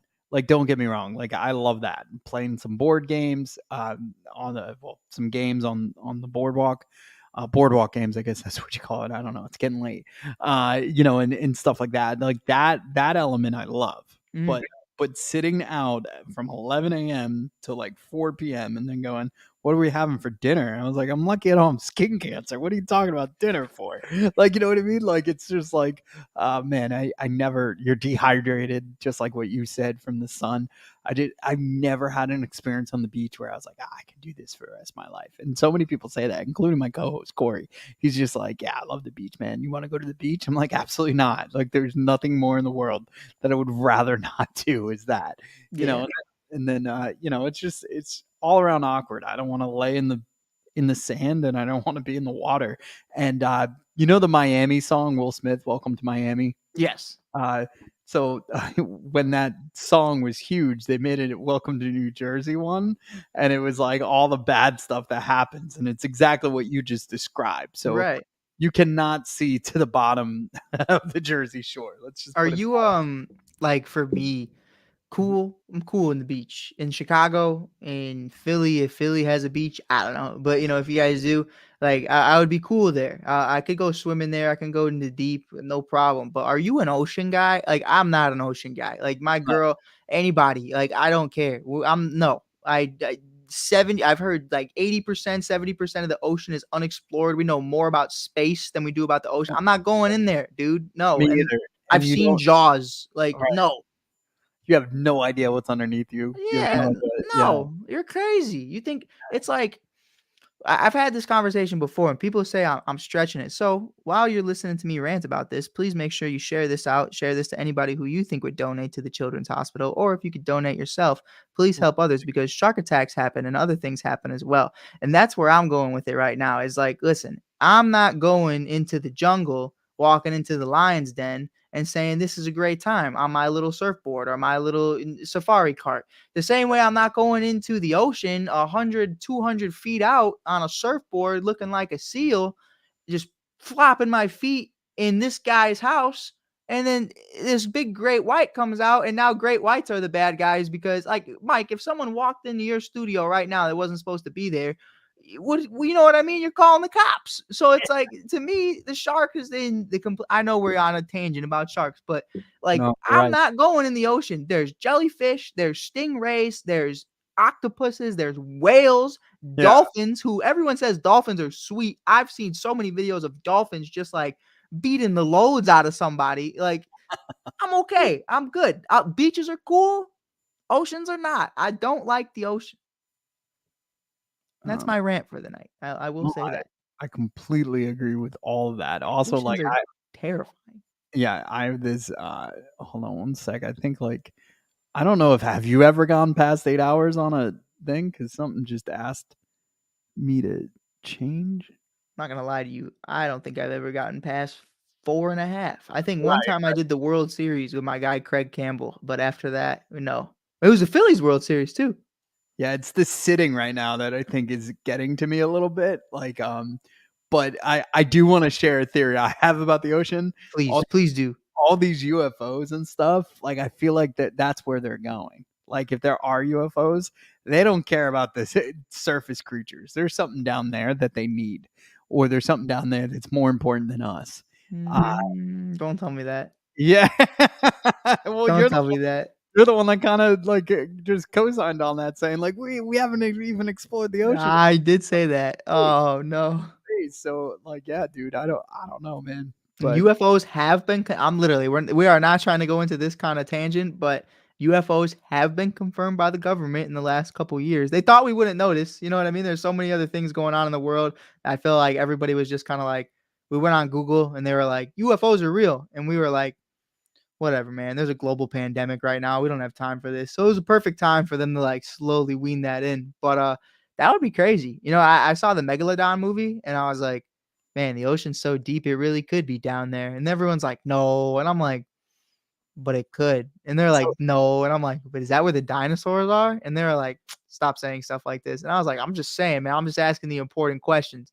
Like, what? I don't know. Like somebody made the argument, Mike, like if a megalodon was in the ocean at the very bottom of the depths, why wouldn't one just resurface one day? And I was like, well, think about it. You're on Earth, right? And they were like, yeah. I was like, and the sky is like really high, right? And they're like, yeah. And I was like, so like as a human, do you ever just feel like going to the very top of the atmosphere? And they're like, what do you mean? And I was like, well, just like, just like a megalodon at the bottom. Why would he go up? Why would we go up? Like, I don't want to go all the way up to where airplanes fly. I'm not going up there on my own. Like, I'm staying in my little domain. This is my spot.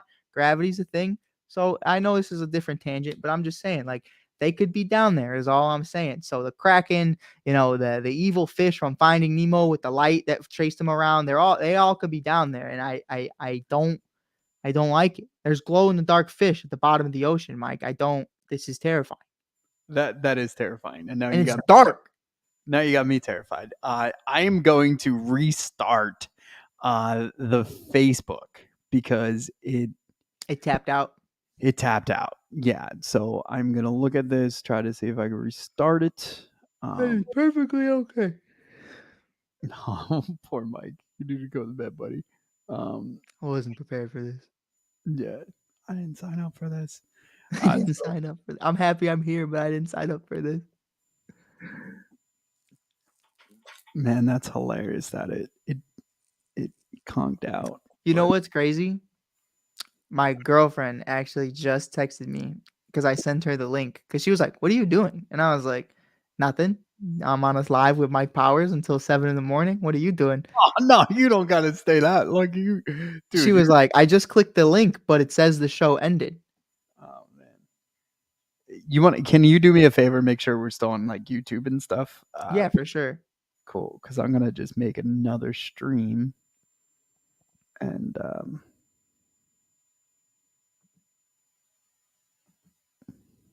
Let me make sure. Facebook. I love my girlfriend, bro. She's so great. I don't think I just said that out loud, did I, Mike? I think I did. I didn't hear you. Oh, thank God. We are still live on. Yes, sir. We are still live here. Okay, cool. So. Oop, okay. Accidentally disliked the video, but I just liked it again. So sorry. Please, please. Please don't cancel me. The algorithms. Mike Hughes disliked charity event for the Children's Hospital. Oh no. Please, no. Oh, look, you got a little bit emoji. That's tough. Yeah, that's been around longer than the network. We started a show from Snapchat. Yeah, no, yeah, I guess like maybe. But it's so funny because my first ever podcast was the Mike Time Steve show, and that was my head. And then we unfortunately the show it was a Mets only podcast, and we decided to part ways. But then we brought it back for a Mike Times Germ show, which was awesome. So now seeing that face again just makes me crack up every time I see it. Wasn't that pod? That pod was cracking though, wasn't it? Like one of the top Mets podcasts in all of Mets podcasts. Yeah, we were one of the first too. So I mean, there wasn't as much competition. Now it's way too much. But yeah, we were killing it. It was a lot of fun. It was just a lot of creative differences and situations that It happens. unfortunately occurred. Yeah, and life happens, right? People don't get along. People do get along. You should see Chicago right now. I mean, but like I have seen some of the greatest Waddle and Sylvie, Cap and J Hood go back and forth, and like not that it's getting to that serious point to where they don't want to work together, but like even the disagreement of like Justin versus Caleb, like how that's changing like interactions on podcasts. It goes from friendly banter to like guys actually screaming at each other. It's great. Like sports will do that to you, and then obviously when you throw the real world on top of it, like sometimes it's just not fun anymore and you just need that creative break to just have more fun. Like with you, I have had the most fun I think I've ever had doing shows with Germ, with everybody on the network.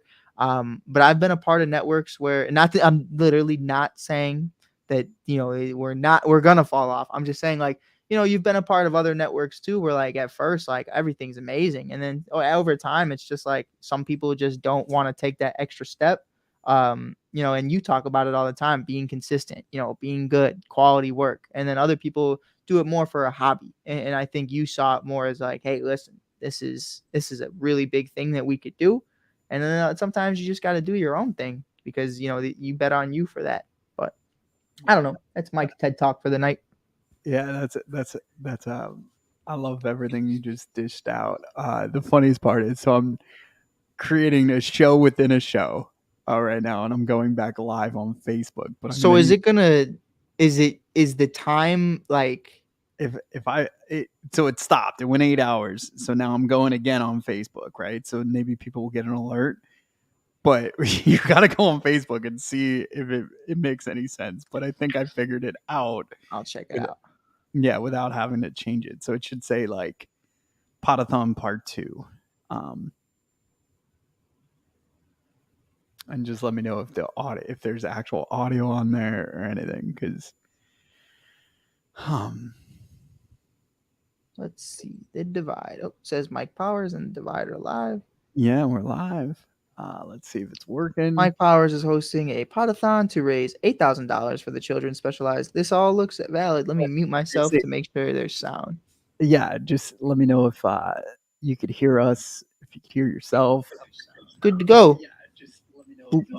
Still going. There it is. All right. So I figured it out without getting rid of the original stream. Still going. You just heard Mike within a mic. Check that out. So check that out. Yo, put that on a stamp and mail it. That's crazy. Mike within a mic talking to Mike. Crazy. Oh man. When Todd called earlier, he's like, Mike, what are you doing? And I was like, well, first off, I'm holding the phone up to the microphone right now and you're talking to everybody. Dude, I've done that. It happens. Yeah. No, but no, he called me because he couldn't believe, I guess I didn't tell him what I was doing because like I don't want to bother the man. But, and he's done enough. Like he raised money for the Eat Clean Bro Gala. We do a lot of stuff together. We have a lot of conversations all the time. He's always looking, we just partnered up with River Battle Horse River Brewery to create the Todd Father beer that's going to raise money. Yeah, it's pretty dope. So those cans are coming out and the money goes to the Field of Dreams. So there's so much. So when he called, he's like, you need me? You want me on? I was like, dude, go enjoy your night. At the end of the night, if you want to hop on. So no pressure. Did he hop on? So no, he was on I was talking while he was there and I was like, I told him he was on the mic, but he's like, all right, just send me the invite. So maybe in the morning, who knows? Like maybe him and Mark Montanaro will come back. That's really the guy who's going to bail me out. Hopefully if we get it to that point. But I was dude, heck yeah. No, you could. I didn't know. Well, so on radio, there's we should Google that, like the word you can't say. So like I just always like any of my shows, I always try to be conservative. Like when I'm not here, maybe my daughter will watch this or my grandkids or great grandkids or something. Like if the universe is still spaced out for a second. I was like, Mike does not have grandkids. I had to realize what you were saying. Yeah. Just saying like, so I try to keep it, I don't want to say PG, but I try to, but also like it's very dangerous. Like when you're around mics, in a radio studio to not like the first couple times Brace would look at me like when he would let me into his studio and he's like, don't curse, we're on commercial, but don't curse. These microphones are always on, you never know, one simple button and we could be on there. So so it's always like something that I'm just always cognizant of, but also like, yeah, there's kids, like we literally are doing this to raise money for families and kids in need. So it's pretty cool. But I'm also trying to check out how we look on Facebook real quick because so Facebook kicked us off. Like it was not us. We restarted the Facebook meta world. I guess they have a cutoff. But it's kind of cool because people are being woken up right now that Mike Powers is live at Yes, sir. with Mikey Hughes at 2 a.m. Just trying to see what it looks like on my own. There we go. So we're good, man. This is great. Heck yeah. Yeah, it's awesome actually. Whew. What else, man? Have you ever done an all-nighter? Dude, what? Yes. No, not alcohol wise or anything like No, that. I'm completely sober. I used to do this like on the regular, like literally I in shouldn't high ask, school. This was me. I know the answer when I get a 2 a.m. text and a 7 a.m. text from you, and they're all breaking news. You're like, Mike.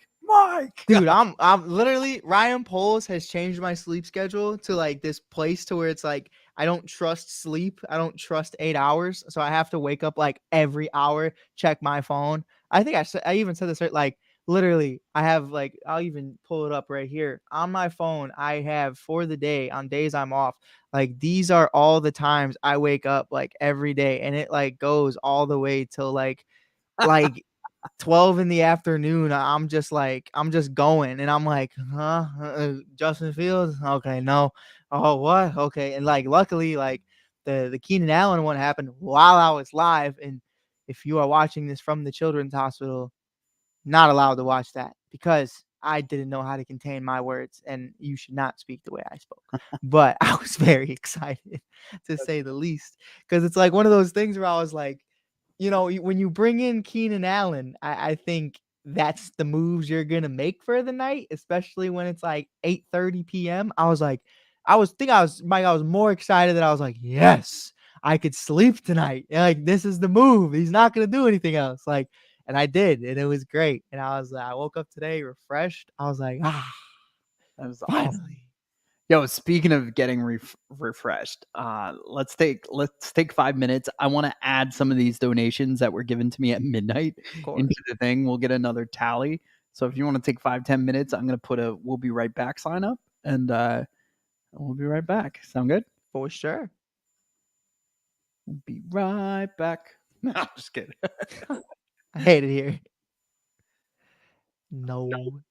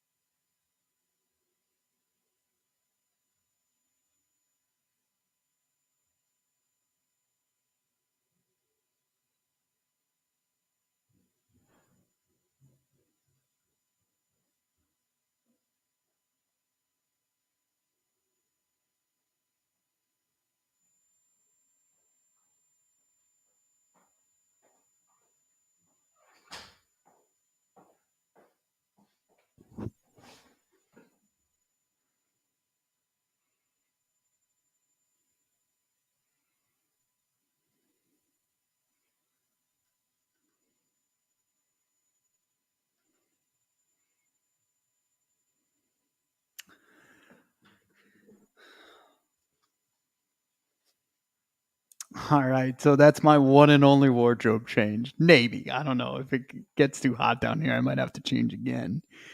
But yeah, this has been nuts, man. It's been a lot of fun. The one thing I will share is because of the whole Facebook scenario, I can't now share some of the videos. I would have to try to figure that out. Like I'd have to present inside a presentation, and I don't think I could get that done unless. Hmm.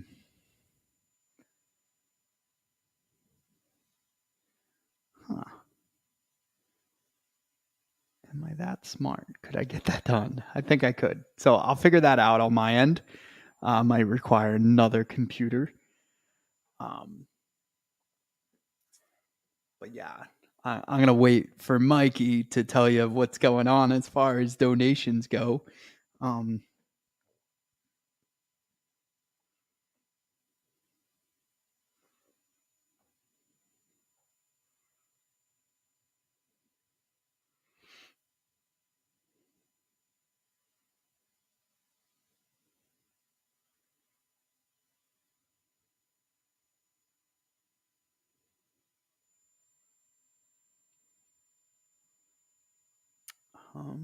yeah.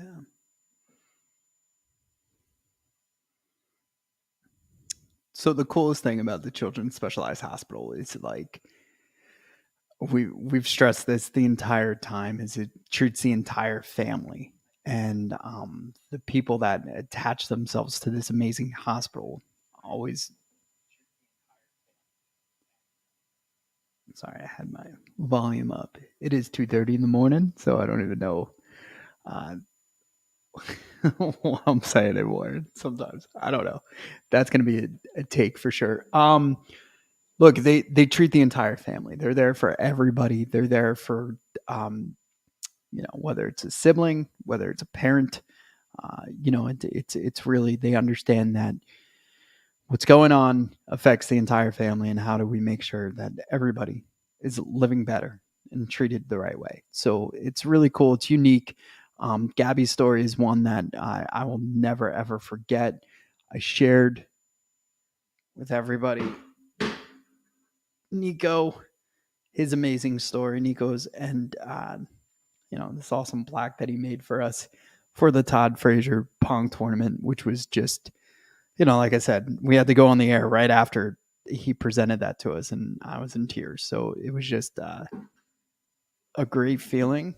I got things now. You could tell other things are just quitting on me. So you guys can't even see that right now, but I just lost a computer monitor. So we're gonna try to figure that out.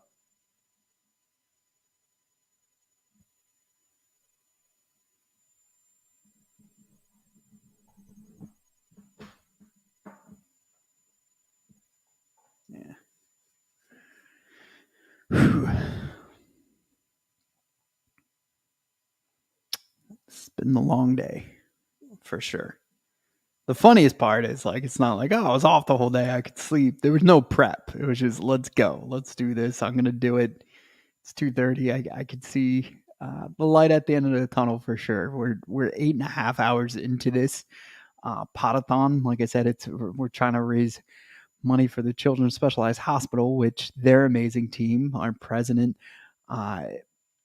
is Alyssa is going to run in the half marathon in Brooklyn with her team. So they were a little bit short of their ultimate goal, and we're trying to think of unique ways to get it during this. They're running on Sunday, so we're just trying to figure out a way we could get them to their ultimate goal without, honestly, with such short notice. So came up with this idea. We ran with it. They were like, no, you don't need to do that. I was like, nah, I'm going to do it. We'll figure it out. And so far, so good. So, we've raised over $6,000, which is very, very impressive. We're very close to another milestone that I can't wait to get to. So I'm hoping we're going to get there. And then, during the morning hours, we're going to have some more guests, stuff like that. I don't know how long Mikey's going to stick with me. I hope he's changing too, because the other thing is this poor guy was working all day as well. Right. And he was just sharing with me like he was so excited all the interviews he got and all this other stuff. So I was waiting for him to really like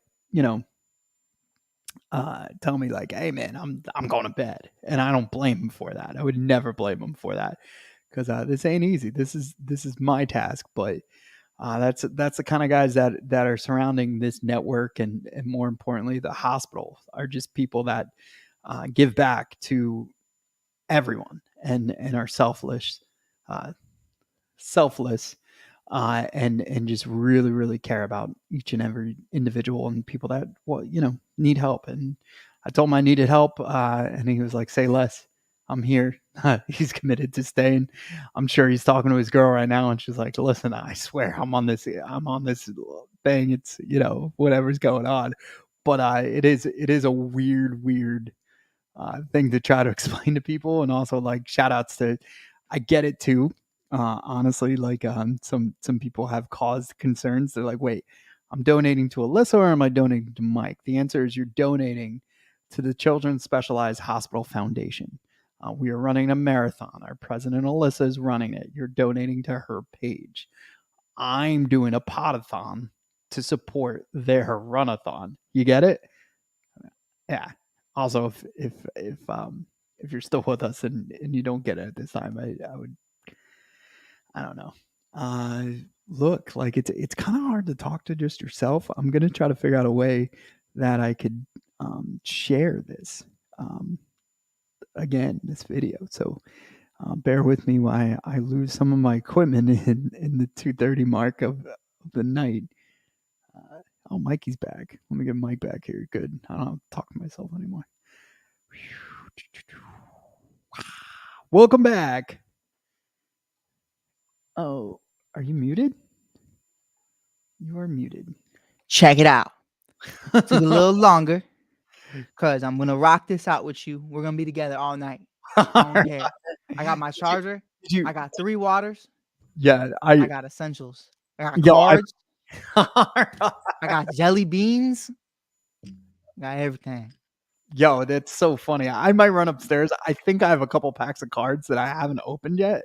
Also, I got a rookie, Oakland A's rookie guy. Why can't I remember his name? Signed card. I'll Because he grab. plays for the A's Yeah, that's fair, right? They're all rookies or they're not. or horrible. Yeah. It's so great. It's so great. What about JD Davis and JD Martinez, right? They're both unsigned right now. I keep seeing their names in New York. I thought JD signed. No, Did he? Did he finally sign? I don't know. I thought. Let me see. If Mets not, I would love him on the Chicago Cubs. Yeah, 3 days ago, Mets talking to JD Martinez and interest is mutual. That was 3 days ago. How you feel about that? I like it just because we don't have much to like right now. And then Athletics just got JD Davis. So speaking of the A's, that's what I think that's what triggered it. I knew one of them went to the A's. I like Davis. We actually had an awesome interaction with him. We're dressed up as polar bears in the M&M suite area. Okay. And dude, yeah, he threw a couple of the guys balls, and we threw him a shirt. Heck yeah. Yeah, we ended up in a Sports Illustrated cover insert that ironically talked about Pete Alonso and the fact that Todd Frazier gave him that nickname. So it's the polar bear. Yeah. So before we ever even spoke to Todd personally and had him calling us, we were already embedded with him. So it's hilarious that happened. And it's crazy. Dude, I bought so many copies of it and I would hand it out. It was awesome. Did I ever tell you, because I know you're trying to put something together right now, so to buy you some time, did I ever tell you the time I got into an actual actual altercation with Yasmani Grandal at a White Sox game? No, you got to tell us this. Dude, guy's got an attitude. Guy's a jerk. Guy said something about Ian Happ on Instagram, and these guys were, I believe they were former teammates. So he was just joshing. He was just making a jokey joke. He said something about Ian, and this Ian's obviously a Chicago Cub. So I was like, I'm defending my boy. That's my guy. And the guys on the south side is going to talk about my boy. It's not happening. It's not flying. The shy kid cannot allow this kind of nonsense, especially from a guy who was batting 164. So he was like, so the Cubs posted something about Ian Happ, and then Yasmani Grandal was like, why is this relevant, or why should I care about this, or this is horrible. And I was like, about as horrible as batting 164. And then like that comment blew up. That comment went crazy, and Yasmani Grandal saw it. And he said something. I forgot what he said. So I'm at the Sox game that night. Totally forgot about that interaction even happening. As the game's queuing up, we're doing the opening ceremony. The first pitch gets thrown out. I check my Instagram. I see I got beef with Yasmani Grandal. So Yasmani Grandal, we're like right behind home plate. I forget, this is like 2019, it's around 2020 to 2021, something like that. And he's batting 164. So then he strikes out, or a foul ball, something happens. He gets out on the first play. And I go, 163. And he turns around and he says something to me that I can't repeat on the air. But I think Yasmani realized in that moment I was the guy who commented that, because he looked behind me, looked at me, said something. Yeah, he's a great guy. Yasmani Grandal is a great guy from what I've heard, but I think that day I riled his feathers. So that was I was like 162 like throughout the entire game. We had everybody. And by the end of the night, I was like 161, and we were just going crazy. I think he ended up finally getting a hit, and we were like 162 again, and we were like going crazy. So that's my beef. I have beef with Yasmani. A 19-year-old Mike has 19-year-old beef. So we're close to a mini milestone, I'll say. We're $52 away from $6,500. That's huge. Which is great. Yeah, it's awesome. It's really inspiring. And so I also did my first wardrobe change, and hopefully the only one I need. But I figured I'd get into something more comfortable, because you look comfy. You look comfortable. I feel comfortable. I feel great. The only thing is I'm still rocking my J's. I should have switched them out. God, take those bad boys off. Yeah. So that's the next move. Like the next break we take, I'm switching the shoes. It gives me a milestone to look forward to, right? It's kind of For like, sure. No, dude, I want to talk about the A's, because they did something during spring training that was kind of, it poked my interest, right? So they had a spring training game in Vegas, and guess what? Nobody went. Right. No duh. Like, listen, I want your take on it. Mine is super quick. The only guys I know who care about baseball in Vegas were Chris Bryant and Bryce Harper. And guess where they're not? In Vegas. There's a reason for it. You know what I mean? Like, it's just, to me, it's a mecca. And I feel like my experience with Vegas was very quick paced. It was, hey man, you ball till you fall. And that's what it is. I have no time or no gander to sit through 9 innings of horrible baseball. Well, And it's also, like, yeah, no, go ahead. yeah, that's really, like, football, sure. Basketball, maybe, but like baseball, I don't think that's not gonna attract tourists. There's too many games. Also, like, the ideal Vegas trip is like 2 to 3 days, right? So you don't, like what you said, you don't want to spend it watching, 3 to 4. I know they're speeding up the game, but yeah, also it's the A's. You're like, nah, I could do that at home with a better team, right? So I don't think it translates as much as they think it's going to, and I think this was a sample of what could come to Vegas. So I mean, look, I wish and I hope, like, Montreal got a shot, or even Buffalo. Like, I enjoyed. It was really cool watching those games when the Blue Jays were kind of reverted back into pushed into Buffalo because of COVID. Yeah. Like, that was really cool seeing those games. And I get it. It was a minor league stadium, so it didn't take much to fill. But it was really cool, different to see. Made you think, like, there could be a fan base up there. And, there's so many other cities that I'll tell you really quick, because I know you're about to hit on it. I have one that I have been sitting on for years. Shout out to my guy, Randy Jowers, aka Mr. Jeezy. Biggest Tennessee Volunteers fan ever. He's from born and raised in Memphis. Huge diehard GBO, go Big Orange. Like, he made me a college baseball fan. And college baseball has been so electrifying, from Evan Russell to Drew Gilbert, a New York Met, and so many others in Tony Vitello's system. Tennessee baseball is so beloved. So the point in me bringing that up is, from a college standpoint, sure, it's loved. But imagine if there was a Nashville team. You know, we heard the White Sox kind of making rumors that, hey, if you guys don't pay for another stadium, we're gonna, like, this is the third time the city's paid for you to have a stadium, Jerry. It's not you. It's the fact that you don't spend money. But, you know, he's talking about going to Nashville, and I was like, sure, not the White Sox, but, you know, I think another team going to Nashville, you know, teams down south, they go hard for college baseball. I think they would love an MLB team. And I think the city of Nashville, beautiful. Nashville's a great time. Broadway.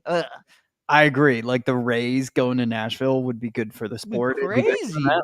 Yeah, because, like, dude, they figure it out, right? They're a fun team to watch. You know, they're competitive now, and it's like, it's just when you see that arena and it looks like it's from like 1982, and it's like, it doesn't matter if you could put every Rays fan in that stadium and it will still look empty. Like, it just not. It reminds me of like the Twins' old stadium. Like, ooh, that's a good comp. Yeah, like so it's got that kind of vibe, and that's not good. The things that I like Miami that's doing right now, not only do they have like a young, fun team, they're adding mixers, so they're gonna have dude, they're embracing They're going hard.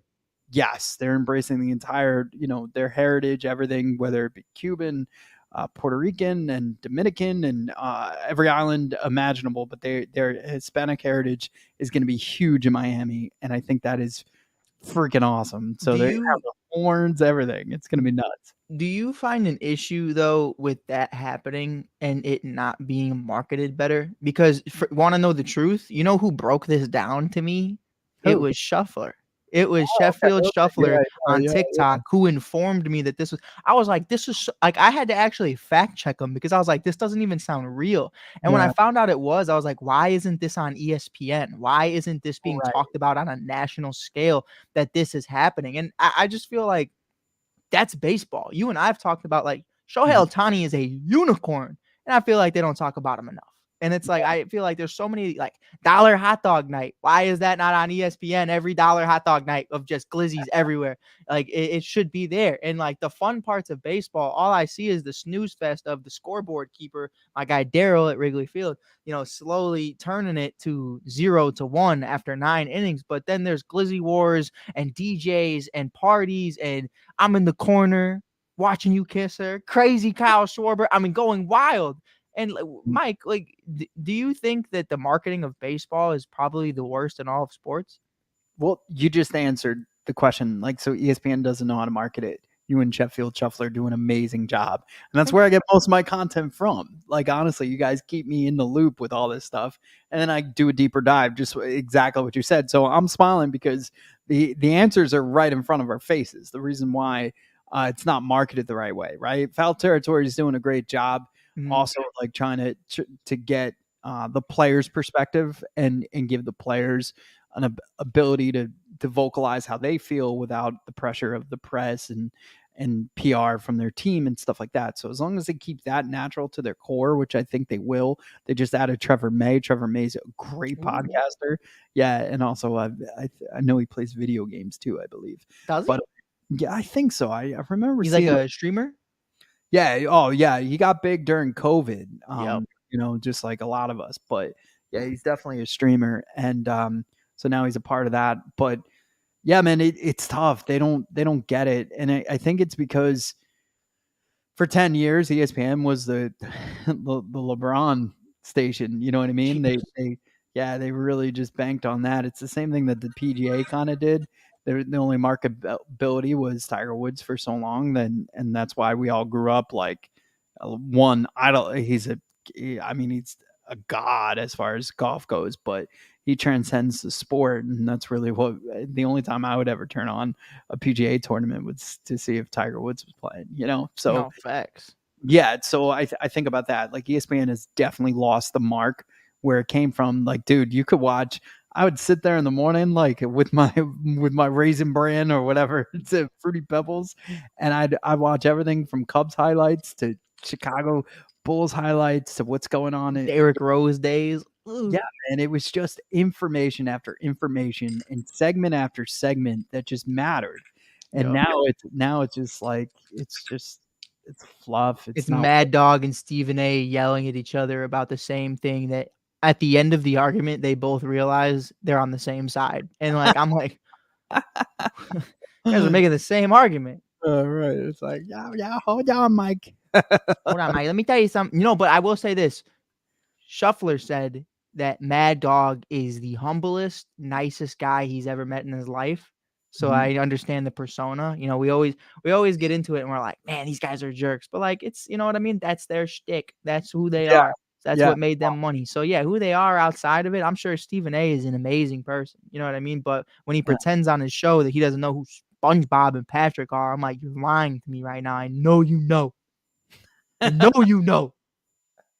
What I love is we had the same experience with Craig Harton. Like, we couldn't say anything bad about the guy. Completely humbled, is always looking after us, follows our show. We appreciate him a ton. It kind of convinced me to do some poking at Philly the last couple weeks, and I agreed with him, and I did it. And he's like, "You did a good job. Now do it even harder next time." So like it's just and then I had the same type of experience when we first met him. So, I get persona versus reality. Germ does it better than anybody. I've seen him argue till he's blue in the face on things that I know that don't either matter to him or he doesn't believe. And Germ's I'm awesome. like, yeah, I'm like, these poor people are probably like, ooh, Germ, like for the next 10 years. For And sure. you didn't even believe in what you were spewing. Like you didn't even believe it. There's this guy. I'm not gonna name drop him. He's a cool kid. We're in the same fantasy football group chat. We got into a beef 3 years ago, and to this day, deleted me on everything. We do not speak. And he always pokes fun at me for my outlandish takes. But like, I literally think all day while I'm at work. Like, I'll push carts at a grocery store, shock shelves, and I'll be like, what could I say today that just like is so outlandish and so crazy that like this guy will be like, this guy's a fool. Like, I literally all day, I spend all day like, I'm gonna say something wild. I think the Bears should draft Drake May. And then I put it in the chat.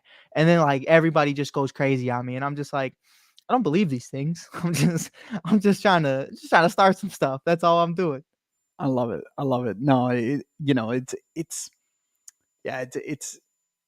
it's fun to debate. Like, that's why the divide works so well. That's why, I always like that give and take. I love going back and forth with Philly fans.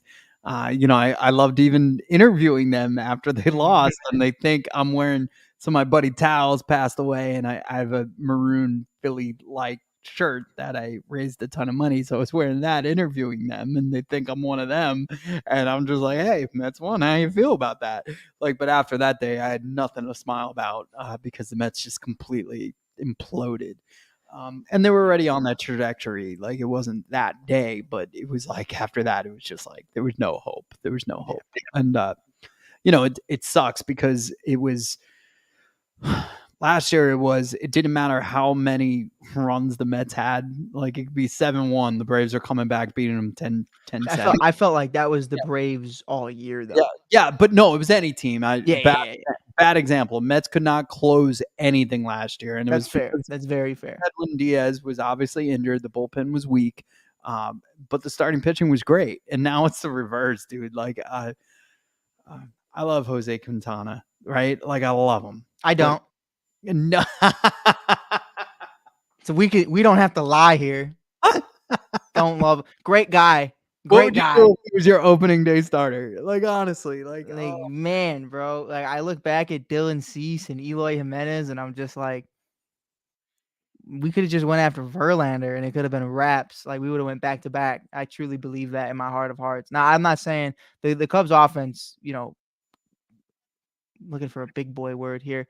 I'm gonna say kerthumped in the NLCS in 2017. I don't know that that's a word, but I said it. They just weren't there. They were dookie. But so that wasn't really the biggest part, but it was just like I was always like the second we got Jose Quintana, I was like fleece. Because you know how big I am on prospects. And one, Dylan Cease and I, if you actually pull up a picture of Dylan Cease right now, it's actually really crazy. Whenever I go to Sox games, I get a lot of guys telling me, "You look like Dylan Cease, bro." And I'm like, "Thank you. I think so." And then he has like a 4.0 ERA, and they're like, "Hey, you and Dylan Cease suck, bro." And I'm like, "All right, sorry." I had the same problem with Mitch Trubisky, Mike. People were like, "Dude, you look like Mitch. That's awesome." And I'd be like, "Thanks." And then the fourth quarter would roll out, and I'm like, "Dude, you look like Mitch." And I'd be like, "No." And they'd be like, "You're not awesome." And I'd be like, "No, please don't hate me." But I don't know where this tangent went into. But my point is, It's killing time, so that's great. Jose Quintana, no. We're not No. lying on this podcast. We're not lying on a charity pod. Jose Quintana is not awesome as your opening day starter. This is a bad time. Yeah, it does not. It does not feel good for sure. Like I just want to throw that out there. Like, Did you see Shota Imanaga versus Yamamoto? yeah, It's looking nice. The Cubs looking like they fleeced a little. Now I know it's just spring training, but you got Yamamoto's ERAs in the 8s and Imanaga's in the 4s. But I mean, man, I don't know if you feel any type of way. If you've been catching up with the Japanese stars who just came in, but like Yamamoto went up against the A's, and I tweeted, I was like, "Yo, if the A's move anywhere, can they move to the Midwest so they come to the division?" He had in 4.1 innings, 9 Ks. I was like, I know it's the A's, and you're supposed to be good against the bad teams, but I'm like, if the A's move anywhere, I need you to forget the Sox. Come to Chicago. Please come to the NL Central, because I would love to see the A's a million times a year with Shota Imanaga on the mound. But have you gotten a chance to like check out Yamamoto at all? Like, I haven't gotten a chance to really break it down. I was gonna do that this weekend. I was Yeah. gonna do that tomorrow morning, but yeah, I was watching Foul Territory, and they were breaking it down. Todd Frazier's convinced that his fastball is not going to make it. Like, his breaking pitches will be fine. Fastball's not good. People are going to wait on the fastball, hit it out of the park. He's going to struggle. And everybody else was like, "You're nuts. This is spring training. He's still getting, And what a lot of people don't understand, and maybe Todd does a little bit more, there's a huge difference between Japan baseball and Major League Baseball. And there is a learning curve on either side. And, Todd's favorite part was the grip on the ball and the use of rosin. So it allowed you to be you had a lot more tricks up your sleeve playing Japan ball than you do in Major League Baseball. I don't know if you know this. We make them we strip them down and check every orifice of their body before they every inning. Every inning. It's so embarrassing. Get naked the second the inning's over. Get naked right now. What? Because I told you to. That's why. Okay. It's like thank you, Angel Hernandez. Yeah. Sexualizing me with his eyes. Crazy. It's insane. It's insane. Oh man. I can't wait. That is gonna be a day that when Angel Hernandez retires, that's going to be a day all Major League Baseball will just celebrate. And a good time, a party. Yeah, the way everybody talks about Bobby Bo Day, I feel like that will be that day, like Angel Hernandez Day. Or when Bob Nightingale makes his last tweet, I'll be like, I don't want anything bad to happen to Bob, but if Bob just retired from the MLB trade deadline, it'd be a blessing. I've never met a guy that's been so wrong. It's just insane. I'm just like, Bob, please. Now, it's got to be a stick now, right? Oh, dude, what did I tweet to him the one time? He didn't see it, but it got a lot of reactions and engagement.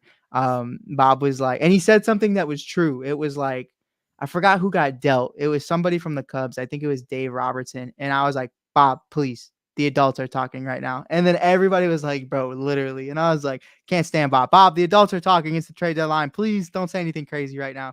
It's like when you're on a business call and Peyton's like, hey, Dad. And you're just like, 2 seconds, please. The adults are talking. You know what I mean? Like, once you get past, okay, cool. What's up, Bob? And Bob's like, I heard news. And I'm like, okay, Bob, I don't trust you anymore, Bob. You got me looking like a fool half the time. So what do you want? And it's outrageous. It's gotten to this point where I'm like you said, like, you got to be doing this on purpose. Yeah, I totally agree with that. Like, there's no way that they're just allowing him to continuously roll out there, just saying this nonsense. But to each his own, I Hey, guess.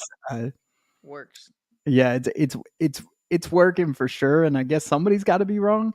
And also, like that, would you ever like, unless a player was like, "Hey, I'm going to come on your pod and announce my retirement," or "Hey, I'm going to sign with this team and I'm going to announce it on your show."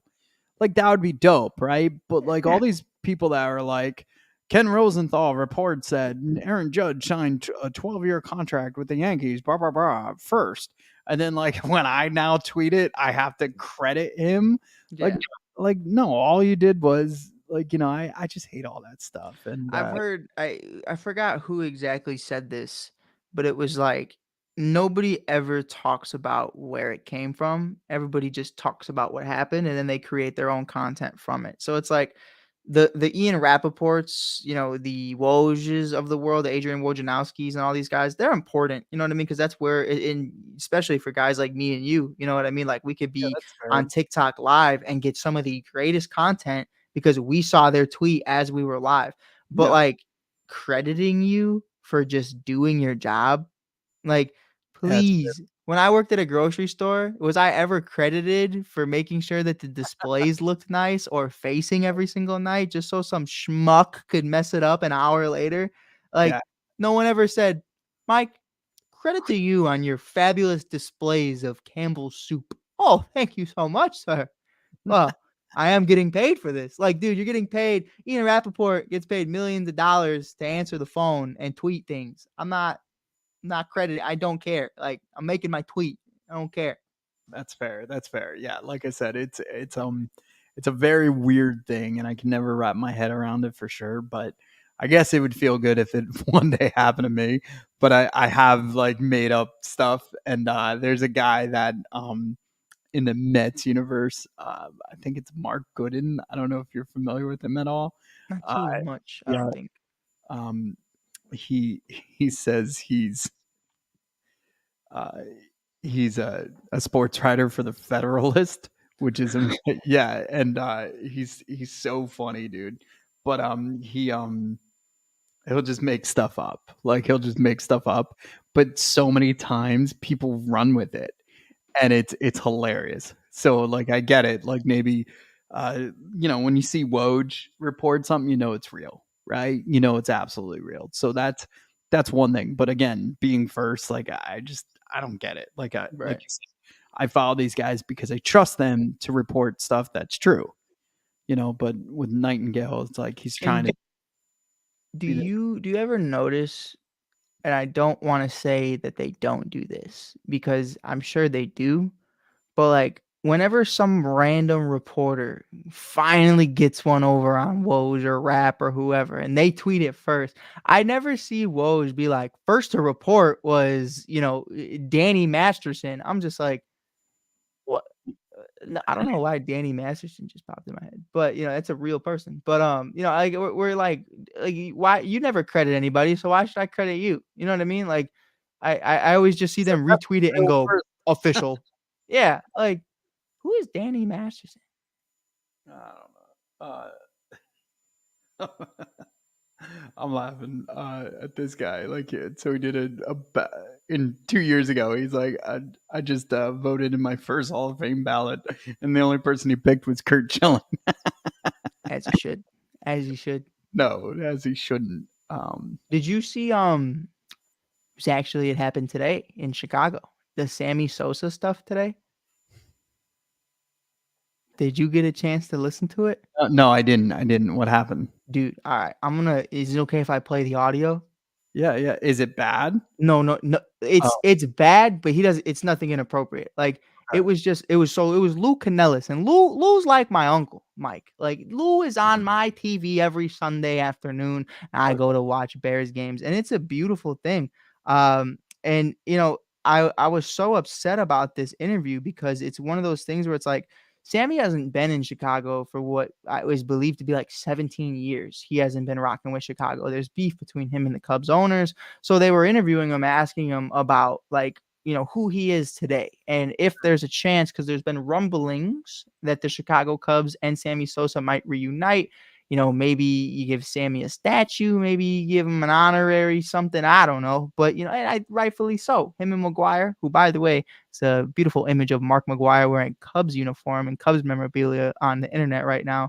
The Cubs drafted, I believe, his nephew, if I'm not mistaken. So Mark McGwire has been in Cubs jerseys, and so has Yadier Molina, which has been great for me.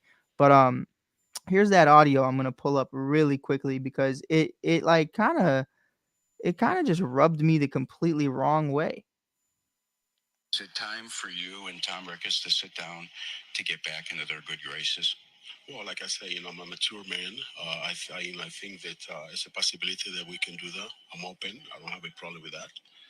I have, like I said, I have a lot of misunderstanding in the past, but now I'm a real man. I feel great, so I recognize my mistake. So hey, why not? Are you telling me that you recognize the fact that maybe you did do steroids? This is like I say, this is not a question that I expected from you. Is it? Oh, the man literally just said, listen, I am a man. Before I was a boy, I was uninformed, I was ignorant, I am better now, please forgive me. And my boy Luke Canellis looked at this man dead in the face during this sincere statement and said, so did you do it? And it's like, what did you want him to be like? Yeah. I love Lou. Lou does, and he works at Fox Sports, and Lou is amazing. I love Lou Canellis. But in that moment, as a reporter and as someone who's covered the WNBA and minor league baseball, yeah, you want the click and you want the big story. But when the man just gave this heart about how he's trying to change and better himself, and he understands the errors in which his wrongs did a lot of people, and a lot of people feel a certain type of way, and the only response you had was, did you do steroids? But did you do it? Yeah, kind of cheapened it, right? Like, dang.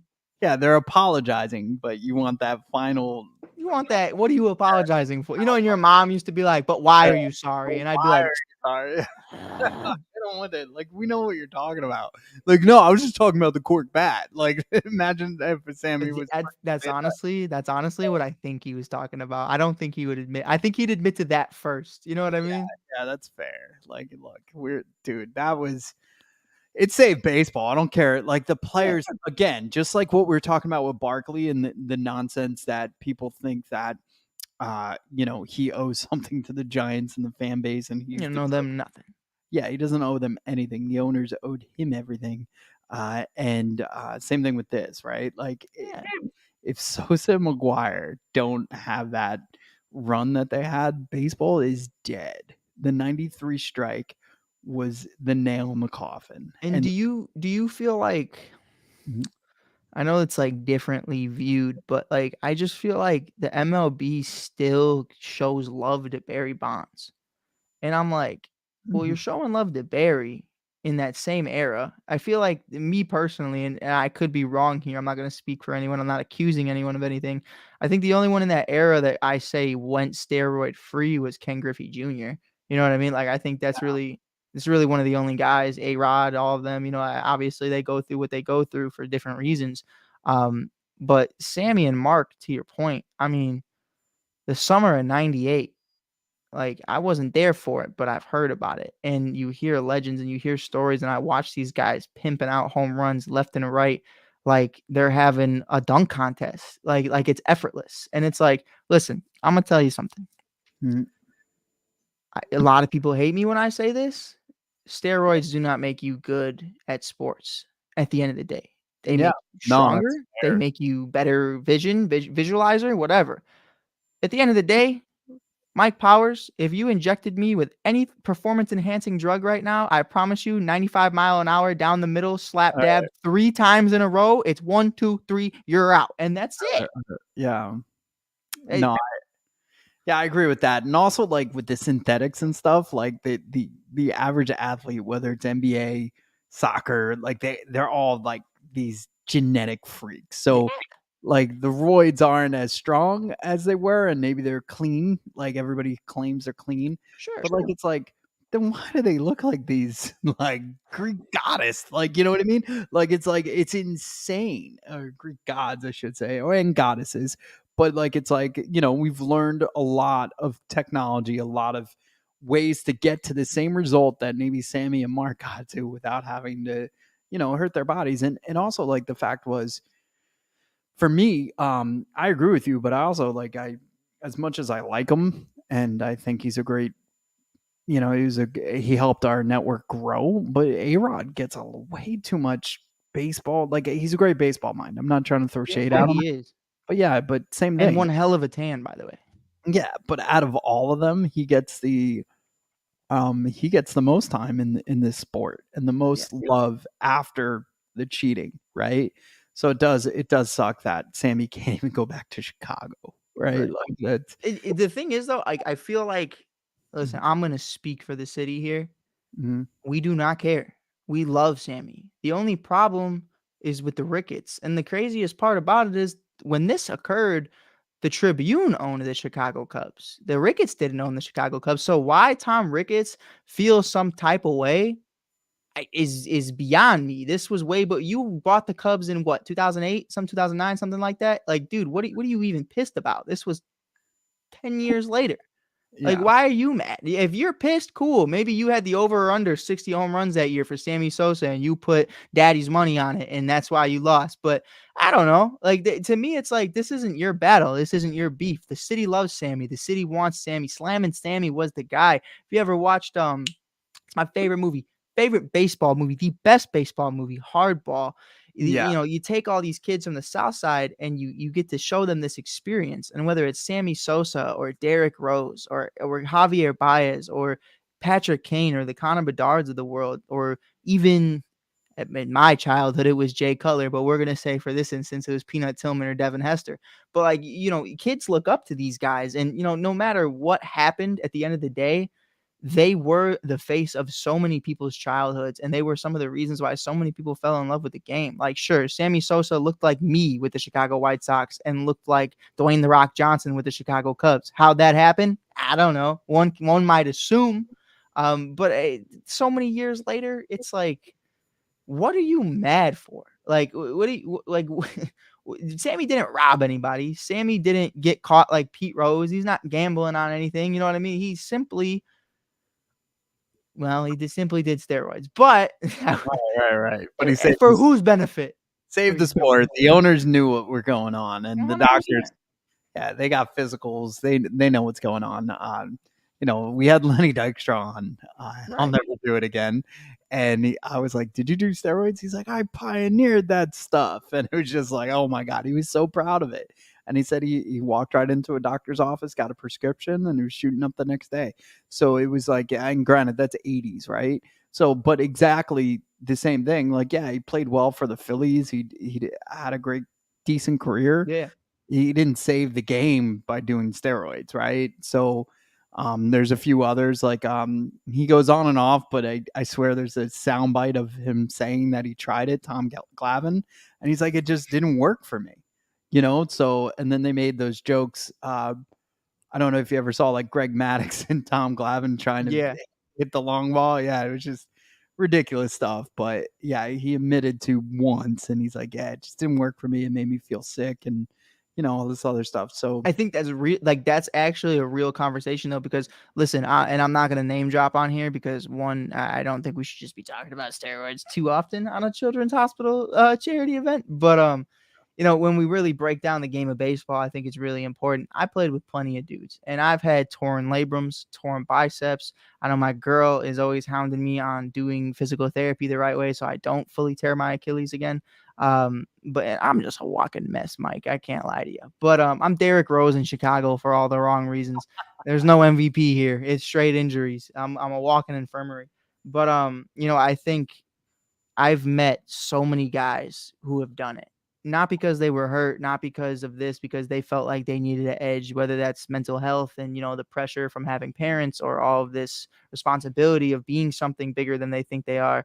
You're supposed to be a human first, and we understand that, but the pressure's there. But I'll tell you what, all the cats I knew who have taken performance enhancing drugs, whether that's at the gym or on the diamond, where are they right now? Still with me, still playing in summer ball beer leagues. They are not in the MLB. And like I continuously say, are steroids wrong? Yes. Do they make you good at baseball? No. Both things can be true. They help make you a better athlete. Sure. They help you get bigger. They help you bulk up. They help your endurance, your stamina, et cetera, et cetera.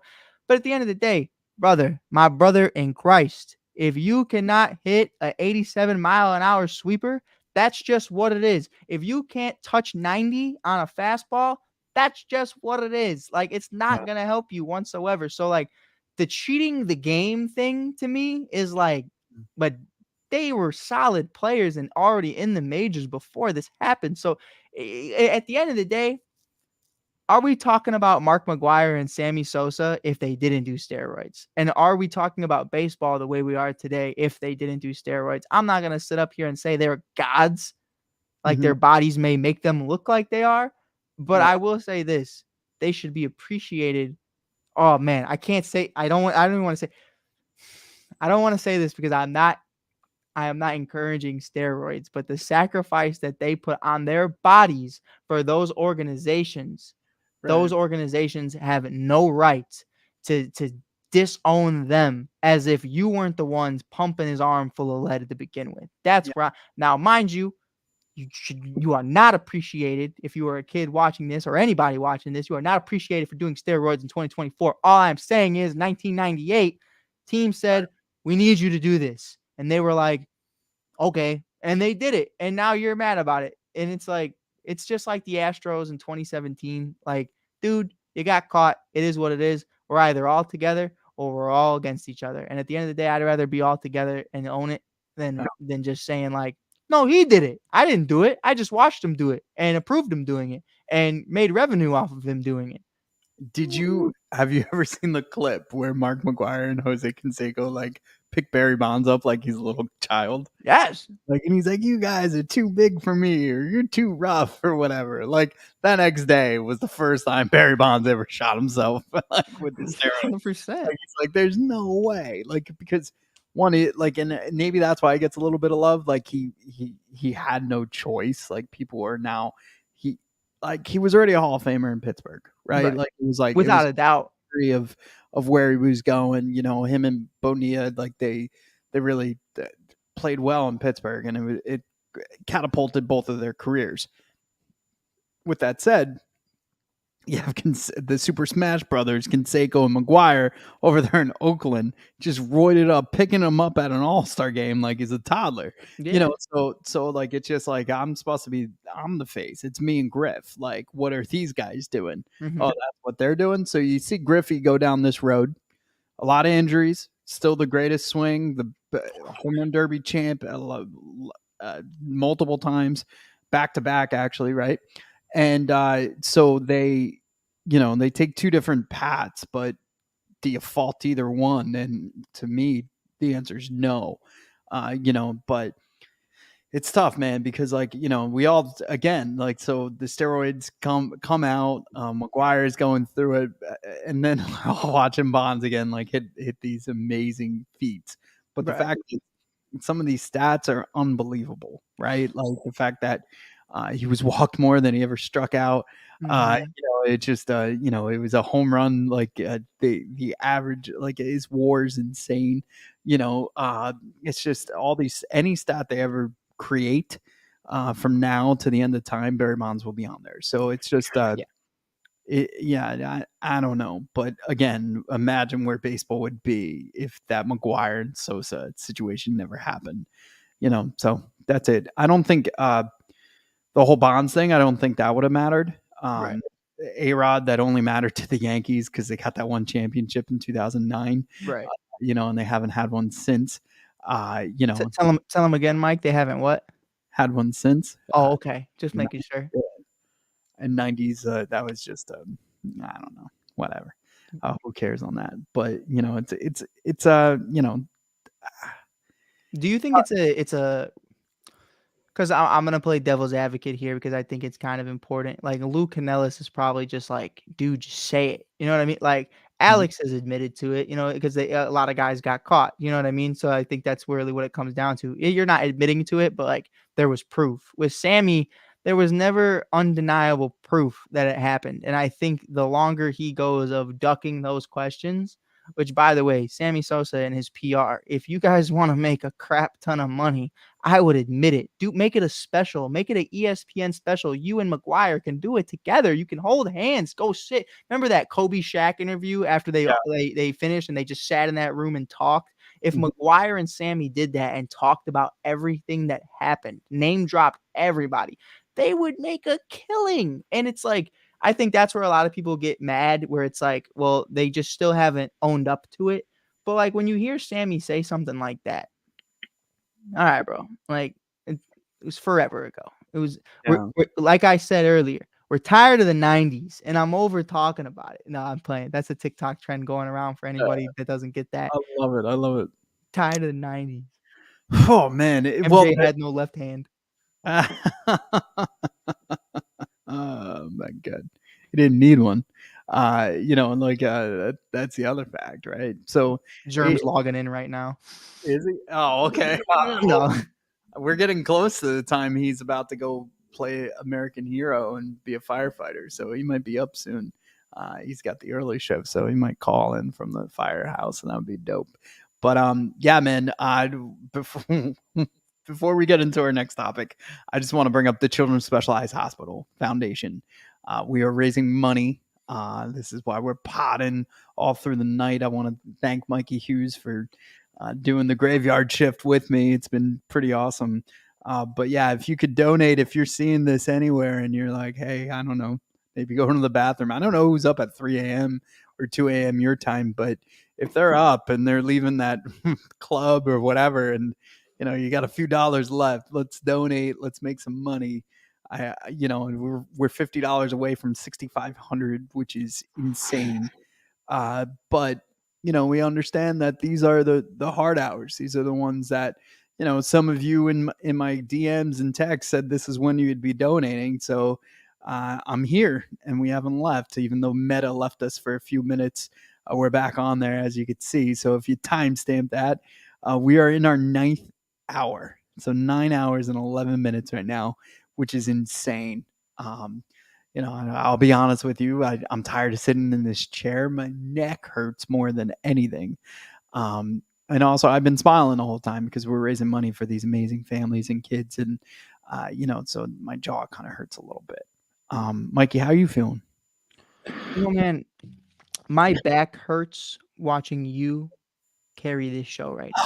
Oh, stop, dude. No, you just went on literally a 25-minute tangent of the history of steroids for baseball. Listen, free Sammy. I'll go. I wasn't even done. I haven't even. I kept it PG too. You should be proud. But listen, if you're proud of me as much as I'm proud of me, you should make sure you share this stream. If you can't donate, send this to somebody who could or somebody who would, even if they might not.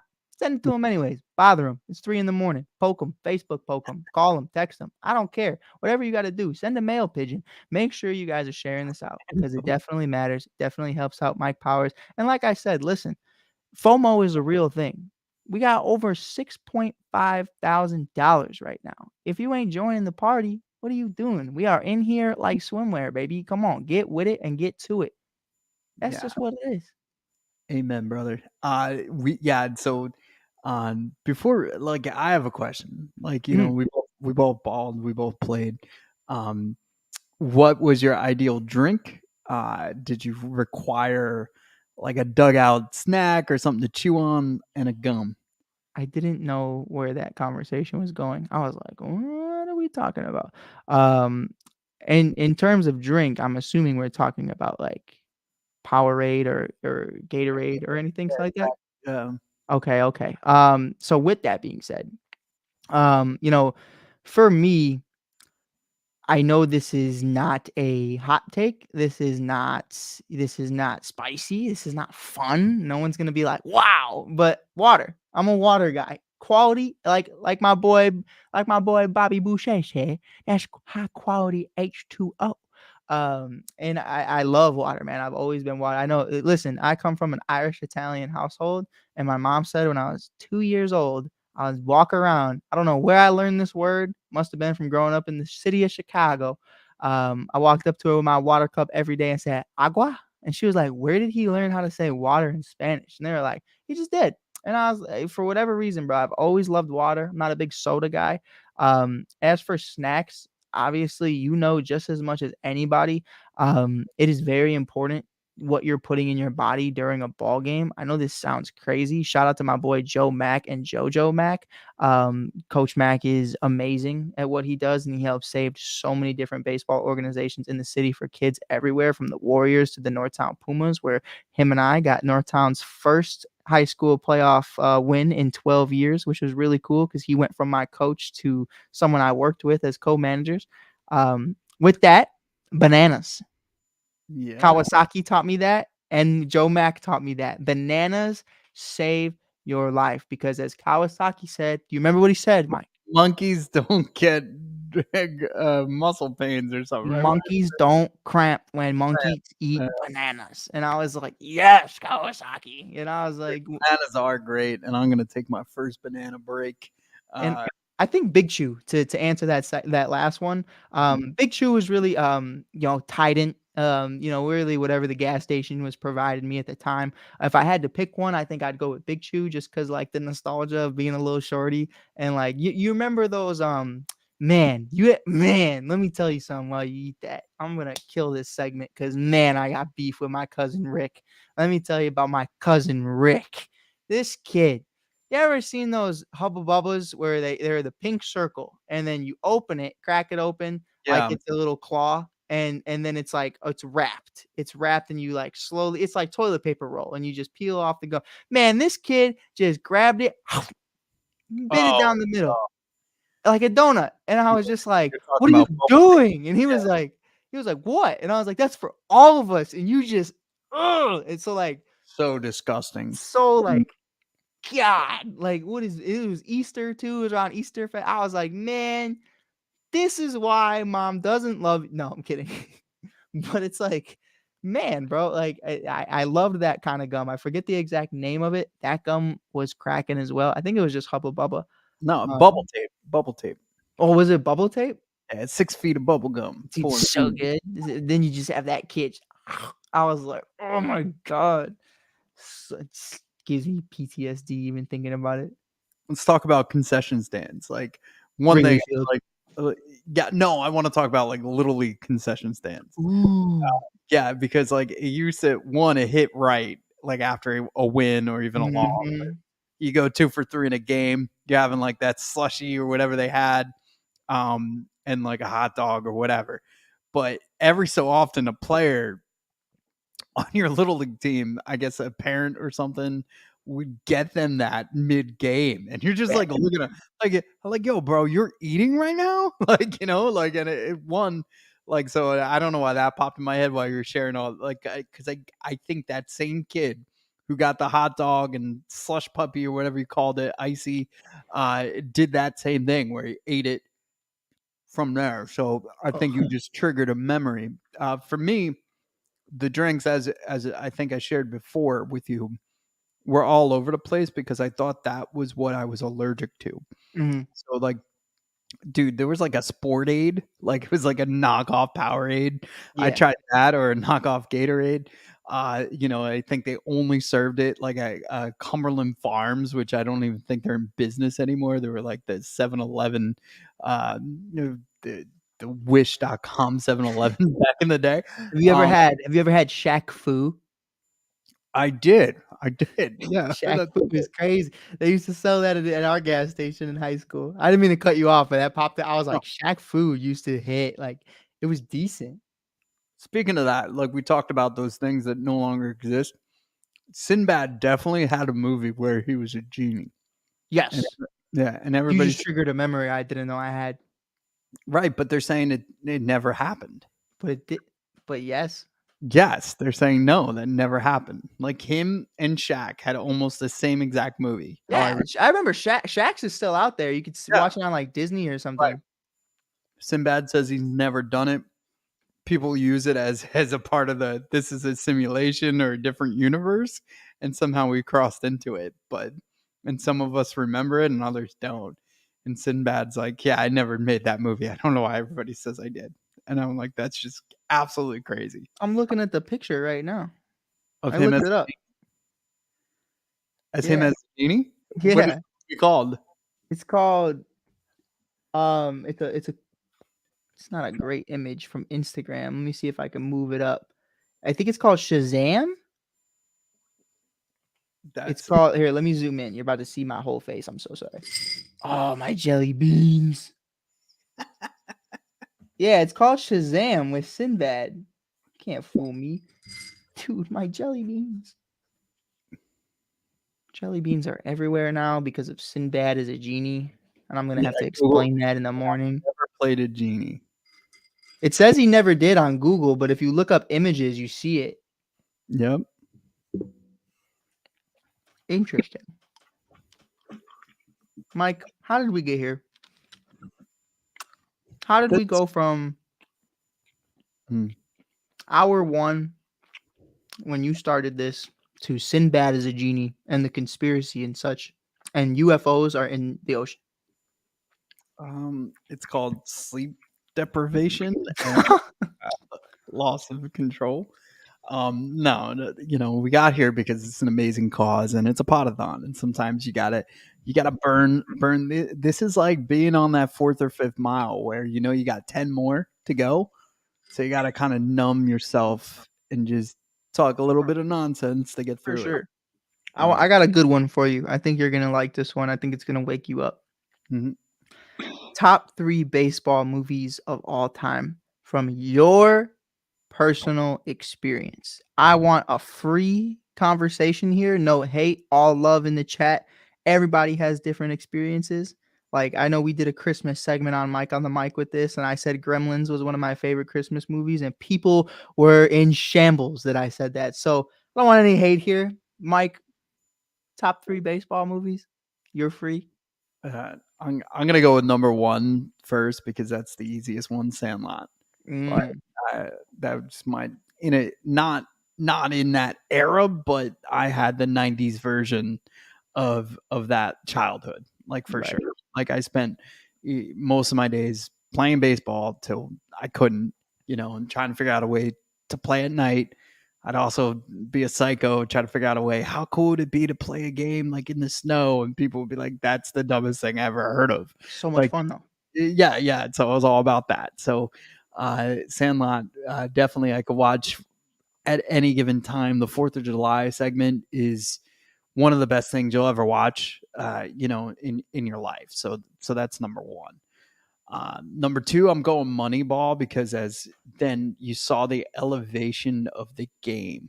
It became a different feeling, I grew up now, like, as a baseball player, a fan. Like, I understood the sport a little bit more. You understood the analytics of it. Just really changed your whole perspective. The book was better, but the movie kind of gave me goosebumps, and it was just well done as well. Would you recommend the book if for anybody? Like, if I wanted to check that out, would you say it's a good read?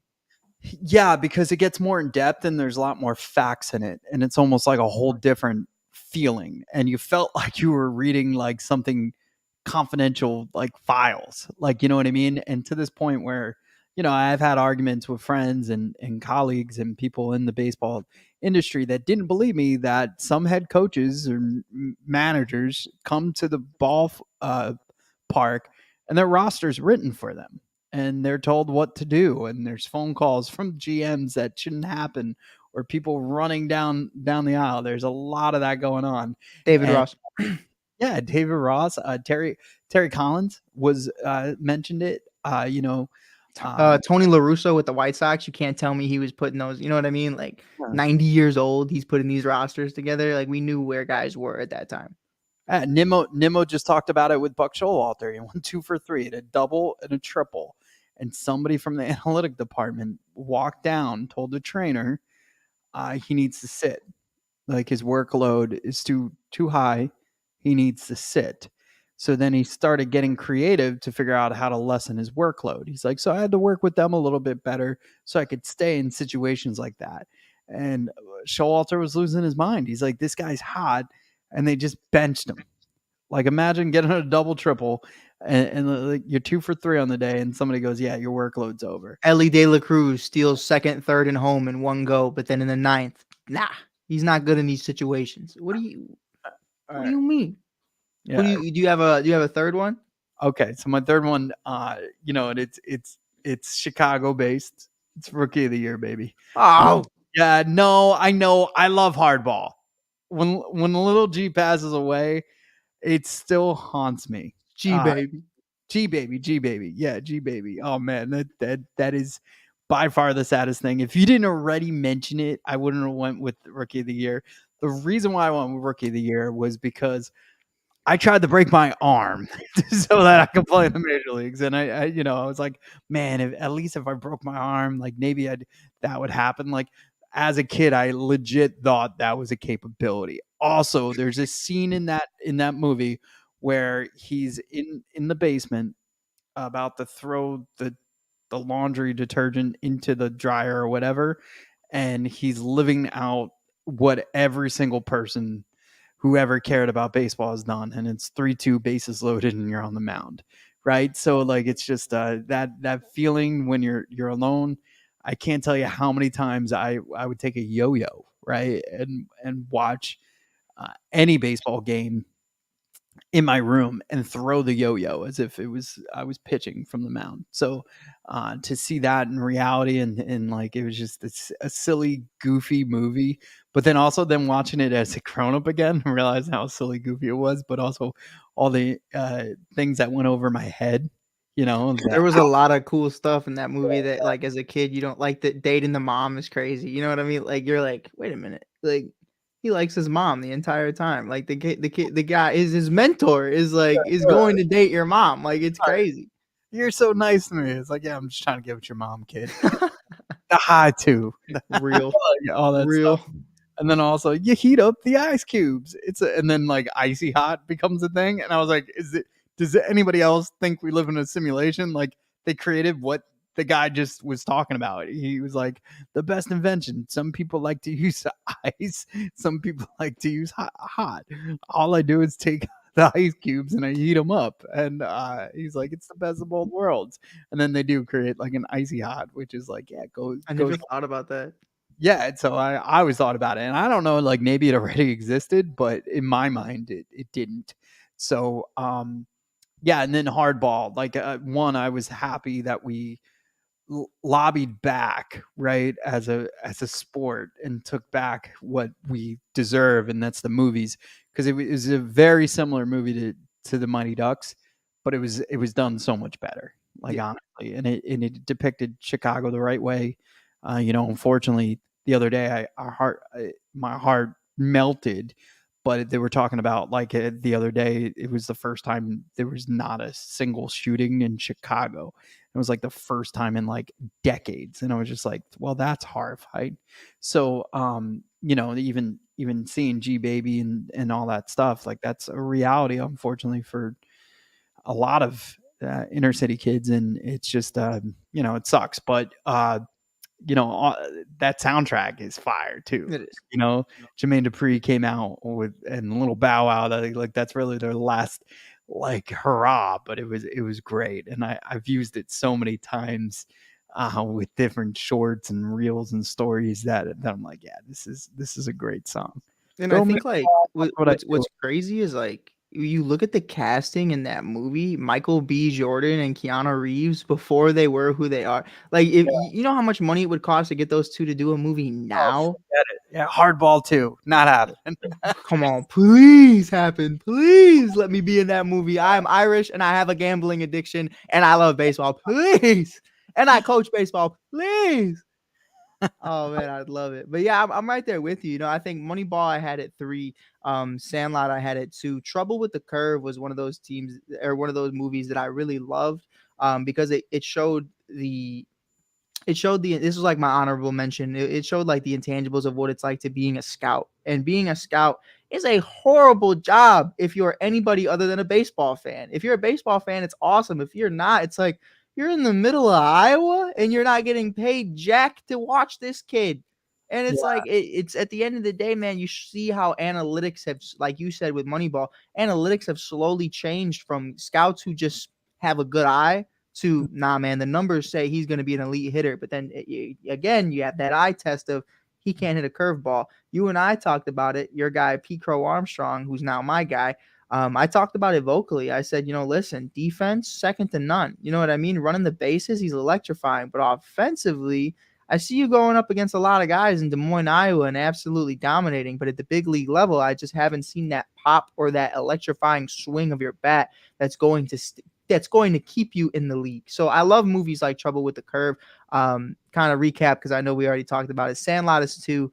Obviously, Moneyball is 3. And I have Hardball at 1. And I don't have Hardball at 1 just because it's a Chicago movie. Like, listen, we are doing a live Pod-A-Thon right now for the Children's Hospital. And why that's so important to me is I have lost friends that didn't even get to graduate high school. I've lost friends to gang violence. I've lost friends to cancer, to mental health and suicide, and even a girl I dated my senior year of high school right before we graduated. Unfortunately, mental health just, things happened. And why I get into that and even have that conversation is there's a Children's Hospital brings so much more to it than just, hey, I broke my arm because I thought I could be the Rookie of the Year kid, or Mike Hughes, who for the millionth time tore his Achilles, or, like these individuals who work at these hospitals have such limited resources and such certain situations to where every single day they have to see some of the worst of things. So to bring light to that, to raise money, we're already at $6,500 raised, not followers. But if you're following us right now or at any point during tonight, make sure you hit that share button. Share this out to anybody who you think would donate. If you got any coin on you, give me your money because I needs it. The kids need it. If it not for me, for the children. But in all seriousness, man, like Hardball was that movie. Hardball was like, man, I remember being the last one to leave the diamond because I didn't want to go back and BS with everybody else. I wasn't like that. 1, because my mom was Irish, and 2, because my dad was Italian. So if I got mixed up in anything anybody else in my family or anybody else that I was friends with was related in, it was going to be a lot more dangerous at home than it was in the streets. I'll tell you that, because Mama Hughes was not playing those games. But, being raised that way, I will tell you this. Sports saved my life growing up in this city, and sports made me who I am today. And Mike and I have a lot of great ideas about stuff we're going to be doing around the Christmas holiday time in Chicago. And, doing stuff like this tonight is such an honor to even be a part of, because at the end of the day, man, I always talk about this. And like I said, if you're sharing this, if you're donating, sharing this, whatever, if you're just tuning in, watching, sitting here with us, I appreciate it, because you're a part of something that is so much bigger than anything you or me are going to be able to do at any point, because these are people's lives.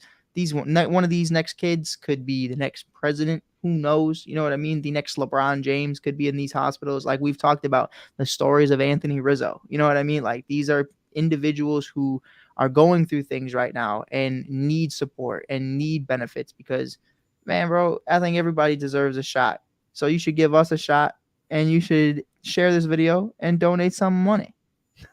Well said, brother. Well said, man. Yeah, I kind of like I called an on. Like I love Hardball. Like, and also like Hardball's tough. That was the generation where I really like. I think I was sophomore, junior, senior. So you're having girls over watching movies, and I'd throw on Hardball, and like maybe they didn't see it because they didn't understand it, and they're just glued to the screen. Like, so selfishly too, like the messaging was so well, but like we're now watching a movie about baseball, so I was like, let's go, and it was more than that, like you said, it in the big Papa 90s aspect. I know you had to have appreciated that. Like, exactly, that's great. Just to calm them down on the mound like that. It's also, it shows, but as corny as it sounds, like baseball's all here. We talk about it a lot, right? Yeah. Like I saw an interview with Mike Trout, and he's like, I can't hit these kids anymore. They're all throwing 99 plus. Like you can't get your bat around on it. It's just like, and it moves, and it's just like it makes no sense. And he's like, it's not human. And like, so you have this guy now doubting himself. And I was like, well, now you're definitely not going to hit it if you're out there. If that's Right. sharing to the press, what's going up here? You're either thinking you're going to get hurt or you're not going to get a hit. It's either way. Mike Trout, I feel like, is going through that. Mm-hmm. Yeah, and he's had a bunch of injuries. I equate his. He reminds me of Griffey in that aspect, right? Where it's it's got the same type of vibe for me. But look, like it's baseball movies are baseball movies. I love them all, but it's hard to pick. But yeah, that's definitely one that tugs on your heartstrings, not because the baseball side. It's really because the whole messaging of it. Yeah. And it's fun. It's funny because like, the Mighty Ducks, like he got a DUI and all he had to do was coach a team. You know what I mean? Now you go to you get a DUI, jail. You go to prison. You go to jail, right?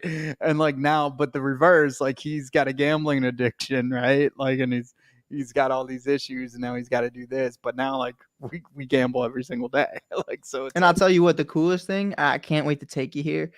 Sluggers was the actual bar in the movie, and I spend so much time at Sluggers. I'm not a drinker. I don't drink a lot. Growing up Irish, for you you. spend a lot of time drinking in high school and just making bad decisions. So like once my 20s hit, I said I'm high quality H2O.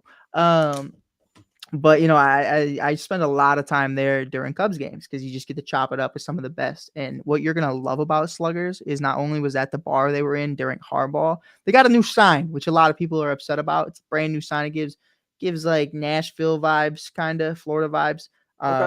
But the OG sign, they're thinking about putting it in the Chicago History Museum, and I think that's really cool. And the downstairs is a bar.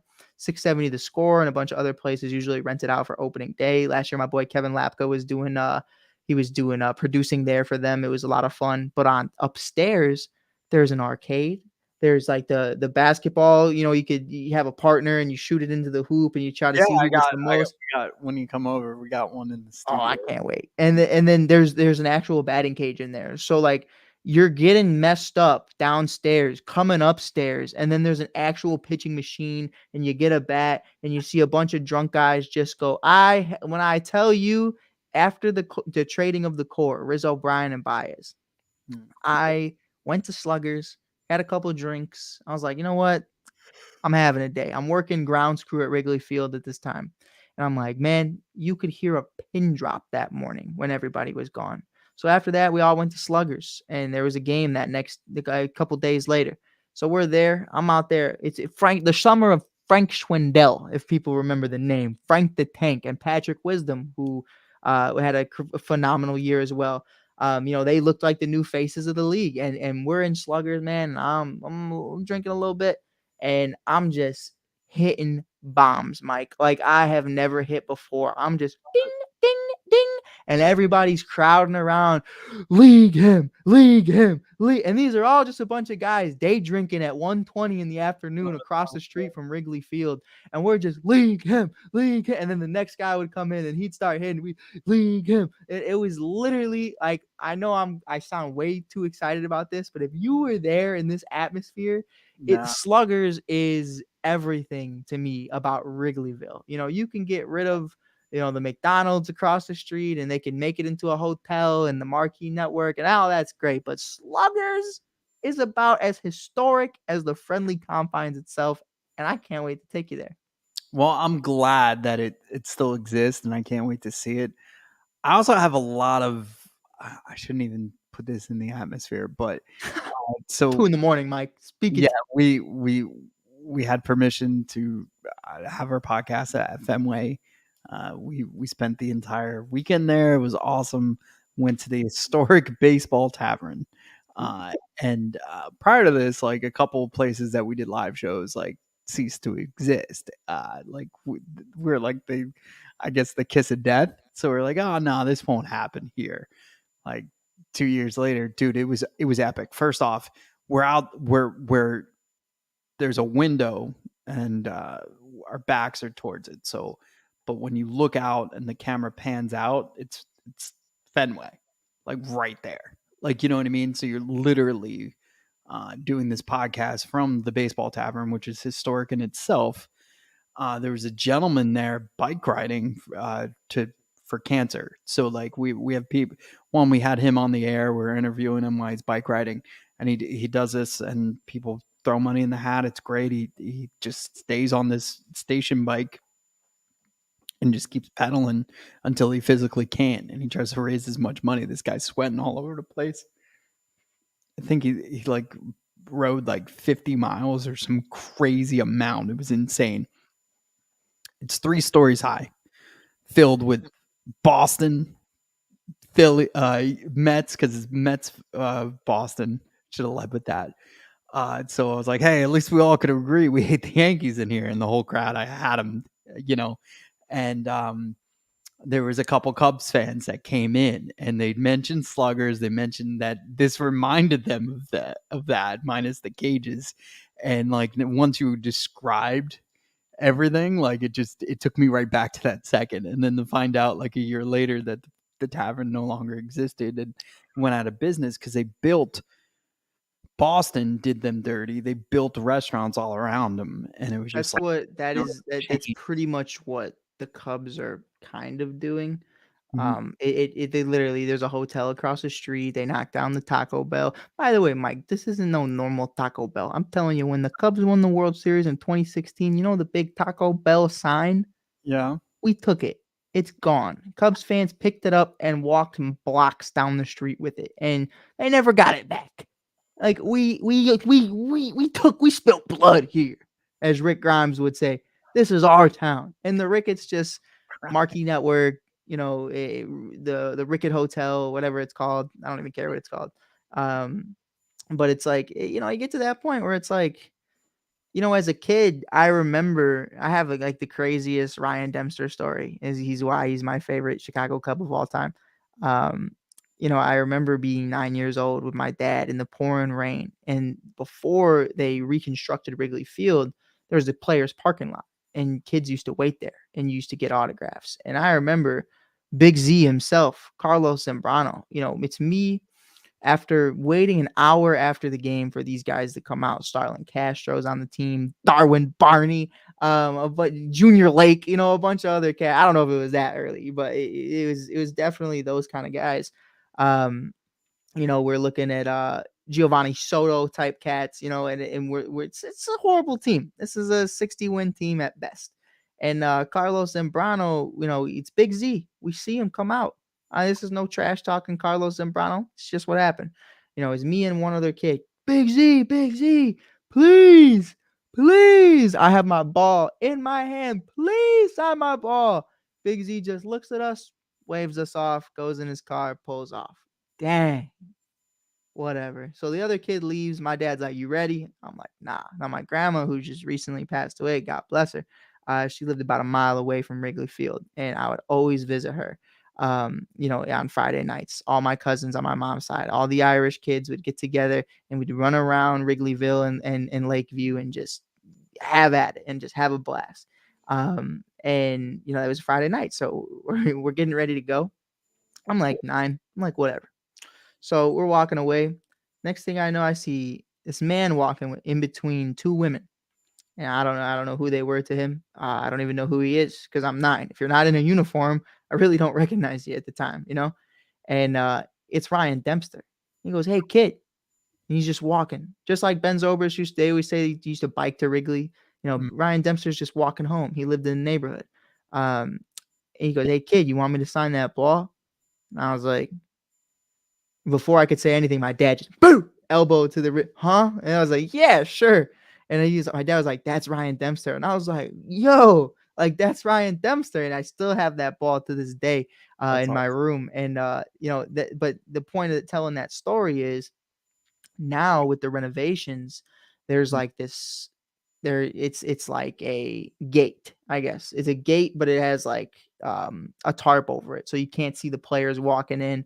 You can't see their secret parking lot. I've been in that parking lot. I've cleaned that parking lot. The things I've seen in that parking lot are crazy. But wild players. But I think it took a lot away from it. Like we used to wait at the gate and wait for these guys. Hey, please, Kerry Wood, please, Sammy, please, whoever, and now it's like you kind of just got to catch them at the game, and you can't go in early to see batting practice. And it's like, it took so much away from what I felt like was some of the best memories I've had as a kid. And that's no shot at the Ricketts. I think that's slowly what a lot of teams are becoming. These guys make way too much money to be bothered, whatever.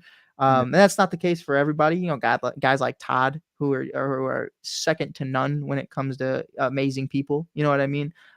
Guys like Riz and everybody else, they take time. Wilson Contreras, they take time. But other people don't want to be bothered by it. And I don't know how you feel, but like the long tangent I just went on about that is like, those were core memories for me. And it's upsetting to me to think that like the most memories you're going to get in today's era for Peyton or for, my future kids are going to just be watching you on a screen. And I think that's kind of sad.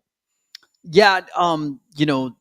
There's a few things to take from that. One, like you have an older stadium, but it's historic. Yeah. But also they have to appeal to the players that are currently attempting to, everybody talked about Citi Field for a bunch of years. Oh, that's a great place to play. You got the dugouts. They're here. There's, I could do batting practice indoors. I don't necessarily. So all those amenities Wrigley doesn't have. So I bet you it was some of the players who weren't like Ryan and didn't want to sign that ball for you, probably caused that situation to occur. Yeah, it sucks. It definitely sucks. But it's also like I've talked to Todd and I've seen him interview about this where some people send their kids up there with like 7 items and just That's also very true.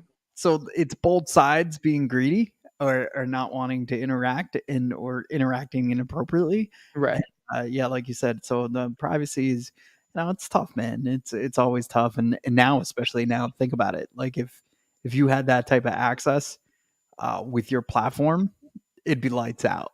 Yeah, exactly. So maybe they're also projecting on that end. I'd be like, yo, come here 2 seconds, please, please. I also want to share a funny situation. So you mentioned Taco Bell, right? And what you guys did to that.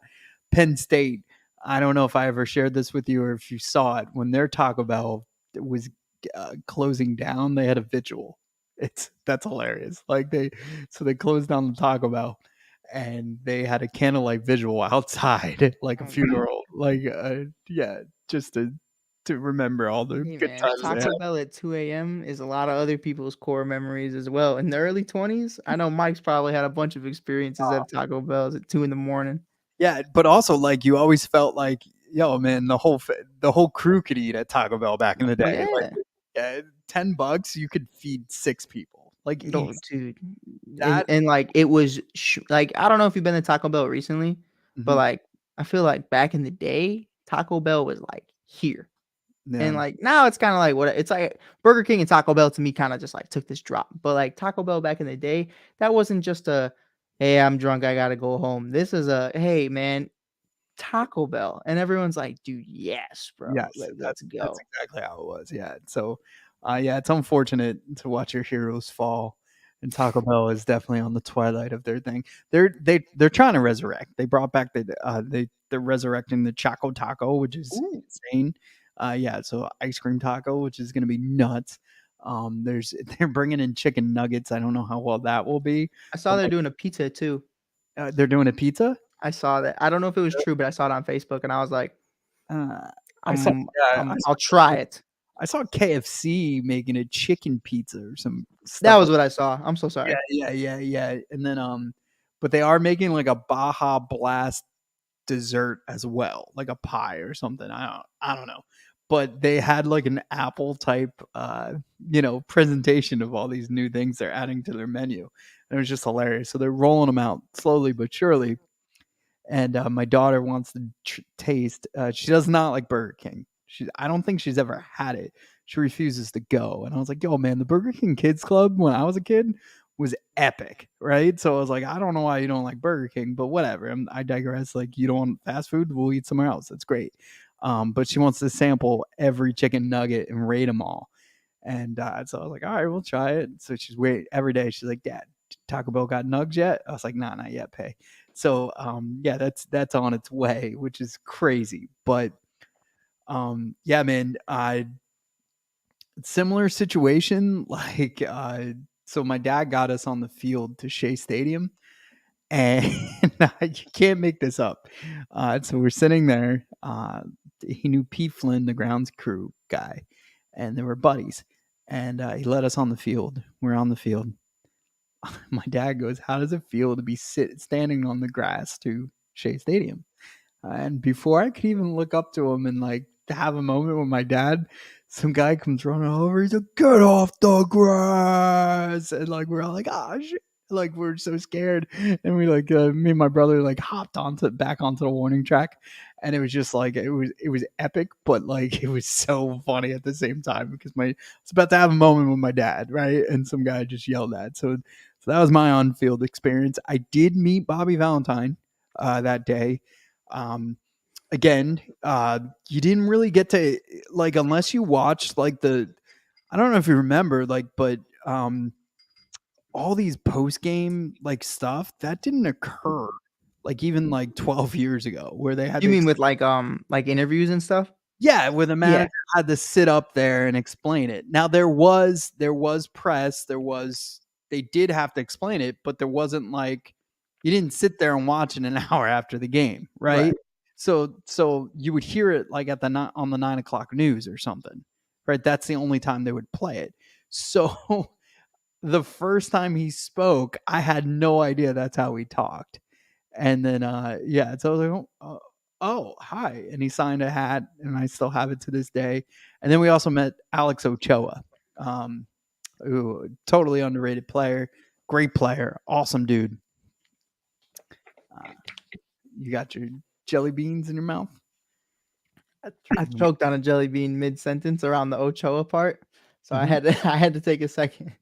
Well, that's great because we just hit the 4 a.m. mark. I want you to know that. We're close to 10 hours into this, which is unbelievable. Facebook has been back up for 2 hours, which is great. Do you think that logs out again, or will you be done before the next 8-hour mark? I hope I'm done.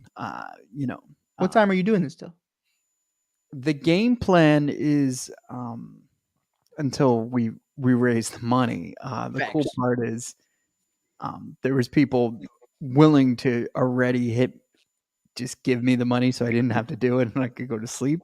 And I was like, no, we're doing this for the long haul. Like, like it's kind of like I don't want the cheat code. I don't want the easy pass. So yeah, so it's we'll see. I'm hoping that I could get a nap in and then be productive by dinner.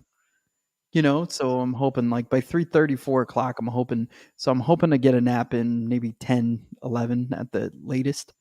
And then kind of going from there. But 4 a.m., I know Germ's going to be waking up soon to hop on a fire truck and save some kittens. So maybe he'll give us a little energy when he wakes up. But Could you imagine like you're in a burning building and Germ grabs you and as he's carrying you over one big strong shoulder, all you can hear is, "Let me tell you why I hate LeBron James." And this is all you have to hear about as you're getting dragged out of a burning building. I mean, Germ has to be probably the most fun firefighter in the world. Like I mean, I love Germ, bro. Germ is literally he is that guy.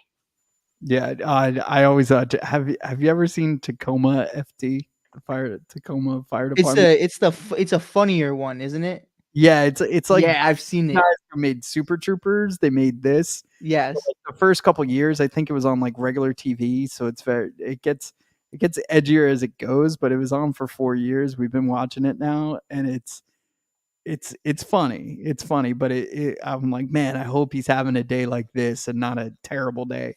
Like not at like 9. You ever seen 911? I saw that show 911, and there's like a tsunami, and I'm just like, all they call is one fire truck. You only ever see one fire truck on every firefighter show. It's like when you ever watch Chicago Fire, and you're like, they're not.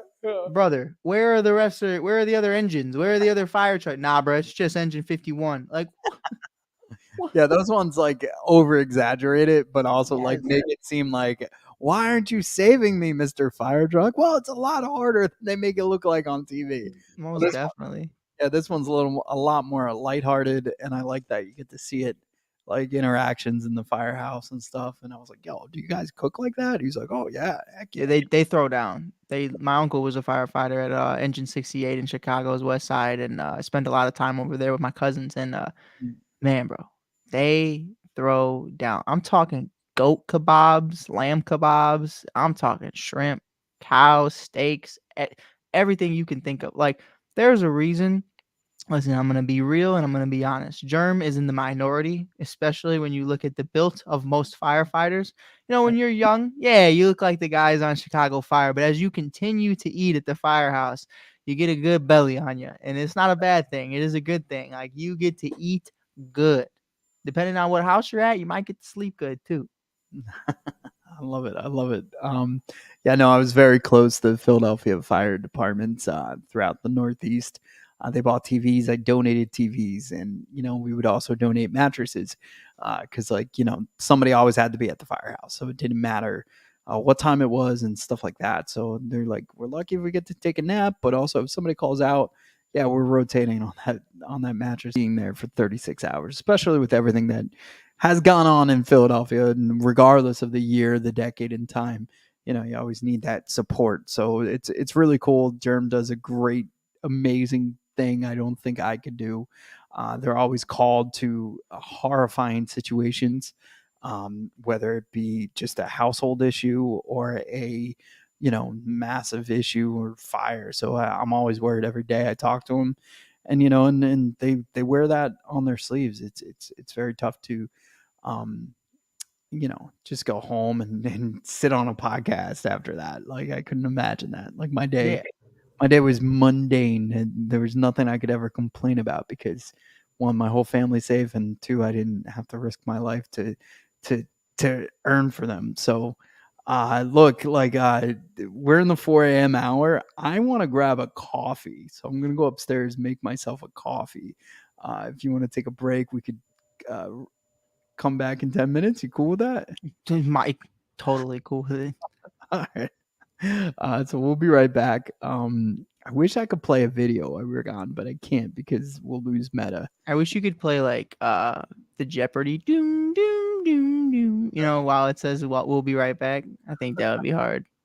That'd be great. Instead, they will see my cartoon face when we'll be right back.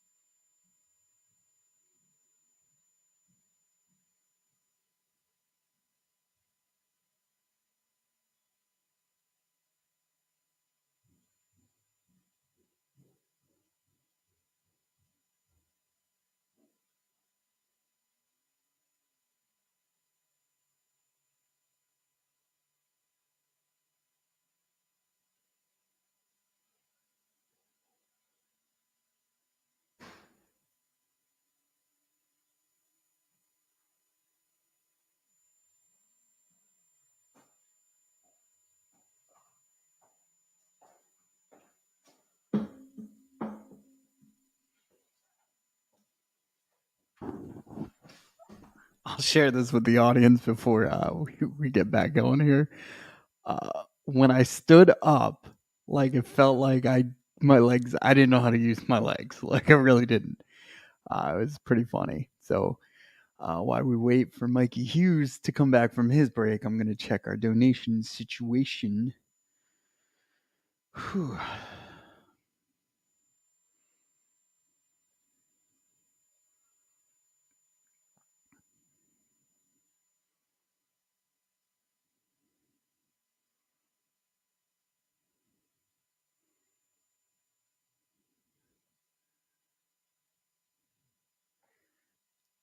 You're still muted.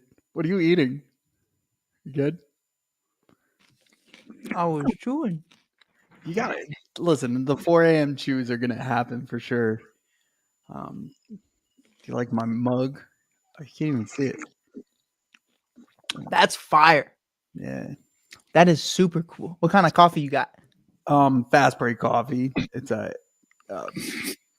actually first stew. It's our bourbon pecan, and we for every bag we sell, we try to donate another bag to a fire department. So This man just never not given to that's others. that was Germ's idea. Like it's everybody, never not given. It's not just me. I That's just get so dope, though. That's so dope. You know, I was gonna ask you something because obviously I'm a young cat, but like my girl is literally just like a few months older than me, and her entire family. This is what they told me. They can just drink coffee like straight up at night, in the day, in the afternoon. That's and, crazy. and they No. can sleep like perfect, like they are unfazed, like they can drink it like water. They not that they do drink it like water, but like they can't, like it does not affect them. And I was like, is that for everybody, or is that like? I thought like once you drink a pot of coffee, like you're up. That's what I thought. Yeah, no, and like nowadays I cannot like if I'm that's why I did it now, like as opposed to like if I need that at 6 or 7, I'm not going to bed till like 11 or noon Right. at that point. When I was in college though, I was also working at Circuit City at the time, and I was making decent coin. So I'm going to classes, I'm going to Circuit City, I'm making like close to 6 figures. And I'm jacked up on caffeine the whole time. That's how I'm getting through. And I'm like, man, this is so great. Like, I know there's not that much time in the day, but I feel like I have so much time. And then my brother, like, my brother's in the car with me. And I was like, yo, do you mind if I stop for an iced coffee? He's like, it's 10 p.m. Like, what are you planning on doing the rest of the night that you need a coffee? And I was like, oh, yeah, you have a point. And then, like, I kind of crashed and burned after that. So, yeah, I just realized my college years wasn't that I had a great work ethic or anything. I was just loaded up on coffee. It's But half the battle. You know what I mean? We don't always. It's not always beautiful and marvelous. You know. your era is the energy drink era, right? So this Yeah. is my first time like doing all that, and like I'm a little nervous about it because like I was like, wow, this is like 3 cups of coffee. You know what I mean? Like so it's like, and coffee, like I need it to get started, but it's never like a thing where I'm like, man, this tastes so great. Like it's kind of like the first time you have beer, you're just like, oh, that's not, it's not that great. Like, No way. You just. No, I mean, yeah. No, you're right. You're right. You're right.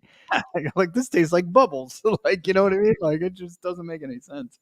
Especially like I don't know, our father's beers and stuff. It Oh, just dude. I was always like as a kid, you know, if you ever snuck a beer or something, you know, it was either Heineken or like Blue Moon. And now that I'm older, I think it's like I'm an old style guy. It's a Chicago thing, and or just like a Miller Lite. I'm cool with a Miller Lite. I have no problem with either. But no, like I totally hear you on that, and the energy drink thing. Like for me, it was like I've never had a Monster. I've never had a Red Bull. I've never like in my big reasoning for that is like my dad and his dad and my mom's dad. You know, like they all obviously had heart issues and whatever, cardiac arrest, whatever you want to call it. So like in my mind, since a young age, I've always been like, okay, I don't want that to be me. And I'm not saying that was cause those things. I'm just saying when Red Bull gives you wings, it might not be the wings that you want. You know what I mean? It might be the wings to the gates. So I'm not preferably high on the energy drink side. But if any energy drink companies want to sponsor the divide or give us a shot, definitely feel free, because Mike Hughes will take pictures with them, but I will definitely empty them and fill them with water. But we're here for it. We're here all night long. And make sure, if you're not a sports energy company and you're just tuning in live, make sure you hit that donate button or you hit that share button so anybody who does want to donate can. It's for the Children's Hospital. Do you hate I the was just Children's Hospital? Like, what? I got another Venmo that I got to put through. That's why when you were talking, I was looking down at the phone, so I do apologize. But no, Dude, Mike, it's 4 a.m. We're way past apologizing. sorry, I wasn't paying attention. No, I was paying attention, and that's very. You're wise beyond your years, because I swear, your generation and my generation, I think their hearts are gonna just explode out of their chest, unfortunately, because Probably. like I same thing. Like, so then I'm working and I have a bunch of college kids working with me, and they're loaded up on Red Bull and all, like you said, wings and stuff like that, giving them wings and making it through the day, and also doing college at night, going to Penn State or whatever. And I'm just like, oh, this can't be healthy. Also, again, like, their breath would smell like horrible. It's not a good taste, right? Like, the energy drinks, like, this isn't bad, I'm not gonna lie, but also it's like keeping me up right now. So the Celsius or whatever, and it But says Celsius, I've heard very good things. When I was working at the grocery store, those things fly off the shelves, bro. right, but also it's like, it's kind of like everything's so bad for you, we're gonna say, you know what, this guy's not as bad. Like, it's like Marlboro Lights or something. Like, it's No, most definitely. yeah. So I don't know, but I figured have some of that tonight, try to get through it. I tried Liquid Death for the first time, but it wasn't it was supposed to just be water, and it wasn't. So luckily I have bottles of water all over this place too. But yeah, that's my game plan. Like, that 6 to 7 hour, I'm gonna try to lay off the caffeine. Yeah, for sure. Stuff like that. So yeah, I'm proud to say we're over that $6,500 threshold, which is awesome. So that's really cool to be officially over that, and we're just moving in the right direction. I knew these hours were going to be the ones that made it worth for anybody who did donate to this. Like, oh wow, they did that. All right, cool. I got my money's worth. I didn't think there was going to be many people tuning 3 a.m. and tuning in and donating at 3 a.m. or 3 a.m. your time. So that's the other question. Like, are you staying around to 7 o'clock your time or my time? I don't mind. I'm hanging out. I love it. Oh man, it's the good news is, like, we got a lot of content out. We're like kind of learning our chemistry too. Dude, we got clips for days. Literally, we're on here for days. Mike, I'll see you in a couple months, so we're good. I'll just send you the clips now. This is great. No, it's too funny. It's really funny. Would you I wanna throw something at you, because I know you're not the oldest man in the room, but you're older than me, so your perspective might be different. I got in an argument. I was like, I want to go to the Jake Paul and Mike Tyson fight, and they were like, why? And I was like, bro, listen, I understand he's what, 57, but you never get to see greatness come out of retirement more than a couple times, because sometimes it happens. But it's like, this is Mike Tyson at the end of the day. I would love, right? If Muhammad Ali was around that age right now and he said, I'm coming out of retirement for an exhibition match, even if it's an exhibition, I'm down to go to this. If Michael Jordan came out of retirement and said, I'm doing a one-on-one versus LeBron James. I'm a Chicago kid. I never saw the 90s. I was born in 2000. Why is my name Michael? You take a guess. Like, what do you think? And it's like, I would kill to see Michael Jordan go one-on-one against anyone right now, just to see him get a bucket with my own eyes. So, like, the argument was like, it's just an exhibition fight. But do you think because of like legacy, like it does like matter for some young kids who really just kind of want to see Mike Tyson fight? Yeah, I think it's great for the sport. I think, yeah, anytime, like, I always think about this with baseball, right? Like, I would love a legacy type home run derby, right? Where Mhm. legends could play, right? And former champions and home run derby Like guys. the Because video of Jerry Rice suiting up with Emmett Smith and all them when they're older. yeah, exactly. Like that kind of vibe. I got jealous when, although it didn't do overly well, but the big three concept was really cool for the NBA. I'm like, man. And then also, like, back in the day, baseball had like this home run derby thing where, like, Mickey Mantle, like, they would hit home runs, and it was this game show, and they would talk to them in between innings, and the one-on-one play against each other. It was for like $500 because nobody made money back then. So it was like a big deal for them. But I was like, man, this would be so cool to have. Baseball tried to do it with that weird home run derby thing that was going, like, to different countries and stuff, but Yeah. it had like Nick Swisher, and a few other like non-memorable people. I'm talking about Griffey. I'm talking about Sosa. I'm talking about the guys, even A-Rod. I'm talking about even Todd and stuff like that. I'm talking about them playing in a home run derby would be dope. So for me to sit here and tell you I'm not excited for Mike Tyson, that would be false. I mean, his stuff from Mike Tyson Punch Out to all the way to now, like, he's such a household name. He's a great podcaster. He's had two Very good. successful podcasts. And I think Jake Paul and Logan Paul have really transcended through all different sports, right? Yeah. So, and podcasting, and their household names, whether it's your kid saying it or you're saying it, the Prime stuff. And speaking of energy drinks and Gatorades and stuff, they got that thing on lock. And it's just like, people are trying to say that the fights aren't real and they're rigged or whatever. Well, listen, we're talking about boxing, and as far as I was concerned, that and, like, I don't know, horse racing were like a thing of the past, right? Like, I was just like, oh, they're done, and now they're back. So, to make a long-winded answer to your question, yeah, I'm excited for it. I think it's great. It's great for Netflix too. Like, so we'll see. UFC, I feel like is for me a little bit over the top. So I would definitely want to watch this. But again, I would still watch Conor McGregor box fight, UFC fight, whatever it is. So I mean, Proper 12 number whiskey. oh man, so it's funny. I heard a rumor that he's gonna do the WrestleMania night 1. He's gonna be the first one that walks into the arena, and does Conor? like the introduction and stuff. So it was a leaked thing through something, and I was like, that'd be dope. And I hope he does the McMahon walk, and then when he gets to the ring, he goes, "It's my walk now," like, because Vince is pretty much deleted from his own company, I mean, yeah. You know what though? They always come back. Every single one of them always comes back. I don't know if Vince makes a comeback, but I've always seen throughout the history of the WWE, if CM Punk can come back, anybody can come back at this point. But it's exciting, man. I will say this. There are insulated incidents where I look at the Paul brothers and I go, you are a goofy.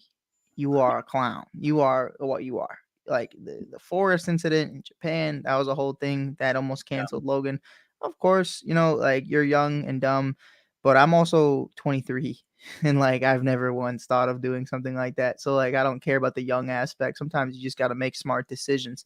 And it's not hard to make a smart decision. It's fairly easy the majority of the time. Maybe don't go to a forest and record those things.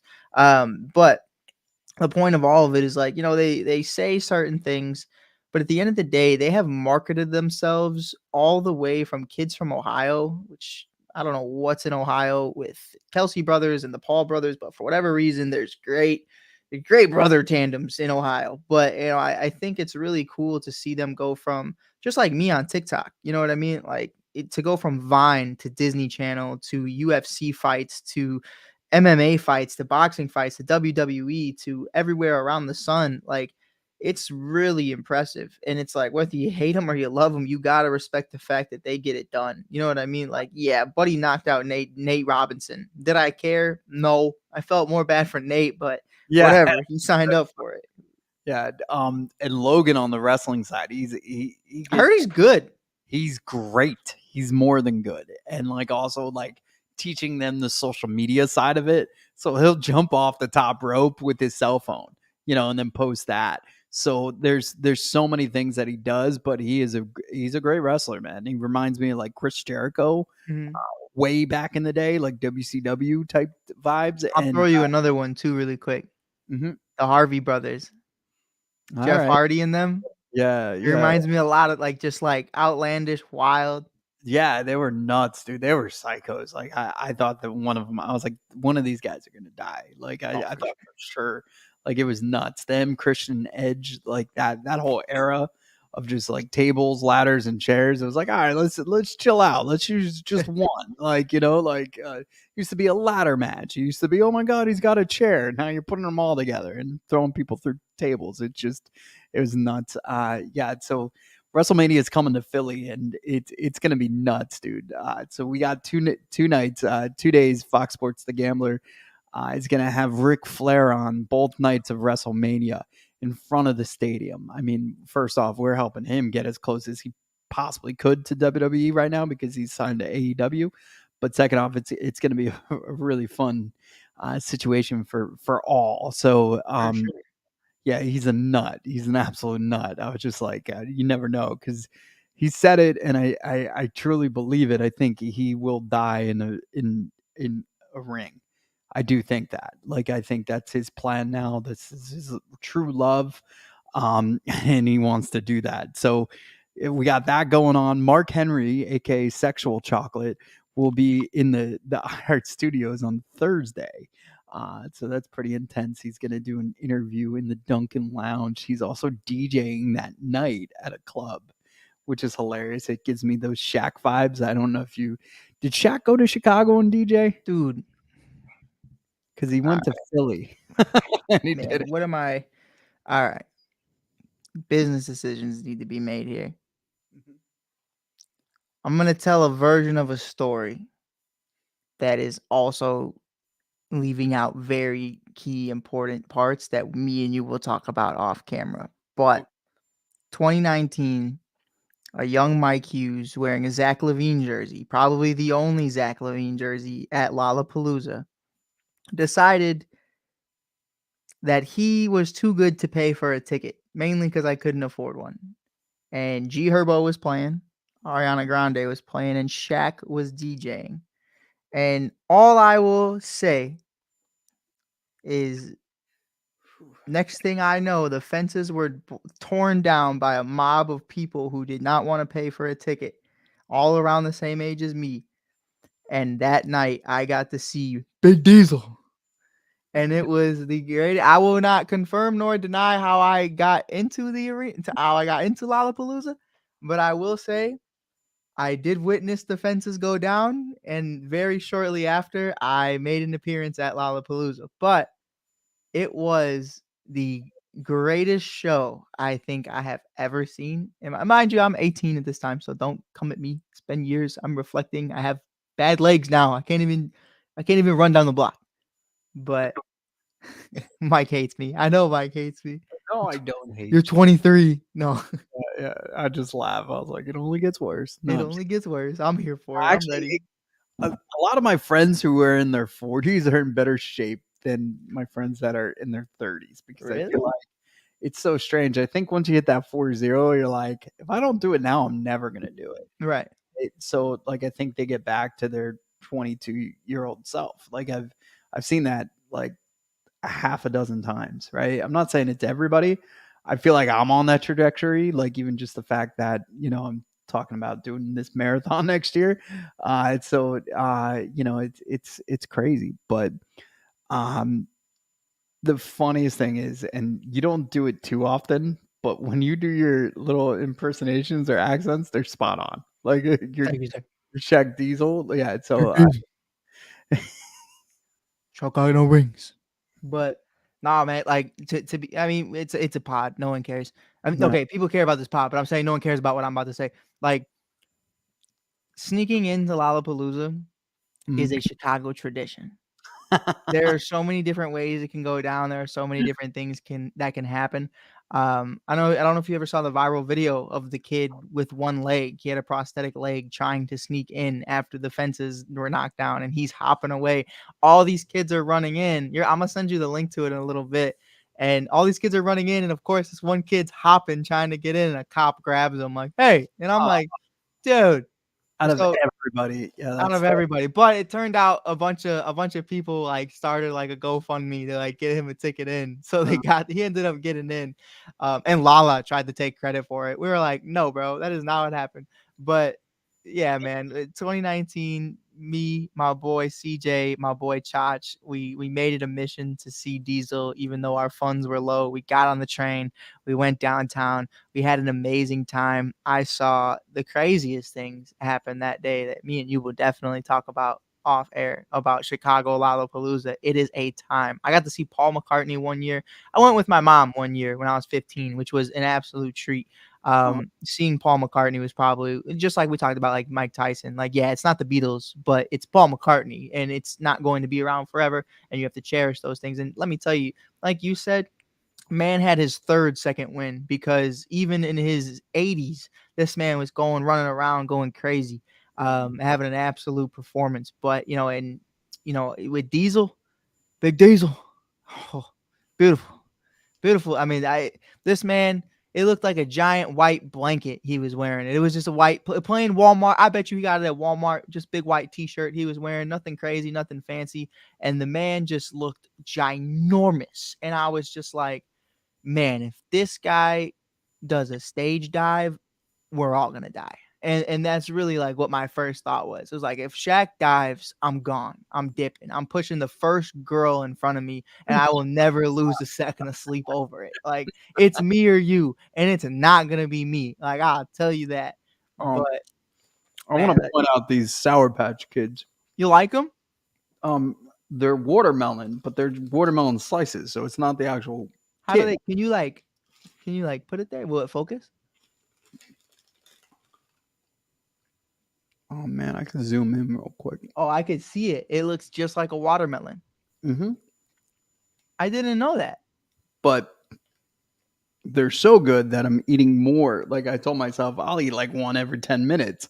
I wish I didn't open this bag, bro. I'm like, yeah, Mike, just keep talking. I was like, I'm watching a movie. I'm like, just vibing. Dude, I could tell you stories about Chicago experiences. I literally, me and my boys talked about it, and it's like, I want everybody watching this to know we are stand-up cats when it comes to who we are. We are not troublemakers whatsoever, but we live in a city that never sleeps.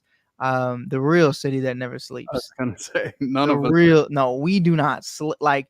Mhm. Sure, the businesses in New York never stop, but the people in Chicago, you could drive down Chicago right now at 3:30 a.m. and I promise you, there's traffic. Like, there's people moving, especially on St. Patrick's Day weekend. Like, we would love to just do a pod and talk about like growing up, and so it's so segregated and so like gridlock, and so like you go west and it's heavily Hispanic, you go south and it's heavily African American, you go north, it's a little bit of everything, and then you go east and it's really just the lake. If you live east, you're weird. But no, I'm playing. But if you're east, you're weird. But it's definitely a situation to where it's like there's so many stories and so many storylines, and some are good, some are bad. But like, man, like when you talk summertime shy, like when I tell you the vibes you get, like working for the Chicago Sky and going to Wrigley Field, and just like what it is to just live, man. Like, I do this really cool thing. Me and my girl do it 5 a.m.s. Well, I do them. I'm gonna try to get her to do them. It's we are together. So what I do is she does. She could take credit for it, I guess, but she hasn't participated yet. But 5 a.m.s going to the lake, watching the sunrise. I love doing that, just manifesting things like, this is what I'm going to do this year. This is, we're going to give us a shot. We're going to work at this place, going to do this, interview this person, like just manifesting things, watching the sunrise and with the most beautiful skyline. It's like, I don't know how much you lived in New York, because I know we never really talked about like the time frame, but like I'm sure you had those very similar experiences where it's like, there is nowhere better than where I am right now. That's great, man. No, I love it. And my life has taken two different turns where I feel that way about Philly. Like, there's just days when I'm just like, wow, look at that. That's awesome. Right. Right. And then there's other days where it's like, Where Chaz is telling you what happens on 58th. You know what I mean? right. Yeah. And, unfortunately, a week and a half ago, there was a awful situation at a bus stop that involved kids, and it was scary. So, there's different times that you could kind of look up and be like, wow, this is beautiful. There's even this golf course where you get to, I think it's the 8th hole or whatever, and you're on the green and you can just see the Philly skyline. And you're just like, That's wow. sick. Yeah, it's so sick. And New York has those moments too, and I've experienced all that.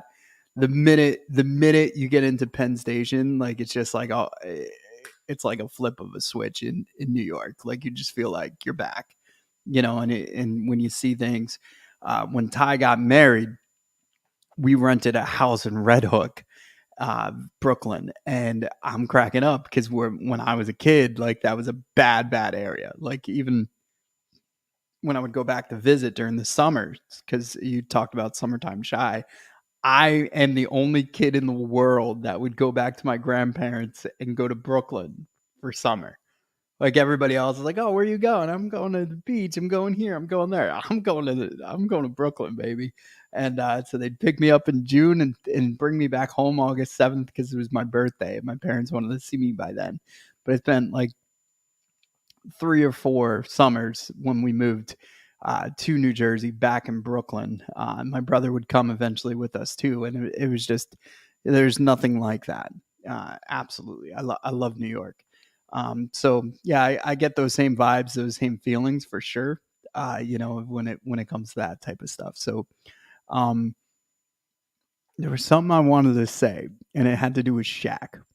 Oh, yeah, my favorite version of Shaq is the Celtics one when he shows up as like the leprechaun. Like that's my favorite one, and I just love.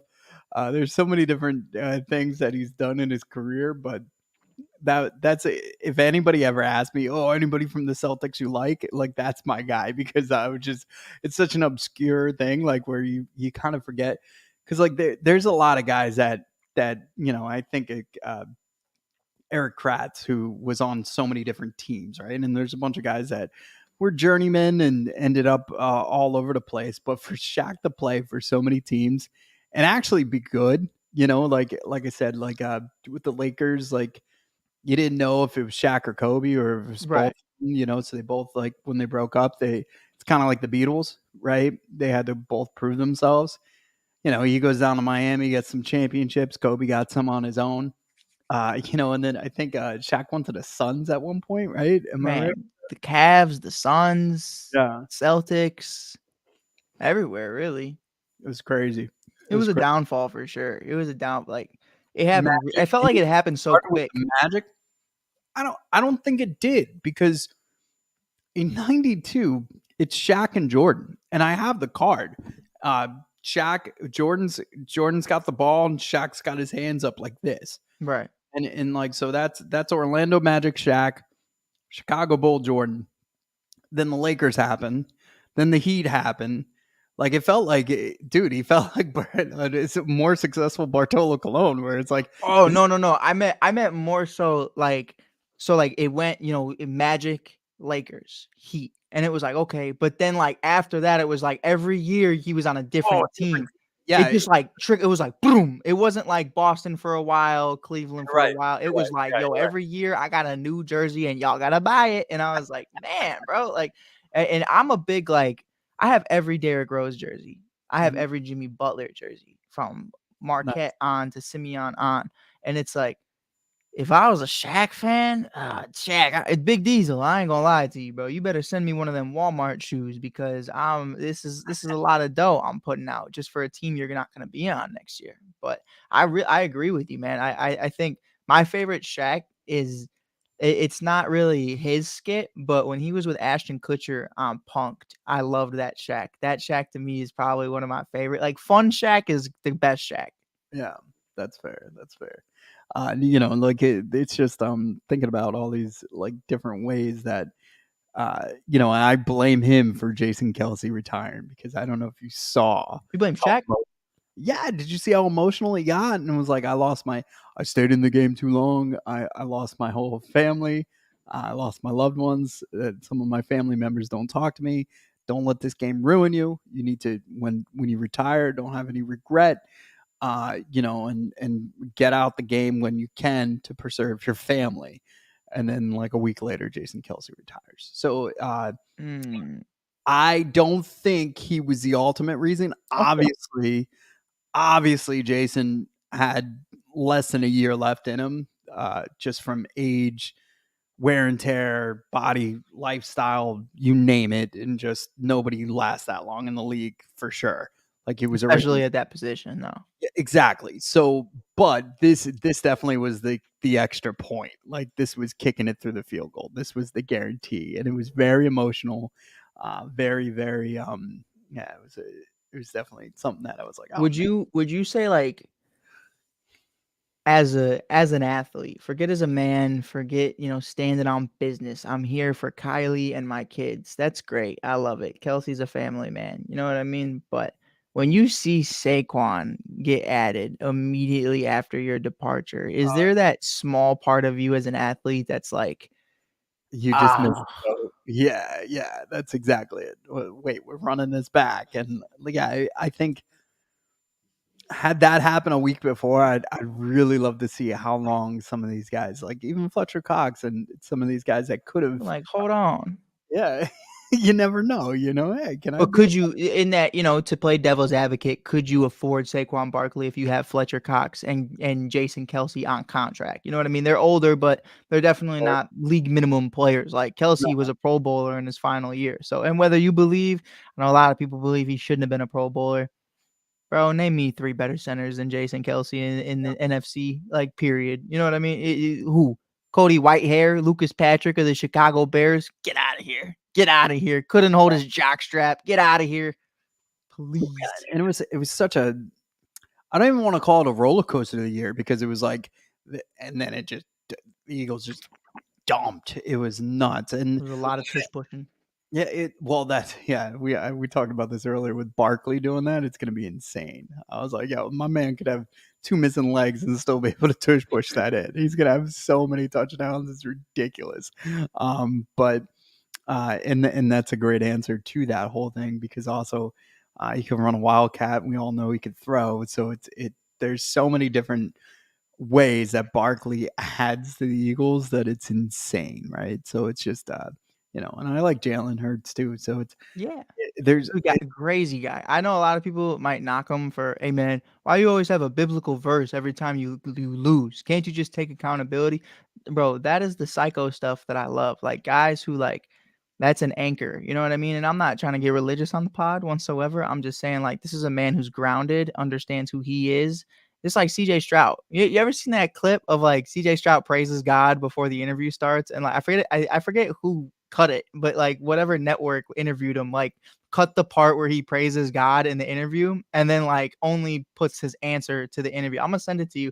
It's crazy. If you like the live version versus the version they posted, it's like he's like, first of all, I want to say praise God, and like they cut that whole first part, and I'm like, that's who they are. You know what I mean? And I like guys like that. And I think it's like cool that like Jalen is one of those guys that's like, even after losing in the Super Bowl, he's like, what I might not know now will later be revealed. I'm like, oh, okay.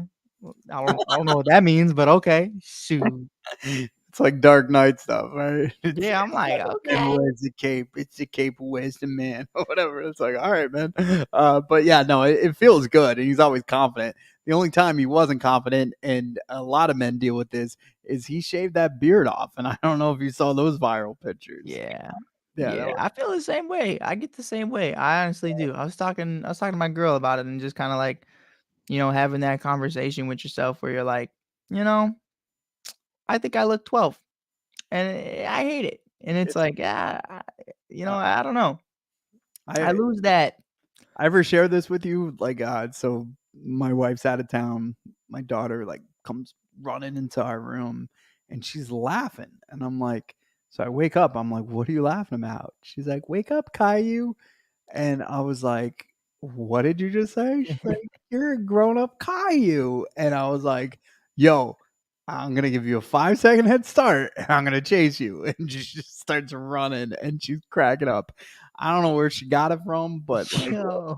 I was so, and it sucks too, because like now, like I get like these ads and Caillou stuff like shows up on, because these uh, phones like know you better than you do, and I guess every time I mention it, so then I have to see it, and like one of the biggest gripes is like I love what I do. I smile all the time. I love helping people, bringing awareness to amazing causes like the Children's Specialized Hospital Foundation, and other stuff. So I'm constantly smiling, and that's what this little kid does too. Like this little bald kid is always smiling, Caillou.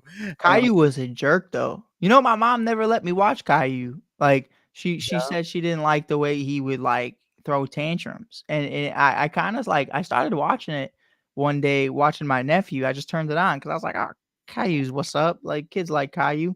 And he's like kicking his sister and like yelling at his dad. And I'm just like, yo, bro, like, who are you right now? Like, you wearing a yellow T-shirt with red shoes and blue pants. I know you ain't, and you like you bald. Like at 5. Like, what are we talking about? Like, this isn't a condition. This is just you choose this. Like, it didn't make sense. It didn't make sense whatsoever. Like, Caillou was just always yapping. He's a yapper, Mike. You know what I mean? We're tired of the '90s. I know, yeah. I never watched it. Now I see him on his little tricycle all the time because like anything that happens with him, I guess the algorithms must think it's me. So yeah, so she kind of I got hosed by my 7-year-old daughter That's about. crazy. Yeah, dude, it was a terrible And feeling. that's how you started like that. You woke up to this. Could you imagine that? Yeah, like I don't know You just where go back to sleep at that point. he's like. Yeah, I don't know. Just turn on the TV. Maybe he was on like freaking the PBS or whatever channel he's on. Yeah. And she's like, "Whoa, that looks like my dad if he was a 5-year-old." And yeah, she came in hard, and I was just like, "My God." Peyton was ready. She was like, you know what? I got smoke for you, bro. You a Giants fan, and you look like no. It's so true. It's so true. In her Joe Burrow jersey. Yeah. Yo, we're almost in the 5 o'clock hour, and I'm excited for that because that means people are going to start waking up. We need energy to start getting money back into this thermometer. It's been a little bit of a dry spell, but we expected that in these 5 hours because the rest of the world's sleeping, and this is really the marathon part where you're just doing your part to keep this going. So it's exciting. Again, the Children's Specialized Hospital Foundation does some amazing things for not only just the kids that they treat, the entire family. So we've shared a ton of their stories. We've had a ton of guests. Mikey Hughes has been burning the midnight hour oil with me, or whatever you want to call it. I don't even know what to say. Whatever at this point. Yeah, All of it. it's 5 a.m. It's all on fire. So hoping maybe I know there's a bunch of people that wake up early. I'm not one of those guys. I know Mikey Hughes is, or he just doesn't go to sleep because I get some text from him at 7 a.m. He's like, "Bro, you won't believe this." And I I'm like, always hope that your phone is like on silent or on DND. no, it's all good. I love it. Do not stop. I'm just impressed by it. Like it's like, thank you, sir. Yeah, the 2 a.m. and then the 7 a.m. I'm just like, did this kid go to bed, or am I like, is he on that rock thing where he's like, yeah, I sleep 4 hours a day, I work out 3 times a day. Like I was like, Not that last part. Yeah, no, I know, but like that's Crazy. anytime you like try to talk to anybody like a success story or something online, they're like, yeah, I wake up at 4 a.m. every day. Kobe would say, I could go off of 4 hours of sleep. What are you Right. talking about? He's the only one that I believe it, right? A lot of other people that say it or do it, or it's like, by the time you have your first cup of coffee, I already closed $3 million worth of sales. Those are the guys I don't like, right? Like it's just like, oh, shut your mouth, dude. Probably Dude weighs like $120. yeah. What are you talking about? No, you don't. Oh man. Gary Vee does that too. He's like, whenever somebody tries to work for my company or something, he's like, I call him at obscure days and times, and if he doesn't pick up, I don't hire him. I'm like, hold yourself to that same expectation, my man, because I just hope you do. If you don't, then shame on Dude, you. you should hear me in my best days. Like a young Mike Hughes, if you called me Mike and Hughes. you woke me up, like we're talking like 2018, 2019, right after high school, like just, having a good time, just graduated, you're hanging out every day, going to bed by when the birds are chirping, you're going to bed. You know what I mean? Someone calls you, what? And they're just like, never mind. I'm like, ugh. And you just hang it back up, just like, man, why? Yeah, to talk about my daughter, she's gonna wake up around 7:10 today. She never sleeps in. She never sleeps in. I'll be like, hey dog. Yeah, it's unreal, dude. And like if she stays up past 9, she's a beast. Like she's just like not happy. So she needs her sleep regimen. But when she's up, she's up. So it's gonna be funny when we in a couple hours when you start hearing her footsteps and she's like, "You're still doing this?" Because she was gonna join earlier in the Pod-A-Thon, and then she was like, "You know what? I'm just gonna go to bed." And I was like, "All right, baby, I love you."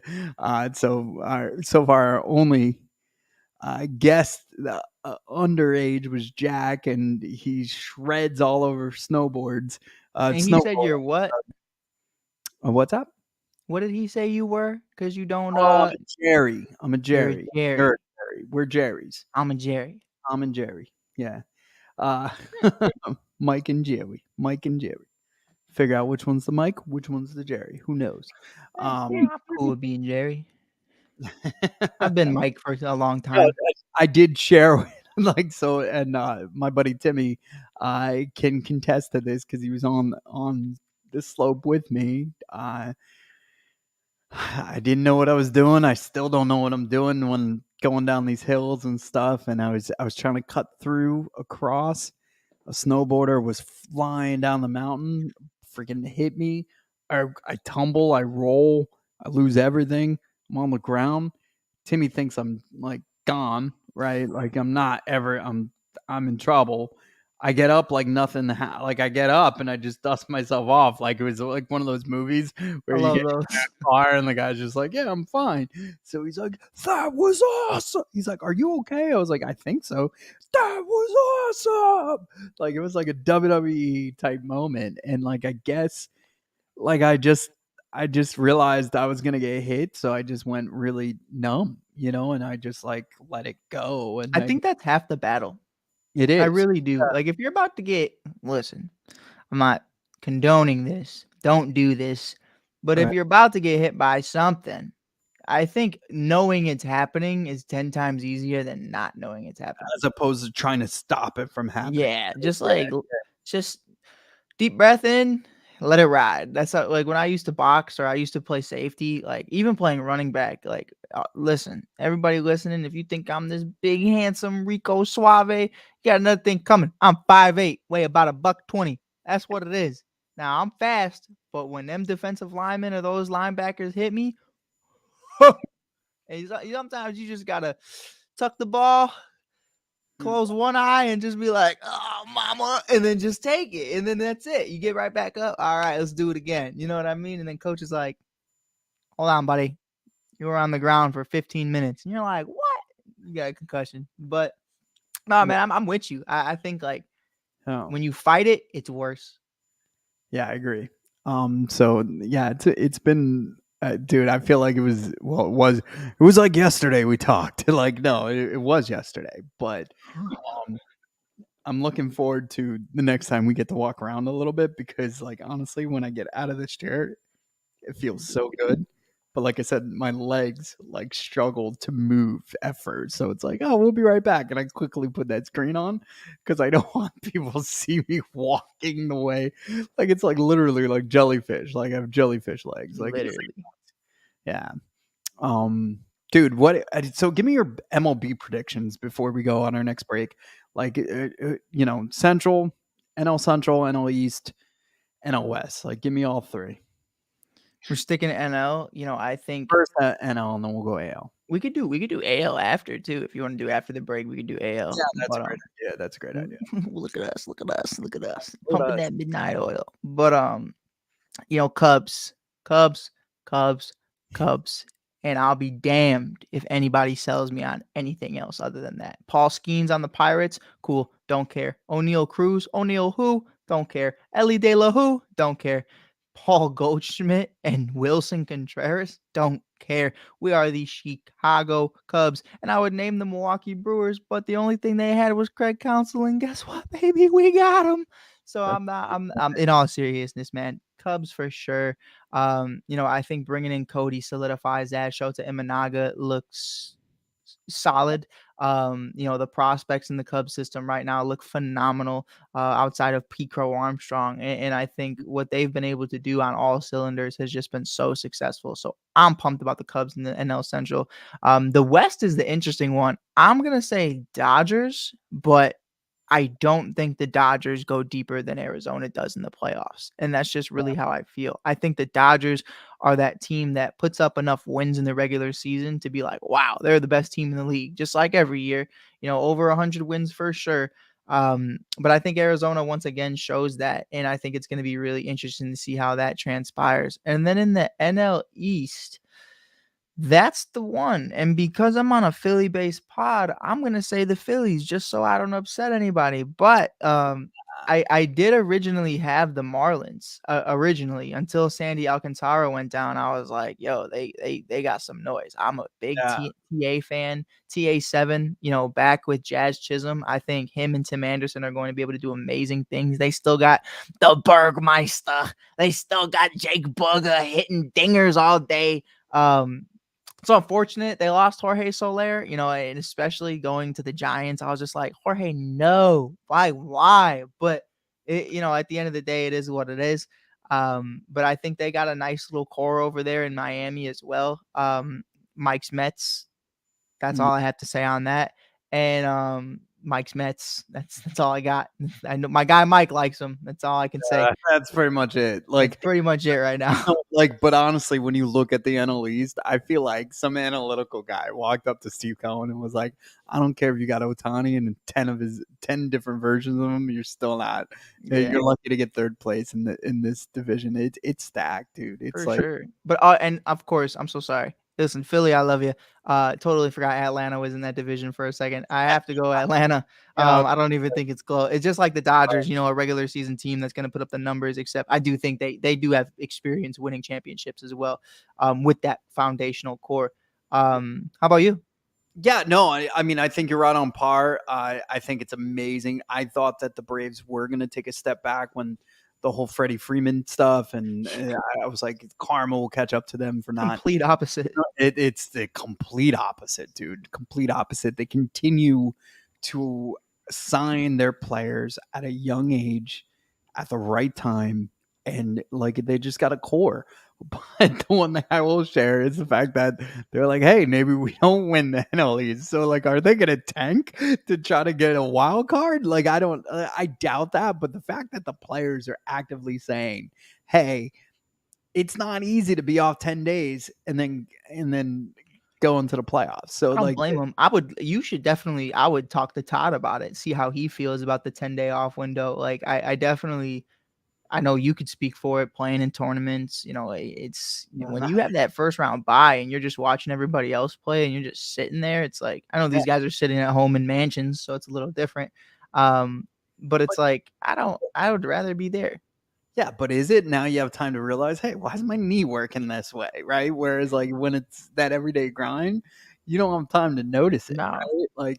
Body catches up with you very quickly, I feel like. Yeah. Once you fix one body part too, the other one starts to you start to notice a pain that you never noticed. So I can only imagine that's what's going on. Also, you're not around your team. You could simulate, you could practice as much as you want. It's not that same adrenaline. You can never get that. So I understand what they're saying, but also I'm not risking the wild card every single time. There's not, I would dare Philly to try to win the wild card and go to the NLCS for a third year in a row. It's not going to happen. It's not just to play the Cubs in the wild card. I would cry, Mike. If they purposely decided, yeah, we're just going to go after the Cubs in the wild card. I'd be like, no, please, let me play Philly. Yeah. Now to play devil's advocate too. The Phillies had a wild card spot, the Mets had a wild card spot, and the Braves did 2 years ago. And I told everybody, I was like, I feel like the Phillies have the easiest path, and it was simply because of the situation that everybody, the Mets had to go through, right? So, 2 out of 3 is a crapshoot. We're playing against the Padres, which were insanely good. They were stepping out of the box. I think they're the reason why the pitch clock was accelerated so quick. They were stepping out of the box. DeGrom and Max were kind of disheveled by it. DeGrom came through, ended up winning his game.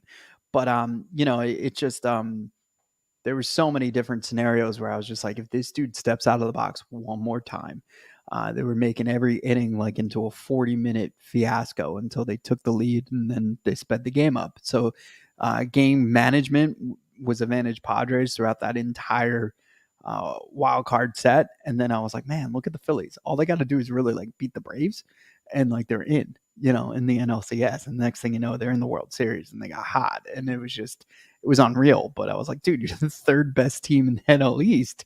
And now you're in the World Series. So it was Arizona's kind of like a similar story to that too, where it's like, I get like, you know what I mean? Like they had a better record than the Phillies did at that point, but it was like, you're not supposed to be here. What are you saying? You're not even the best in your division, arguably. You know what I mean? Like it's crazy the way the game's just been changing. Yeah, and the Mets, they actually had the same record as the Braves. The Braves won the division that year off of tiebreakers and stuff like that. So, like, one game, one way or the other, the Phillies aren't getting past the Mets. I hate to break it to you. The Mets needed that time off. So, like, for the Braves to say that time off's hurting them, like the Mets could have actually used that because you had DeGrom, Max and stuff like that. We are in the 5 a.m. hour, so we're gonna take our 5 a.m. break. We're gonna come back, get you through this. Hopefully, some people are waking up. Maybe the sun will come out. What time did you say you would go watch the sunrise? Well, it's 4:05 right now in Chicago in April. We don't do that in April. We don't do that. I'm not gonna lie to you. I don't do that in April. I do that in like June to like September. The sun doesn't come up till 7:07. The days are still. Sun's not a fan over here lately. I think I lost Mike. Well, I don't know if y'all lost Mike, but if I didn't, make sure you guys are hitting that share button. Make sure you guys are hitting that follow button. And of course, if you can, if anything, please hit that donation button because it sure does help us out a lot. It sure does help out an amazing cause, helping out the Children's Hospital. It's an amazing thing going on right now. We have, pardon me, I forget her name, but she is running a race on Sunday and we are raising money right now. We are currently at over 6,500 followers, which is an absolute blessing. And I have disappeared. So we will be right back.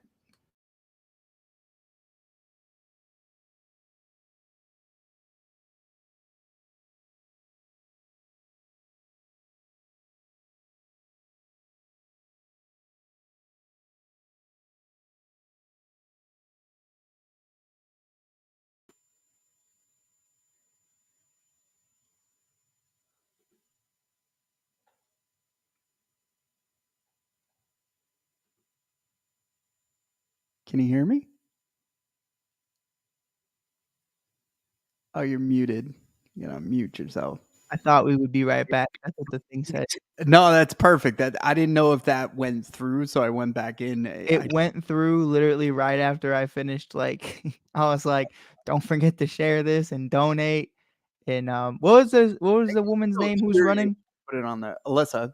I forgot it. Alyssa is running. Please forgive me, Alyssa. I had just learned your name like 2 hours ago, and I don't even know where I am right now. But she is running the race on Sunday. We are currently at $6,500, a little over. So as the night continues, we will most definitely, as the morning continues now, we are day walkers. But with that being said, Mike, are we still going on break or was that the break? Yeah, that is not. That was not. The Okay, break. I didn't know.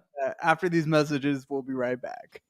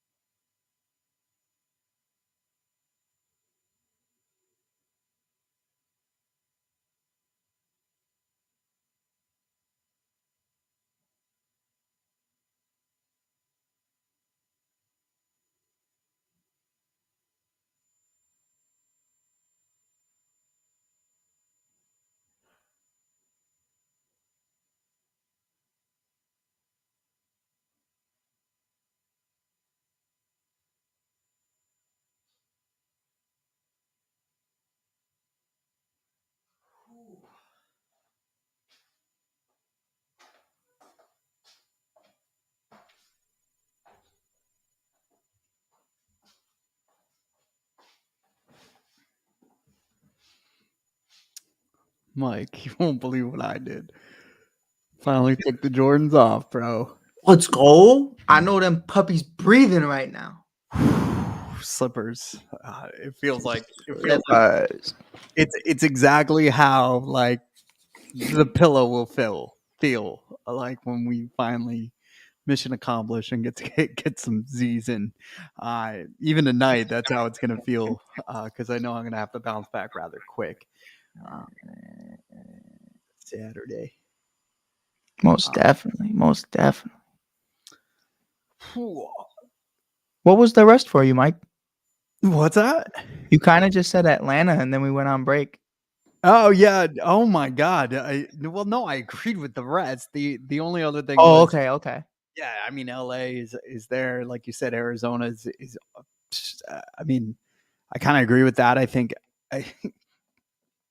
Dodgers like it. People are gonna love to watch them fail, right? So it's kind of like it's already stacked against them, and even teams that may be out of it could end up being like, well, we got to beat the Dodgers, right? So you saw that with like somebody was explaining this earlier, like he just hated the Mets when they had Jose Reyes and David Wright and like so many teams that didn't need to win. Because they ain't us. Yeah, but it was so true, dude. So the Marlins just had our number. So I feel like there's some teams out there that might do that to the Dodgers, but they're still insanely stacked. So I still think they win that division. And I'm hoping for you that it's the Cubs, man. I don't know. The Reds is the sleeper cell there, and I get it, and I know how it feels, but they definitely have a vibe. Like, and you saw They it last do. year. If they can mature and figure that out, the only problem is like how much of that is gone with Joey Votto and that veteran presence. Nothing. Yeah, I think he's hilarious. I think No. I love Joey, but like, I'm gonna say this in the most respectful way possible. What does Joey know about winning? Yeah, that's fair. A single thing. That's fair. A nickel, a penny, even a sniff at a World Series. He ain't offering me anything. You know what I mean? Like Ellie's out here as a rookie, stealing second, third, and home in one go. He's good. You know, like we're good. We're fine.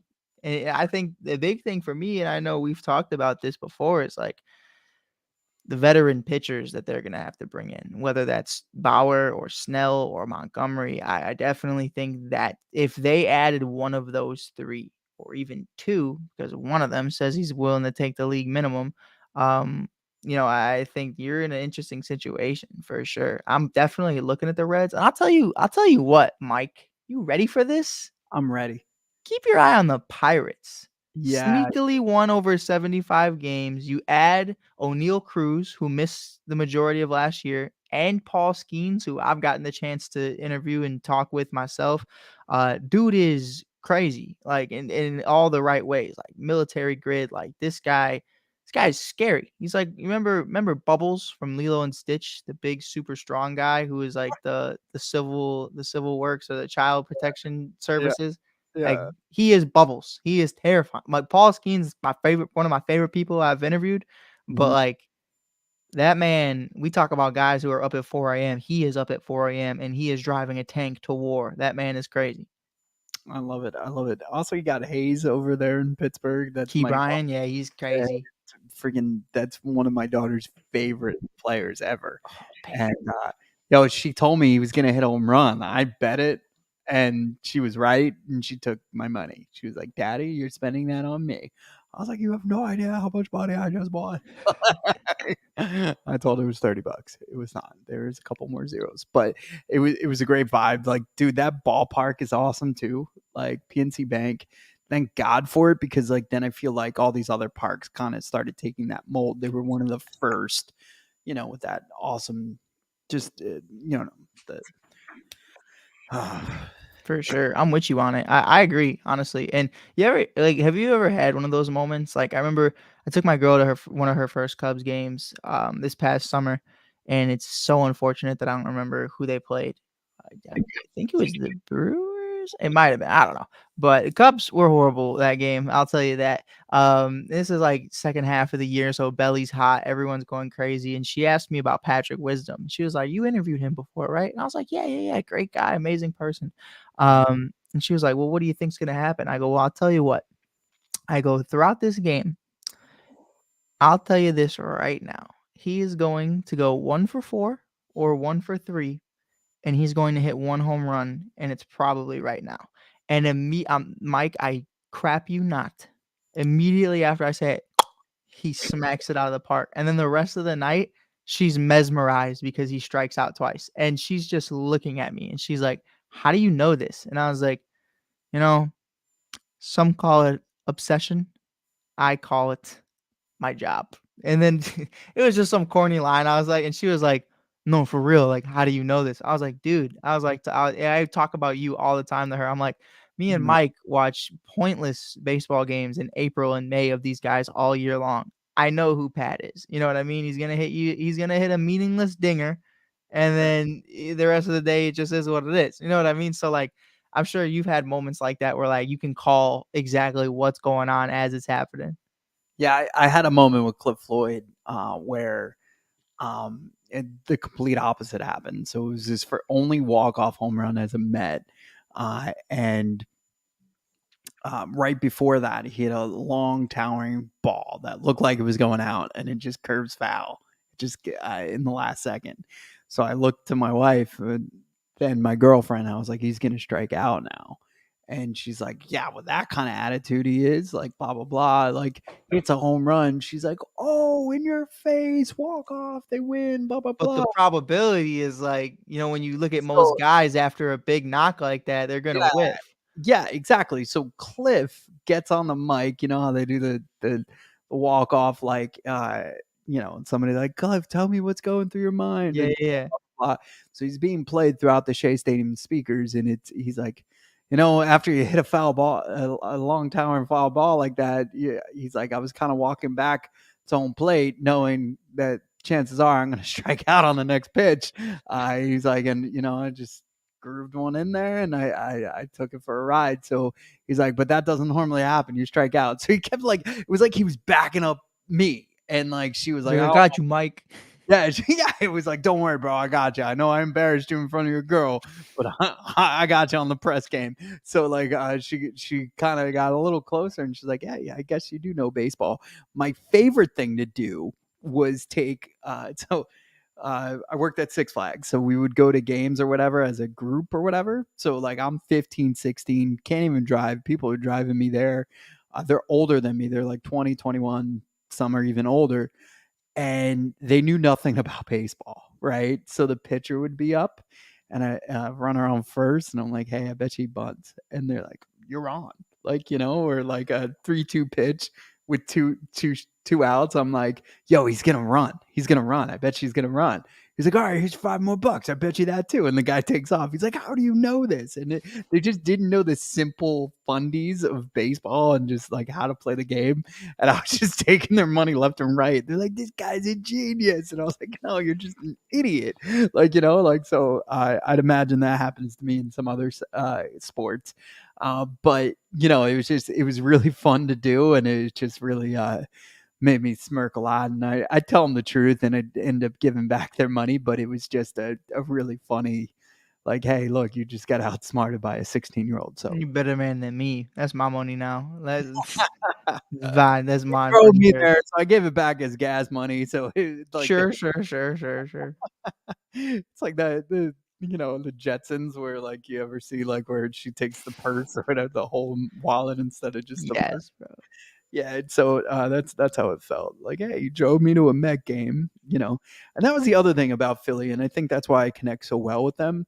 Like, in the from '93 to probably 2003, I want to say, uh, in the Vet, we own that place, and when I say we, the New York Mets did. Nobody showed up. I could yell on the field to Mo Vaughn in 2002, and he could hear me. The people are coming over and like, "Hey, TV's picking you up. You can't talk anymore." Like, it was great. But then they did everything right. They opened Citizens Bank, and the fan base came back, and then it was just a sea of red. But they didn't have a team really. They had, they started making moves. They started bringing in veteran guys like Tommy and guys to fill seats. What's wrong? I think my dog's awake. I was like, who's moving right now? Like it's 4:24, but my dog's like 110 The pounds. So. lighting and the way you looked up, like I thought somebody was like coming in, like Jesus was gonna be our special. Yeah, I was just like, my dog Rizzo is literally, he's 9 now, Great and he's name. like, Nobody beats the Riz. Riz is cracked. Riz is, when I eat, Riz eats. When I have Taco Tuesdays, Riz has Taco Tuesdays. So he's a big guy. He's about 110 pounds, no ACLs. He's a big schmuck, but he's hanging around. He's probably walking around waiting for breakfast. But yeah. So the Phillies didn't have a team, but they got their fans back. Right. The So how Mets- does that, really quick though? Like, can Yeah. you take me through like what is that? You know what I mean? Like, so you bring the fans back, but is that just based off of like a brand new ballpark? like, So yeah, they- like that false hope of like, well, if you're bringing in a ballpark, we hope that you're investing in a new team. I think a lot of it had to do with luck, right? So I think everybody wanted to see it. It was beautiful. It was unique. It was one of a kind. There's still not a bad seat in that place. It's Mhm. a fun place to watch a baseball game. I'm not going to act like it's not. Whereas the Mets did the opposite. They had this stadium that was rocking. They lost the last game to not make it into the playoffs. The Phillies end up going. And then we had to do what was called Shea goodbye and say goodbye to Shea Stadium. And they had Mike. So we're all crying. Like the whole fan base is crying. Howard Johnson, our hitting coach, is crying. Everybody's crying. And like they're closing this stadium to go open a new stadium. And attendance was down for the next 5 years. So it worked for the Phillies. They didn't have like a team. The Mets had a playoff team, and also they had every reason to keep this stadium rocking.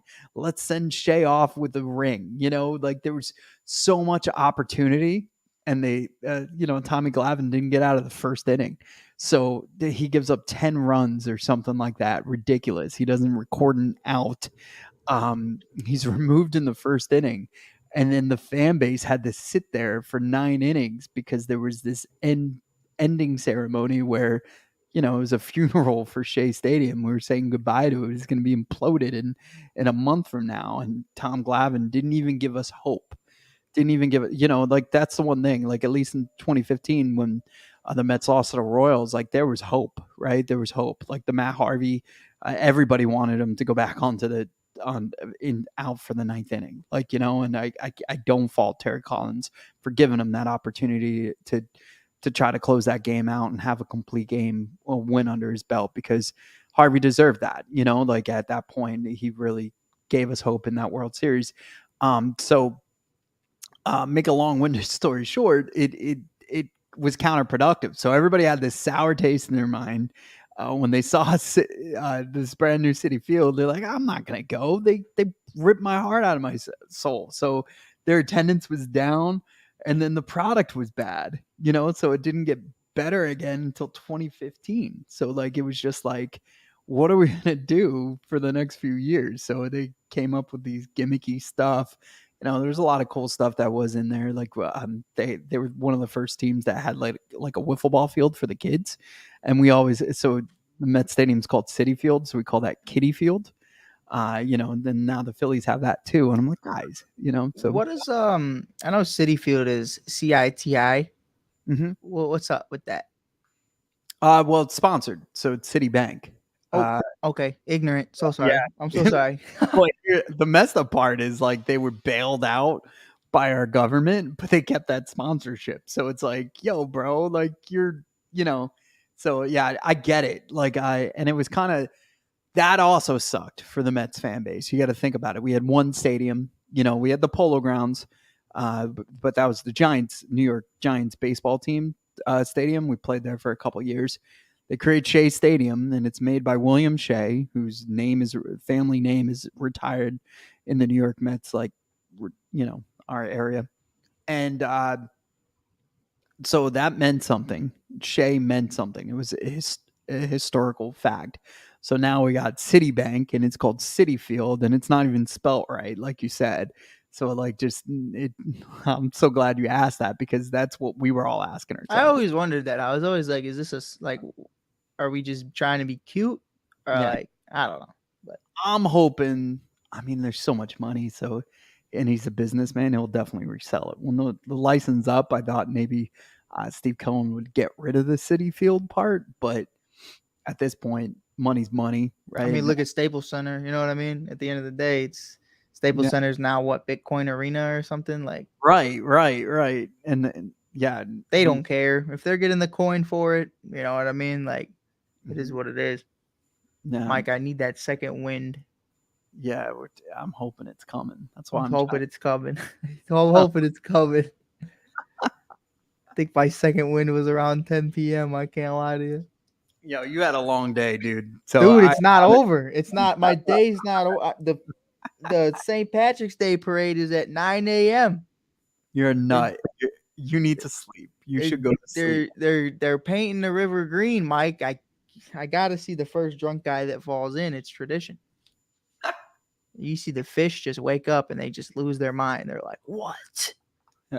Everything is green." That was the funniest thing. So my daughter tries to catch a leprechaun every year. Do you ever know this? Does she do this? Yeah, so she'll find gold coins and like little trinkets, and then like kind of like you're trying to trap a bear. She puts a box on a thing, and she's like, "Yeah, I'm gonna catch a leprechaun." And so I like that tradition better than some of the other nonsense that. I like it way more than the Easter bunny. Yeah, exactly. It makes no sense. First off, bunnies don't lay eggs. Second off, it's about the resurrection of Christ, not about a bunny. You know, and it's just it's all over the place. It's about the bunny. No, and kids there's are so like, many it's bunnies about the bunny. then you eat them, right? And then Yeah, like the other thing was somebody was talking about like you need a little bit of luck in your life, and success. You know, hard work and luck equals a winning formula. And they're like, I was gonna get like a bunny rabbit foot or whatever for good luck. And it's like, no, I just thought about how horrifying that was, and like a lucky rabbit's foot. Like people were just walking around with these things on their bags and stuff like that for decades, and like finally somebody was like, you know, we probably shouldn't do this. It's probably disease ridden. You know, like not like it's just like who thought that was a good idea? And measles is back because of the bunny foot. Like what? Like, you know what that wasn't lucky for? That bunny. Like, you know, Probably. yeah, it's graphic. or the bear that the man just attracted because he has a bloody bunny foot on his pocket. Like, you know what I mean? But no, like I do believe in that as well. I think like I don't want to sound like a arrogant individual, but like luck to me is like there's levels to it. Like I definitely believe like certain people are meant to meet, and I believe in like, you know, like, hey, me and you found each other through the ASAP network, and it's crazy to think like where we are today working on Give Us a Shot now, and there's luck that comes into that. I got a little crazy story. You know, Jonathan Mathis, he's a sports writer and he does work at the ASAP network. He was originally over there before I left, or before I even started. And what was crazy was he messaged my dad after my dad had passed away. And he was like, "Hey, I see you do sports caricatures. You sell them. You know, can you make one of me and my girlfriend, who is now his fiance, and they have a beautiful baby together?" You know, I answered the phone because I was like, "Hey, he ain't answering," you know. But you know, my dad had passed away. Like, hey, listen, you know, he's not gonna be able to do that. And Jonathan was going through the same thing. His dad passed away. Jonathan was like, "Oh man, no problem." This is like 2015. He added me on Facebook, and he just stayed in contact. And like, there's that luck. And like I didn't have to answer that phone. I didn't have to message this guy and tell him that my dad had passed away. And then crazy enough, 5-6 years later, I start doing a podcast. This guy introduces me to the owner of the ASAP network at the time. Hey, you want a shot to work at ASAP? Oh, okay, cool. That turned into working in the WNBA. That turned into meeting Mike Powers. That turned into this, and this. And it's this just craziest circle of like one message I answered in the hardest part of my life turned into me talking to you today. Right. Because who's to say ASAP would have found me without Jonathan? And No, that's just like it's crazy. yeah, that's very divine. And like I said, God bless your dad, man. One, Thank you. like I said, he definitely impacted your life in positive ways, and you're the man you are because of that. And he is proud of you, and I know they're probably having a a giggle up there together about Probably. what we just did for the last, Look almost at couple. these bozos now talking to each other on the laptop all night. Hey, yo, chill out. No. Yo, the other thing is, like, I don't know about you, but my dad would videotape every game. But we were watching them one day, me and my brother, and I have the recordings upstairs. And dude, plays that I should not have been able to even get a glove on at first base. Like you'd be like, yeah, I just had too much on it for if Mike couldn't handle it. And I'm like, Dad, I'm doing a split. The ball's like nowhere near the bag. Like I'm still holding on to the bag. And I yeah, it was crazy. He was my biggest critic, but I love every second going back and listening to it. And like he's like, yeah, I just had too much for him. I was like, Dad, what are we talking about? Like it was Mission Impossible, like and it's just Nah, that's literally how my dad, old school Italian guy. Like I was playing lacrosse for a while because there's this show on MTV called Teen Wolf, and it was based off of obviously the spinoff. It was a spinoff of the original movie with Michael J. Fox, which is top tier. But Teen Wolf, they played lacrosse instead of basketball, and this is predominantly like a wealthier sport. And we I was definitely on the Chicago Blues for one of the only Chicago lacrosse teams at this time in 2010. I'm probably the only kid actually from Chicago on the team. So we're there playing at Lane Tech Stadium. And like, I remember just like getting the absolute piss knocked out of me by this kid who's probably like 6'1" with full leg hair in the 5th grade. And I'm just like, this is a grown man. What are you selling me right now? And my dad, I just looked over, and my dad was one of those guys that just looked at you and he was like, well, what are you going to do? And I was like, you're right. So I got up, and obviously I get ejected from the game for hitting this kid. And it's a whole thing. But like, it's like that guy who's like, well, you're just going to let him hit you? And you're like, you're right. You're right. And my mom's like, why are you telling him these things? And he's like, hey, but look what he did, right? He stood up for himself. My mom's like, it's a children's game. And my dad's like, nah, it's a life lesson. And I'm like, all right, you're right. That's too funny. That's great. I love it. That's awesome. Yeah, man. I want to thank you for doing this with me. But yeah, it's been an absolute pleasure watching you grow, develop. Also, I remember the first time you met Germ. It was our first show when we were doing the show with the guy who got attacked by bees and we never saw again. Man. Like, I'm convinced he lives like in a beehive now and he's the king of the bees or something. He's Ant-Man for real. Yeah, for real. But no, it was funny because he was at the fire department and he was Germ was, and he was like Okay. on call or whatever, and he kept popping in and out. And the one time he said something, you were like, wait, what did you just say? And like it was the first time you interacted with us, and now it's like seeing it now and. I pop on a show and I'm like, oh, I know that guy. That's Mike. So it's really cool to see us all interact and try to elevate and grow together. And same thing with Sheffield Shuffler. Like, it's just really cool. And I meant it earlier when I said you guys are leading content for baseball and just excitement. And if nobody recognizes that, that's their fault. And that's just ridiculous. And, I'll keep championing and trying to elevate you guys because like you guys are amazing in that aspect. We appreciate you, man. Man, you do like you do amazing things on your own, bro. And like what you're doing right now is like that's the stuff I've always told you. Like I always say, I'm not trying to just toot you the right way. Like I mean it. Like doing stuff like this on a Saturday night, the eve of St. Patrick's Day.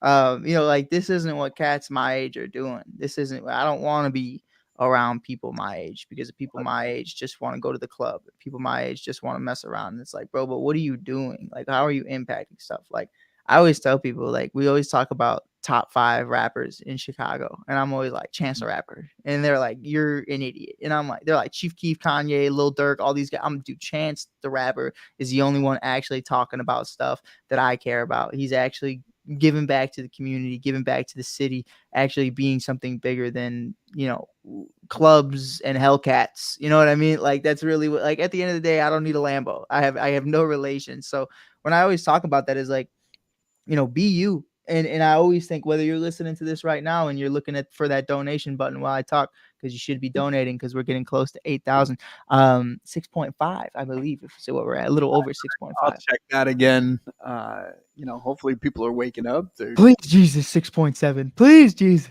No. But yeah, I think being you is some of the most important stuff. I don't make content for other people. I don't make content to please anybody. I could sit here today and make a bunch of content of why the Bears should draft Caleb Williams. But if that's not what I believe, and I believe in Justin Fields, damned if I do, damned if I don't. You know what I mean? So I'm gonna ride on what I rock with. And it's same thing for the Cubs. You know what I mean? I said it every single day last year. And me and you did shows where we talked about it. And I was like, dude, David Ross isn't the guy and they're going to fire him. And everyone was like, dude, you don't know what you're talking about, dude. Dude, 2016 forever. He won the World Series, dude. What he did in Boston. Okay, cool. Like, I don't care. Next thing you know, oh boy, Craig Counsell's the manager of the Chicago Cubs. Now, there's other times I'm wrong.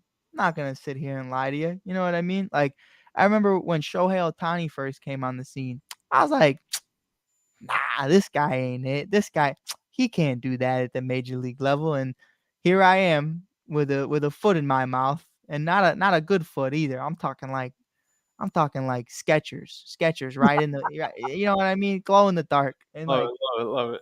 But like, I was wrong, and it happens. You know what I love Shohei. I have no problem with Shohei. But coming into the league, and no one thought that was happening for real. No.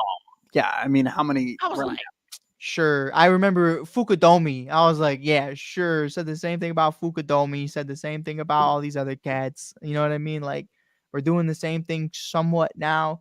With Yamamoto, expecting him to just come out and win Cy Young right away. It's like, come on, bro. Yeah, I totally agree with all that. Like, it's tough to. It's exciting to talk prospects, and like, I love watching the rips, and I love, like, even when you and Lou were talking about like all these potentials and stuff. Yeah, Lou's a good I wonder dude. what Lou's doing right now. I'm gonna call him. No. Yeah. Yeah, well, you up? We should. That's what we're gonna do in the 6 o'clock hour. Is just send you up text to people. Be like, you up? Great, donate. Let me see if Lou's up. No, don't do that. I'm gonna say Lou. That's great. I love it. No, Lou texts me at all hours, so I'm texting him. I don't care. Lou's a great kid. Lou was on a little vacation. I don't know if you saw that. He was working. He wasn't on vacation, but he was living life. He was doing little card unpackings. They get after it, man. They really do. What do they call them? Rip them packs or something?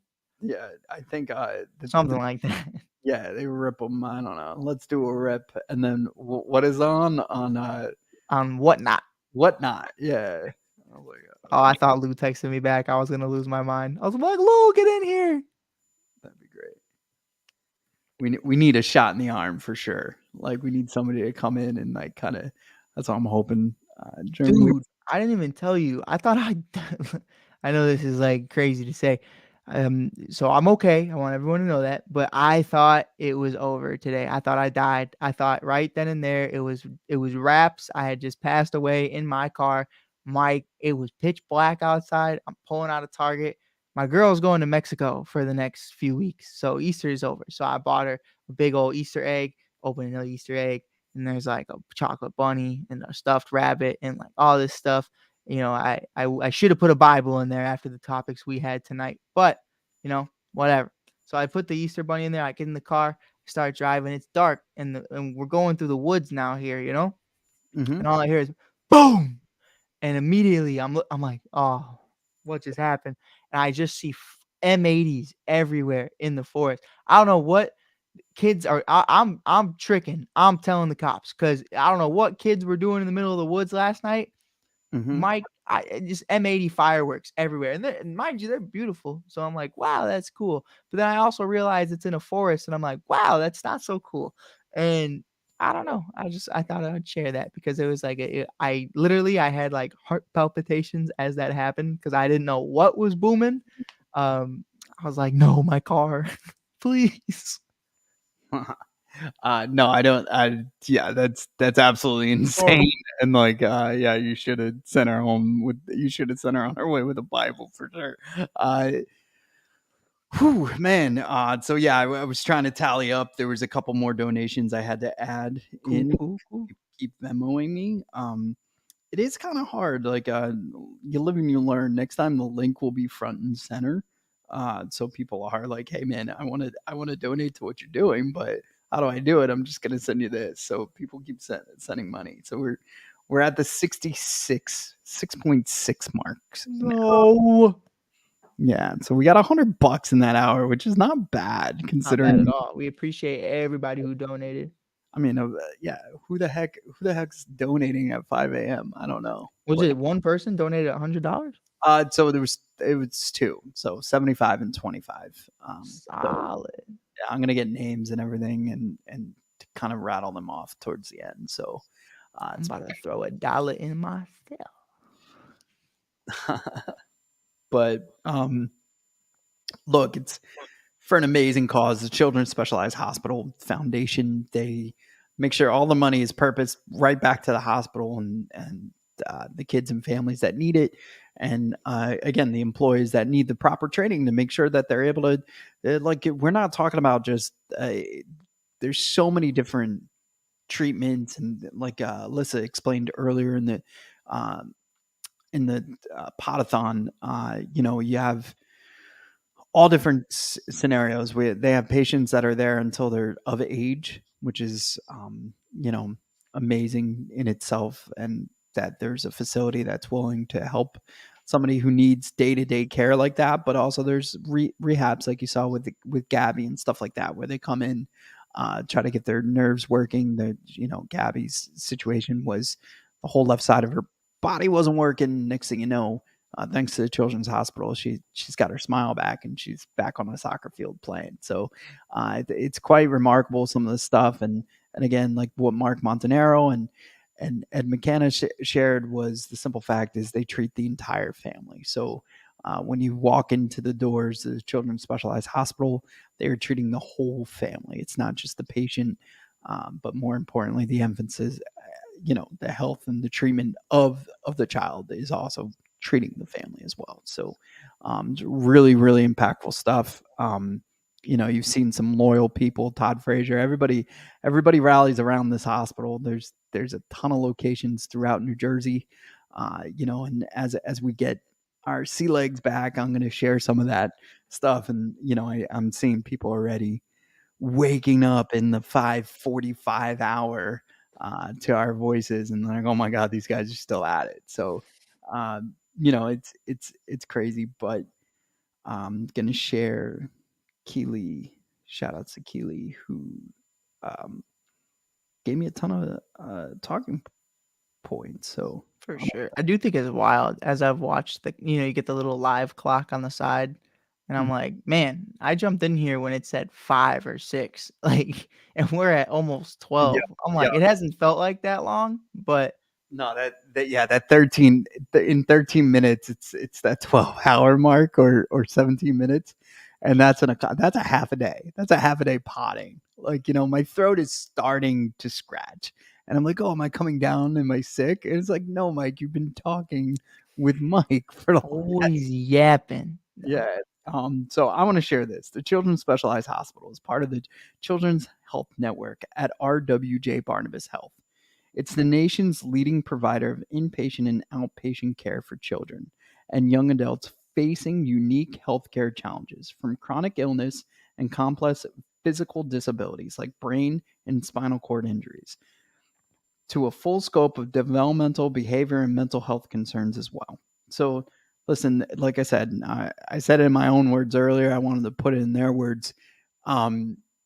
They're treating such a large scope and different cases every day, and they're identifying those cases.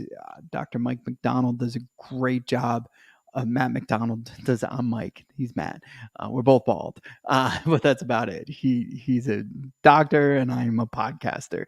But Matt McDonald does an amazing job, with his team, leading them and making sure that they're identifying every situation, everything from the mental side of it to the family side of it, and then also not curing, but helping the patient heal and get the proper treatment that they need. So Mike's like, yeah. I don't know how you got that sentence out, but I'm so Yeah, happy you did.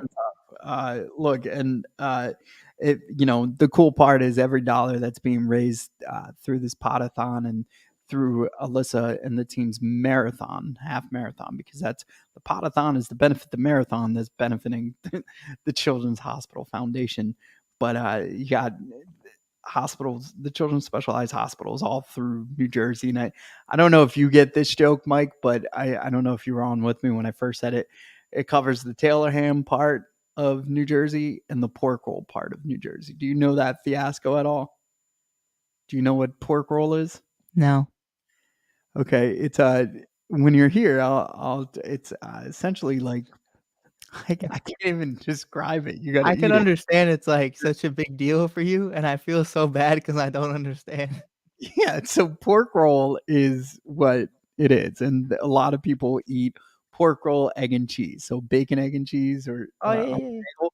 So it's pork roll, egg and cheese, and the only way to describe it is like a thin slice of. I don't want to say a hot dog. Like imagine like a bologna size a thing, right? You got to Google pork roll for me or something, like so you could get an idea what I'm talking about. Pork But roll. What was it? Pork roll. yeah, just pork roll. Yeah. Pork roll.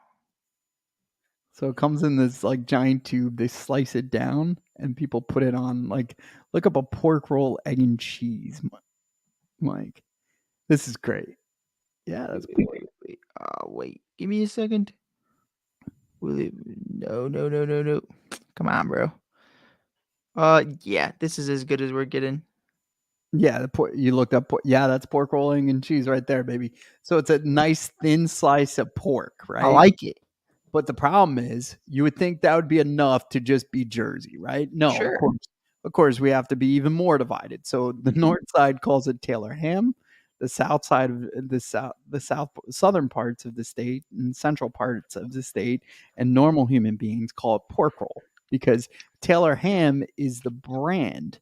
It is not the actual meat. So it'd be like calling, Nathan's hot dogs. If you called hot dogs Nathan's, no, they're hot dogs. You know what I mean? Like everybody knows, they're glizzies in some cases. Glizzies. A wiener. Yeah, whatever. Oscar Mayer wiener, right? So like, you never change the fact that you can't call the meat by the brand. It just doesn't make sense, Have you ever seen the Wienermobile? In like maybe once in real life. I doubt it though. I've seen it once. I was in an Uber on my way to school, and then the Wienermobile just pulled up next to me in 2017, and I was just like, huh, huh. It was like 7 a.m. I said, what's happening? I was like, just whistle. That's great. It was so cool. I saw the Blues Brothers mobile one time too, which was like the coolest thing to me because that's my favorite movie. Yeah, bro, the Blues Brothers mobile, that was hilarious. What's the connection with that? Like, because you're The a little Blues Brothers? Yeah, what's the connection? Like, Oh, what do you- dude, the Blues Brothers is the greatest film. My dad used to. I'll send you a picture. He used to draw. We're on a mission from God. It's John Belushi and oh my God, Elwood, and they're in the car together, and he put them in Blackhawks jerseys or Bulls jerseys or Bears jerseys, and he'd be like, "We're on a mission from God," because it's the whole principle of what the Blues Brothers were doing, and they were in Chicago, and it was just, man, that's a classic movie. I always wanted to get them tattooed somewhere. I'm not a big like sleeve guy, but I would always get like upper body. I would love to get like John Belushi and Elwood doing their thing. Because man, it's a classic movie. It's a classic movie. It's one of my favorites. The nun scenes where the nun like closes the door with her magic powers. You're just like, oh my god, kicks him down the stairs. Like it's a great movie. Yeah, no, I'm just wondering because you're a little young for it, so I figured there was an Oh emotion. yeah, I watch all of them, all the movies. So I never watched any movies until I started dating. So everybody was like, "You never showed the Goonies." I still haven't. Like, and I You never know, seen Goonies? yeah, I knew that was coming. No, man, Dude, Chuck, he'd be like, ah, he'd do the truffle shuffle. no, if it wasn't Home Alone, The Sandlot, like I just wasn't interested. Dude, you have to watch this weekend. That's The my Ninja task Turtles, for you. the 3 movies the Turtles brought out, where they were like the puppet. Those were fire. Those were fire. They should figure out a way to, and I was bummed when they brought out the other movies and they were animated and stuff. I was like, nah, you gotta get the live action stuff going. Come on. Just the Michael Bay blow up scenes. I was just like, this is a lot for me for a turtle. Also, they made the turtles ugly too. Like, not that Love is Blind. Turtles. All turtles are beautiful. But yeah, they were like kind of like all over. They looked like monsters, and I was just kind of like, yeah. But like, I get it at the same time. You wanted a different aspect, a different version. I guess you've never seen before. Yeah. But like, I don't know. Splinter looked all right. I wasn't a fan. The new movie, I wasn't a fan of Splinter. I wasn't a fan of him whatsoever. Yeah, my daughter likes it. I like it, but it's not rewatchable. Like, we watched it twice. Like, that was it. But like I said, the Teenage Mutant Ninja Turtles series, and I sound like I'm promoting that all night. That's rewatchable. We watch it. I'm gonna check it out this weekend. I'll check it out. If you watch Goonies, I'll check it out. No, like that's not. Please. I've gone this far in life. You cannot look back now. It's just like No, the Pod-A-Thon. If we would have quit 20 minutes into it and be like, all right, we did it. Mission But accomplished. there's no listen, because here's what's gonna happen. If you donate money right now, you're donating money to the Children's Hospital and reaching the goal of 8,000. Because Alyssa's doing a race on Sunday, Right. and that's exciting. But there's no benefit to not watching the Goonies. I've seen it on like TBS and stuff, and the parts I've seen, it just does not resonate with me. It's There's- fire. It is not. It's madness. When I was a senior, my coach needed. It's my dog. That's my guy. He's turned me into the man I am today. That's the guy who stepped up. He's that dude. Big heavy fella. We'll call him a huskier man. I told him. I said, listen, if I graduate, he's the dean of the school now. He became from coach to the dean. And let's just say senior year, he got me out of a lot of stuff. But shout out to him and a lot of other players too. But I told him, hey, if I'm walking across that stage, I want you to do the truffle shuffle. And he said, all right, if you pass. And he didn't hold up to his end. And I continue to this day. I'm upset because I did graduate with flying colors, and I wanted that man to truffle shuffle his way down the stage with me. Mike, you have to see Goonies, bro. It's literally. It's America's movie. Is Goonies. That makes me want to barf. Like it's better. I'll tell you this. It's better than Sandlot. It's America's movies. Like, it's better than it is Sandlot. not better than Sandlot. How would you know? I'll never know. But what I do know, Mike, like, please. I'm gonna make Peyton watch it, and she's gonna make you watch it. That's how I'll do this. you know what was good? The Little Rascals. Like, that was. It's just like the Little Rascals. No, stop. Yes, it's better. No, that's ridiculous. No, bro, it's not. Now you're just full of it. It's No, I'm not buying it. it's kids in poverty who chase after treasure.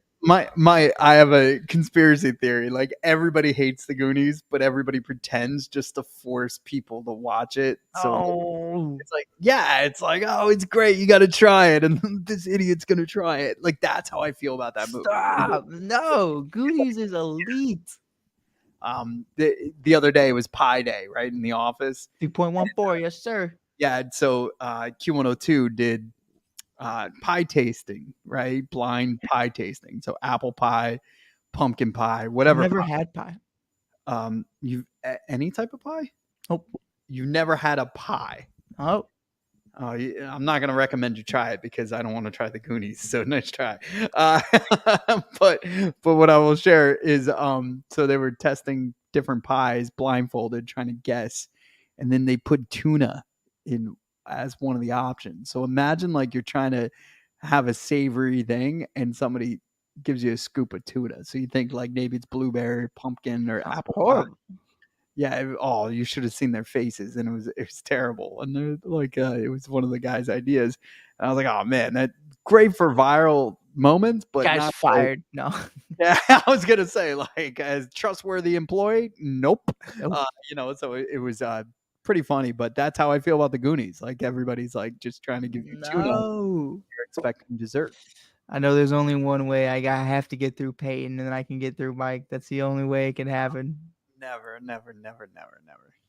When I come out there, I'm gonna be like, Peyton, check it out. I got you this movie on Blu-ray.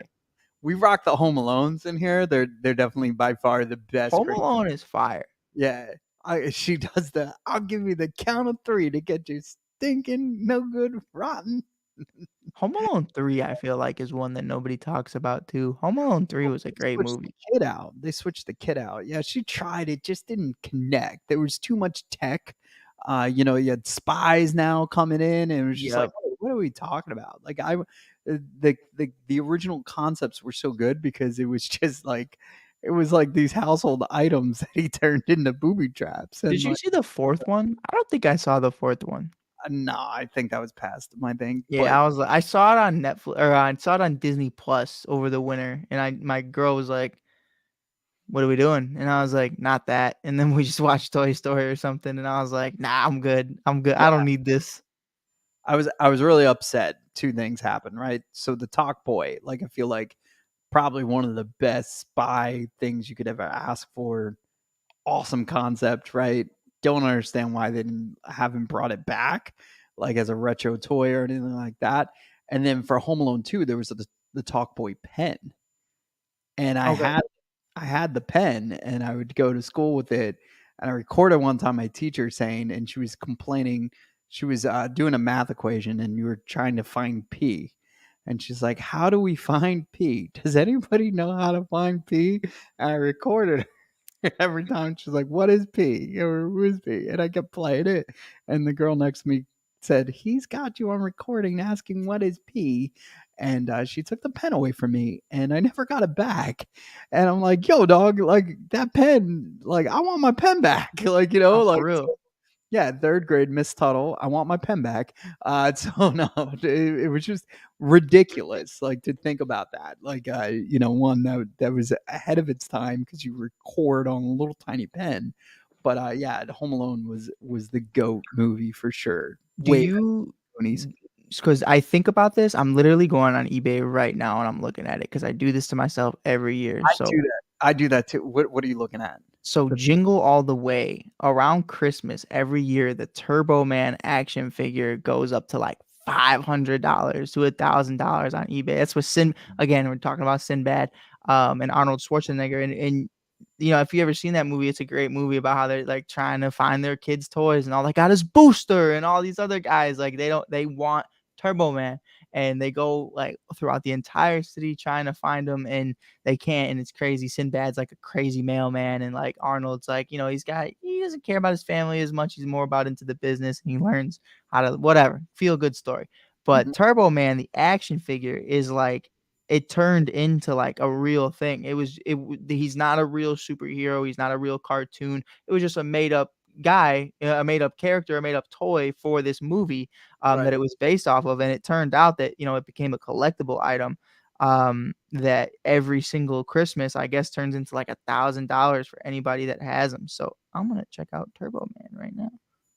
But while I'm checking that out, make sure you donate $1,000 to the donation box. Yeah, send us the bet early. Come on, guys. I also did not see Jingle All the Way. Just so you know. What's happening? Where am I right now? I don't even know you anymore. I told you I wasn't a big movie guy. Like, unless it was like the instant classics, Turbo Man. Yeah, this is Turbo Man. Didn't do it for me.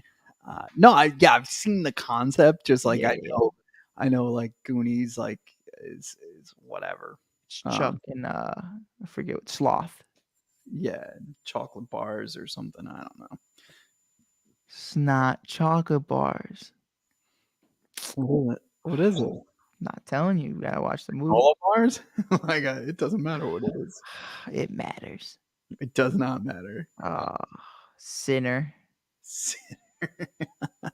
Sinner. But Mikey boy, gotta be up in 3 hours to Yeah, go to this parade. Get out of here, man. I'm gonna take a quick break. We are officially. Actually, no. You gotta wait. Well, how much are we at? 12? Almost at 12. You want to wait the 7 minutes? And nah, I'll do it all. Yes, I do. All right, cool. I've earned it. No, I'm kidding. You've earned it. You've done crazy good today, bro. I'm mad proud of you, bro. This is I don't want to super be dope. here alone for that milestone. So it'd be cool to cut that up. So I do appreciate you waiting the 7 minutes with me. Of course. Whew. What if we were just like, hey, Mike, just edit it? Yay! No. We did it. We did it. We 12. did it. 12. Like y'all are, you can see the timestamp in the comments. Y'all are frauds, though. Man. I didn't even open my cards. Oh man, forgot about my cards. I'm I gonna bought get these today for no reason. Nah, I'm gonna grab baseball. I got a couple packs of baseball cards. And Dude, the convention today Yeah. was sick. There was like Jackie Robinson. They're not rookie cards, but they're like as far back as you can go for like 1,100. He had a Ellie De La Cruz rookie card. He was only asking for 100, and I was just like, "Please, Mike, walk away. Please, Mike, walk away. Don't do it. Don't do it, Mike." And I was like, "You paid $30 for parking and $15 for the ticket in. Just make your video and keep walking, bro. Skedaddle." And I was like, he was like, "Bro, I'll meet you halfway, 85." I was like, "No." That's I great. said, no. No. I sent it to Lou. Lou was like, "Dang." Come on, bro. I'm gonna open my cards. Oh man. The good news is I got another 4 hours until Facebook kicks us off on this one. So When is your 24-hour mark?